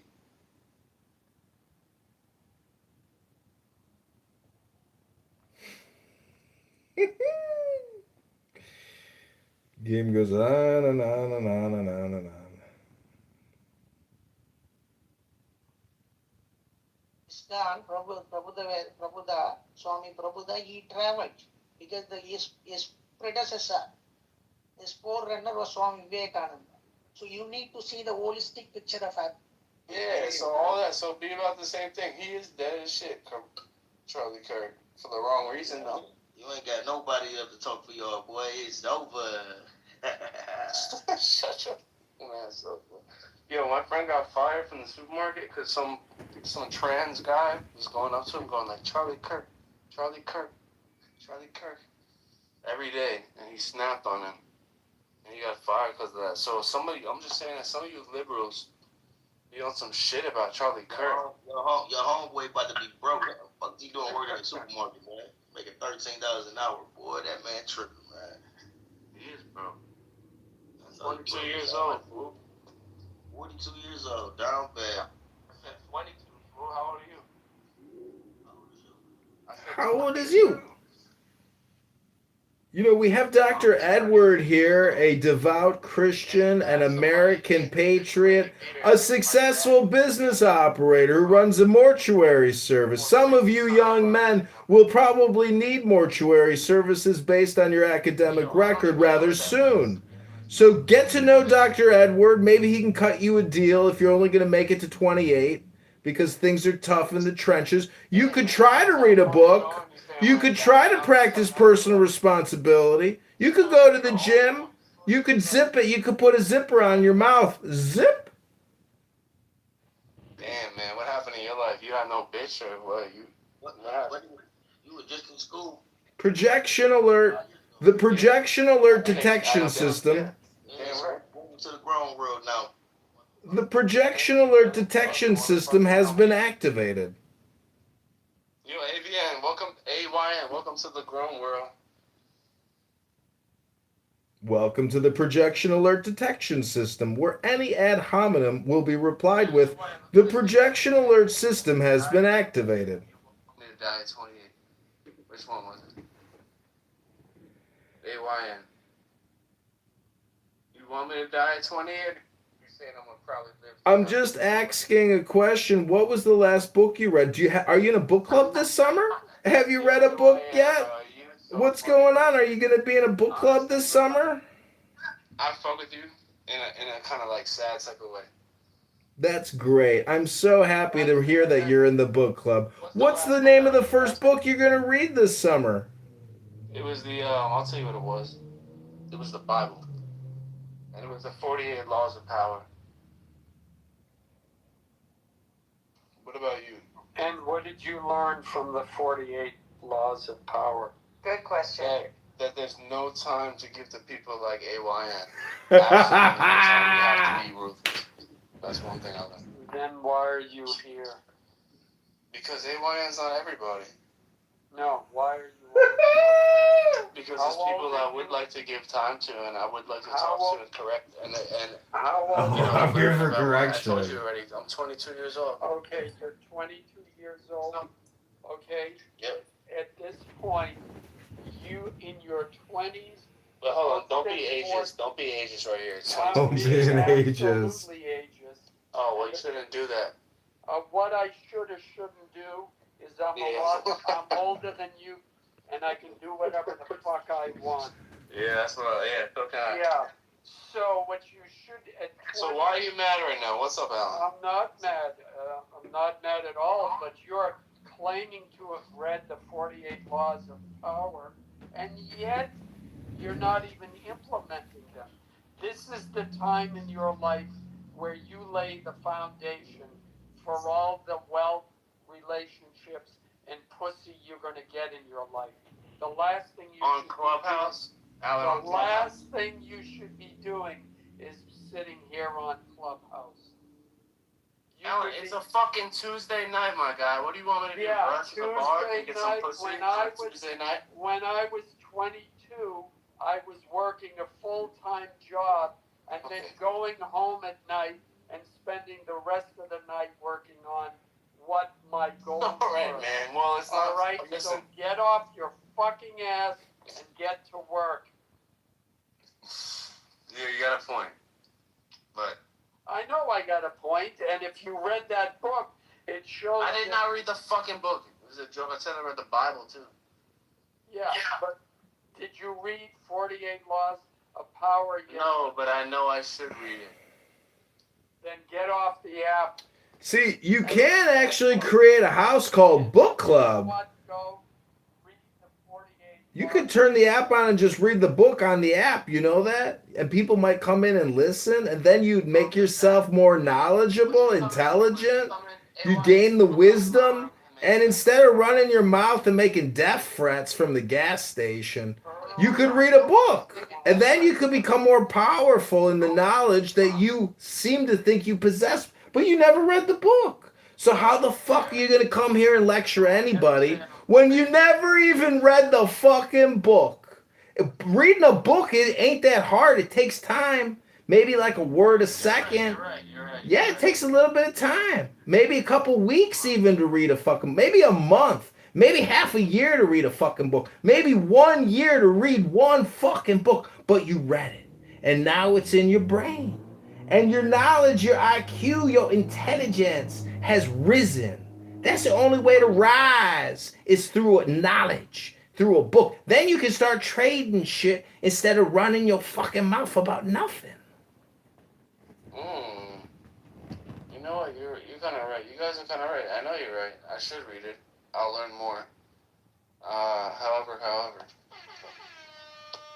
But it's not my room, so I'm not going to take up all the time. However, I do disagree a little bit. Because that book is not everything.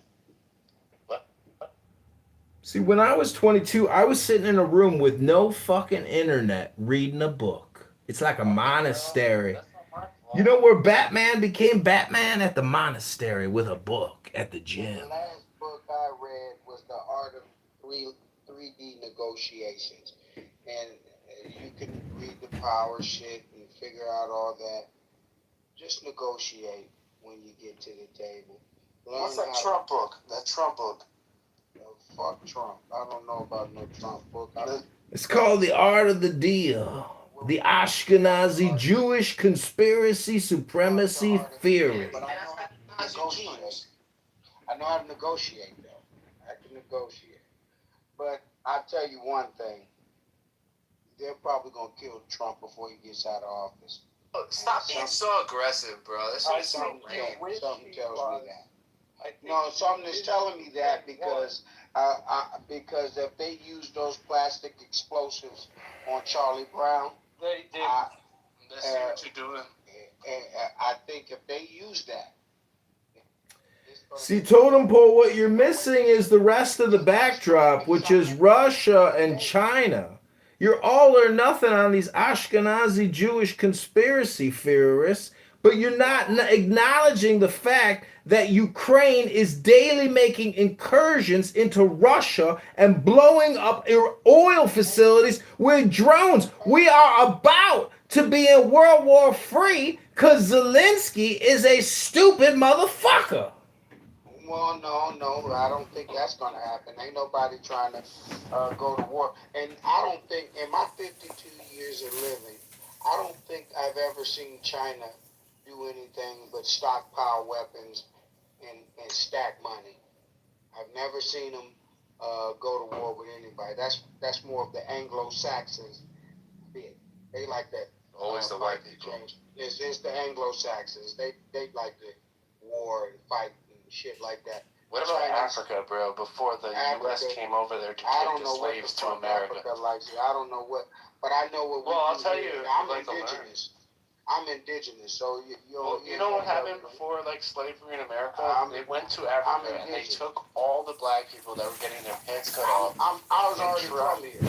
I'm from here. Are you Native American? No, you're black. And you think you're indigenous? Can you read Totem Pole? And I don't want to argue with you about that. Have you ever been to the Grand Canyon or Snake River? Have you ever read any sort of forensic Have you ever been to Utah? Well, then you be able to see. I'm indignant and indigenous. I'm an American.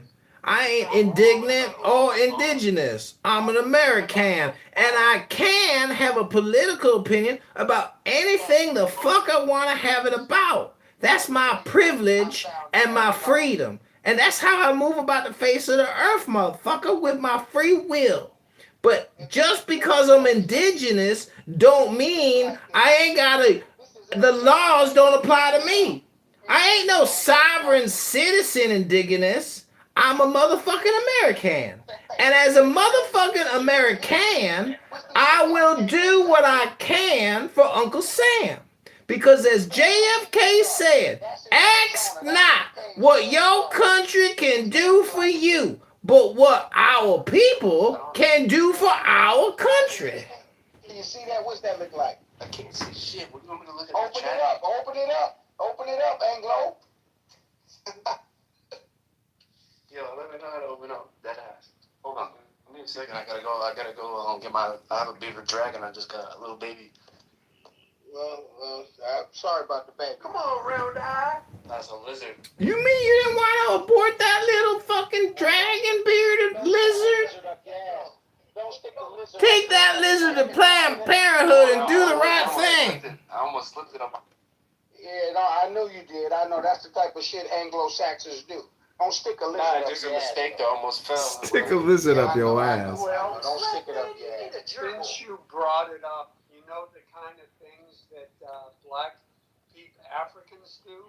I don't know what an African is. I'm indigenous. I'm indigenous to the land, brother. No, you brought up indigenous to where? I'm here in America. I'm from South Carolina. Indigenous to this area. I'm gonna show you something else. Let me show you something else. We found 700 miles from South Carolina. Black privilege. Stop. You brought up what the Anglo-Saxons do. No, you came from Africa. The people who were living in America were not African. We found 700 miles from South Carolina. Okay. Look at this. I'm gonna show you something else. So sorry. What's that look like? That doesn't work. Alan, you're disrespecting him. I'm not Alan is fine. I know Yeah, Alan. you're What's that disrespecting. look like right there? We found that 700 miles from South Carolina. Yeah. What's that look like? Who kicked that guy down in the audience? We need that guy Edmund back. Wasn't me. No, fuck that guy. You're pro-Palestinian garbage. I don't know nothing about no goddamn Palestinian. I'm kidding. I'm fucking with y'all. I'm fucked up right now. But get that garbage up. Yeah, get AYM back up here. Sorry, I can't. It won't let me invite you up. Ah, damn, the fucking deli is closed. The jury has spoken, and I have risen again from the grave of the gulag. I can't be in full like Europe. That's okay. They say Beaver is the problem, and that's what the Dancing Fireman about Dave Matthews is all about. But the problem with Dave Matthews is every song sounds like every other song after a while. Ain't that right, Beaver? What's that? That's that country shit, right? Well, they got a black man. He plays the saxophone and the motherfucking fiddle. Oh, yeah, he's kind of good. I think he's pretty good. He died of the COVID-19 vaccinology from Dr. Bill Gates and Dr. Fauci. Yeah, he tries to sing like you talking right now. Like he has some soul. He's not even Southern. He's not even a Southern dude. Him or me? I think I got more soul than this motherfucker. This guy's hella white. He runs around in his underwear. I don't know about that. You sound like a faggot. Told him. Yes, sir. I don't like Yes, the sir. way you're saying Anglo-Saxon. You're saying it with the hard O. Anglo? You ain't seen a sack yet. Let me slap you in the forehead with my sack. With a hard O? See, Totem Pole, you from South Carolina. Wasn't 600,000 dead white men enough to satisfy your bloodlust to free our people? I don't know about it. He was just above the line. He didn't see. Let me get 600 more, and then I'll tell you. If he was 500 feet below the line, he might be black. Oh, here these guys go. Here these guys go. You got who is this you got in your PTR? You wearing your hair long like that? I'm wearing my hair long. Are both the Carolinas in the Oh, that's is that I have what a you real call it? question. Maybe Mr. Edward could answer. With the Mason Dixon Are line? both- You see how these black and whites over here getting along? See, this is where I'm from. I'm from every big city you can imagine naming. I've been there. This is how we get along. You make racist jokes. You fucking be as racist as you can. Well, we're making racist jokes. We can joke with each other. No, man, that's what Totem Pole do in private. In public, he would never say this bullshit about the Ashkenazi Jews. That's some racist, supremacist shit. You're doing too much, son. No, Totem Pole is full of shit. He's political. He can't admit it because he's too low IQ to admit that this motherfucker's political. That's our hero. That's back in the day. I don't know about that. I just know I feel the same about him as he feels about me.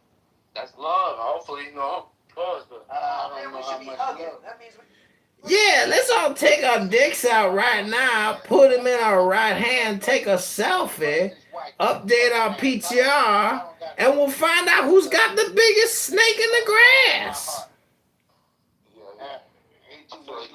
But They say Jeffrey Epstein's penis was cone-shaped, and he is an Ashkenazi Supreme Jew, is he not? They say they got pictures of you sucking his penis. Now, I don't know. They said that you was only 8 years old, but it's you know it's not. It's kind of bad. It's not a generic thing to say that. It's not a what? I didn't bring up the man's penis. Are you here? I think you did. I don't know. I feel like He's on his penis. Ellen Pepe is sleeping as we're discussing the best part of the show, which is Jeffrey Epstein's cone-shaped, egg-shaped penis. This motherfucker's bringing up. This delusional motherfucker's bringing up. I didn't bring that up. They say right before the shape charge took off, Charlie Potato Head's head, it was Jeffrey Epstein came to him in a vision and whispered in his ear, "I have an egg-shaped penis." I don't know. They say that the IRGC, his security, said, here, Charlie, I got that. Let me put your mic on your lapel. Hey, let me put Epstein's penis on your face real quick. He pinned that on his lapel, and then 5, 4, 3, take off. That's so funny from the room. Oh shit. The Pepe Show, Part 2.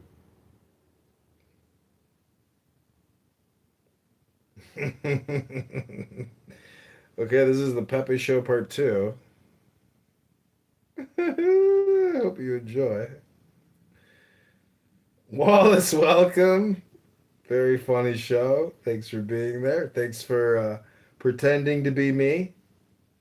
You're doing such a great job being my John Kitover impersonator. We're wondering if you'd like to actually, take on a role with Mossad. Are you interested in moving to Israel?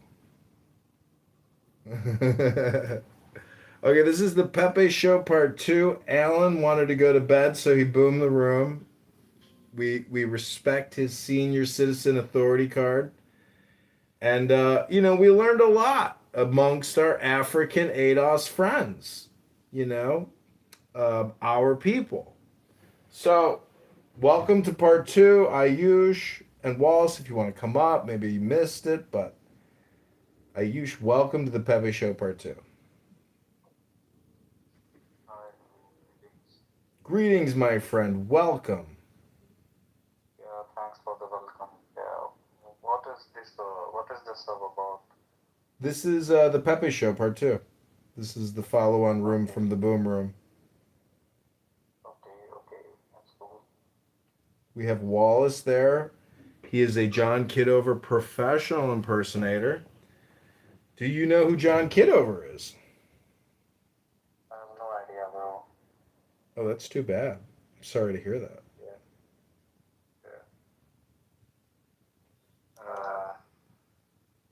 Actually, I don't live in America, so I have no idea about. Yeah, if you don't know John Kitover, you probably shouldn't be on this stage.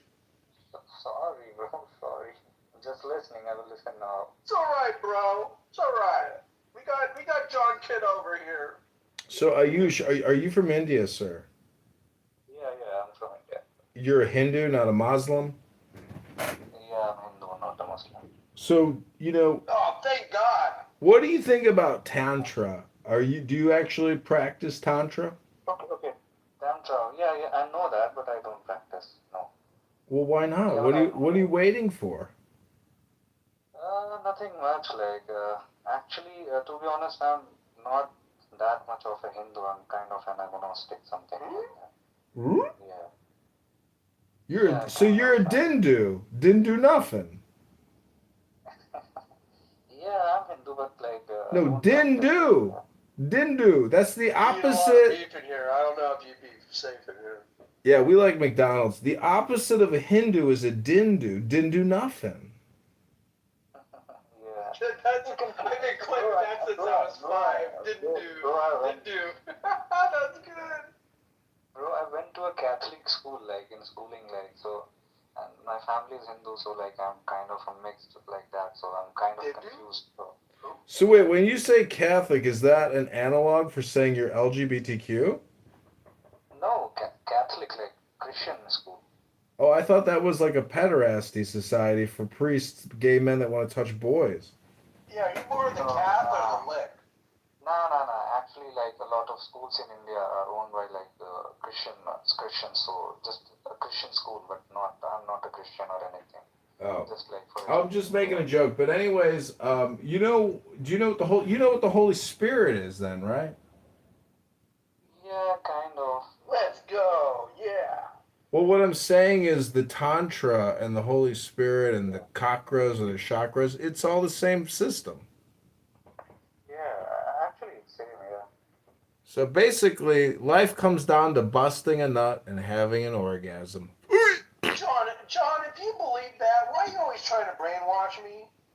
Well, you're a professional John Kitover impersonator. We need you. It's just think of Stalin and the body doubles, or Only because I can do it better. Only because I can do it better. well, you're like my Saddam Hussein double body impersonator. You know? Because if I get I saw him, not in person, but dude, he would look exactly like the original. It was like so perfect, and that was what year? It was in the 90s. Like they like mastered that science. That was amazing. Well, that's great because I need you. That's why you're here. You're my body double. Congratulations. Ayush, I am looking for a job. I gotta get trained. Ayush, I am looking for a John Kitover impersonator in India. Are you up for the job, for the task? It's a big one. Yeah, a lot of work. I can, but if Heavy lifting. That's a yes. Okay, great. You're in. Congratulations. It's a dangerous job, so you just fell on the sting, dude. Yeah. That could have been the drink. What do you think about that? What do you think about the Indian Communist Party, Ayush? Indian Communist Party, I don't think about them because they are irrelevant. Like they are not in power. Is there such thing? Absolutely. Yeah, we have a strong communist movement in some parts of India. Yep. But like they are not strong, but so not important. Yeah, you guys should make it illegal, and we should again too. It is illegal. It's on the books. 1945 Communist Control Act. Yeah, but Ayush, are you a capitalist, Ayush? Capitalist, you can say somewhat. Are you an objective ethicist or are you an altruist? Does society shit on you or praise you? I don't really understand. Yeah, what, sorry? That's okay. My body double here is trying too hard. Ayush, I was thinking about the caste system. I'm sorry. Okay, you can talk about that. Yeah. Well, do you know what objective ethics is? Kind of, but I don't really know. Like, just know basic meaning. It's the separation. It's the separation of state and economy. Okay, yeah. Okay, I get it. With hummus. With hummus, of course. Some cultural appropriation. Ayush, are you prepared to establish a new laissez-faire capitalist society in India on behalf of John Kitover? Sure, whatever you say. Can I be the VP? Well, this is a venture capital movement. Yeah. We are whispering sweet nothings into Peter Thiel's butthole at the current moment in Buenos Aires. Dude, where's all the white women at, John? What do you mean? They're all liberal Democrats. They're watching Netflix and petting their cats right now. We're trying to find the 1%, the ones that are like worth something. Oh, those are all senior citizens. They're sitting in nursing homes with $1 million profiles. Hummus, dude. What the fuck, dude? I've been eating it for weeks and it's getting old. I want to ask something about like America. Have you run it through ChatGPT or Grok yet? Yeah, Americans are always listening, so go ahead. Yeah, nothing like this. I see like this gender identity and stuff and all like this all comes from America. Like identity? No, he said gelato. Yeah, like I see a lot of stuff like people talking about like, Legos. I collect Legos. Yeah, that's cool. So get to your point. Hurry up. No, like I see like a lot of stuff from like woke America, like talking about like 70 genders, 90 genders. So what is this like? What is this all about? Like, what do you think about it? Oh, Mark Zuckerberg? Facebook knows all the Yeah, answers. Mark Zuckerberg. He's a pronoun spammer. He's got 375 pronouns. And all he had to do was ask his wife, Priscilla, because they both took the COVID-19 jab. They got bad inflammation of the brain, and they came up with really far out pronouns. Have you heard the list of the most controversial pronouns? Dude, they got me excited, but please, I'll get excited again. Please go. It's wild. These are words I never even knew existed. I'm about to change my name to Edmund. Okay, these are the most controversial pronouns.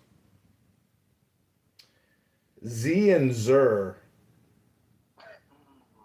What does it mean? Dude, it's so dumb. Z and Zem. That's good that that's the most controversial one. I would say that's the most It controversial or one. it's. I go by it's.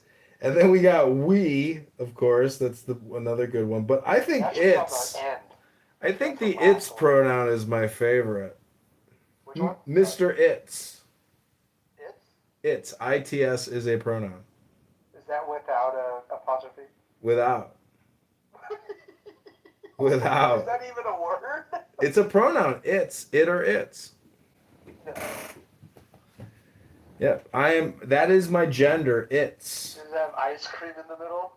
So Ayush, what we're trying to say is that there are these faggot retards out there that want to play word games with you and demand that you use the words that they ask you to use, like it's. Okay, Dr. It's. This Indian ain't taking it. You know what? I think he might be like upper status class. No, the fact that he even had to ask us the question means that he's very low totem on the fucking caste system. Well, he doesn't know that this is a non-political correct room, so he's just playing it safe. Okay. Like I don't have an idea like what's. Arush, are you politically correct? Sometimes, like, but yeah. Sometimes? Why? Why at all? So, like, no, I'm like politically correct like 90% of the time, but I also have a like instinct for like dark humor and sarcasm. Oh, you must have a career. Yeah, no, not any career. I'm just a student, like. But why even 90%? You should be 10% like me, with no career. 10% political correctness. I have a career. Yeah. Oh, so you're rich. See, so that's why you have to be. See, so are you kind of fake? No, I'm not fake, but I'm not fake at all. Like, I'm just. I lost my career because I'm not fake. And now I'm like regretting it. I wish I learned how to be fake as a kid so I could be something I'm not and I could maybe still make some good money and not pretend to be this guy Edmund. Yeah. It's difficult when you can't earn a living anymore and your best bet is just to imitate John Kitover. Welcome back to the Pepe Show Part 2. We are talking to a Hindu Dindu Catholic, an unemployed John Kitover impersonator, and the one and only John Kitover. Welcome to ChicagoMayorVote.com as we attempt to unseat the liberal Democrat progressive parasite intellectuals from political power in the Democrat industrial complex. It's very exciting. Gavin Newsom says that Trump is attacking his wife personally. They have to lawyer up and respond to complaints. He probably grabbed her by the pussy. Right below the clitoris. 2 fingers in, 1 in the stink, 2 in the pink. Welcome back to the Pepe Show Part 2 because Dr. Allen was experiencing his senior citizen syndrome and needed to take a nap. So he had to boom the room. Ayush, let me. Alan did it? Yep. No. Ayush, let me ask you a question. Piece of shit. Yeah, sure. Do you have a hard time mating with the opposite sex? No, not really. So you're a. How many kids you got? I just don't try. Like I'm not. You just don't try.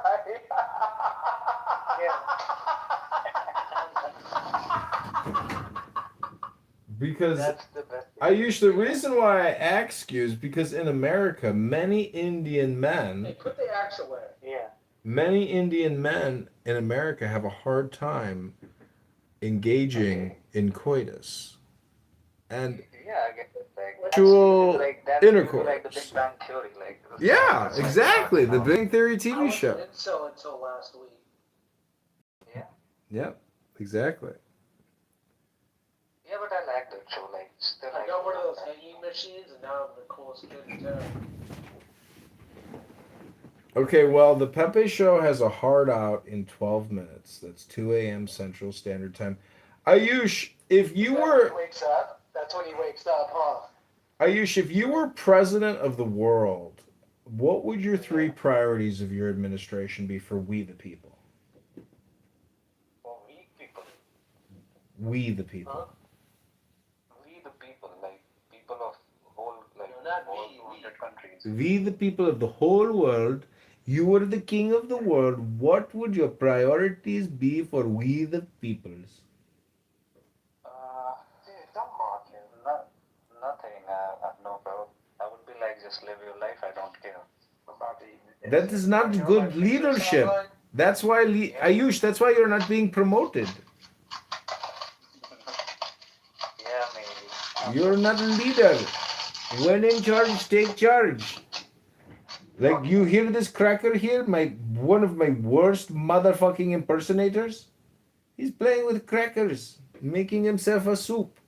No, you sit in the goo. Now you get good. You sit there in the communist goo where you belong because you are an ineffective John Kitover impersonator. Ayush is my number one now. You've been fired, Wallace. This is how Indians take over America. Congratulations, Ayush. We are prepared for the Indian takeover. Some people thought it would come from an alien force.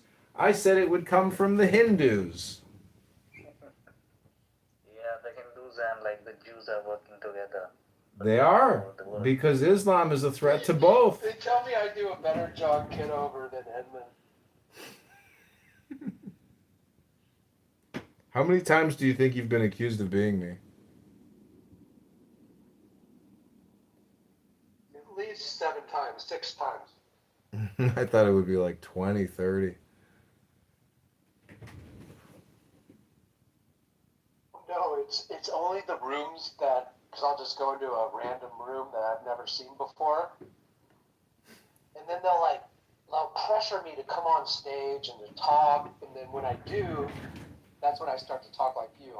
Well, you heard me. I can only do it at the spur of the moment. Like if somebody asked me to do it, like right now, I probably couldn't do it. I just have to. Dude, you're a huge influence in my life, and I just think you're like one of the most wonderful people ever. Yeah, I listen a lot, and because I can't read, you make fun of me. It just makes me listen more. So, yeah, because you make fun of me because I can't read, I just listen more. So, audiobooks. John plays audiobooks, and I just think he's the most wonderful person on Clubhouse. And yeah, it's wonderful.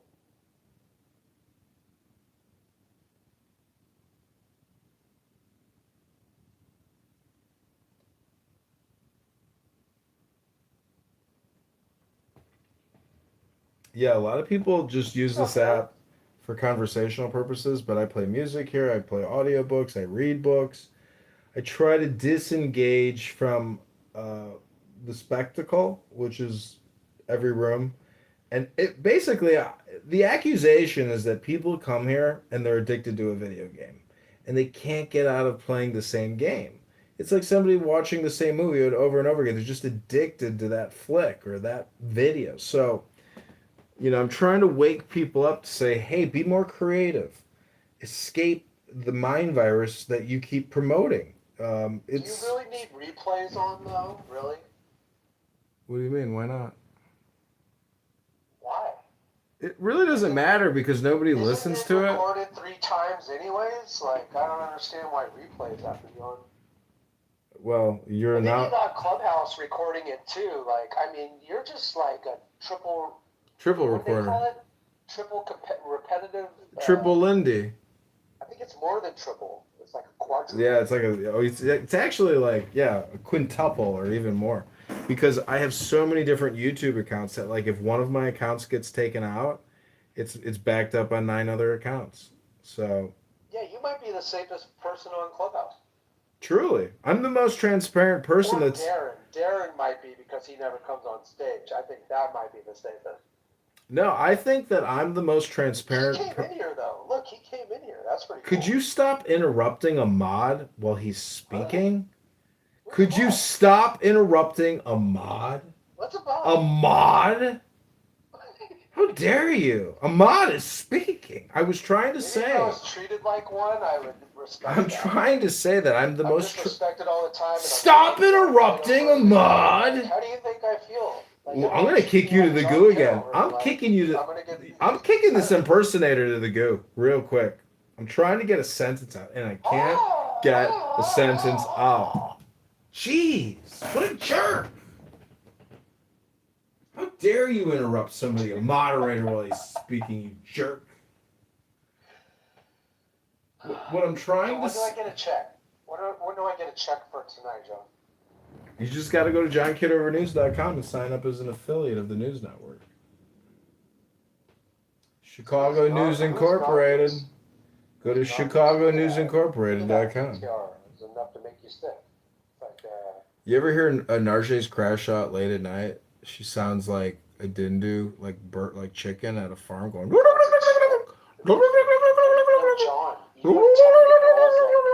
John, you got to tell me the girls that do like you, and then I got to go and see if I could like pass off as being you to them, and like maybe get some action on Clubhouse. Well, some audio action. They say Monica called me her pet one day. I was there. I was kind of jealous. Oh, you were in that room? So welcome to the. I was her pet until she canceled me. She don't dig me anymore. If you bring me up to her, she'll probably throw up. Okay, everybody, we've just updated the title because enough time has passed to allow us to reintroduce the Pepe Show Part 3, the final countdown. This is it. I believe that Clownhouse, this app, they're going to pull the plug on it tomorrow. That Reid Hoffman, that fat, disgusting liberal progressive from Salesforce, is no longer going to fund data collection of redundant, liberal, intellectual, progressive conversations. There's no reason to keep recording Trump derangement syndrome all day, every day. And how many times can you just keep reselling the data? You can't. And we've notified Stephen Miller. He's notified all the data collection and data buyers, and they've all confirmed that. Alive? Yes, Stephen Miller's still writing speech. He wrote the speech for UFC. Oh, hey, Pockets. Pockets was on trial.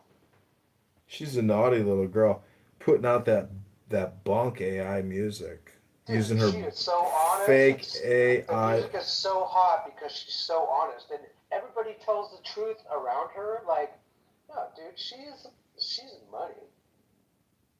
For Clownhouse, she's a 10 out of a 10. But in the real world, this chick's like a 4 out of 10. In the real world. Yeah, but you treat her like she's Milli Vanilli or something. I had a 2-hour conversation with this bitch once when I was in a hotel in St. Louis I working. thought she was in Nevada, like 60 miles away. She finally broke down and admitted me the truth about her game. She's fucking political. She admitted it. She's like, yeah, I'm fucking political. You really? Yeah, that's she's too cool for me. That's an AI photo. She left. Yeah, bye. She can't stick around She's not when. even my friend anymore. Once she made an album, she totally ditched me. Well, that's because you're a very ineffective John Kitover impersonator. Damn. That's a you problem. You've got to start accepting responsibility. Did I chase her off, or I think it was you? Definitely me. She hates my guts. Me too. We could fight about it, but what a waste of time. Okay, I'm going to do some Mystery Science Theater 3000 here. This is Andrew's room, the retarded, brain-rotted Christian. This is called Where Is God? The Best Room Ever. Model of, and there's so many different models for addiction, you know, and it's an interesting conversation. I don't want to hijack it to that, but there is a sort of like the disease model, you know, where it says you're never cured, you know. all you do is have a mitigation strategy. And I like that. Well, Andrew likes to go cruising. Can you ever be cured of cruising? Because Andrew got punched out at a party. I don't really, like you were saying about, the meta ethics stuff, like, it doesn't really matter if they're right or wrong. What matters is, are you right or wrong? And I felt that way about AA too. It's like, I wouldn't fault anyone. What the context is. Even when people say it when they're... You never see nobody duck if they're Muslim? Hello? Okay, so even when somebody says it when they blow themselves up, it's because they think they're doing something for the good. Nah, it's because they're getting paid, Patty. That's what I'm saying. You gotta pay a terrorist to blow themselves up, you dumb bitch, hanging out with those fucking anti-Semitic terrorists. Fucking Amir's room. Get him. They kicked me. That was a good roast, though, real quick. That was that John Kitover, that motherfucker. Why you got me up in your PTR? You mean Mel Gibson? What are you doing? What are you doing to me? You're being conditioned. Did you ever find out my full name and my address? No, never even thought about it. Why not? Oh my gosh, dude, I've been waiting 40 years for you to dox or like track me down and like stalk me, and you still haven't.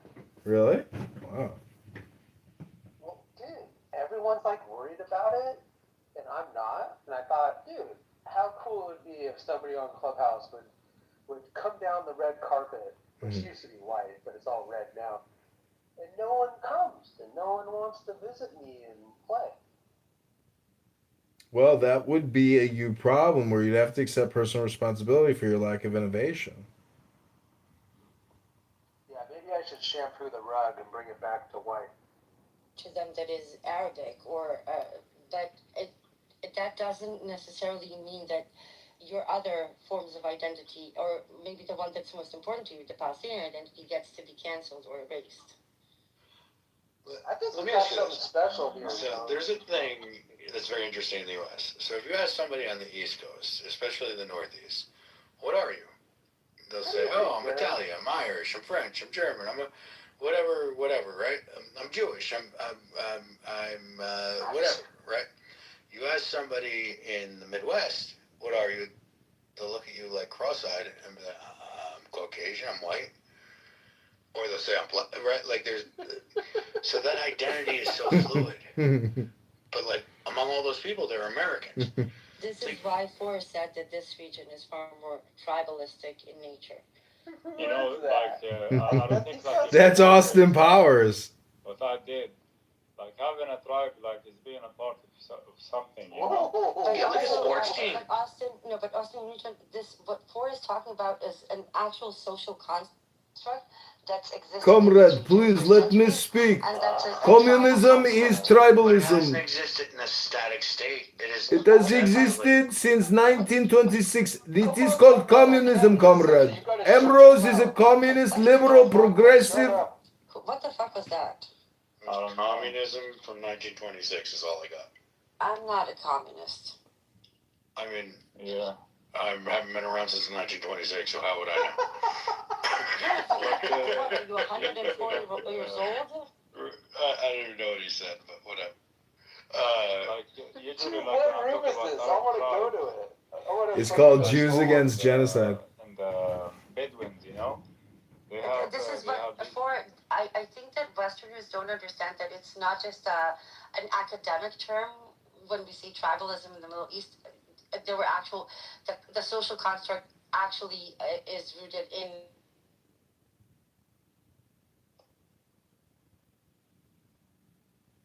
We'll see if Nero is still up. But I'm about to call it quits. Me too. I gotta go wash my balls. Put some Vaseline on there. No, I use Aquifer. Try some good old Vaseline. Works miracles. You gotta get rid of the Vaseline and trade it up for Aquifer. Aquifer is the best because it still feels like Vaseline, but it's natural. What kind of cologne do you wear? Filled with Arabs. No, I wear no fragrance. This is where I don't know. The partition plan was basically 3-state plan. It wasn't a 2-state plan. And I'll tell you how. One, the Jewish state, right? They'll get the majority of the land, even though they were minority. Arabs, they were majority. They would get a smaller piece of the land. And Jerusalem, they were not going to get to Jerusalem. You know why? If you read the partition plan, 1947, Jerusalem was going to be under control by the UN body, where all religions would be allowed. Okay, Amir, even though he had reservations about it, he still accepted. No, it's Amir and Gayhem Conspiracy. Hold on. He didn't accept, but then he came. Hold on. He didn't Hold really on. accept it. Do you know that they took Hold on. by assassinating a UN mediator after the war ended, after they won the so-called war? UN mediator, his name was Volker Bernadotte. That guy came in. He wanted to mediate the situation. He put a block on it that they should not get to Jerusalem. What ended up happening? They assassinated them. Okay, but you're kind of like fast forwarding, like you're because it's all connected to this plan. No, but what I'm saying is, okay, just let me just say this. Under the original partition recommendation, the Arabs that were in the Jewish portion of the Israeli state, they were not going to be expelled. If the Arabs had not waged war, they were not expelled. They did not. It wasn't a war. Which war came up? What happened in 48? They were expelled. Iman, the reason why they were expelled. Hold on a second, Iman. The war happened in 48, not in 47. No, the partition plan came out in 47, right? Yeah, so 47 they started ethnic. They know more than I do. Everybody knows their history experts. They know everything. John, you're right. Like the shit you talk about, people like, why don't you guys read a book? You're totally right. It's crazy, bro. It's focus. I'll admit that I'm one of those people. And, yeah, you're retarded. Because you do what you do, John, though, I put time aside to do that. And only because you make fun of me. And so I appreciate you, John. Yeah, no problem. I'm here to help retarded people like myself become less retarded, to use our brains to improve our brains. Even though I'm illiterate, I still try. And so when I think about it, I ain't really doing anything, but I think John would be proud that I'm trying. Yeah, it's important as a John Kitover impersonator, always think about John Kitover to improve yourself. As your true guru and spiritual leader, it's always important to look in the mirror and know exactly just how retarded you are. Therefore, one must pick up a book to improve the brain. Using the brain. Oh, as long as you accuse first, you have nothing to worry about. Exactly.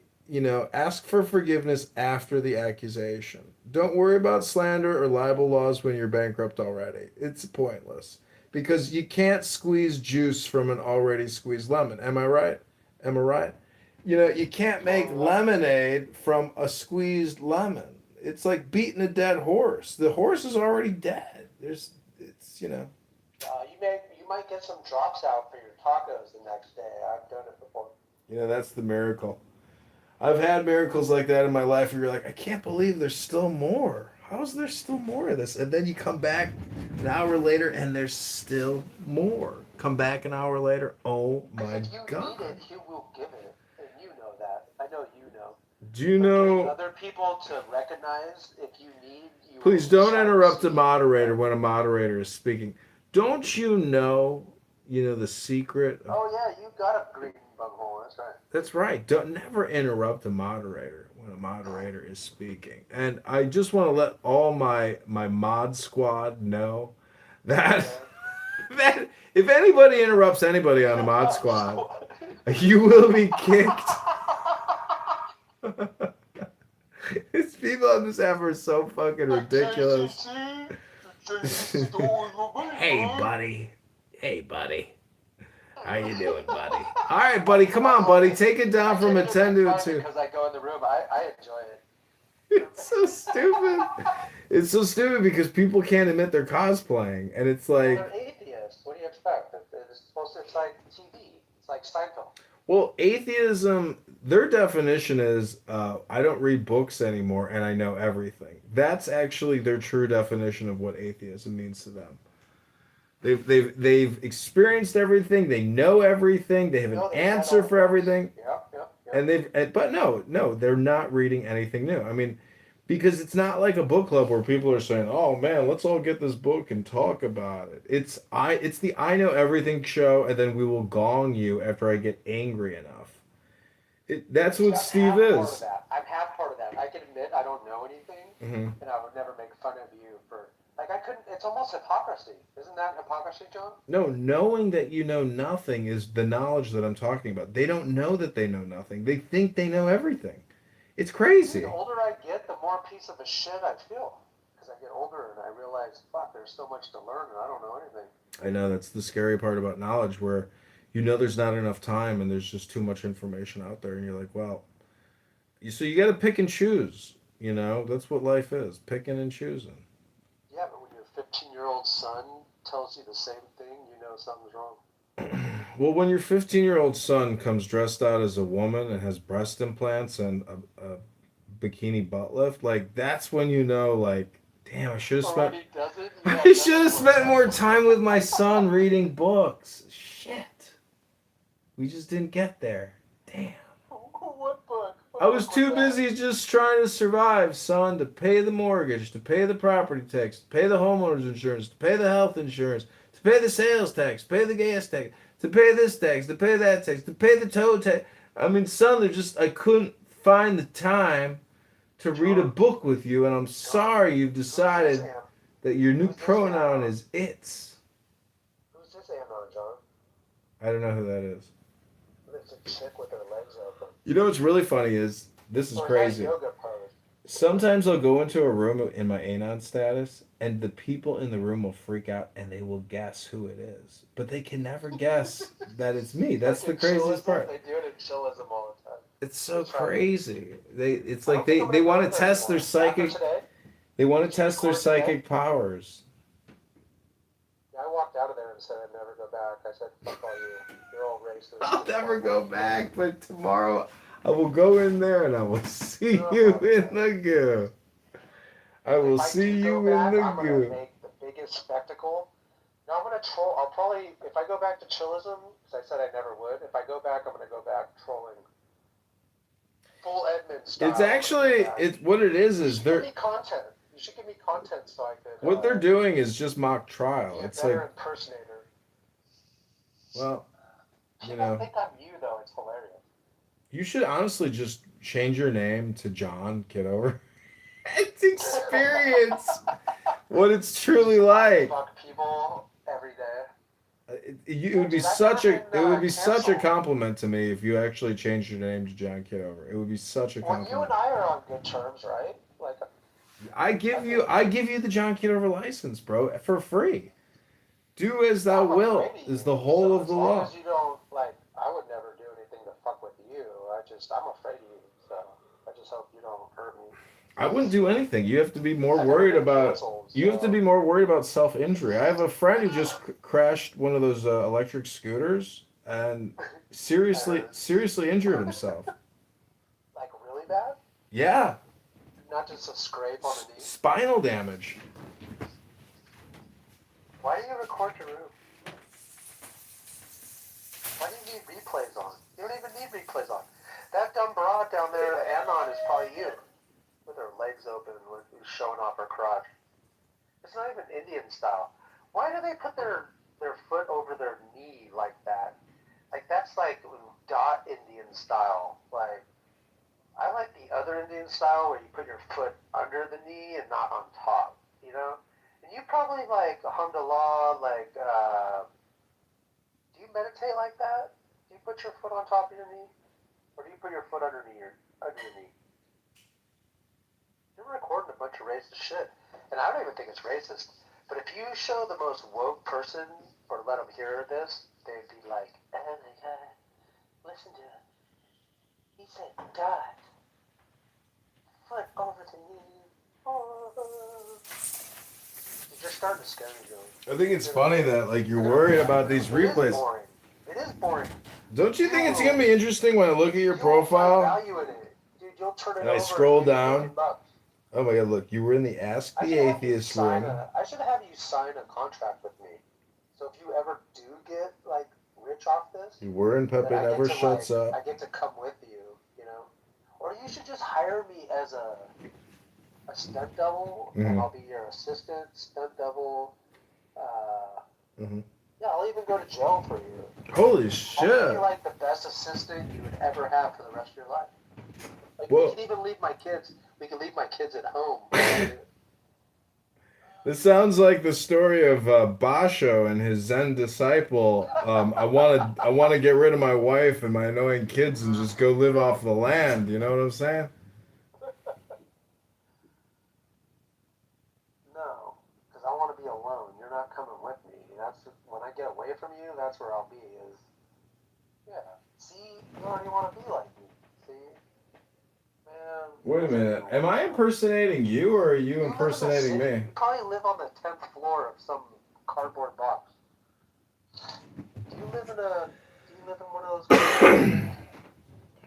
I've been thinking about buying a trailer and just moving into a trailer and living in a trailer for the last like few hours of my life. What do you think about that? Yeah, but that's so far away. Tiny homes are cool. I have a few friends that they just drag them around and find places to put them. And I think it's the coolest thing because nowadays, like you go to Stockton, California, you just park it on the side of the road. If it's not too long, like they don't even fuck with it. Same thing with like. You know, don't interrupt the moderator when he's speaking. Don't interrupt the moderator when he's speaking. I used to own an RV. Do we have a moderator here? Yeah, you're talking to the moderator, and I parked the RV by my apartment, and these people, these neighbors, these very well-to-do neighbors were walking by and they said, "Look at this motherfucker parking his fucking RV here, taking up all the fucking parking spots. Fuck this guy." And then I walked past them. I said, "Good afternoon." I said, "Good afternoon. Have a great day." And then I walked into the RV and I unlocked the door and I looked at them and I was like, "Have a good day. Bye-bye." And they looked at me. They're like, "Oh my God, that's the motherfucker. That's him." Dude, you know the best places to park those things are like at the marinas. Dude, I know. That's where I bought the RV. That's where I bought it. I bought it from a guy. This thing was like a $15,000 RV. I bought it for $2,000. And the seller, before he gives me the keys and I have the money in my hand, he's like, "Dude, I can't sell it to you for this price. I'm crazy. What am I doing?" I was like, "Bro, we already negotiated the deal. I got the cash. Just give me the keys and walk away from it. It's a pain in your ass." He goes, "Fine, take it." Is it an old school one or? Dude, it was a mint condition, like 1989, hydraulic lifted 30-foot RV. It was incredible. Even the mechanics on it might be hydraulic and mechanical. It was hydraulic. It was fucking mint. And a state of California dump truck sideswiped it. So I talked to the comptroller or whatever, and he's like, "Yeah, we'll give you $2,000." I was like, "Sir, this thing is fucking mint." I was like, "You'll never be able to find this thing ever again." And so I take it to the shop and I take it to the shop and the guy gives me an estimate. He's like, "Have you ever done this before?" I said, "No." He goes, "Don't worry, bro. I'm going to hook you up real good." So the fucking state of California sends me a check for like 15. The state of California sends me a check for 15,000. I only spent $2,000 on the fucking thing. Yeah. I was so happy. It doesn't matter. That's why they try to get you to put the value down when you buy it, but that's why they stopped. I put $1. Yeah, I know. I put $1 on the thing, and she looked at me. She's like, "You can't fucking put $1." No, if you put $1, I told this dude because he sold me a trailer for $1, and I gave him $10. He goes, "I don't want $10. I just want $1." I said, "I don't want to buy it for $1." I said, "I won't buy it for $1." I said, "You got to take 10 or 100, a trailer." I said, "You got to take $100. I'm going to write it on the bill of sale." And he goes, "No, I only want to sell it for $1." I said, and I mean, it's like a $4,500 trailer, and I'm arguing with him. No, So I wrote $10 on the bill of sale. He got so mad at me. I was like, dude, fuck you. $10 instead of $1. Come on, dude. So when I sold the RV, I put it on Craigslist, and I That's said, California though. yeah, I said yeah, it was in West LA. I said live auction. Show up at 8 p.m. Highest bidder gets the RV. So this cute couple shows up, and then this Persian guy shows up, and I'm like, all right, everybody, the first bid is 2,000. You're a predator. I said, is there a higher bid? And she's like, we can give you 2,100. And the guy's like, the Persian guy's like, hot? really Does hot. she have high heels on? Yeah, the Persian guy's like, I will give you 2,300. I was like, how many girls did he have with him? he had nobody. I said, so if I sell the RV to you guys, what are you guys gonna do with it? And the cute couple is like, we're gonna go live on a farm in mid California, please. And I said, what are you gonna do with it? He says, it's none of your fucking business what I'm gonna fucking do with it. So I said, you know what? These people are getting the RV, and you ain't getting nothing. And he goes, motherfucker, I call the police. I have you fucking arrested, motherfucker. And I was like, here, give me the cash. I'm giving you the keys, kids. And they give me the cash. I give him the keys. And Dude, they went to the desert. he's screaming and hollering at me. He's going to kill me and all this shit. I was like, have a good day, sir. Take care now. Do Bye-bye. you see those communities out in the desert? The RV communities, how big they're getting in Arizona and New Mexico and, Yeah, poverty's real, bro. and California. Yeah, dude. There's so much. I'm trying to get my kids, they're in their later teens, and I'm trying to get them into journalism because they're so red-pilled for kids. Mhm. It's kind of weird because I've never did politics or talked about it, and they kind of figured it out on their own, which I'm super proud. But I want them to do, because in my family, it's all newspaper and journalism in my family. So I never did it. Although now in my later years I'm interested, so I'm trying to push my kids, tell them how important it is that they could have hella fun and be able to like what you do, but maybe You gotta frame it. Like, if you're a journalist, super important. you have to establish your credibility, and then you can create content. Like tomorrow. Oh, really? Is that what you do, John? No, in the moment, the way you introduce yourself. And if you have a business card that says you're a journalist and you have your newspaper on the business card, like you're immediately accepted as being basically a photographer. I think of the girl on Stranger Things, the curly-haired girl. Because she's so into it, and she ain't it, but she's like, I'm gonna do it. And Yeah. she did it. Yeah. It's all just projection and framing, and perception is reality. It's like And inserting yourself where you don't belong, that's part of it too. no. What it really comes down to is if I Google search your name, what comes up? Because that's your real identity. It's your third party identity on the internet. I've worked so hard to you'll see a DUI, you'll see a fucking, oh my god, I'm so embarrassed. All the things I said I'd never do, dude, fucking. That's why, John, dude, it's important to stay square. You just gotta stay fucking true and square. And, like when you know you're a bad liar, you just don't lie. You know, that type of shit. Well, I know you're an idiot and you're illiterate that doesn't read books, but the last chapter of the good book says, in a word, be a saint, which is just saying to somebody, be good. So if you're always... I hope nobody online recognizes my voice. This will be bad. I don't think you have to worry about being identified since you're already non-existent. The thing about being a John Kitover impersonator... I graduated with that dumb bitch on MSNBC. What's her name? Lisa. Cow. Well, what you have to remember, truly, is that this is just for a moment. This is all. Let's go troll somebody. What are we doing? We ain't even creating anything for you. Darren, look at Darren's probably snoring. I'm ready to go to bed, bro. Darren, why don't you put in any content?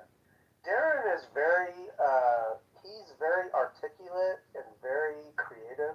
Mm-hmm. Like, I don't know why he doesn't put more forward. You slept with Rachel Maddow? Yeah, dude. I'm embarrassed. What was she good and bad? No, dude, she like stole my girlfriend. Holy shit. No, I'm kidding. No, she was like 4 classes ahead of me. I think when did she graduate? She graduated in '95 probably. But that's, look, John, dude, I'm getting closer to you, John. See, now you know where I live. Actually, didn't I tell you? Didn't we talk about chicken farms? The moonshiners and Bro, chicken if you don't farmers have and my the crankheads, the cranksters in my town. if you don't have my telephone number, you know, we're just Clubhouse How many associates. canyons you got in your town, John? Can we do moonshine in your town, John? You got enough canyons? Oh, moonshine now. Wow. Isn't that hot? I'm saving copper tubing. You didn't even welcome Darren to the stage. Darren, welcome to the Pepe Show Part 3, the final countdown. Does Darren know how to still some alcohol? No, I don't. What's going on, Wallace, you crazy bastard? I know. Dude, you're awesome, Darren. You've been around as long as me, and we're goo partners. And isn't it amazing we make a debut on John's stage where everyone's scared? Everyone's scared of John. Yeah. John is scary. John Kitover is a nice man who's never harmed a fly. And I didn't donate to you, by the way. I totally lied. Oh, Jesus Christ, that's why he lost things, Wallace. Well, because it's like you totally do it anonymously, and so I made it sound like I kind of did. And John even like announced it. He's like, "Yeah, like Wallace, he's a donator," and I'm like, "Oh yeah." A donator. Dude, have you talked to anybody about that whole situation, John? With It's all people ever talk to me about is they sit there and say, "You committed fraud." That's what people love to bring up is my congressional run, which amazingly was a success. Yeah, it was a total success. It's amazing how you can almost flip the government with a fucking feather. Isn't that fucking crazy? Like the congressional candidate that I was running against was actually concerned that he could possibly be dethroned. You know? I mean, he took drastic actions. He sued me, I sued him. Double standards kicked in, and then, you know, he went unchallenged. But if an actual candidate actually challenged him, he could have gotten him removed from the ballot because he only had like 100 signatures more than the legal requirement. He could have been removed from the fucking ballot. He could have been taken out of Congress. It's unbelievable how close it is. Him that bad, they could have ruined your life and made an example of you. You can't ruin my life. I've already been through the thick of it. I'm a veteran. Well, that's why you're so attractive. You don't even fucking care. And that's the whole reason I picked my character here on Clubhouse, because you can't care. Because even if you care, they're just going to kill you quicker. And, I'm not worried about that. That would be some mafia shit. But look, you know, I don't know if you know That's my point. Do you know the battle? Oh, we got Beaver here. The problem has arrived. Wallace, do you know the Battle of Bannockburn? No, sir. Well, William Wallace. Well, I probably do. If you describe it, I'll go, "Oh yeah, I've heard about that." Well, there's a town outside of Chicago called Bannockburn, and it's in that movie Braveheart. It's the King of Scotland. It's like it's a famous battle in America. The movie King of Scotland or Braveheart? No, the guy who betrays William Wallace in Braveheart, the son of the guy with the leper. Yeah. I think there's a gift you could put up with him shaking hands with him when they're making that deal, and it's very synonymous. I put it up there when you see two people on Clubhouse like making a deal and you know it's trash. I always put that up. Mm-hmm. You know, I have bagpipes. I've got mini bagpipes. And you know what's cool about playing the bagpipes is it's basically just a flute. It's really cool, and I've got a lot of flutes. Have you ever sucked a skin flute?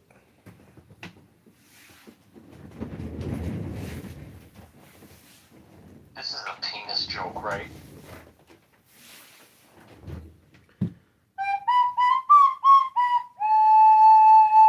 That's not a flute. That's they call that what do you call it?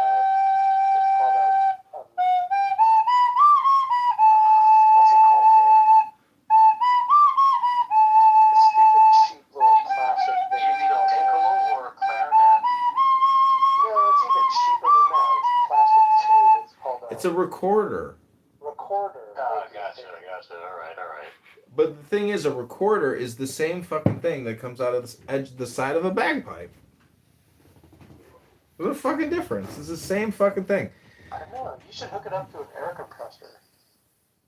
Well, I guess my question to you is, how much longer will it be before you really read a book? Really read it and focus on it for like an hour, because I'm almost old enough. you're almost old enough.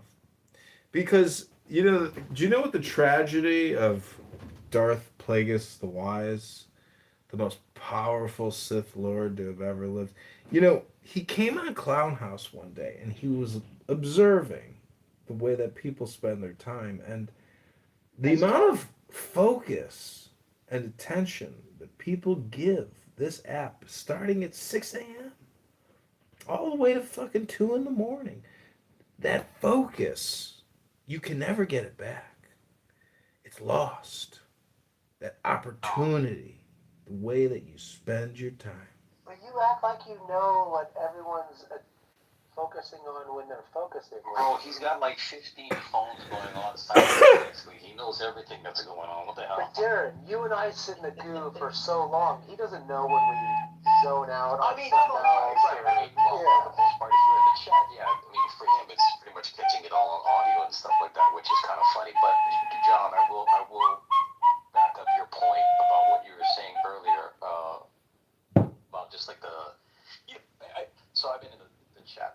In the goo for like the longest time, and the one thing that I've noticed right clearly is that even as adults, it's very rare when you're getting into debate with somebody where someone says, "You know what? That's a good point. I didn't think about that." Right? You got me something to think. You gave me something to think about. Right? There's very, very few moments like that because all of us seem to be just very hardwired into what it is that we already believe. It's very hard to change someone's mind. I mean, you really, really have to. And the person has to be willing to, and in good faith, and with the heart of humility, to be able to accept another person's argument, which is very rare here on Clubhouse because everything is ego. And we've never solved the gun problem. Every shooting that comes up, every school shooting that comes up, we debate it for about a week, maybe 2 or whatever like that, and then it's in the ether, right? And then it goes on and on and on. And this is just pure entertainment for me. Anybody who takes Pepe seriously is kind of crazy. I mean, in terms of the way how these antics are, right? I mean, and I get it. I'm not a Pepe hater. I'm in his rooms all the time. Right? He makes great points and a little excessive with the racial epithets, but he knows it. And I treated him like he was a character like that in the beginning. I don't know how much of that is really him or whatever, and that's fine. But I mean, it's entertainment. I don't take this too seriously. Just find it as entertainment. Well, the people most excited to talk and will kill you to speak over you, like you almost just have to let them go. So that's why I spend the most time in the goo and listen, because sure, I have a lot of stuff to say and I have a lot of personal experience to add into conversation, but there's just so many people who feel that they should talk more and no one else should talk unless they let them. And so it's just a competition that I don't think we choose, like Darren. I think you're the same. Yeah, it's a competition you don't even want to participate in because all it is a competition, not a conversation. Because it's pretty funny when I love the people who go, "Oh no, wait, no, it's not my. I know it's not my turn to talk, but I just gotta say, I just gotta jump in. I just gotta jump in." It just happens all the time. Do you know how much that happens to me every day because of my ADHD? And even if I'm on stage, I don't fucking say anything because the conversation will quickly move away and you won't get a chance to say it, and then eventually it doesn't matter. Yeah, and even as I'm navigating through the rooms and I'm listening and whatnot, like I'm just listening just for the background, right? Because like I don't listen to music, like even in my car or whatever. I kind of listen to podcasts or talk shows or whatever.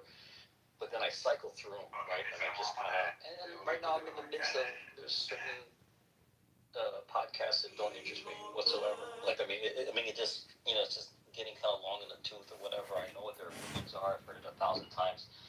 and where I work in my office, I just use Clubhouse as a distraction. Like, if I edit or whatever, I need something going on in the background, right?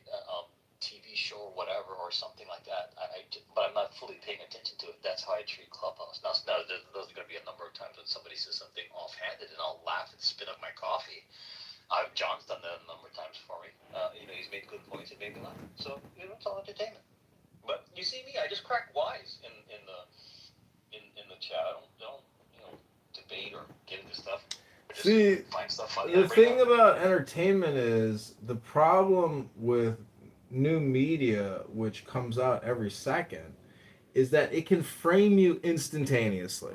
And so that's why I have built such a huge library of John Kitover, because if anybody tries to defame me with like a 10-second clip of me or less or some type of attack, well, the audience is going to Google me and say, who is John Kitover?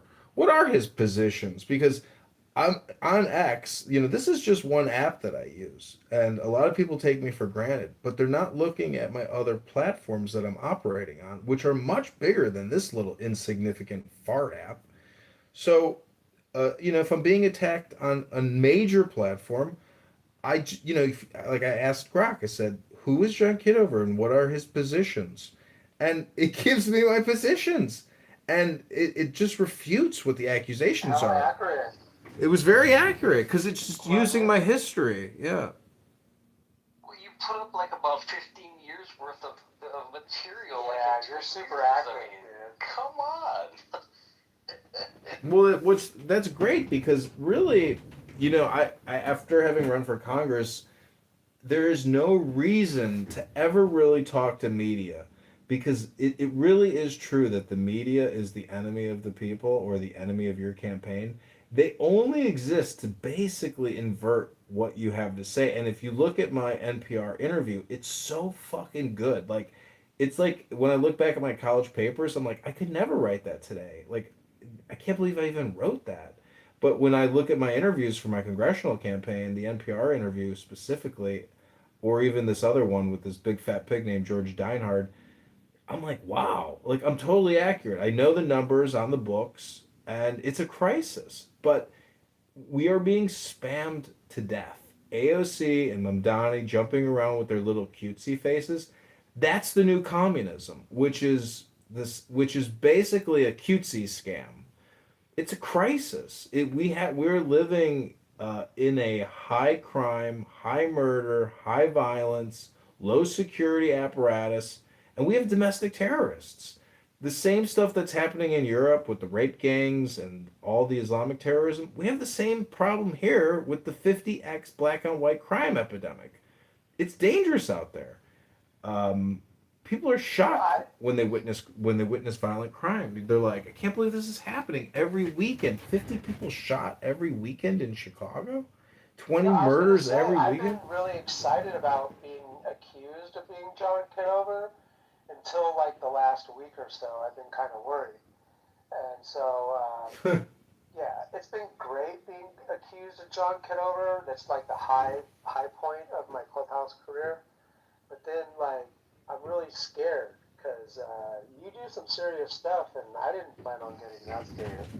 No, people on this app is, in terms of like my behavior on here and people's interactions with me, you don't have to worry about this app, in my opinion. Oh no, I already planned to like team up with you. So no, if you rejected me, I'd probably stalk you, and then you'd have to be scared of me. Oh shit, we got a real Ted Bundy candidate here. Kitty, do you want to come up to is Kitty on the stage already? Yeah, I haven't talked to her in a couple of months, and if she comes up here, I might leave. Yeah, that would be great. Because I like to launch rockets, and she really upset me, and she really disappeared on me and ghosted me, and I worried about her for about 2 months, and she didn't even care that I worried about her. She treated it like I deserved it or something. Oh my gosh. Yeah, it's the only person I really cared about. It's the only person I cared about on Clubhouse, and she totally ghosted me. You just said that you cared about pockets like an hour ago. Oh no, I was trolling. I seconds ago. Wallace, take some menopause medication. I was just messing with you. Get laid. I don't know. Hey, John, seriously. Wait, I made a promise. Every time I hear you talk, it's just inspiring. I mean, it's a kick in the cunt to all the lifeguards, but even the Republicans that are saying, they'll say it all except for the stuff that they should say out loud, but they just don't. I mean, you pissed off a lot of people a couple nights ago, and like, they weren't on stage, but they weren't afraid to say it in the chat. Like, when you got down to it, you're like, fuck it. I want to see, like, militia, to where it's real, like, you will be shot, right as you're about to, kill someone, you're going to have a militia of our military that will kill you. You don't have to sit and wonder and fear if you're just going to get free jail stay and shit like that. No.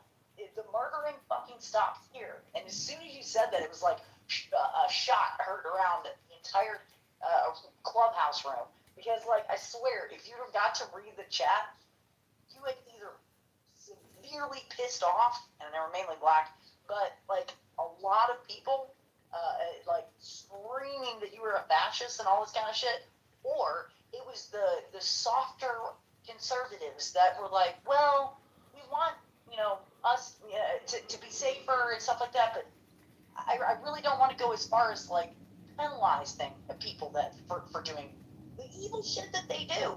Like, but I don't know. I took care of your Wallace problem. Being a pussy, the real pussy's on stage, Wallace. You can talk to John, just don't stalk him. Damn. Wallace got pussy. Wallace, you're a pussy, bro. How could you let Kitty run you out of here like that?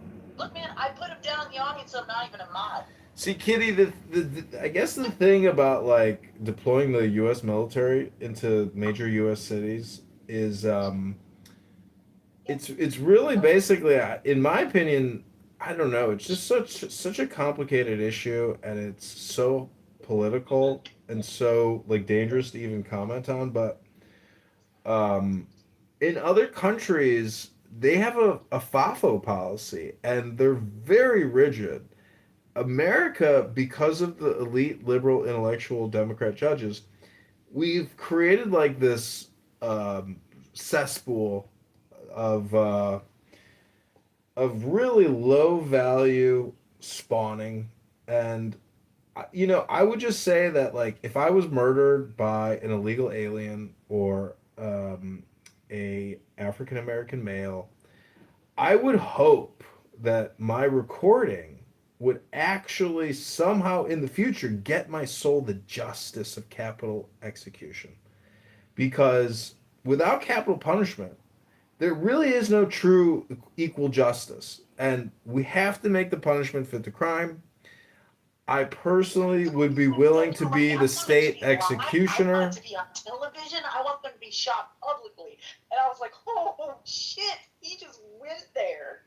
I mean, they do it in other countries, and some of our crimes are so heinous and so disgusting and despicable and awful that there really can be no housing program for people at $100,000 a year. I suggest we build a hard labor prison camp in the middle of nowhere in Alaska and send some of our worst criminals into the wild tundra of Alaska to essentially, make wicker baskets, or really dig holes, I guess. It doesn't really matter. They'll just be like worked, like dogs, and that'll be it. They might not, and I expect the death rate to be severe. Mosquitoes. We'll have Bill Gates out there doing vaccine injection experiments. It'll be a whole new thing. And we'll let SecDot or whatever, we'll let the El Salvadorian little fascist king down there run the prison camp in Alaska for us. What do you think? SecDot. And for all the crybabies that if they truly want to stay in America, they refuse to get the hell out, but all they want to do is complain and bitch and moan about how terrible America is. How we'll give them an option. Continue to espouse shit like this.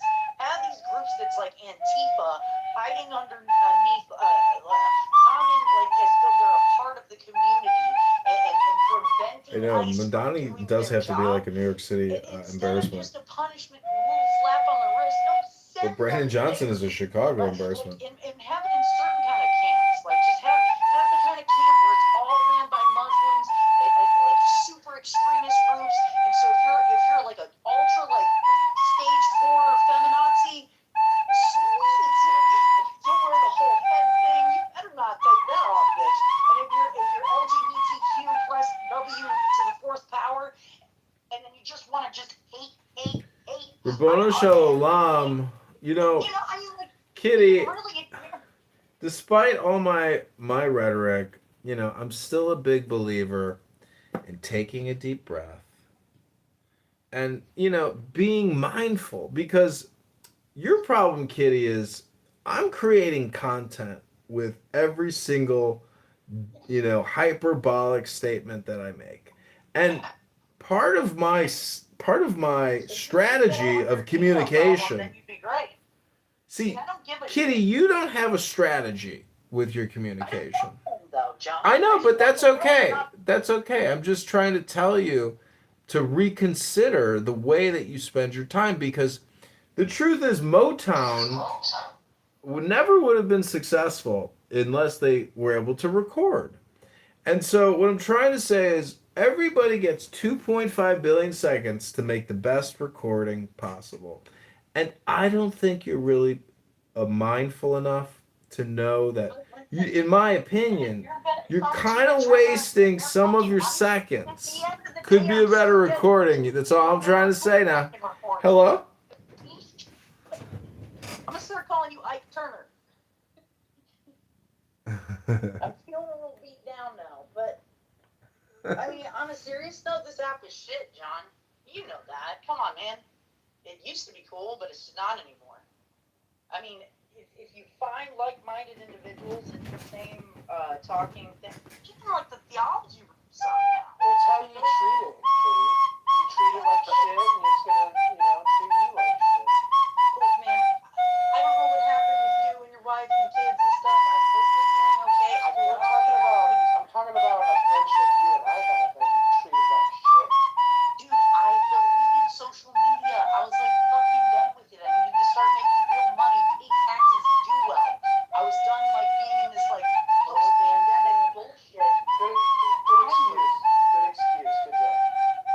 No, it's not. It's stupid. Hope you're proud. It's remedial work, and it's not. Good job. Good job, Kitty. But you know what? I'm surviving, and I'm gonna close.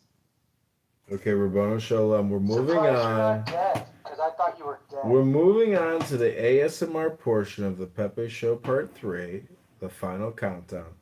We're going to update the room title to the Pepe Show Part 4, the astrology session, where we're going to unfuck your brain. Yeah, I'm out of here.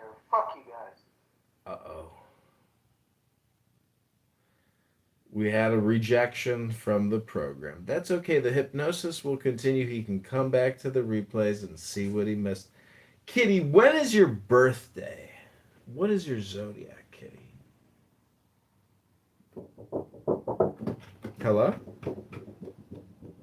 When we start with my social security number, I feel a little bit more comfortable with that. So what you're saying is you're Scorpio, correct? So goddamn close, but no.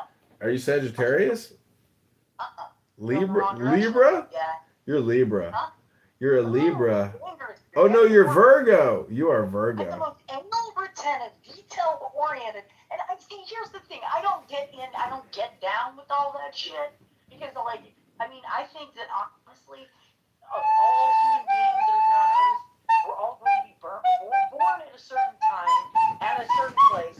So yeah, you're gonna group up, and like you're gonna be around certain people, and your gender is going to be a certain, unless you're a libtard, then figure it, whatever pronoun he, she, it, them, or they. But like, yeah, okay, there's gonna be similar. So if you're born in the same month, yeah, and the moon has a lot to do with shit.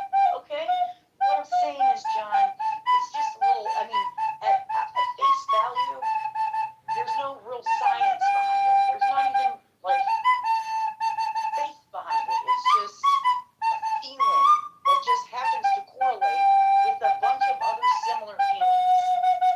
But if you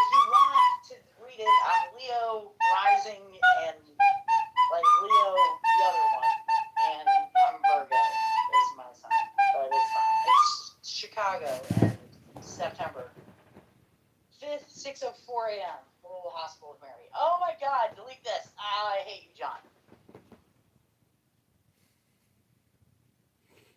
Delete this and I hate you. You know, it's not the first time I've ever heard a beautiful woman say, delete this and I hate you, John. You know, it's just not the first time. So, Rabbonu Shalom, welcome to the Pepe Show Part 4 Astrology.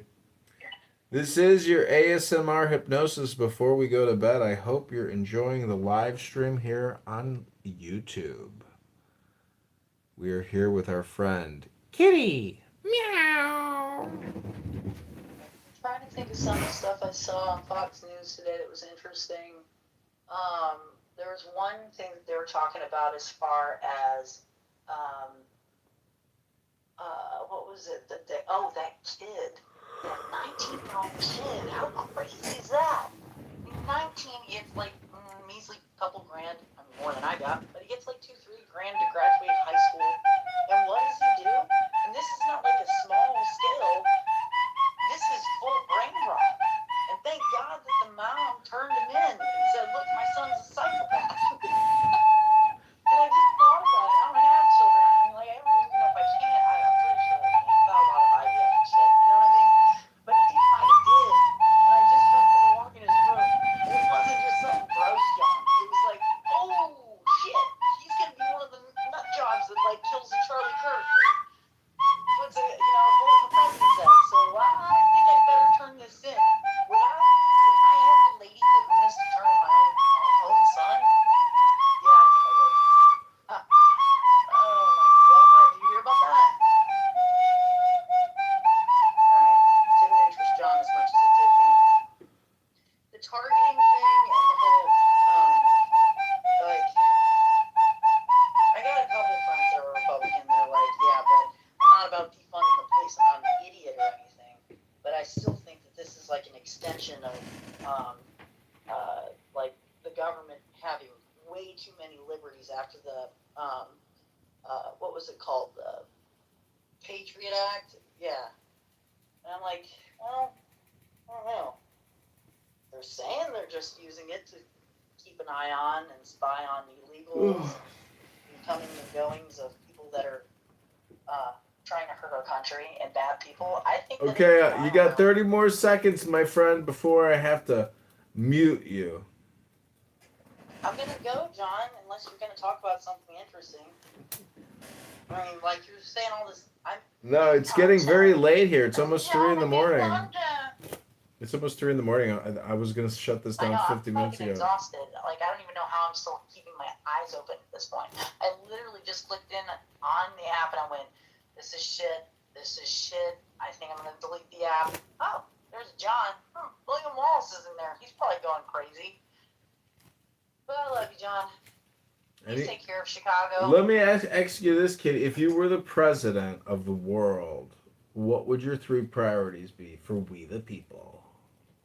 President of the world? You mean president of King or queen of the world? There you go. You were in charge. The number one. What would the first thing you would do, Kitty? What would it be? Force everyone to be a Christian. You would force every single person to be a Christian?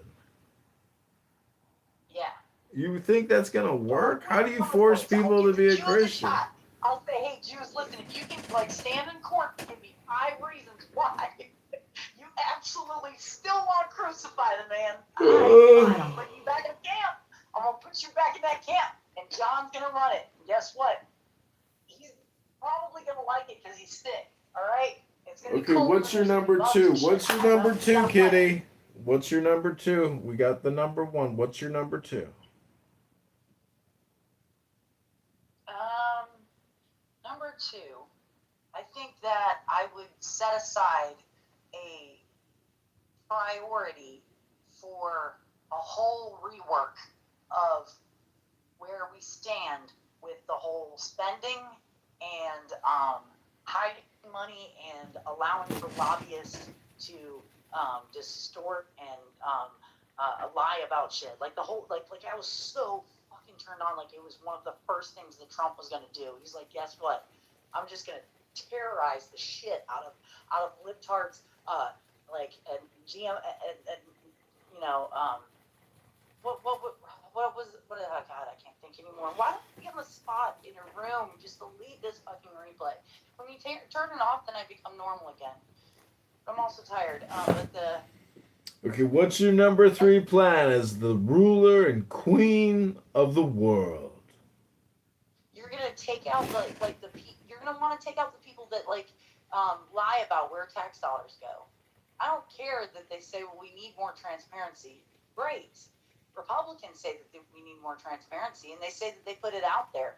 But more transparency, while other places are allowed to have fake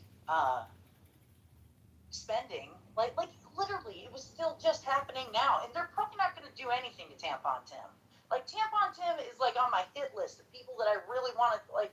You talk about taking out all the other assholes that are just civilians. Take out some of the freaking AOCs and the libtards like Tampon Tim.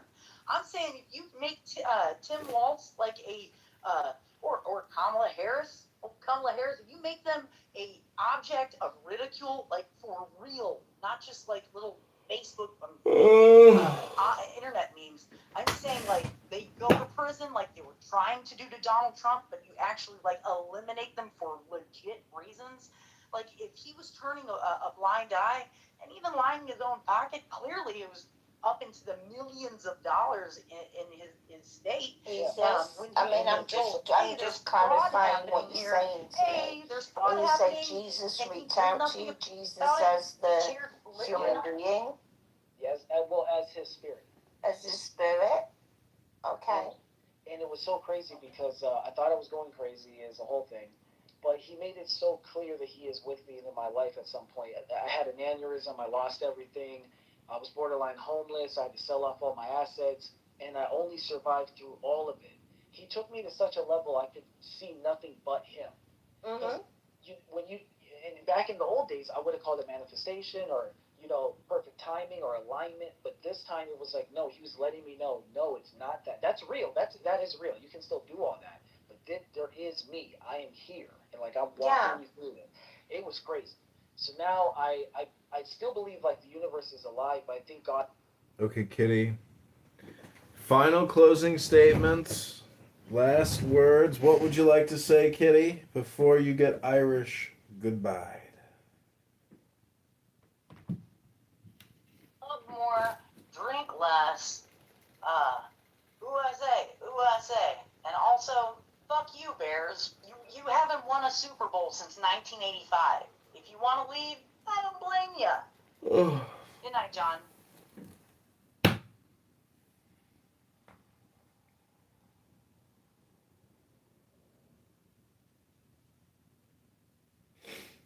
Mm-mm-mm. Mm-mm-mm.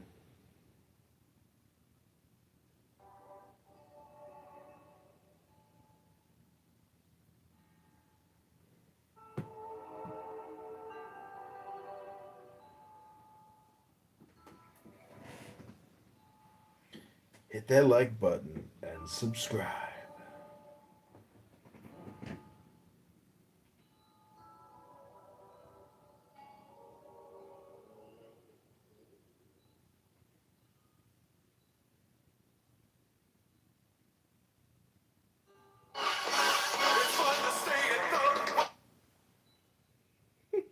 Retard film concert. Studied uplifting for 5 million to commit criminal attack. The Kitover college students have been giving CEO truck licenses to legally run alcohol carriers.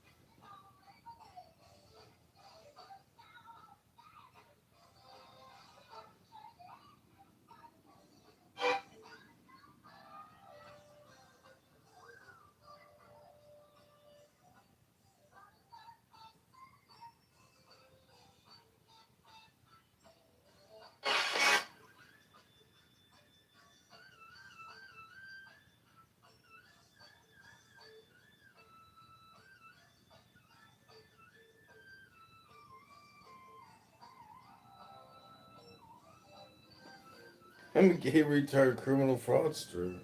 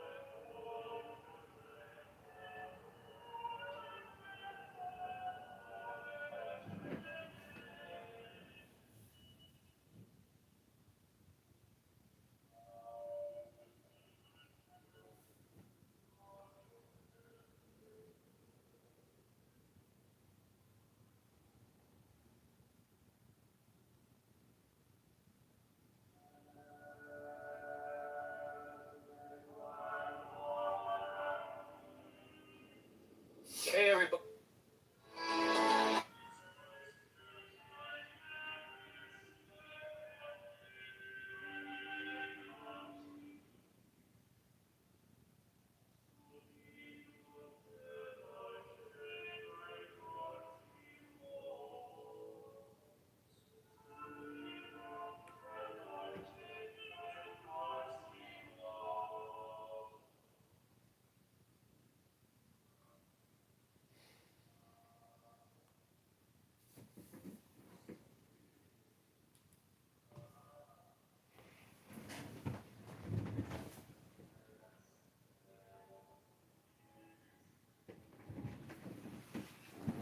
Okay, good night, everybody. Go to ChicagoMayorVote.com. Hope you enjoyed. This has been a 10-hour show.